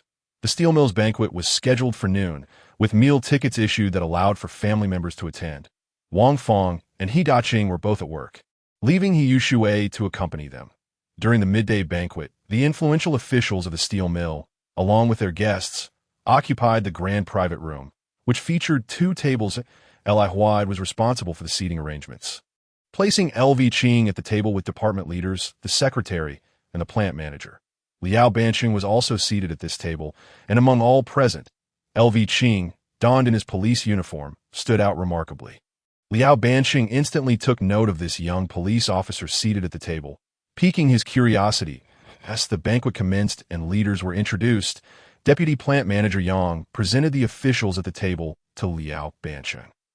Qing recognized the director from the department, who would later ascend to a position of great authority. Upon learning that the youthful police officer was the head of the plant security department and the youngest cadre at the division level, Liao Banqing's interest in him grew significantly. Qing, in turn, observed Liao Banqing, who was the only one at the table dressed in a suit.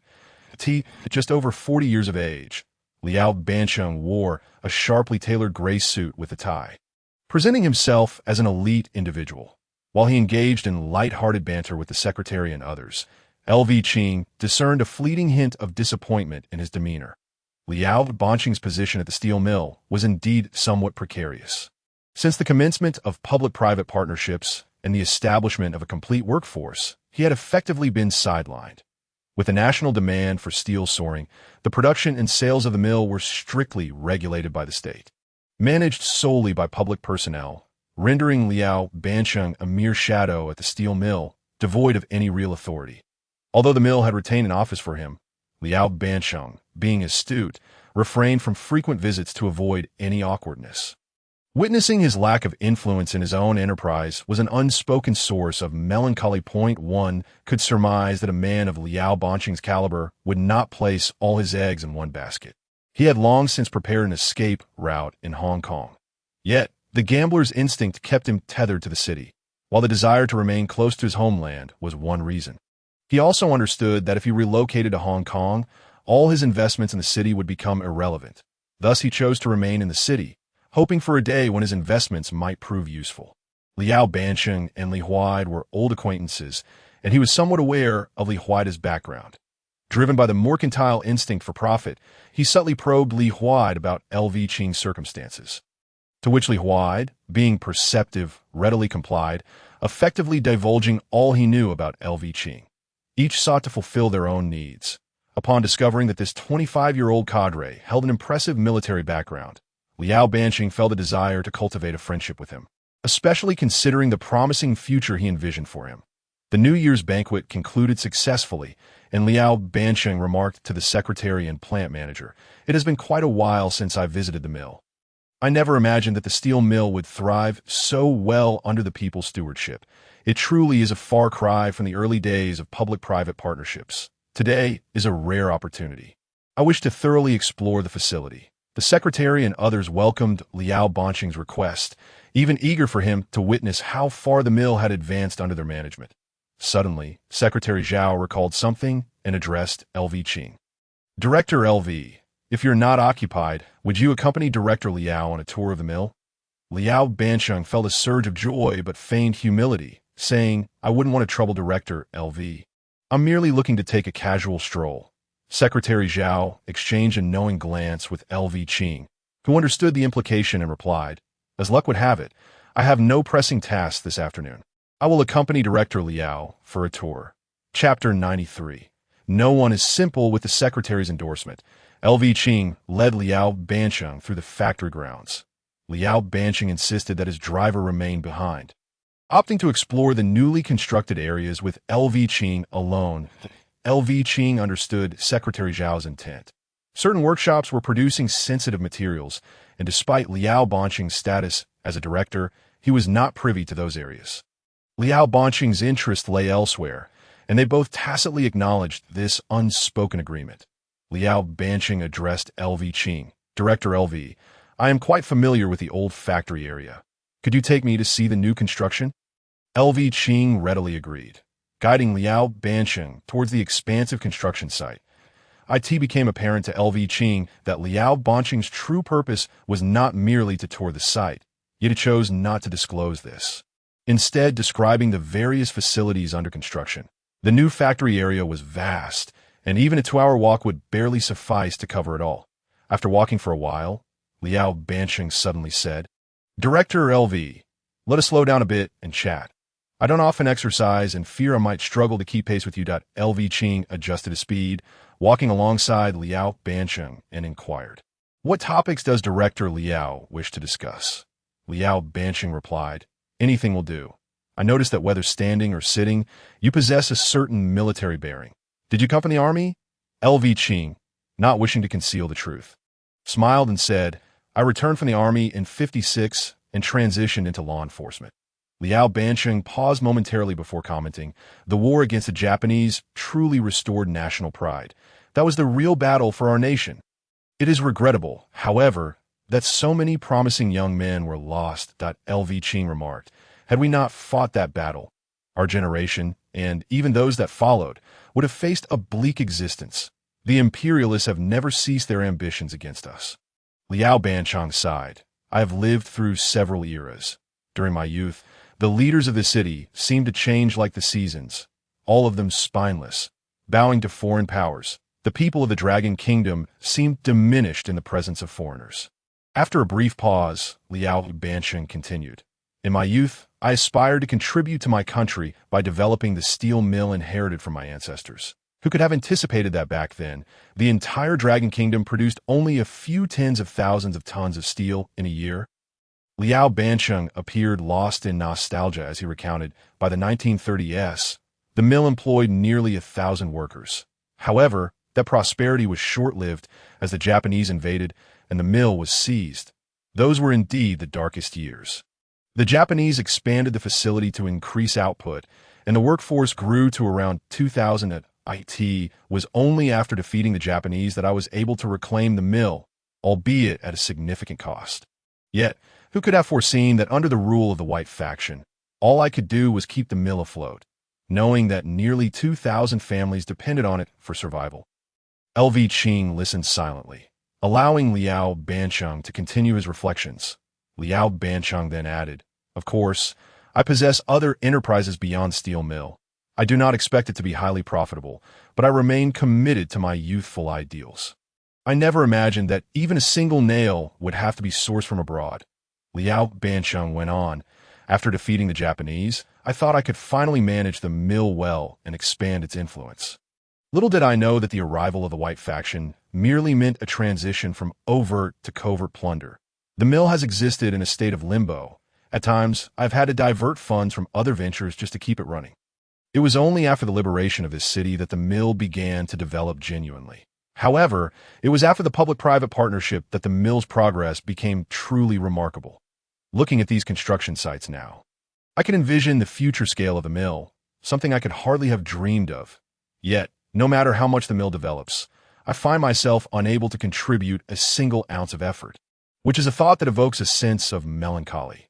Liao Bansheng concluded with a tinge of despondency. LV Qing found himself unable to discern whether Liao Bansheng's sorrow stemmed from his inability to contribute to the mill's growth or from the loss of his stake in it.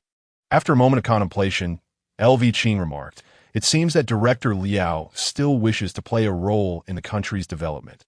Liao Bansheng responded, "From the time of fighting the Japanese, I recognized the unreliability of the White faction. And it was then that I began to support the Red faction with supplies and funds. Back then, there was a sense of purpose in everything I did. Yet now, I find myself idle. I do not consider myself at retirement age just yet."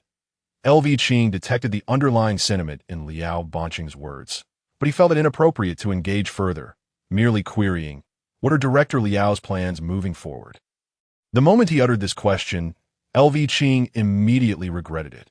As expected, Liu Bansheng cast a profound glance at him and, with a hint of self-mockery, remarked, "What other plans could there be? I can only languish at home like a rice bug.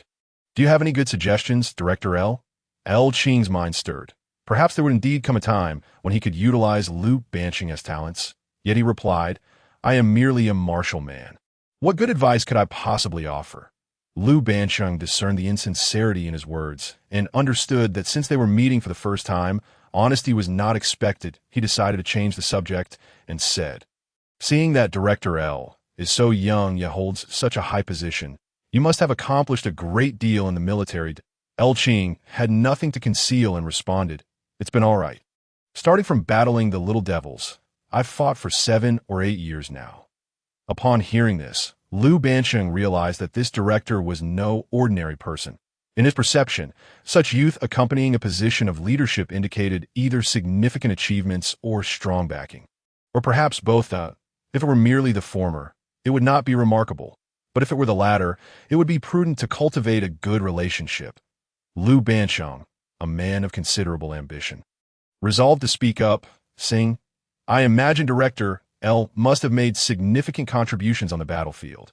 As one who is utterly unskilled, I have the utmost admiration for those who fight for their country. It is quite serendipitous to visit a steel mill and encounter a combat hero like yourself.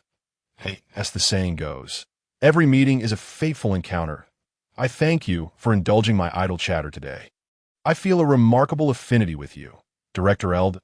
May I extend an invitation for you to dine at my humble abode? You may not be aware, but my wife is a descendant of the Tan family culinary lineage. Recently, an old friend of mine, who is adept at Tan cuisine, returned from Baocheng. I would be pleased to invite him to prepare a feast, and I would also appreciate the opportunity to learn from you." El Qing interjected, "Is your friend, Mr. Ida Qing, by any chance?" Liu Bansheng was taken aback and asked, "You know him too?" El Qing nodded. "He is my father." Liu Bansheng burst into hearty laughter, exclaiming, "What a small world! It seems we are indeed fated to meet. Then let us agree to Sunday. I sincerely hope you and your father will grace my humble home, where I shall await your arrival with the utmost hospitality." Having made such an invitation, El Qing could only nod in agreement. Liu Bansheng, feeling as though he had accomplished a significant task, said to El Qing, "Director L, I have also inspected the new factory, and it was certainly a worthwhile visit. I shall bid farewell to the factory leaders and then take my leave, eagerly anticipating your visit on Sunday." With that, he turned and walked briskly toward the office building, his steps noticeably lighter. Chapter 94. Visiting the Liu residence after bidding farewell to the factory leaders, Liu Bansheng returned home, his heart filled with satisfaction. He felt that this visit had been truly worthwhile.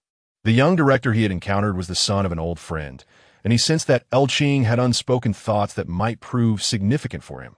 After work, Qing, following dinner, was informed by Qing that Lu Bansheng had sent someone to wait for him at the entrance of the courtyard, inviting the father and son to a banquet on Sunday.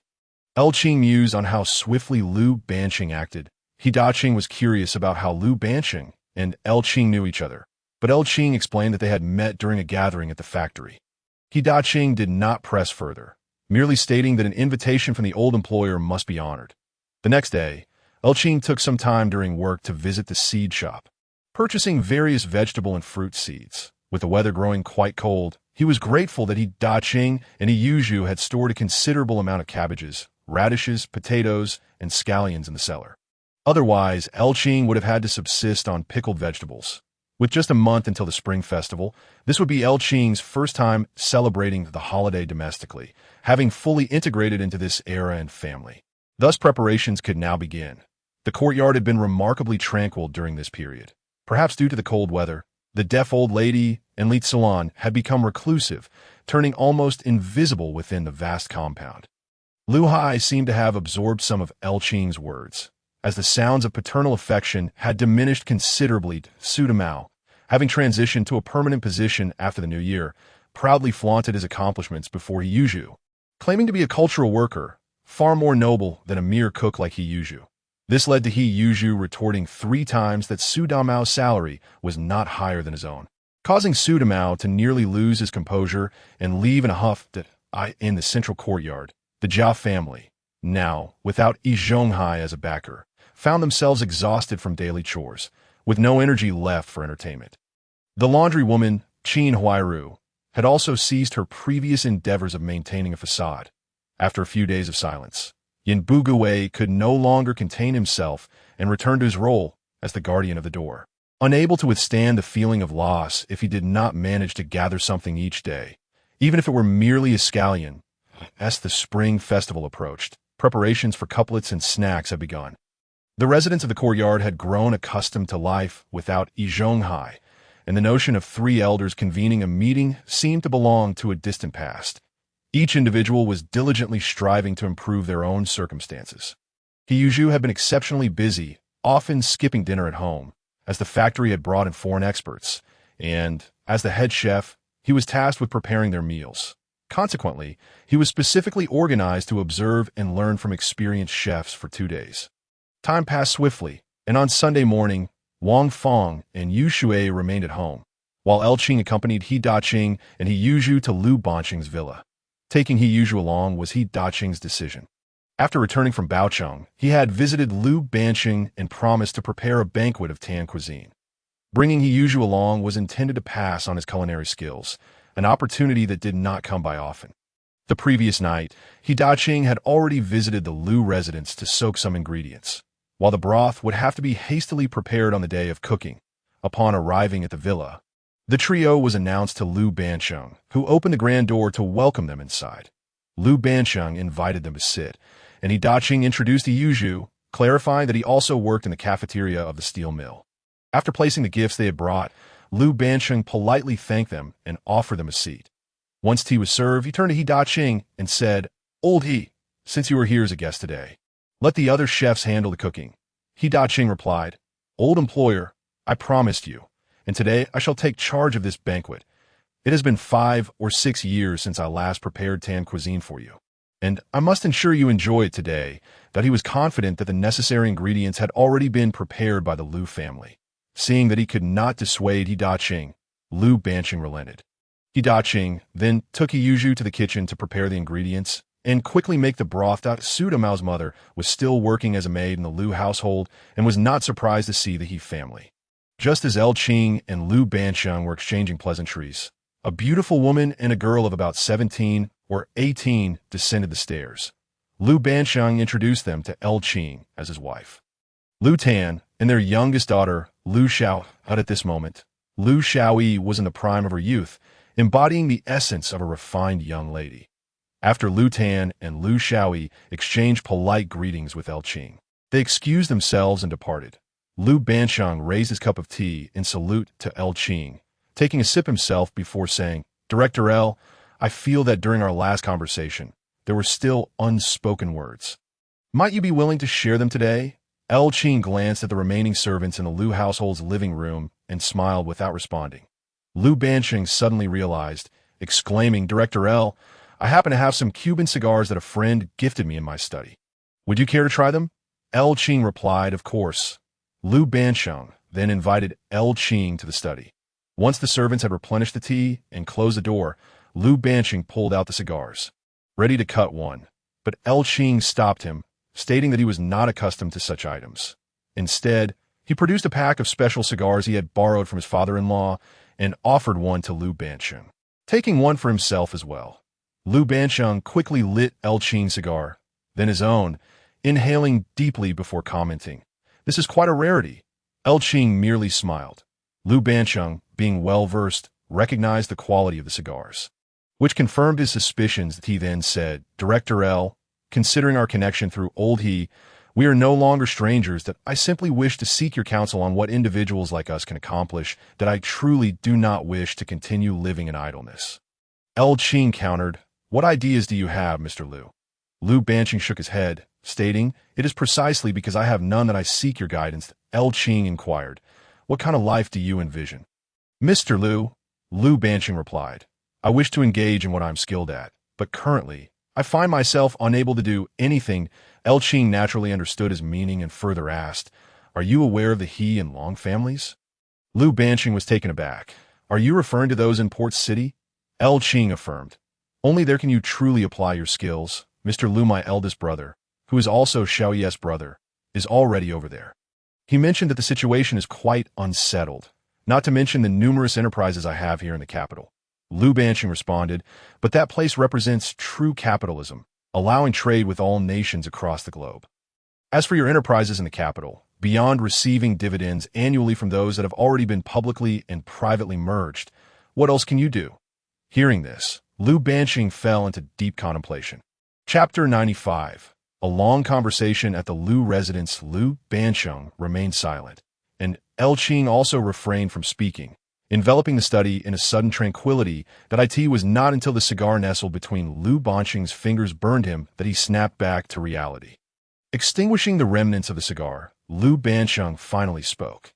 "Director L, let me be frank that, to be honest, since the public-private partnership, I've been sidelined, yet I still care deeply about these enterprises, as they represent half a lifetime of my efforts. To speak candidly, there are very few competent managers among the public sector. Aside from the state-invested steel mill that is flourishing, the prospect for the other industries are rather bleak, with business performance even worse than before the joint venture. This fills me with a sense of disquiet. However, the public managers now hold the reins, and many of us private managers are being gradually squeezed out.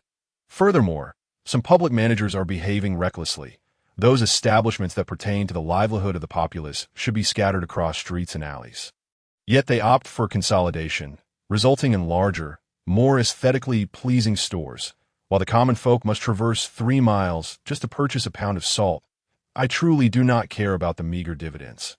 In fact, I can't spend much these days, as my first dividend still lies untouched in the bank. I find myself in a state of confusion, uncertain about what I can possibly do, as my status does not permit me to take further action. Yet, I refuse to languish at home, idly awaiting my demise. It is precisely due to my classification as a capitalist that I am barred from even taking university entrance examinations. Is this fair? I have contributed a substantial portion of my wealth to the government." At this point, Lu Bansheng became somewhat agitated. Listening to his words, Lu Qing pondered these issues as well, since the establishment of the public-private partnership. The principle of people's ownership has seemingly eroded. The sense of service in various shops has gradually diminished. Shop attendants have become the apex of the 8 designated roles, and their service attitude has undergone a complete reversal compared to the pre-partnership era. In certain instances, it has even become necessary to post signs prohibiting the unwarranted beating of customers. Lu Qing, hearing Lu Bansheng's sentiments, felt equally helpless. This is indeed the most unfavorable era for capitalists. Even if the term is adorned with two red characters, it does not alter the fact that the label of capitalist carries an original sin, not to mention the living conditions of these capitalists. While ordinary citizens can hardly afford to eat steamed buns, these individuals feast on lavish meals daily. Why should they indulge in excess, while I toil endlessly yet subsist on meager rations? The common populace will inevitably feel a sense of imbalance, and as grievances accumulate, when the winds change, those individuals will face the quickest downfall. Liu Qing understood that these were overarching trends that could not be altered, and he lacked the capacity to effect such change. The reason he was willing to attend this meeting today was due to his own hidden motives that as someone who has traversed from a future era, he is well aware of the developmental trajectory of the world. Even with the reforms, Liu Qing would only be in his 50s, precisely the prime of his career in the future. Reflecting on those close to him, be it his father-in-law, uncle, or several senior military officials. Once the winds change, merely being able to labor in a cow shed would be considered fortunate. One's origins and affiliations dictate their alliances, and such matters are not easily altered. Liu Qing was uncertain about what his circumstances would be when the winds change, and he desired to secure a contingency plan for himself and his family, regardless of whether it would be necessary. After listening to Liu Banqing's words, Liu Qing spoke up. "Director Liu, have you never considered stepping outside this circle?" Liu Banqing replied.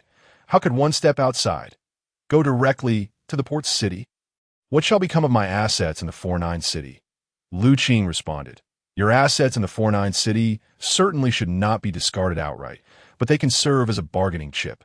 "What sort of bargaining chip?" Liu Banqing inquired. Liu Qing took a sip from his cup, savoring the fine tea that lingered on his palate, and continued, "As leverage to gain the state support for your trading endeavors in the port city." Liu Banqing, puzzled, asked, "Is this feasible? There are already two enterprises engaged in this, as long as it aids the state. What is there to disallow?" Liu Qing elaborated for Liu Banqing. "Since liberation, particularly after the war against the northern bandits, the Western Bloc has imposed a blockade against us, halting normal trade." Liu Banqing was well aware of this and nodded for Liu Qing to continue. "Thus, the only place from which we can acquire essential materials from the Western Bloc is the port city. The Western Bloc has not imposed a blockade on the port city because it is under the control of a significant figure from their ranks. Once goods reach the port city, transporting them to the interior becomes considerably simpler. Currently, our nation is in dire need of revitalization, requiring numerous goods from abroad, particularly those with high technological content, as the Eastern Bloc does not measure up to the Western Bloc. Moreover, our nation is impoverished. When the previous regime fled, they absconded with all the valuable assets like gold, leaving us to barter for necessities. However, the pricing power in these exchanges lies in the hands of others. The West refuses to trade with us, and the Eastern Bloc is hardly generous. We have suffered considerable losses."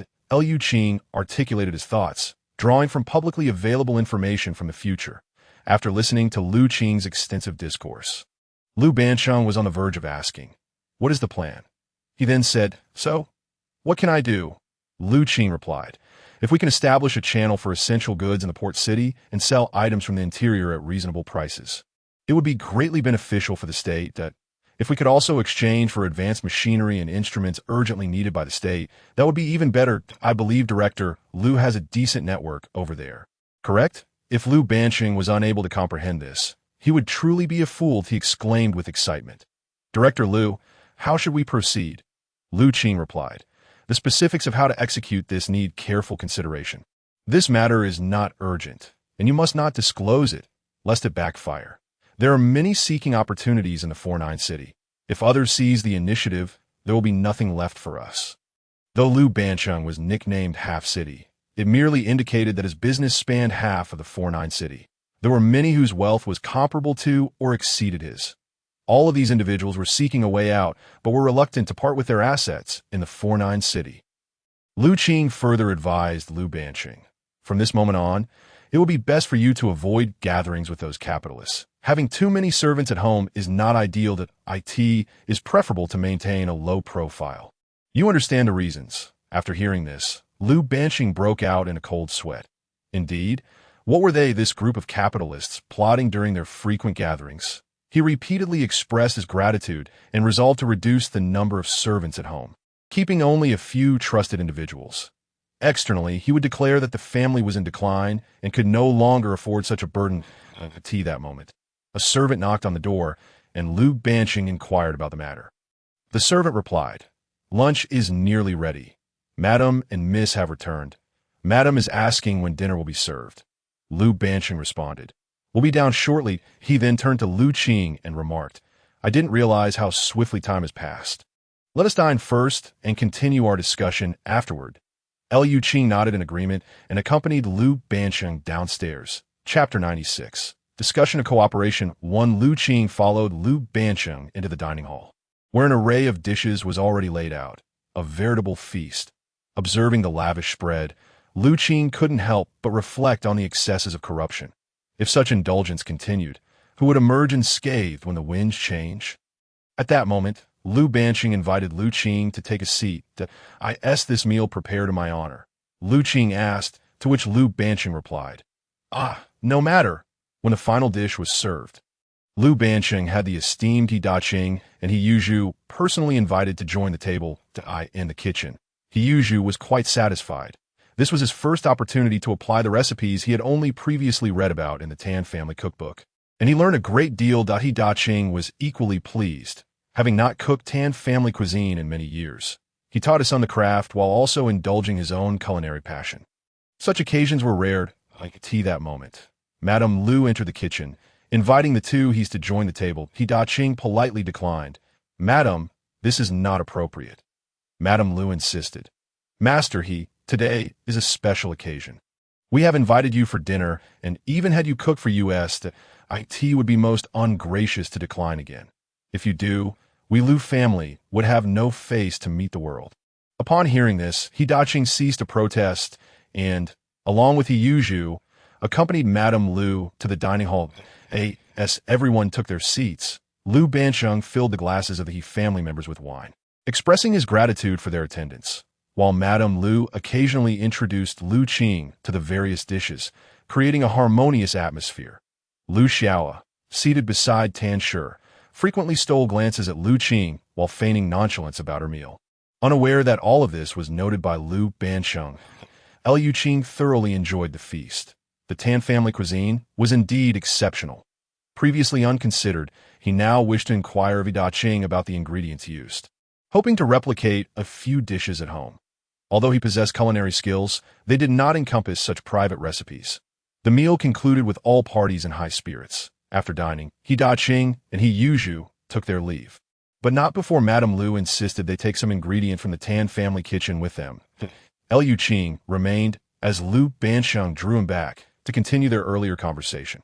Upon re-entering the study, Lu Xiao personally brewed tea and scrutinized Lu Qing before stepping outside to close the door. Lu Qing found the scrutiny somewhat perplexing, but thought little of it. Lu Banqing observed everything closely. Lighting cigarettes, Lu Banqing eagerly inquired, "May I ask if Director Lu is married?" "It has been 3 months," Lu Qing replied, suddenly regaining focus and casting a peculiar look at Lu Banqing. Lu Banqing felt a tinge of disappointment. Understanding his intentions, Lu Qing deliberated whether to involve Su Dumao in this matter, ultimately deciding against it. Thus, he said, "Director Lu, if you intend to utilize an alliance through marriage to wed your daughter to an ordinary worker in an effort to portray humility, I advise you to reconsider." Lu Banqing questioned, "Why would that be unacceptable? Wouldn't that better demonstrate my alignment with the people?" Lu Qing responded, "Such an act may deceive only yourself. No one is a fool. Not only would this be ineffective, but it could also jeopardize your daughter's future. Should you proceed, it is possible that your son-in-law may turn against you." Lu Banqing retorted, "That seems improbable, even if he cannot assist me. How could he bring harm?" Lu Qing countered, "Are you familiar with the term riches to rags? Human nature is inherently greedy. If you were to marry your daughter to an ordinary worker, would you provide financial support to ensure her well-being? When she comes to you lamenting her hardships, would you offer assistance? Ultimately, where does the money end up? An ordinary worker's monthly wage is meager, and with young individuals earning a mere fraction of that. How much would you be willing to give your daughter if she asked? 500? 8,000? To you and your daughter, These amounts may seem trivial, but to an average person, they represent a fortune. Once a little wealth is acquired, the desire for more inevitably arises that it is unwise to gamble on human nature. Such risks are perilous. Liu Banqing has come to understand this. The wisdom of our ancestors about marrying into families of equal standing holds substantial truth. As Liu Shaoyi matures, Liu Banqing has begun to contemplate this matter. It was only after listening to LV Qing today that he reached clarity. Alas, the unfortunate Su Damao, due to a mere twist of fate in LV Qing's words, lost his destined wife. Consequently, Liu Banqing swiftly shifted the conversation back to the unfinished matters from the morning, for those were of paramount importance. Liu Banqing inquired, according to Director LV's words, "What should I do?" LV Qing replied, "Chairman Liu, with your extensive business, you must have some acquaintances in high places, correct?" Liu Banqing nodded. He had previously conversed with key officials regarding public-private partnerships, and now one of them held a vice-ministerial position within the commercial sector.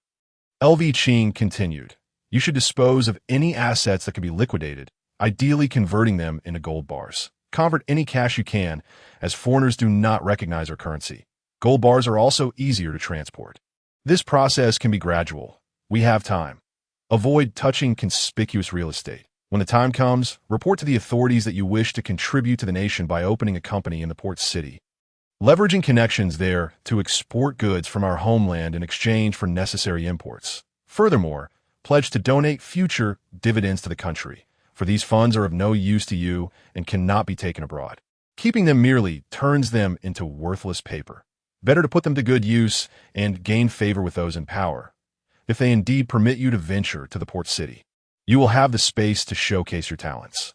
Even if they send someone with you, I suspect it would pose no issue, as long as you can procure advanced machinery and technology for the country. How could it possibly shortchange you? One need not fear being utilized. The true fear lies in lacking any value for utilization."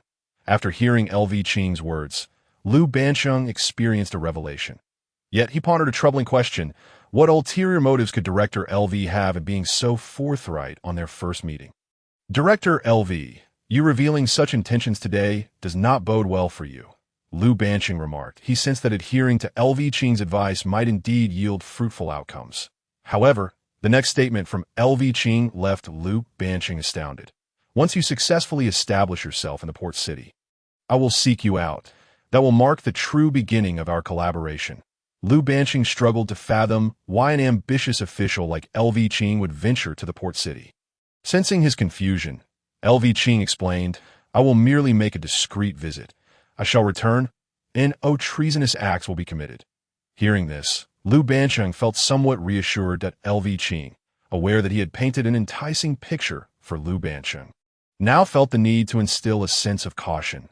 Otherwise, he risked being bitten by the very hand he fed, which, although not feared, would certainly lead to complications. Standing up, LV Qing waved his hand, and the sofa he had just occupied vanished. With another wave, the tea table disappeared as well, all of which he stored within a spatial compartment.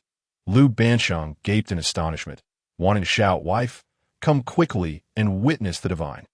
In the midst of Liu Banqing's wide-eyed terror, LV Qing produced a rifle. With another gesture of his left hand, the sofa and tea table reappeared in their original positions, with the tea still intact. Liu Banqing rubbed his eyes fiercely. Convinced he was hallucinating, LV Qing aimed to thoroughly astonish Liu Banqing, to instill a fear that would prevent any rebellious thoughts from arising. Chanting softly, LV Qing suddenly vanished from sight. Had Liu Banqing possessed a heart condition, he might have met his maker. Terrified, he wished to scream, but a hand clamped over his mouth. Although he could not see LV Qing, he heard his voice, "Do not utter a sound. Feeling anxious is natural. Calm yourself." Liu Banqing nodded vigorously. This was the effect of LV Qing's invisibility ring. Liu Banqing felt the hand covering his mouth loosen, yet he dared not speak. Moments later, he witnessed LV Qing's figure reappear on the opposite sofa, taking a sip of tea and smiling at him. Liu Banqing felt as if his entire worldview had shattered. The day's events had instilled a profound skepticism about reality. An overwhelming sense of fear surged within him. He clenched his legs tightly to suppress an urgent need to relieve himself. His mouth agape finger trembling as it pointed at LV Qing. Utterly speechless, LV Qing broke the silence. Chairman Liu, do not be afraid. Awaken. Upon hearing this, Liu Banqing lowered his hand. Sitting in a daze, utterly motionless, LV Qing chose not to disturb him, continuing to sip his tea while waiting for Liu Banqing to regain his composure. After what felt like an eternity, Liu Banqing finally lifted his gaze to LV Qing. Winter sunlight streamed through the study window, illuminating LV Qing and casting a shadow nearby. Liu Banqing glanced at the shadow and, with a trembling voice, asked, "Was what I just witnessed real?"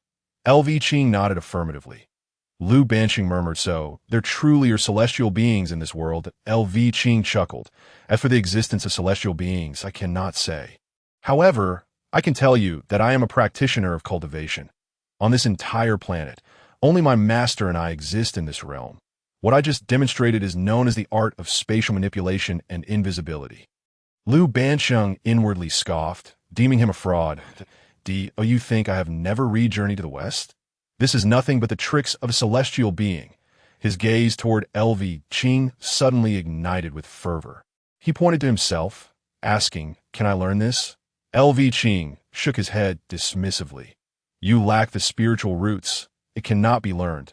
Liu Banqing deflated like a punctured balloon, disappointment washing over him. LV Qing then took the cup before him and spilled the tea onto the floor. In an instant, the cup vanished, only to reappear moments later, now filled with fresh water. "Drink this," LV Qing instructed. Liu Banqing hesitated but ultimately complied, steeling himself to down the contents in one gulp. LV Qing added, "Calm your mind and take a moment to feel." After a while, Liu Banqing sensed warmth enveloping him, a refreshing vitality coursing through his being. "What is this?"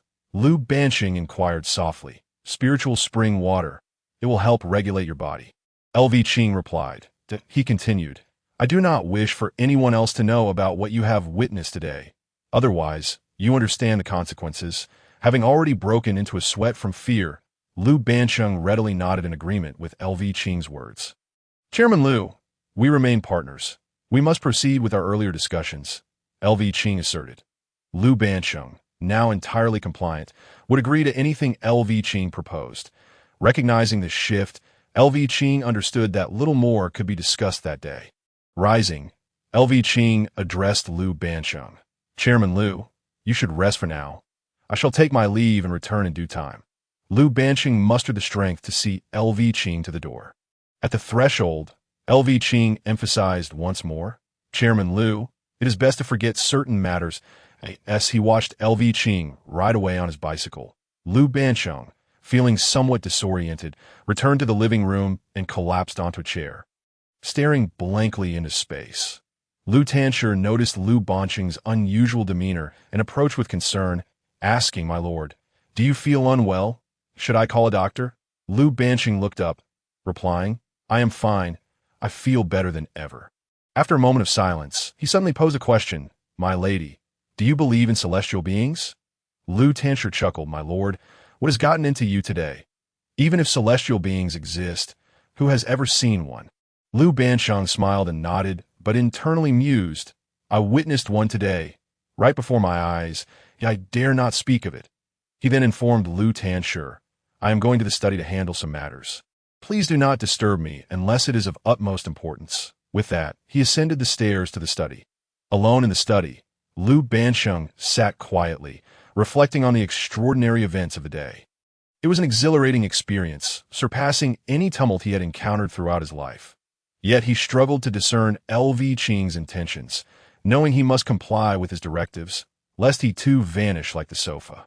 Conflicted, he could not determine whether he felt regret or relief. Each emotion intertwined, making it challenging to choose. Should he expose LV Qing? That posed its own set of uncertainties. If LV Qing learned of his actions, he would surely vanish without a trace. Following LV Qing's lead also carried the risk of becoming a mere puppet.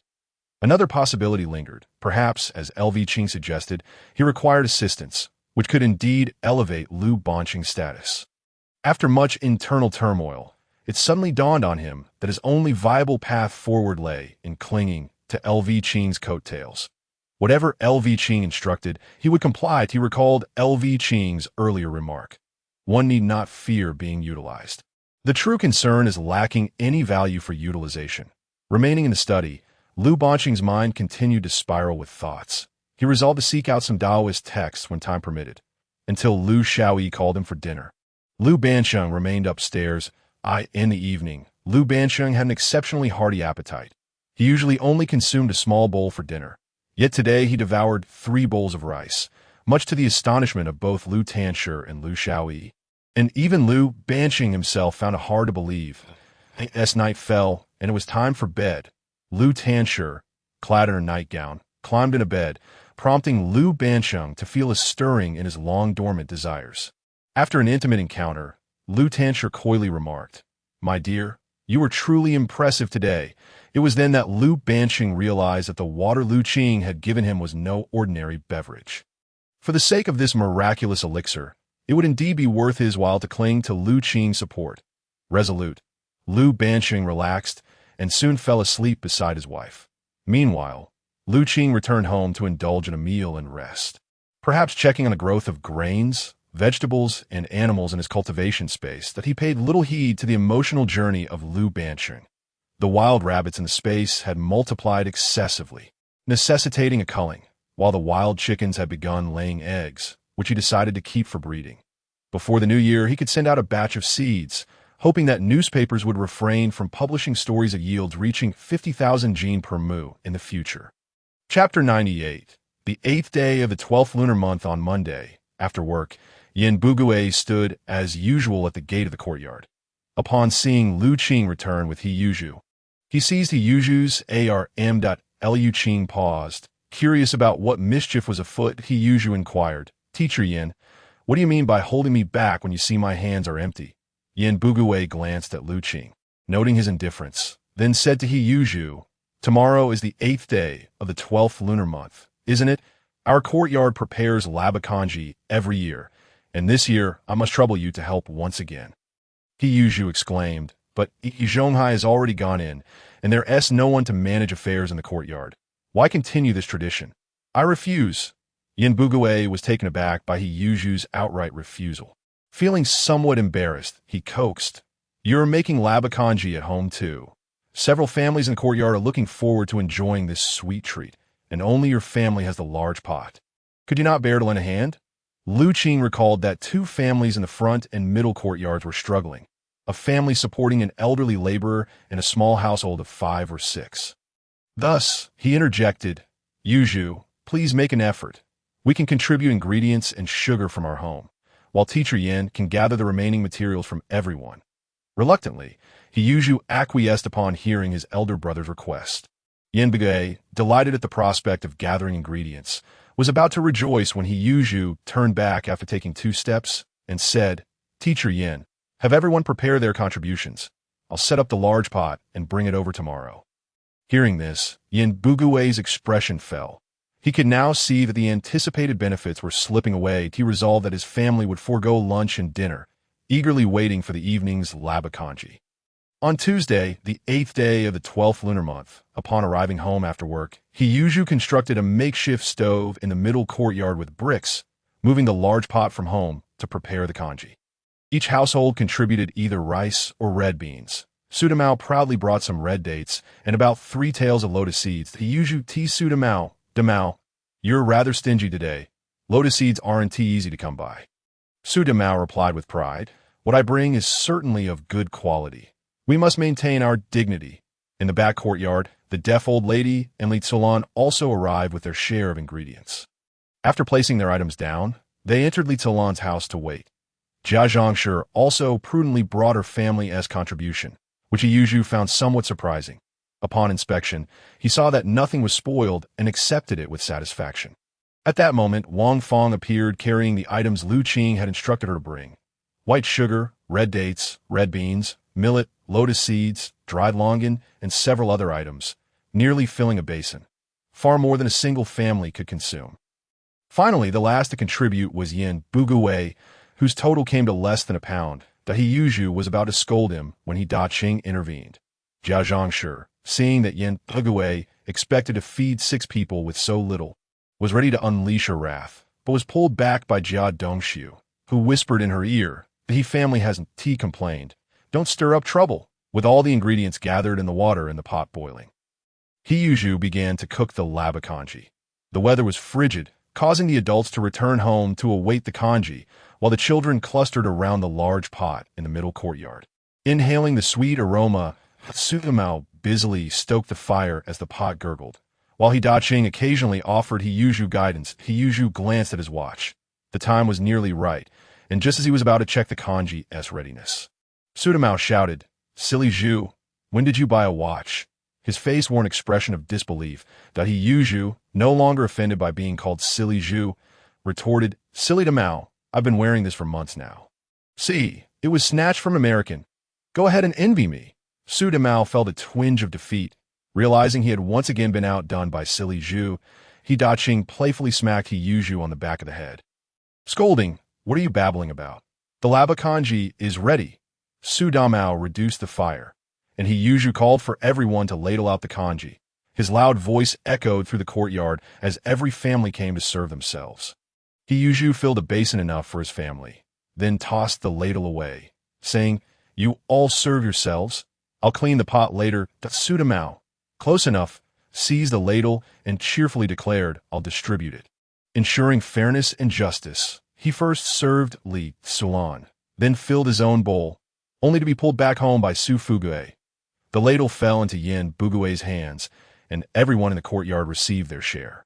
A few large bowls of congee remained in the pot when Xiao Jiang, who had been keeping a watchful eye on the distribution, noticed Yang Ruihua returning with a basin after already taking some congee. Yin Bugue was just about to ladle some into her basin.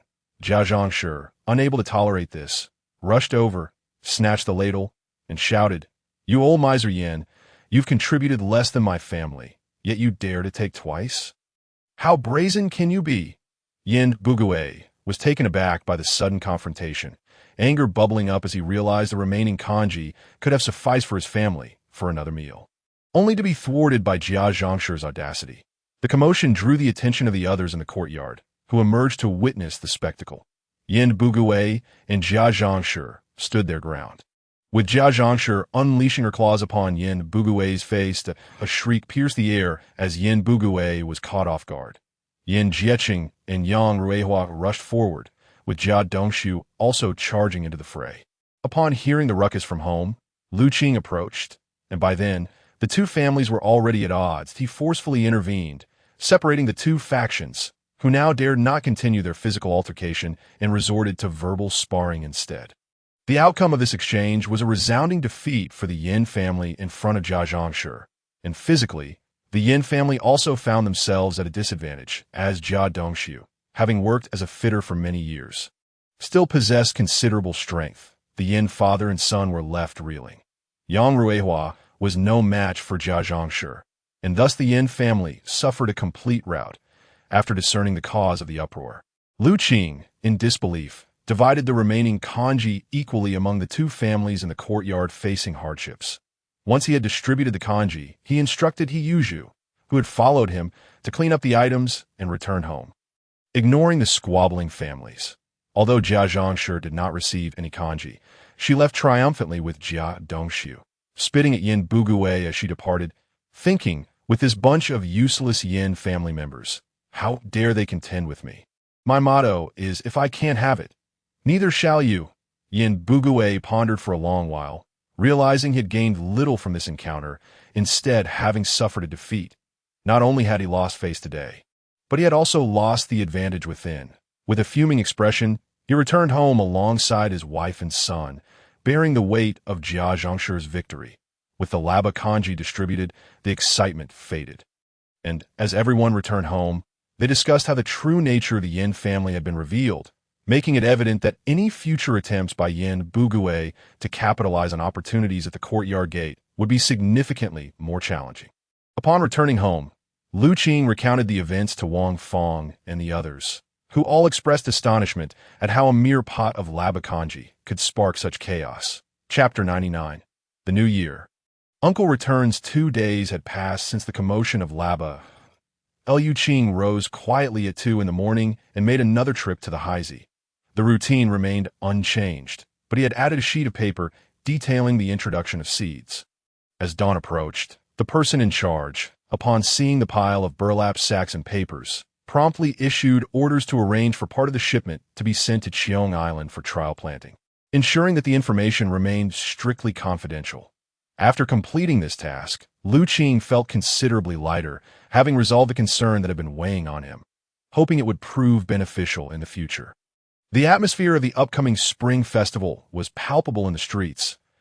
Lu Qing received a call from his uncle in Yangcheng, informing him of his return for the new year. Excited, Lu Qing shared this news with his family, and everyone was thrilled. Neither He Yuzhu nor He Yushui had ever met this uncle, amplifying their anticipation for the spring festival. During this time, Lu Qing was exceedingly busy. Aside from work, he utilized every available moment to gather supplies for the New Year's celebrations. This particular spring festival held great significance for him. After the 25th day of the 12th month, Lu Qing visited close acquaintances every day after work. Each household contributed something: wild rabbits, pork, and a bit of vegetables.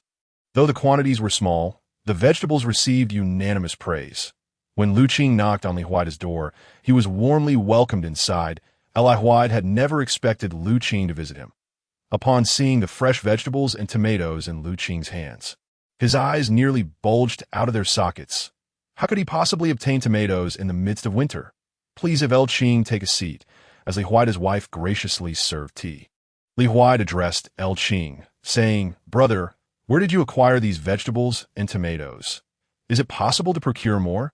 Qing remained silent, gazing at Li Huaide. Realizing he had misspoken, Li Huaide quickly tapped his lips lightly and clarified. "I merely hoped you could assist me in obtaining a bit more." Qing replied. "I unexpectedly stumbled upon these items. I heard they were urgently transported from the south. The shipping costs surpassed the price of the vegetables several times over. I managed to secure less than 50 jin, giving a portion to the elders. Combined with what I have at home, it totals less than 20 j. Li Huaide eagerly said, "Brother, please help an old friend and share half with me." "Money is not an issue. This is crucial for me." Qing responded. "I can give you half, but it cannot be said that it is a gift from me. The items will be delivered tomorrow." Li Huaide was overjoyed and engaged Qing in lively conversation, both thoroughly enjoying the moment. Before leaving, Li Huaide insisted on giving Qing 6 bottles of liquor to take with him. The following evening, Qing delivered the items to Li Huaide, garnering a significant favor in return. The steel mill's new construction site had already ceased operations for the holiday, leaving Qing with a more relaxed schedule. On the 28th day of the 12th month, the steel mill distributed workers' wages, along with a generous year-end benefit: 5 jin of flour and 1 jin of pork. The workers were delighted, knowing they could enjoy a meal of cabbage and pork dumplings during the new year. On the afternoon of the 28th day of the 12th month, Qing drove to the train station to pick up his uncle, Li, who emerged from the station accompanied by a guard. Qing spotted him immediately. The two had not seen each other in over a decade, and they embraced tightly. Words unnecessary. Qing promptly invited his uncle into the car, and they headed straight for the courtyard. He Qing and He Yuzhu had finished work early to prepare for that evening's welcome banquet. Upon arriving home, Li and Qing met He Yuzhu and He Yushui, and memories of their late sister brought tears to their eyes. The welcome banquet that night was lavish, and with the entire family gathered, the men enjoyed a hearty drink. Li, in high spirits, indulged in a few extra glasses. After the meal, Qing, aware of Li and the guard's exhaustion from their journey, suggested they retire to the pre-arranged rooms for rest. The next morning, after breakfast, the entire family visited Qing's mother's gravesite to pay their respects. He wept uncontrollably before his sister's tomb, and Qing and his siblings joined in his sorrow. Upon returning home, the family settled down to listen to Li recount his experiences. After Qing enlisted in the combat unit, Li had been dispatched by the organization to the south, leading underground operations. After the liberation, he became the head of the public security system in Yangcheng. In recent years, he had been engaged in rooting out various hidden enemies, only managing to carve out some time to return this year. On the afternoon of the 29th, Li asked Qing to drive him around to visit old friends and comrades in the city, and to introduce his nephew. They concluded their day with dinner at Qing's father-in-law's house. where they had studied together near Bauta Mountain nearly 20 years ago. Their reunion sparked endless conversation. Qing assumed the role of a diligent servant, attending to both of them until they returned to Nanluo Guxiang, nearly at 10 o'clock. On New Year's Eve morning, and Qing closed the door to their room for an intimate discussion. Qing shared his thoughts on wanting to secure a backup plan in Port City. Being in Yangcheng, he was well aware of the current situation in Port City, although uncertain as to why his nephew insisted on establishing a fallback there. He expressed his support. Qing also mentioned recent news regarding the analysis speech on January 27 and brought up comments made during the second conference in November of 1956 when Li inquired about Qing's perspective. Qing subtly warned his uncle that the rectification and anti-rightist movements might soon commence, urging him to prepare in advance to prevent any actions from anti-party elements. Their conversation continued until noon, when He Yushui, having washed the vegetables, summoned Qing to prepare lunch, bringing their discussion to a close. At that time, workers were still on duty on New Year's Eve. After a simple lunch, Qing, Li, and He Yushui began preparing the New Year's Eve dinner. Firecrackers intermittently erupted outside, and when He Qing and the others returned home from work, the three chefs commenced making dumplings for the banquet. He Yushu ignited a string of firecrackers, marking the beginning of the New Year's Eve feast. The sumptuous meal brought smiles to He Yushui's face. The adults handed out red envelopes to her, delighting the young girl, for this was her first time receiving such an abundance of red envelopes. Not to mention, Qing also gifted her small firecrackers and fireworks. After the meal, the little girl dashed to the courtyard to play with the other children. Clutching her firecrackers, Qing made a trip to the steel mill to offer encouragement to the on-duty colleagues. Upon returning home, it was nearly 11 o'clock that He Yushui insisted on staying up with the family, but soon succumbed to fatigue and began to doze off, prompting Wang Fong to take her to bed. The adults chatted together in vigil until dawn before resting on the first day of the new year. Everyone remained indoors, relishing this rare time of reunion. On the second day, the family members dispersed to pay New Year visits, aside from He Yushu, who made a trip to Yu Li's home alone. He Qing took He Yushu and He Yushui out together for visits in the following days. Young Yushui collected many more red envelopes. Qing and Wang Fong spent the day at Qing's father-in-law's home. While Li ventured out to visit his friends, the festive holiday passed swiftly, and on the third day of the new year, Qing accompanied Li to the train station. Before departing, Li offered Qing several pieces of advice before boarding the train. By the fifth day of the new year, all workplaces resumed regular operations, marking the end of this year's Spring Festival. Chapter 100. The Spring Festival of Three Uncles. The residents of the courtyard celebrated the new year joyfully. While far away in the northwest, Yi Zhonghai faced a rather miserable situation.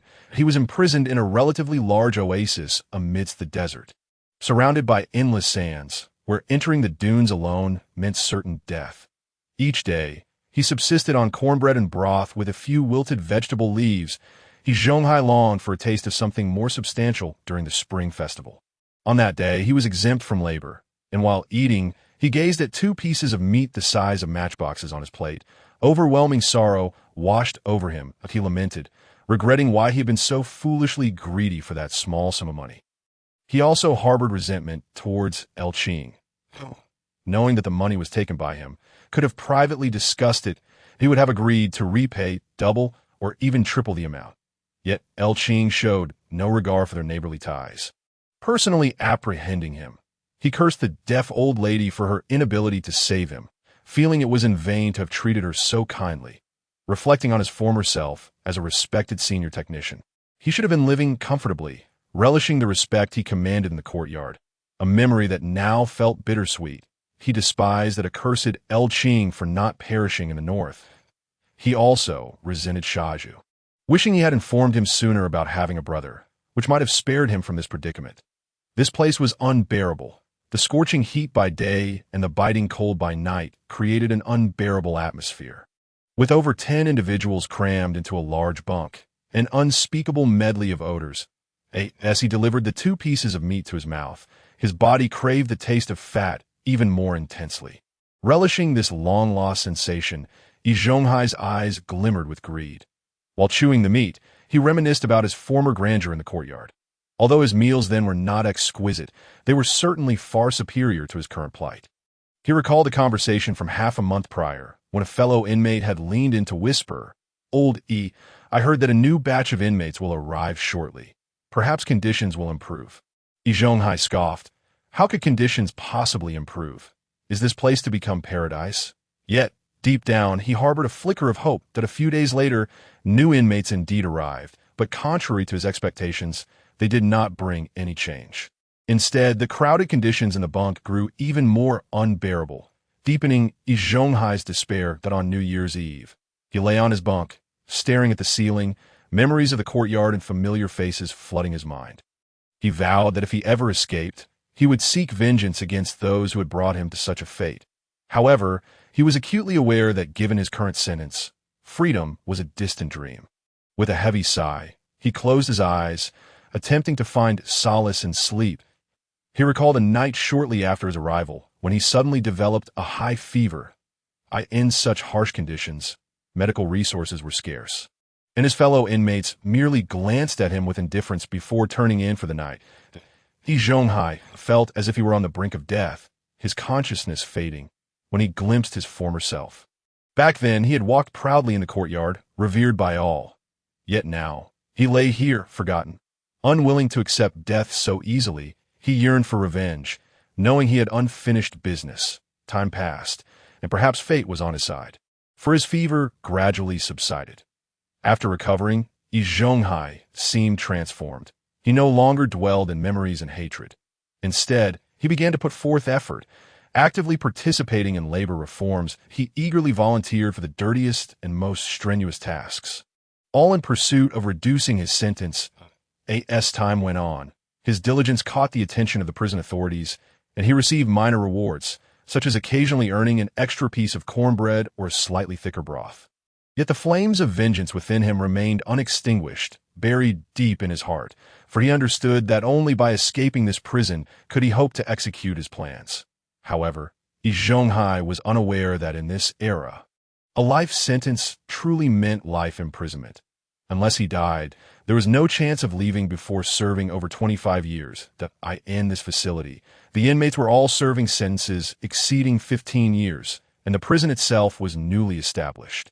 The most pressing task for the inmates was to construct their own quarters, a rather ironic predicament that, in stark contrast to the misfortunes faced by Yi Zhonghai, Lu Haizhong's Spring Festival was marked by triumph. His disciples, having been well taught, showed him great respect, and he, in turn, shared his knowledge generously.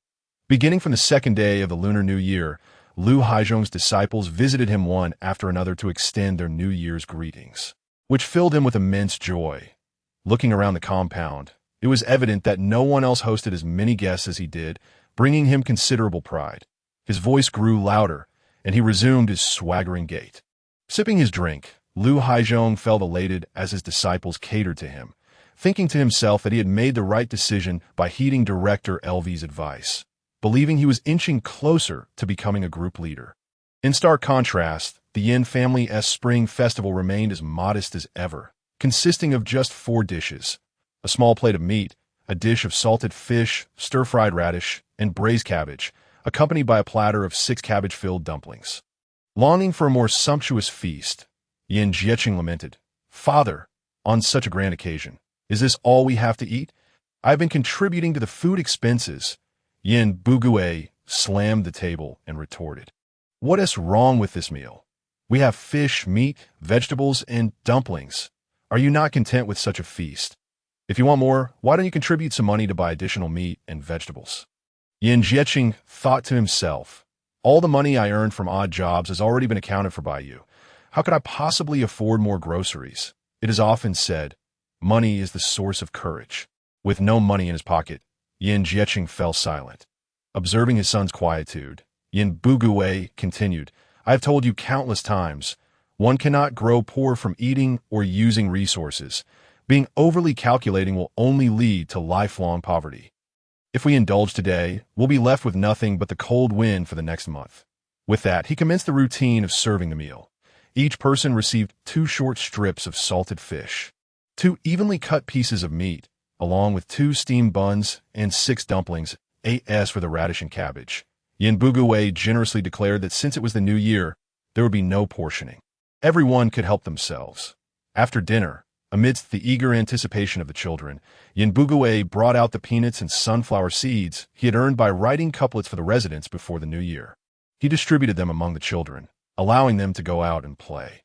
The eldest, Yin Jieching, also ventured out of the compound to find friends, primarily seeking to procure a few cigarettes. The younger Yin children were well aware of their father's temperament and dared not hope for red envelopes. They merely wished to scrounge up some peanuts or sunflower seeds, and discovering a piece of candy would be a delightful surprise if they could find a few unlit firecrackers left behind by others. That would be an unexpected treat. Sudamao's family had gone to his grandparents' home for the new year, hence his absence was felt in the compound. This year, the Jia family experienced an unusually quiet new year. In previous years, they celebrated alongside Yi Zhonghai's family, where Xiao and Yi Zhonghai would merely need to join in. With Yi Zhonghai no longer present, Xiaoju's family had no adults available to exploit the situation. Now that Jia Dongxi remained, it was clear that without Yi Zhonghai's protection, his family was less favored. Jia Zhongshi also refrained from causing any disturbances. Chapter 101.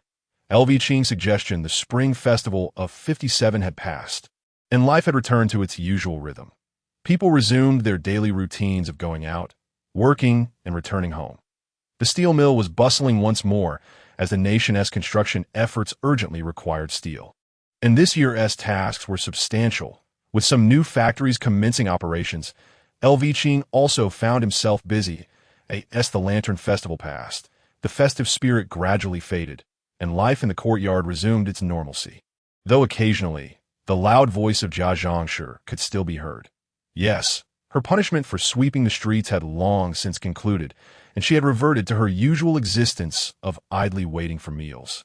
Sitting in the courtyard and gossiping with the local women. One day, upon returning home from work, LV Qing noticed Director Wang of the neighborhood committee engage in conversation with Yin Bugui at the entrance.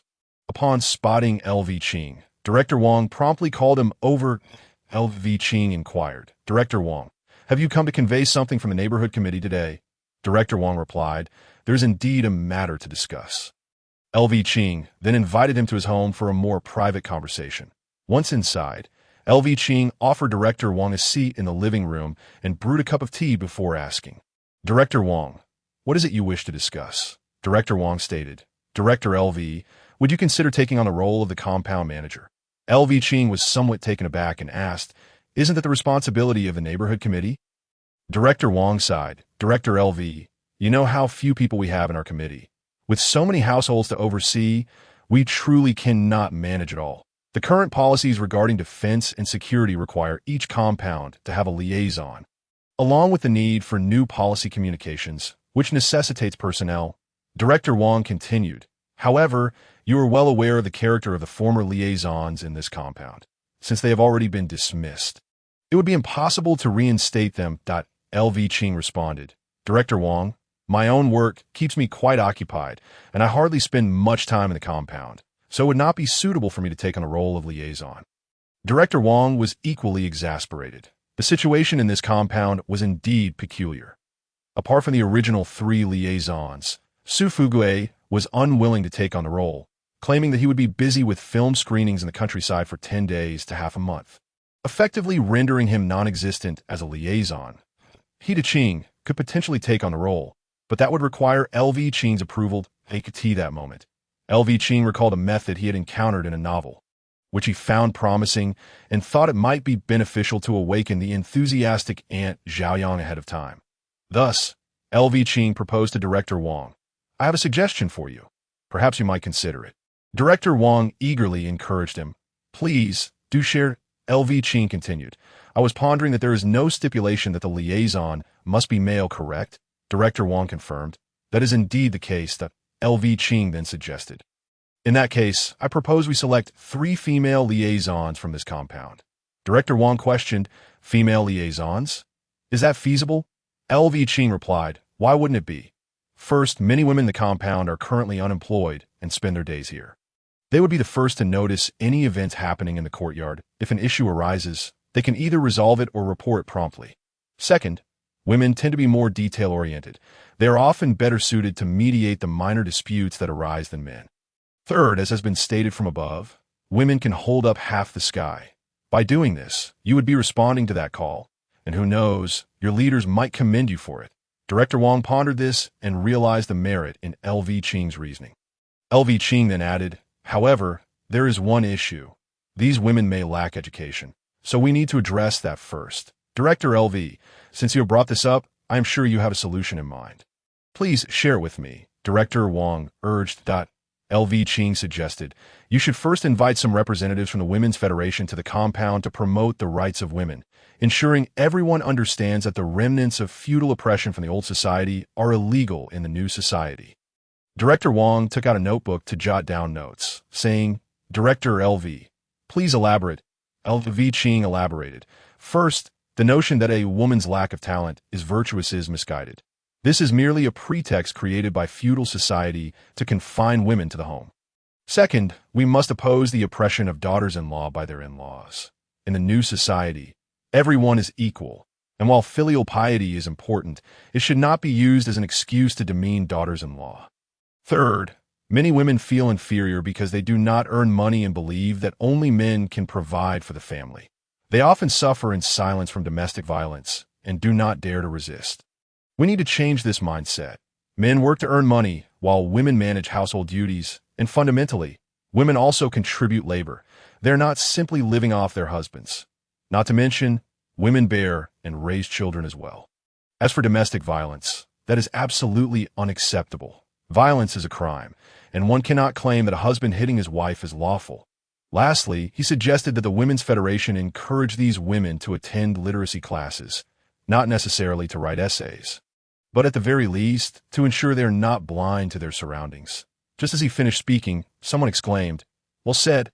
L.V. Qing turned to see that Director Wang from the street office and Wang Fong had returned. Standing behind him, L.V. Qing quickly rose and said, Aunt, you should have informed me of your arrival. I would have been better prepared. When did you get here? The street office's Director Wang replied, I arrived when Xiao Wang began taking notes. The neighborhood committee's Director Wang, engrossed in her note-taking, also stood up to greet her superior. The street office's Director Wang instructed, please, sit down. Let us discuss this together. Please summarize what you discussed earlier. Wang Fong went to brew tea for her aunt, while L.V. Qing pretended to go to the cellar, but actually retrieved 2 types of meat from storage, handing them to He Yuzhu to prepare more dishes. Upon returning to the living room, the 2 directors were waiting for him. Aunt Wang Fong remarked, L.V. Qing, your suggestion is excellent. It liberates women. I believe we can try implementing it as a pilot in your compound. If successful, we can promote it throughout the entire street and report it to the district. The 3 of them discussed the details and refined the proposal further. Once they had covered most of the discussion, Wang Fong approached to call them for dinner. The neighborhood committee's director quickly excused herself, but Wang Fong insisted on her staying, and eventually, Aunt Wang Fong spoke up, prompting her to remain for the meal. After dining, the neighborhood committee's director left with a satisfied smile, even greeting Yin Bugue at the gate without noticing him. L.V. Qing, assuming Aunt Wang Fong had come for something important, asked, Aunt, did you come for any particular reason today? The street office's Director Wang chuckled and replied, nothing urgent. I merely came to check in and inquire when you both plan to have children. Wang Fong, overhearing this, blushed furiously. L.V. Qing was taken aback, surprised by how quickly the topic of procreation had come up. He could only respond helplessly, that depends on fate. Aunt Wang Fong remarked, I was just making a casual comment. However, the opinion you shared today will surely earn the ire of the men in your compound. Chapter 102. Re-election of the liaison officer after L. Qing escorted his aunt back. He returned home quite late. After washing up and getting ready for bed, he was surprised by Wang Fong's sudden enthusiasm that evening. After their intimacy, Wang Fong nestled in L. Qing's embrace and remarked, my parents are urging me to have children. L. Qing replied, we've only been married for a few days. There's no need to rush. After contemplating, Wang Fong agreed and refrained from further discussion. The next day, upon finishing work, L. Qing arrived at the courtyard and spotted Director Wang of the neighborhood committee accompanied by 2 women in their 30s at the entrance. Upon noticing L. Qing, Director Wang introduced, Director L. These two are from the Women's Federation, here to promote their initiatives. Qing was taken aback by the swift actions of the committee. He invited them to his home for a brief respite and a meal before they resumed their duties. However, Director Wang politely declined, stating they had already eaten and needed to notify residents at the gate. Qing, seeing her resolve, did not insist and bid farewell to the trio before heading home for dinner. At 6:30 in the evening, Yin Jiefeng began to notify each household, instructing all residents to gather in the central courtyard at 7, bringing stools, as the neighborhood committee was set to promote policies. By 7 o'clock, all except the deaf old lady, who had opted out due to the cold, had gathered with their stools in the courtyard. Qing's entire family, including Xiao Jiang, was present. Qing even asked He Yuzhu to bring out tables and stools for the committee's use. Director Wang called Yin Bugui to tally the attendees and, noticing only the absence of the deaf old lady, permitted the representatives from the Women's Federation to begin their discourse.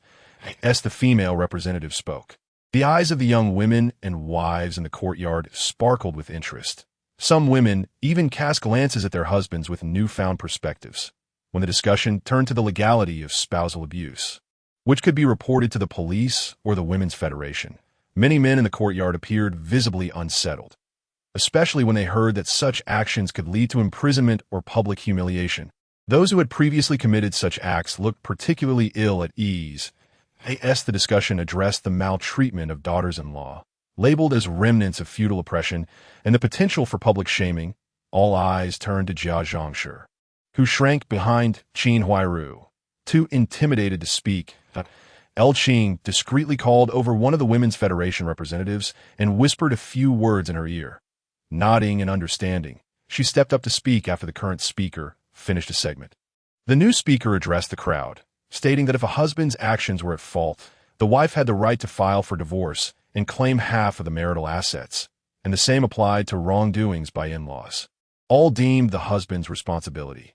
The conversation shifted to child-rearing, emphasizing that indiscriminate punishment of children was also illegal, with exceptions for genuine misconduct. They noted the dangers of overly indulging children, citing cases where such leniency led them astray. Lu Haizhong felt an icy chill of fear, realizing that his long-held belief in strict discipline might lead to consequences if the Women's Federation learned of his methods. That he silently thanked Qing.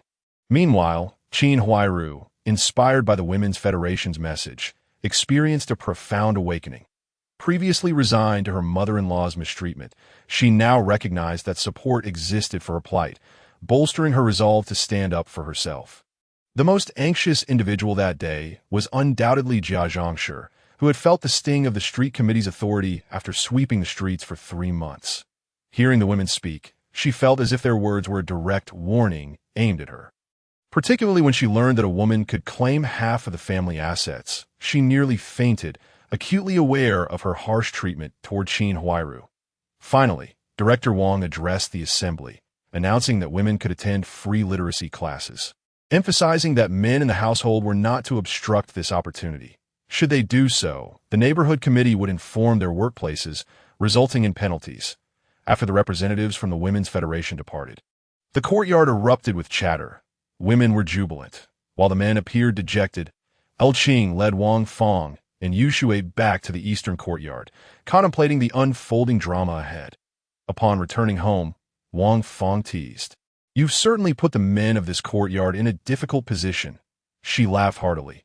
Among those least affected was likely He Yuzhu, whose submissive nature ensured that after marriage, he would defer to Li in all matters, rendering the Women's Federation irrelevant to him.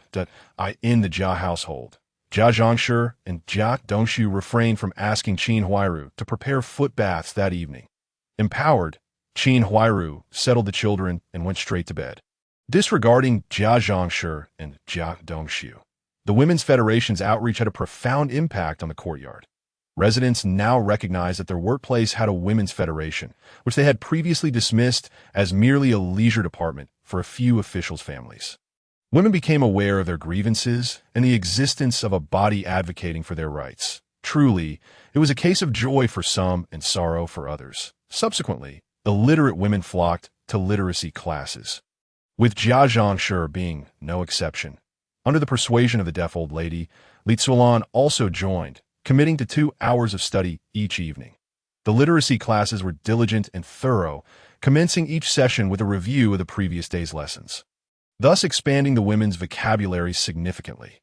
Over a month later, Director Wang returned to the courtyard with 2 colleagues on a Sunday morning, once again calling for a gathering of all residents. She announced, "Dear residents, today's meeting is primarily to re-elect a liaison officer for our courtyard."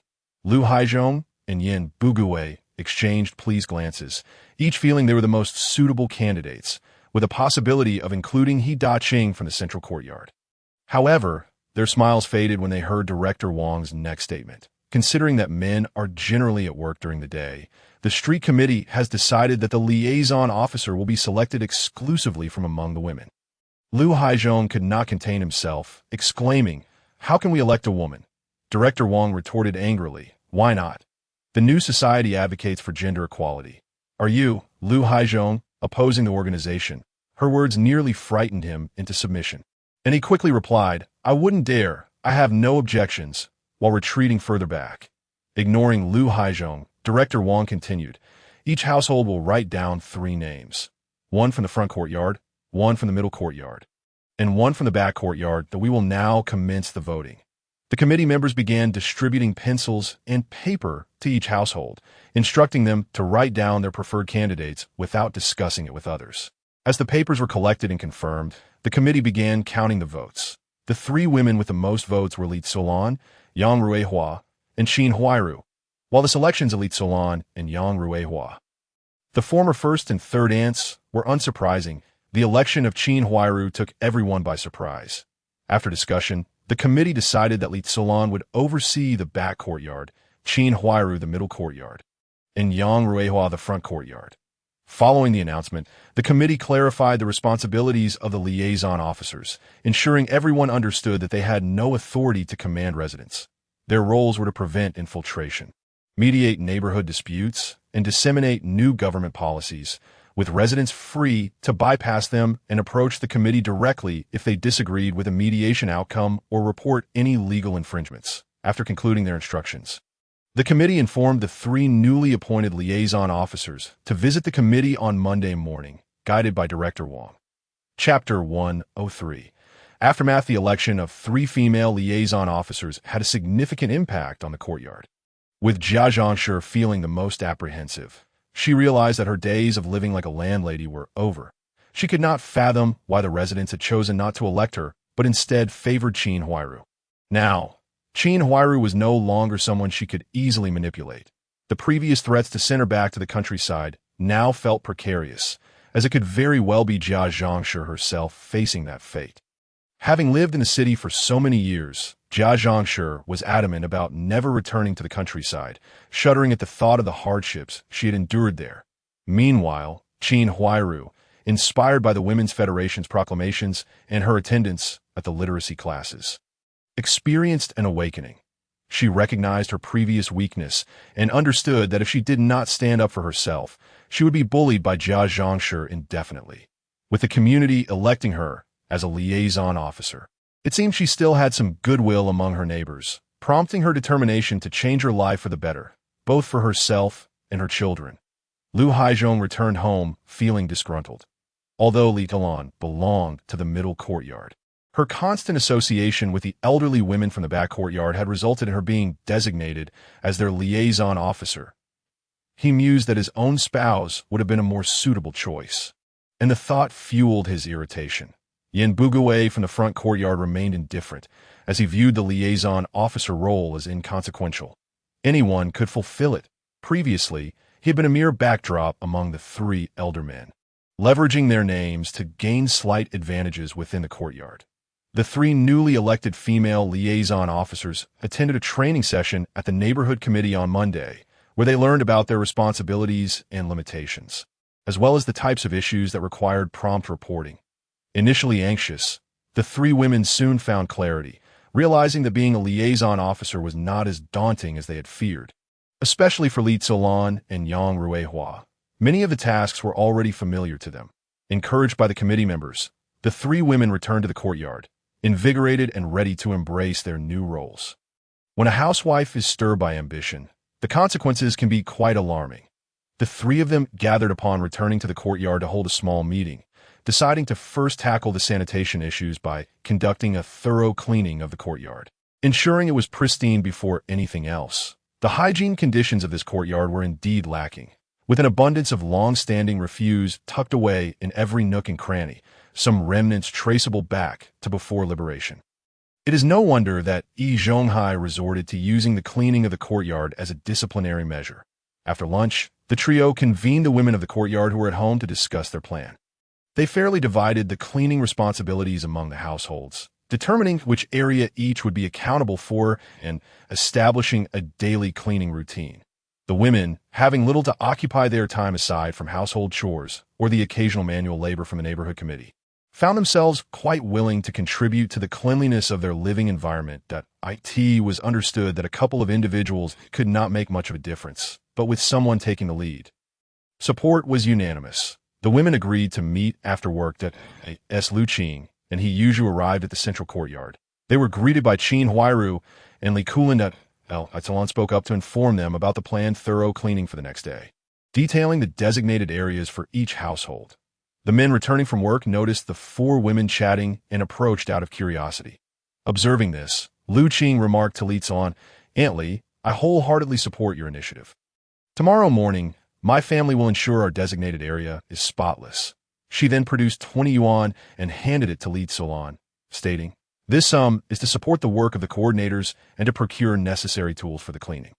As no one will be home during the day, we can only contribute in this manner." The onlookers nodded in approval, and Li Zon, not one to be overly sentimental, accepted the money with gratitude. She then led the two to inspect their assigned area, which was essentially the space in front of their home in the central courtyard. During dinner, Lu Qing shared the developments with her family, and they unanimously agreed to rise early the next day to not only clean their assigned area, but also to assist in cleaning other parts of the courtyard as well. The next morning, the He family commenced their cleaning efforts in the courtyard, working diligently until it was time to head to work. Once the adults and children had departed, the women of the courtyard, under the guidance of the three coordinators, embarked on a fervent cleaning spree. With the 20 yuan provided by Lu Qing, the coordinators discussed and hired a cart to transport the collected garbage away. Neighbors from surrounding courtyards observed as the residents of number 95 loaded basket after basket of refuse onto the cart, heading to a designated disposal site. They realized that the residents of No. 95 were engaged in a thorough cleanup. With the weather warming, these neighbors considered informing their own courtyard management to initiate a similar cleaning effort. When the men returned from work that day, they distinctly noticed the courtyard's cleanliness had improved significantly, and the previously faint, unpleasant odors had vanished. Observing their wives' spirited demeanor, the men began to converse. They remarked that the previous three overseers were truly ineffectual, merely posturing without taking any initiative. In contrast, the women had accomplished far more. Xiao Jiang, a seasoned street cleaner under Qin Huairu's leadership, had also exerted considerable effort that day. Upon hearing the men's comments, she felt a swell of pride and exclaimed, "I've always said that the former three overseers were nothing but useless. They were a complete waste." Such remarks swiftly reached the ears of the two former overseers and the third overseer. Being compared unfavorably to a group of women, especially by someone like Jia Zhangshi, caused Lu Haizhong and Yin Bugui to flush with embarrassment, retreating into their homes. The trio of women coordinators received unanimous praise from the residents for their inaugural organizational effort, further motivating them to take action. From that point on, the three female coordinators exhibited a fervent enthusiasm for their work, becoming regulars of the neighborhood committee as they grew familiar with the committee members. They also assisted the women of the courtyard in obtaining numerous manual labor tasks. The women, having reaped tangible benefits, increasingly supported the trio, which solidified their credibility within the community. The most beleaguered among them was Jia Zhangshi, who frequently found herself burdened with laundry and cooking duties, unable to express her frustration for fear of being criticized by the group of women. Lu Qing quietly observed the changes in the courtyard, feeling profoundly that with Yi Zhonghai's absence, everyone's fortunes had shifted to Yi Zhonghai. I wonder how you fare in the Northwest. Chapter 104. a dinner invitation from Lu Bansheng as the weather gradually warmed. Lu Qing was engaged in training with colleagues from the Public Security Bureau when the guard approached him with a message that there was a phone call for him. Upon reaching the guard station to take the call, he heard Lu Bansheng's voice. Lu Bansheng said, "Director Lu, when might you be free? I would like to invite you to dinner." Lu Qing pondered for a moment and replied, "Very well. Let us say Saturday evening." After hanging up, he surmised that Lu Bansheng had likely begun making arrangements to travel to Port City that on Saturday evening, Lu Qing arrived at Lu Bansheng's residence as promised. Lu Bansheng personally opened the door to welcome him in. The Lu household appeared rather desolate. During his last visit, there had been servants present, but now not a single one could be seen. The vast villa was now occupied only by the Lu family and a driver. Dinner was prepared by Lu Tan, and while the meal was decent, it was evident that the primary purpose of the gathering was not merely to dine. There was no alcohol served, and after a simple meal, Lu Qing failed to notice Lu Xiao's discontent. He proceeded directly to the study with Lu Bansheng. The task of brewing tea fell to Lu Xiao, and once she prepared the tea and exited the study to close the door, Lu Qing finally spoke up. "Director Lu, have you begun to make arrangements for that matter?" Lu Bansheng replied, "Since the Spring Festival, I have gradually dismissed the household staff, providing them with an additional 6 months' wages, leaving only a few native-born children like the driver. Currently, only the driver remained by his side. The others had established their own residences. Furthermore, I have not attended gatherings with those individuals since before the new year." Lu Qing inquired, "Have you discussed this with the higher-ups?" Lu Bansheng, with a hint of excitement, responded, "After the new year, I spoke with the leaders above regarding my thoughts. Recently, they have replied that they fundamentally agree with my proposal.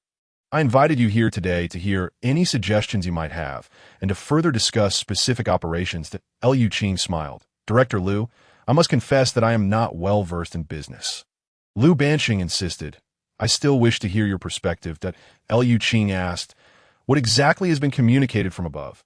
Lu Bansheng stated, "The higher-ups have instructed me not to exhibit any official background, that all funding must be self-sourced, and that I will receive a list of goods that require import and export from the mainland. They have granted me the convenience of regular exchanges between the two locations, allowing me to contribute to the nation's efforts. And I can also take Xiao with me to continue her studies there." Lu Qing advised, "My current suggestion would be to focus on developing tangible industries and to cultivate good relationships with Long and his families. As for items you cannot openly transport, you may entrust them to me, and I can facilitate their transfer." Exceedingly aware of Lu Qing's capabilities, Lu Bansheng awaited this very affirmation from him. The items he wished to transport primarily consisted of gold and foreign currency, which were urgently needed upon arrival in Port City. After finalizing their discussions, Lu Bansheng mentioned that before his departure, he would inform Lu Qing of where to place the items, allowing Lu Qing to arrange their transportation later. Having concluded their meeting, Lu Qing did not linger and departed from the Lu residence as April approached. Lu Qing received notification from Lu Bansheng that he was preparing to journey to Port City. Arriving at Lu's home at the appointed time, Lu Qing found that the Lu family had already packed their belongings. Lu Bansheng remarked, "This villa has not yet been transferred, so the Lu family will have a place to return to." He then produced a property deed, stating, "This is a small 4-sided courtyard with 2 entrances. Consider this house a gift to you. The items you need to transport are in the west wing of the backyard, and they must be moved to Port City within a month. You may deal with the contents of the other rooms as you see fit. That I will be departing tomorrow." Lu Qing left the Lu residence and proceeded directly to the courtyard as per the address on the property deed. In the west wing of the backyard, he discovered 8 wooden crates. Upon opening them, Lu Qing couldn't help but marvel at the wealth of the Lu family, though he was uncertain how much of this constituted his property. Within the crates, which were comparable in size to small luggage, lay 4 bars of gold and gold ingots, 2 crates of silver dollars, and 2 crates of foreign currency, primarily comprised of US dollars. Closing the crates, Lu Qing secured all of these in his storage space for safety. He then explored every room in the courtyard, discovering several antique paintings and valuable furniture, which he also collected before leaving the courtyard. Having completed these tasks, Lu Qing donned his gear and made a trip to the seaside, leaving behind a substantial quantity of high-yield seeds neatly packed. He returned home well past midnight. Wang Feng, did not inquire about Lu Qing's late return, assuming he had been on a mission, thus sparing him the need for explanations. What Lu Qing was unaware of was that the following day, Lu Bansheng and his family, accompanied by 2 comrades dispatched from above, boarded a ship at Tianjin, heading directly to Port City. After their departure, 3 individuals entered the Lu residence, inspecting both the upper and lower floors, and checked the garage, noticing that the Lu family's vehicles were still present. They took nothing and simply locked the door behind them. Aside from taking a few changes of clothes, Lu Bansheng left everything else untouched in the villa. Thus, when these 3 individuals reported to a leader, the leader expressed great satisfaction that Qing continued his daily routine at work, and after more than a week, he visited the sub-bureau to request a half-month leave from Director Luo, explicitly stating that he intended to visit his uncle L.E. in Yangqing. Without any suspicion, Director Luo readily approved the leave and provided a letter of introduction.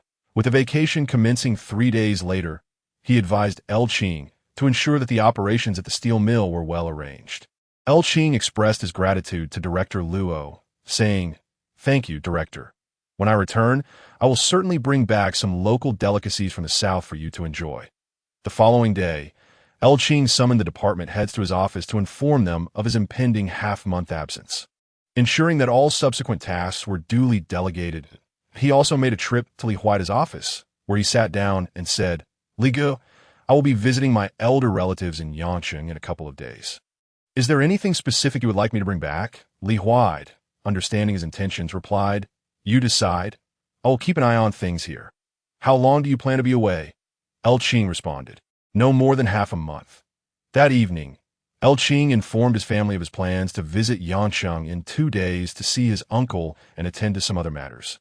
Estimating his absence to last around half a month, that he inquired if anyone wanted any local specialties from the south that he to Qing, and he Yu conferred briefly and created a list of unique southern condiments. Acknowledging that such opportunities for travel were rare and should not be squandered, Wang Feng, however, did not have any particular desires, feeling a twinge of reluctance at the thought of being separated from her husband for such a lengthy period. He Shui's request was rather simple. He merely hoped that his elder brother would bring back some delicious treats. This elicited hearty laughter from the family. That night, Wang Feng and Qing engaged in an intense bout of intimacy. Upon rising the next morning, Qing felt as though even triple his physical endurance would not suffice to recover. In the following 2 days, Qing obtained hard sleeper train tickets with his credentials. And upon securing the tickets, he felt a sense of relief, grateful that he would not be subjected to the discomfort of a hard seat. Chapter 105. The journey south. Finally, he boarded the train southward, embarking on a journey from the capital city to Yangqing, which would take a minimum of 2 days and 2 nights, though delays could extend that time indefinitely. Unfortunately, as fate would have it, the train was delayed, and upon arriving in Yangqing, he was a full 10 hours late. When Qing appeared before L.E., he startled his uncle quite significantly. Upon reaching L.E.'s home, he found it deserted and remarked, "Uncle, why not find someone to keep you company?" L.E. shook his head and replied, "Since your aunt's passing, I have not entertained such thoughts." Qing chose not to press the matter further. L.E. continued, "I never expected you to come to Yangqing. What brings you here exactly?" Qing replied candidly, "I need to visit the port city across the way." That L.E. was taken aback and quietly admonished, "Are you out of your mind? You are an official. If you are discovered over there, you could implicate many others." Qing assured him, "I will go quietly and return just as discreetly. It will only take a few days. And it is unlikely anyone will notice." That L.E. inquired, "How do you plan to get there?" Qing explained, "I will cross over to Baoxian at night." After a moment of contemplation, L.E. asked, "Are you certain you can succeed?" Qing confidently replied, "Absolutely foolproof." He then added, "Uncle, since the beginning of spring, the province has suffered from frequent floods, and it seems that a reduction in production is inevitable. When the time comes, many will flee from Baoxian to the port in search of sustenance. You must be mentally prepared for this situation, given your position."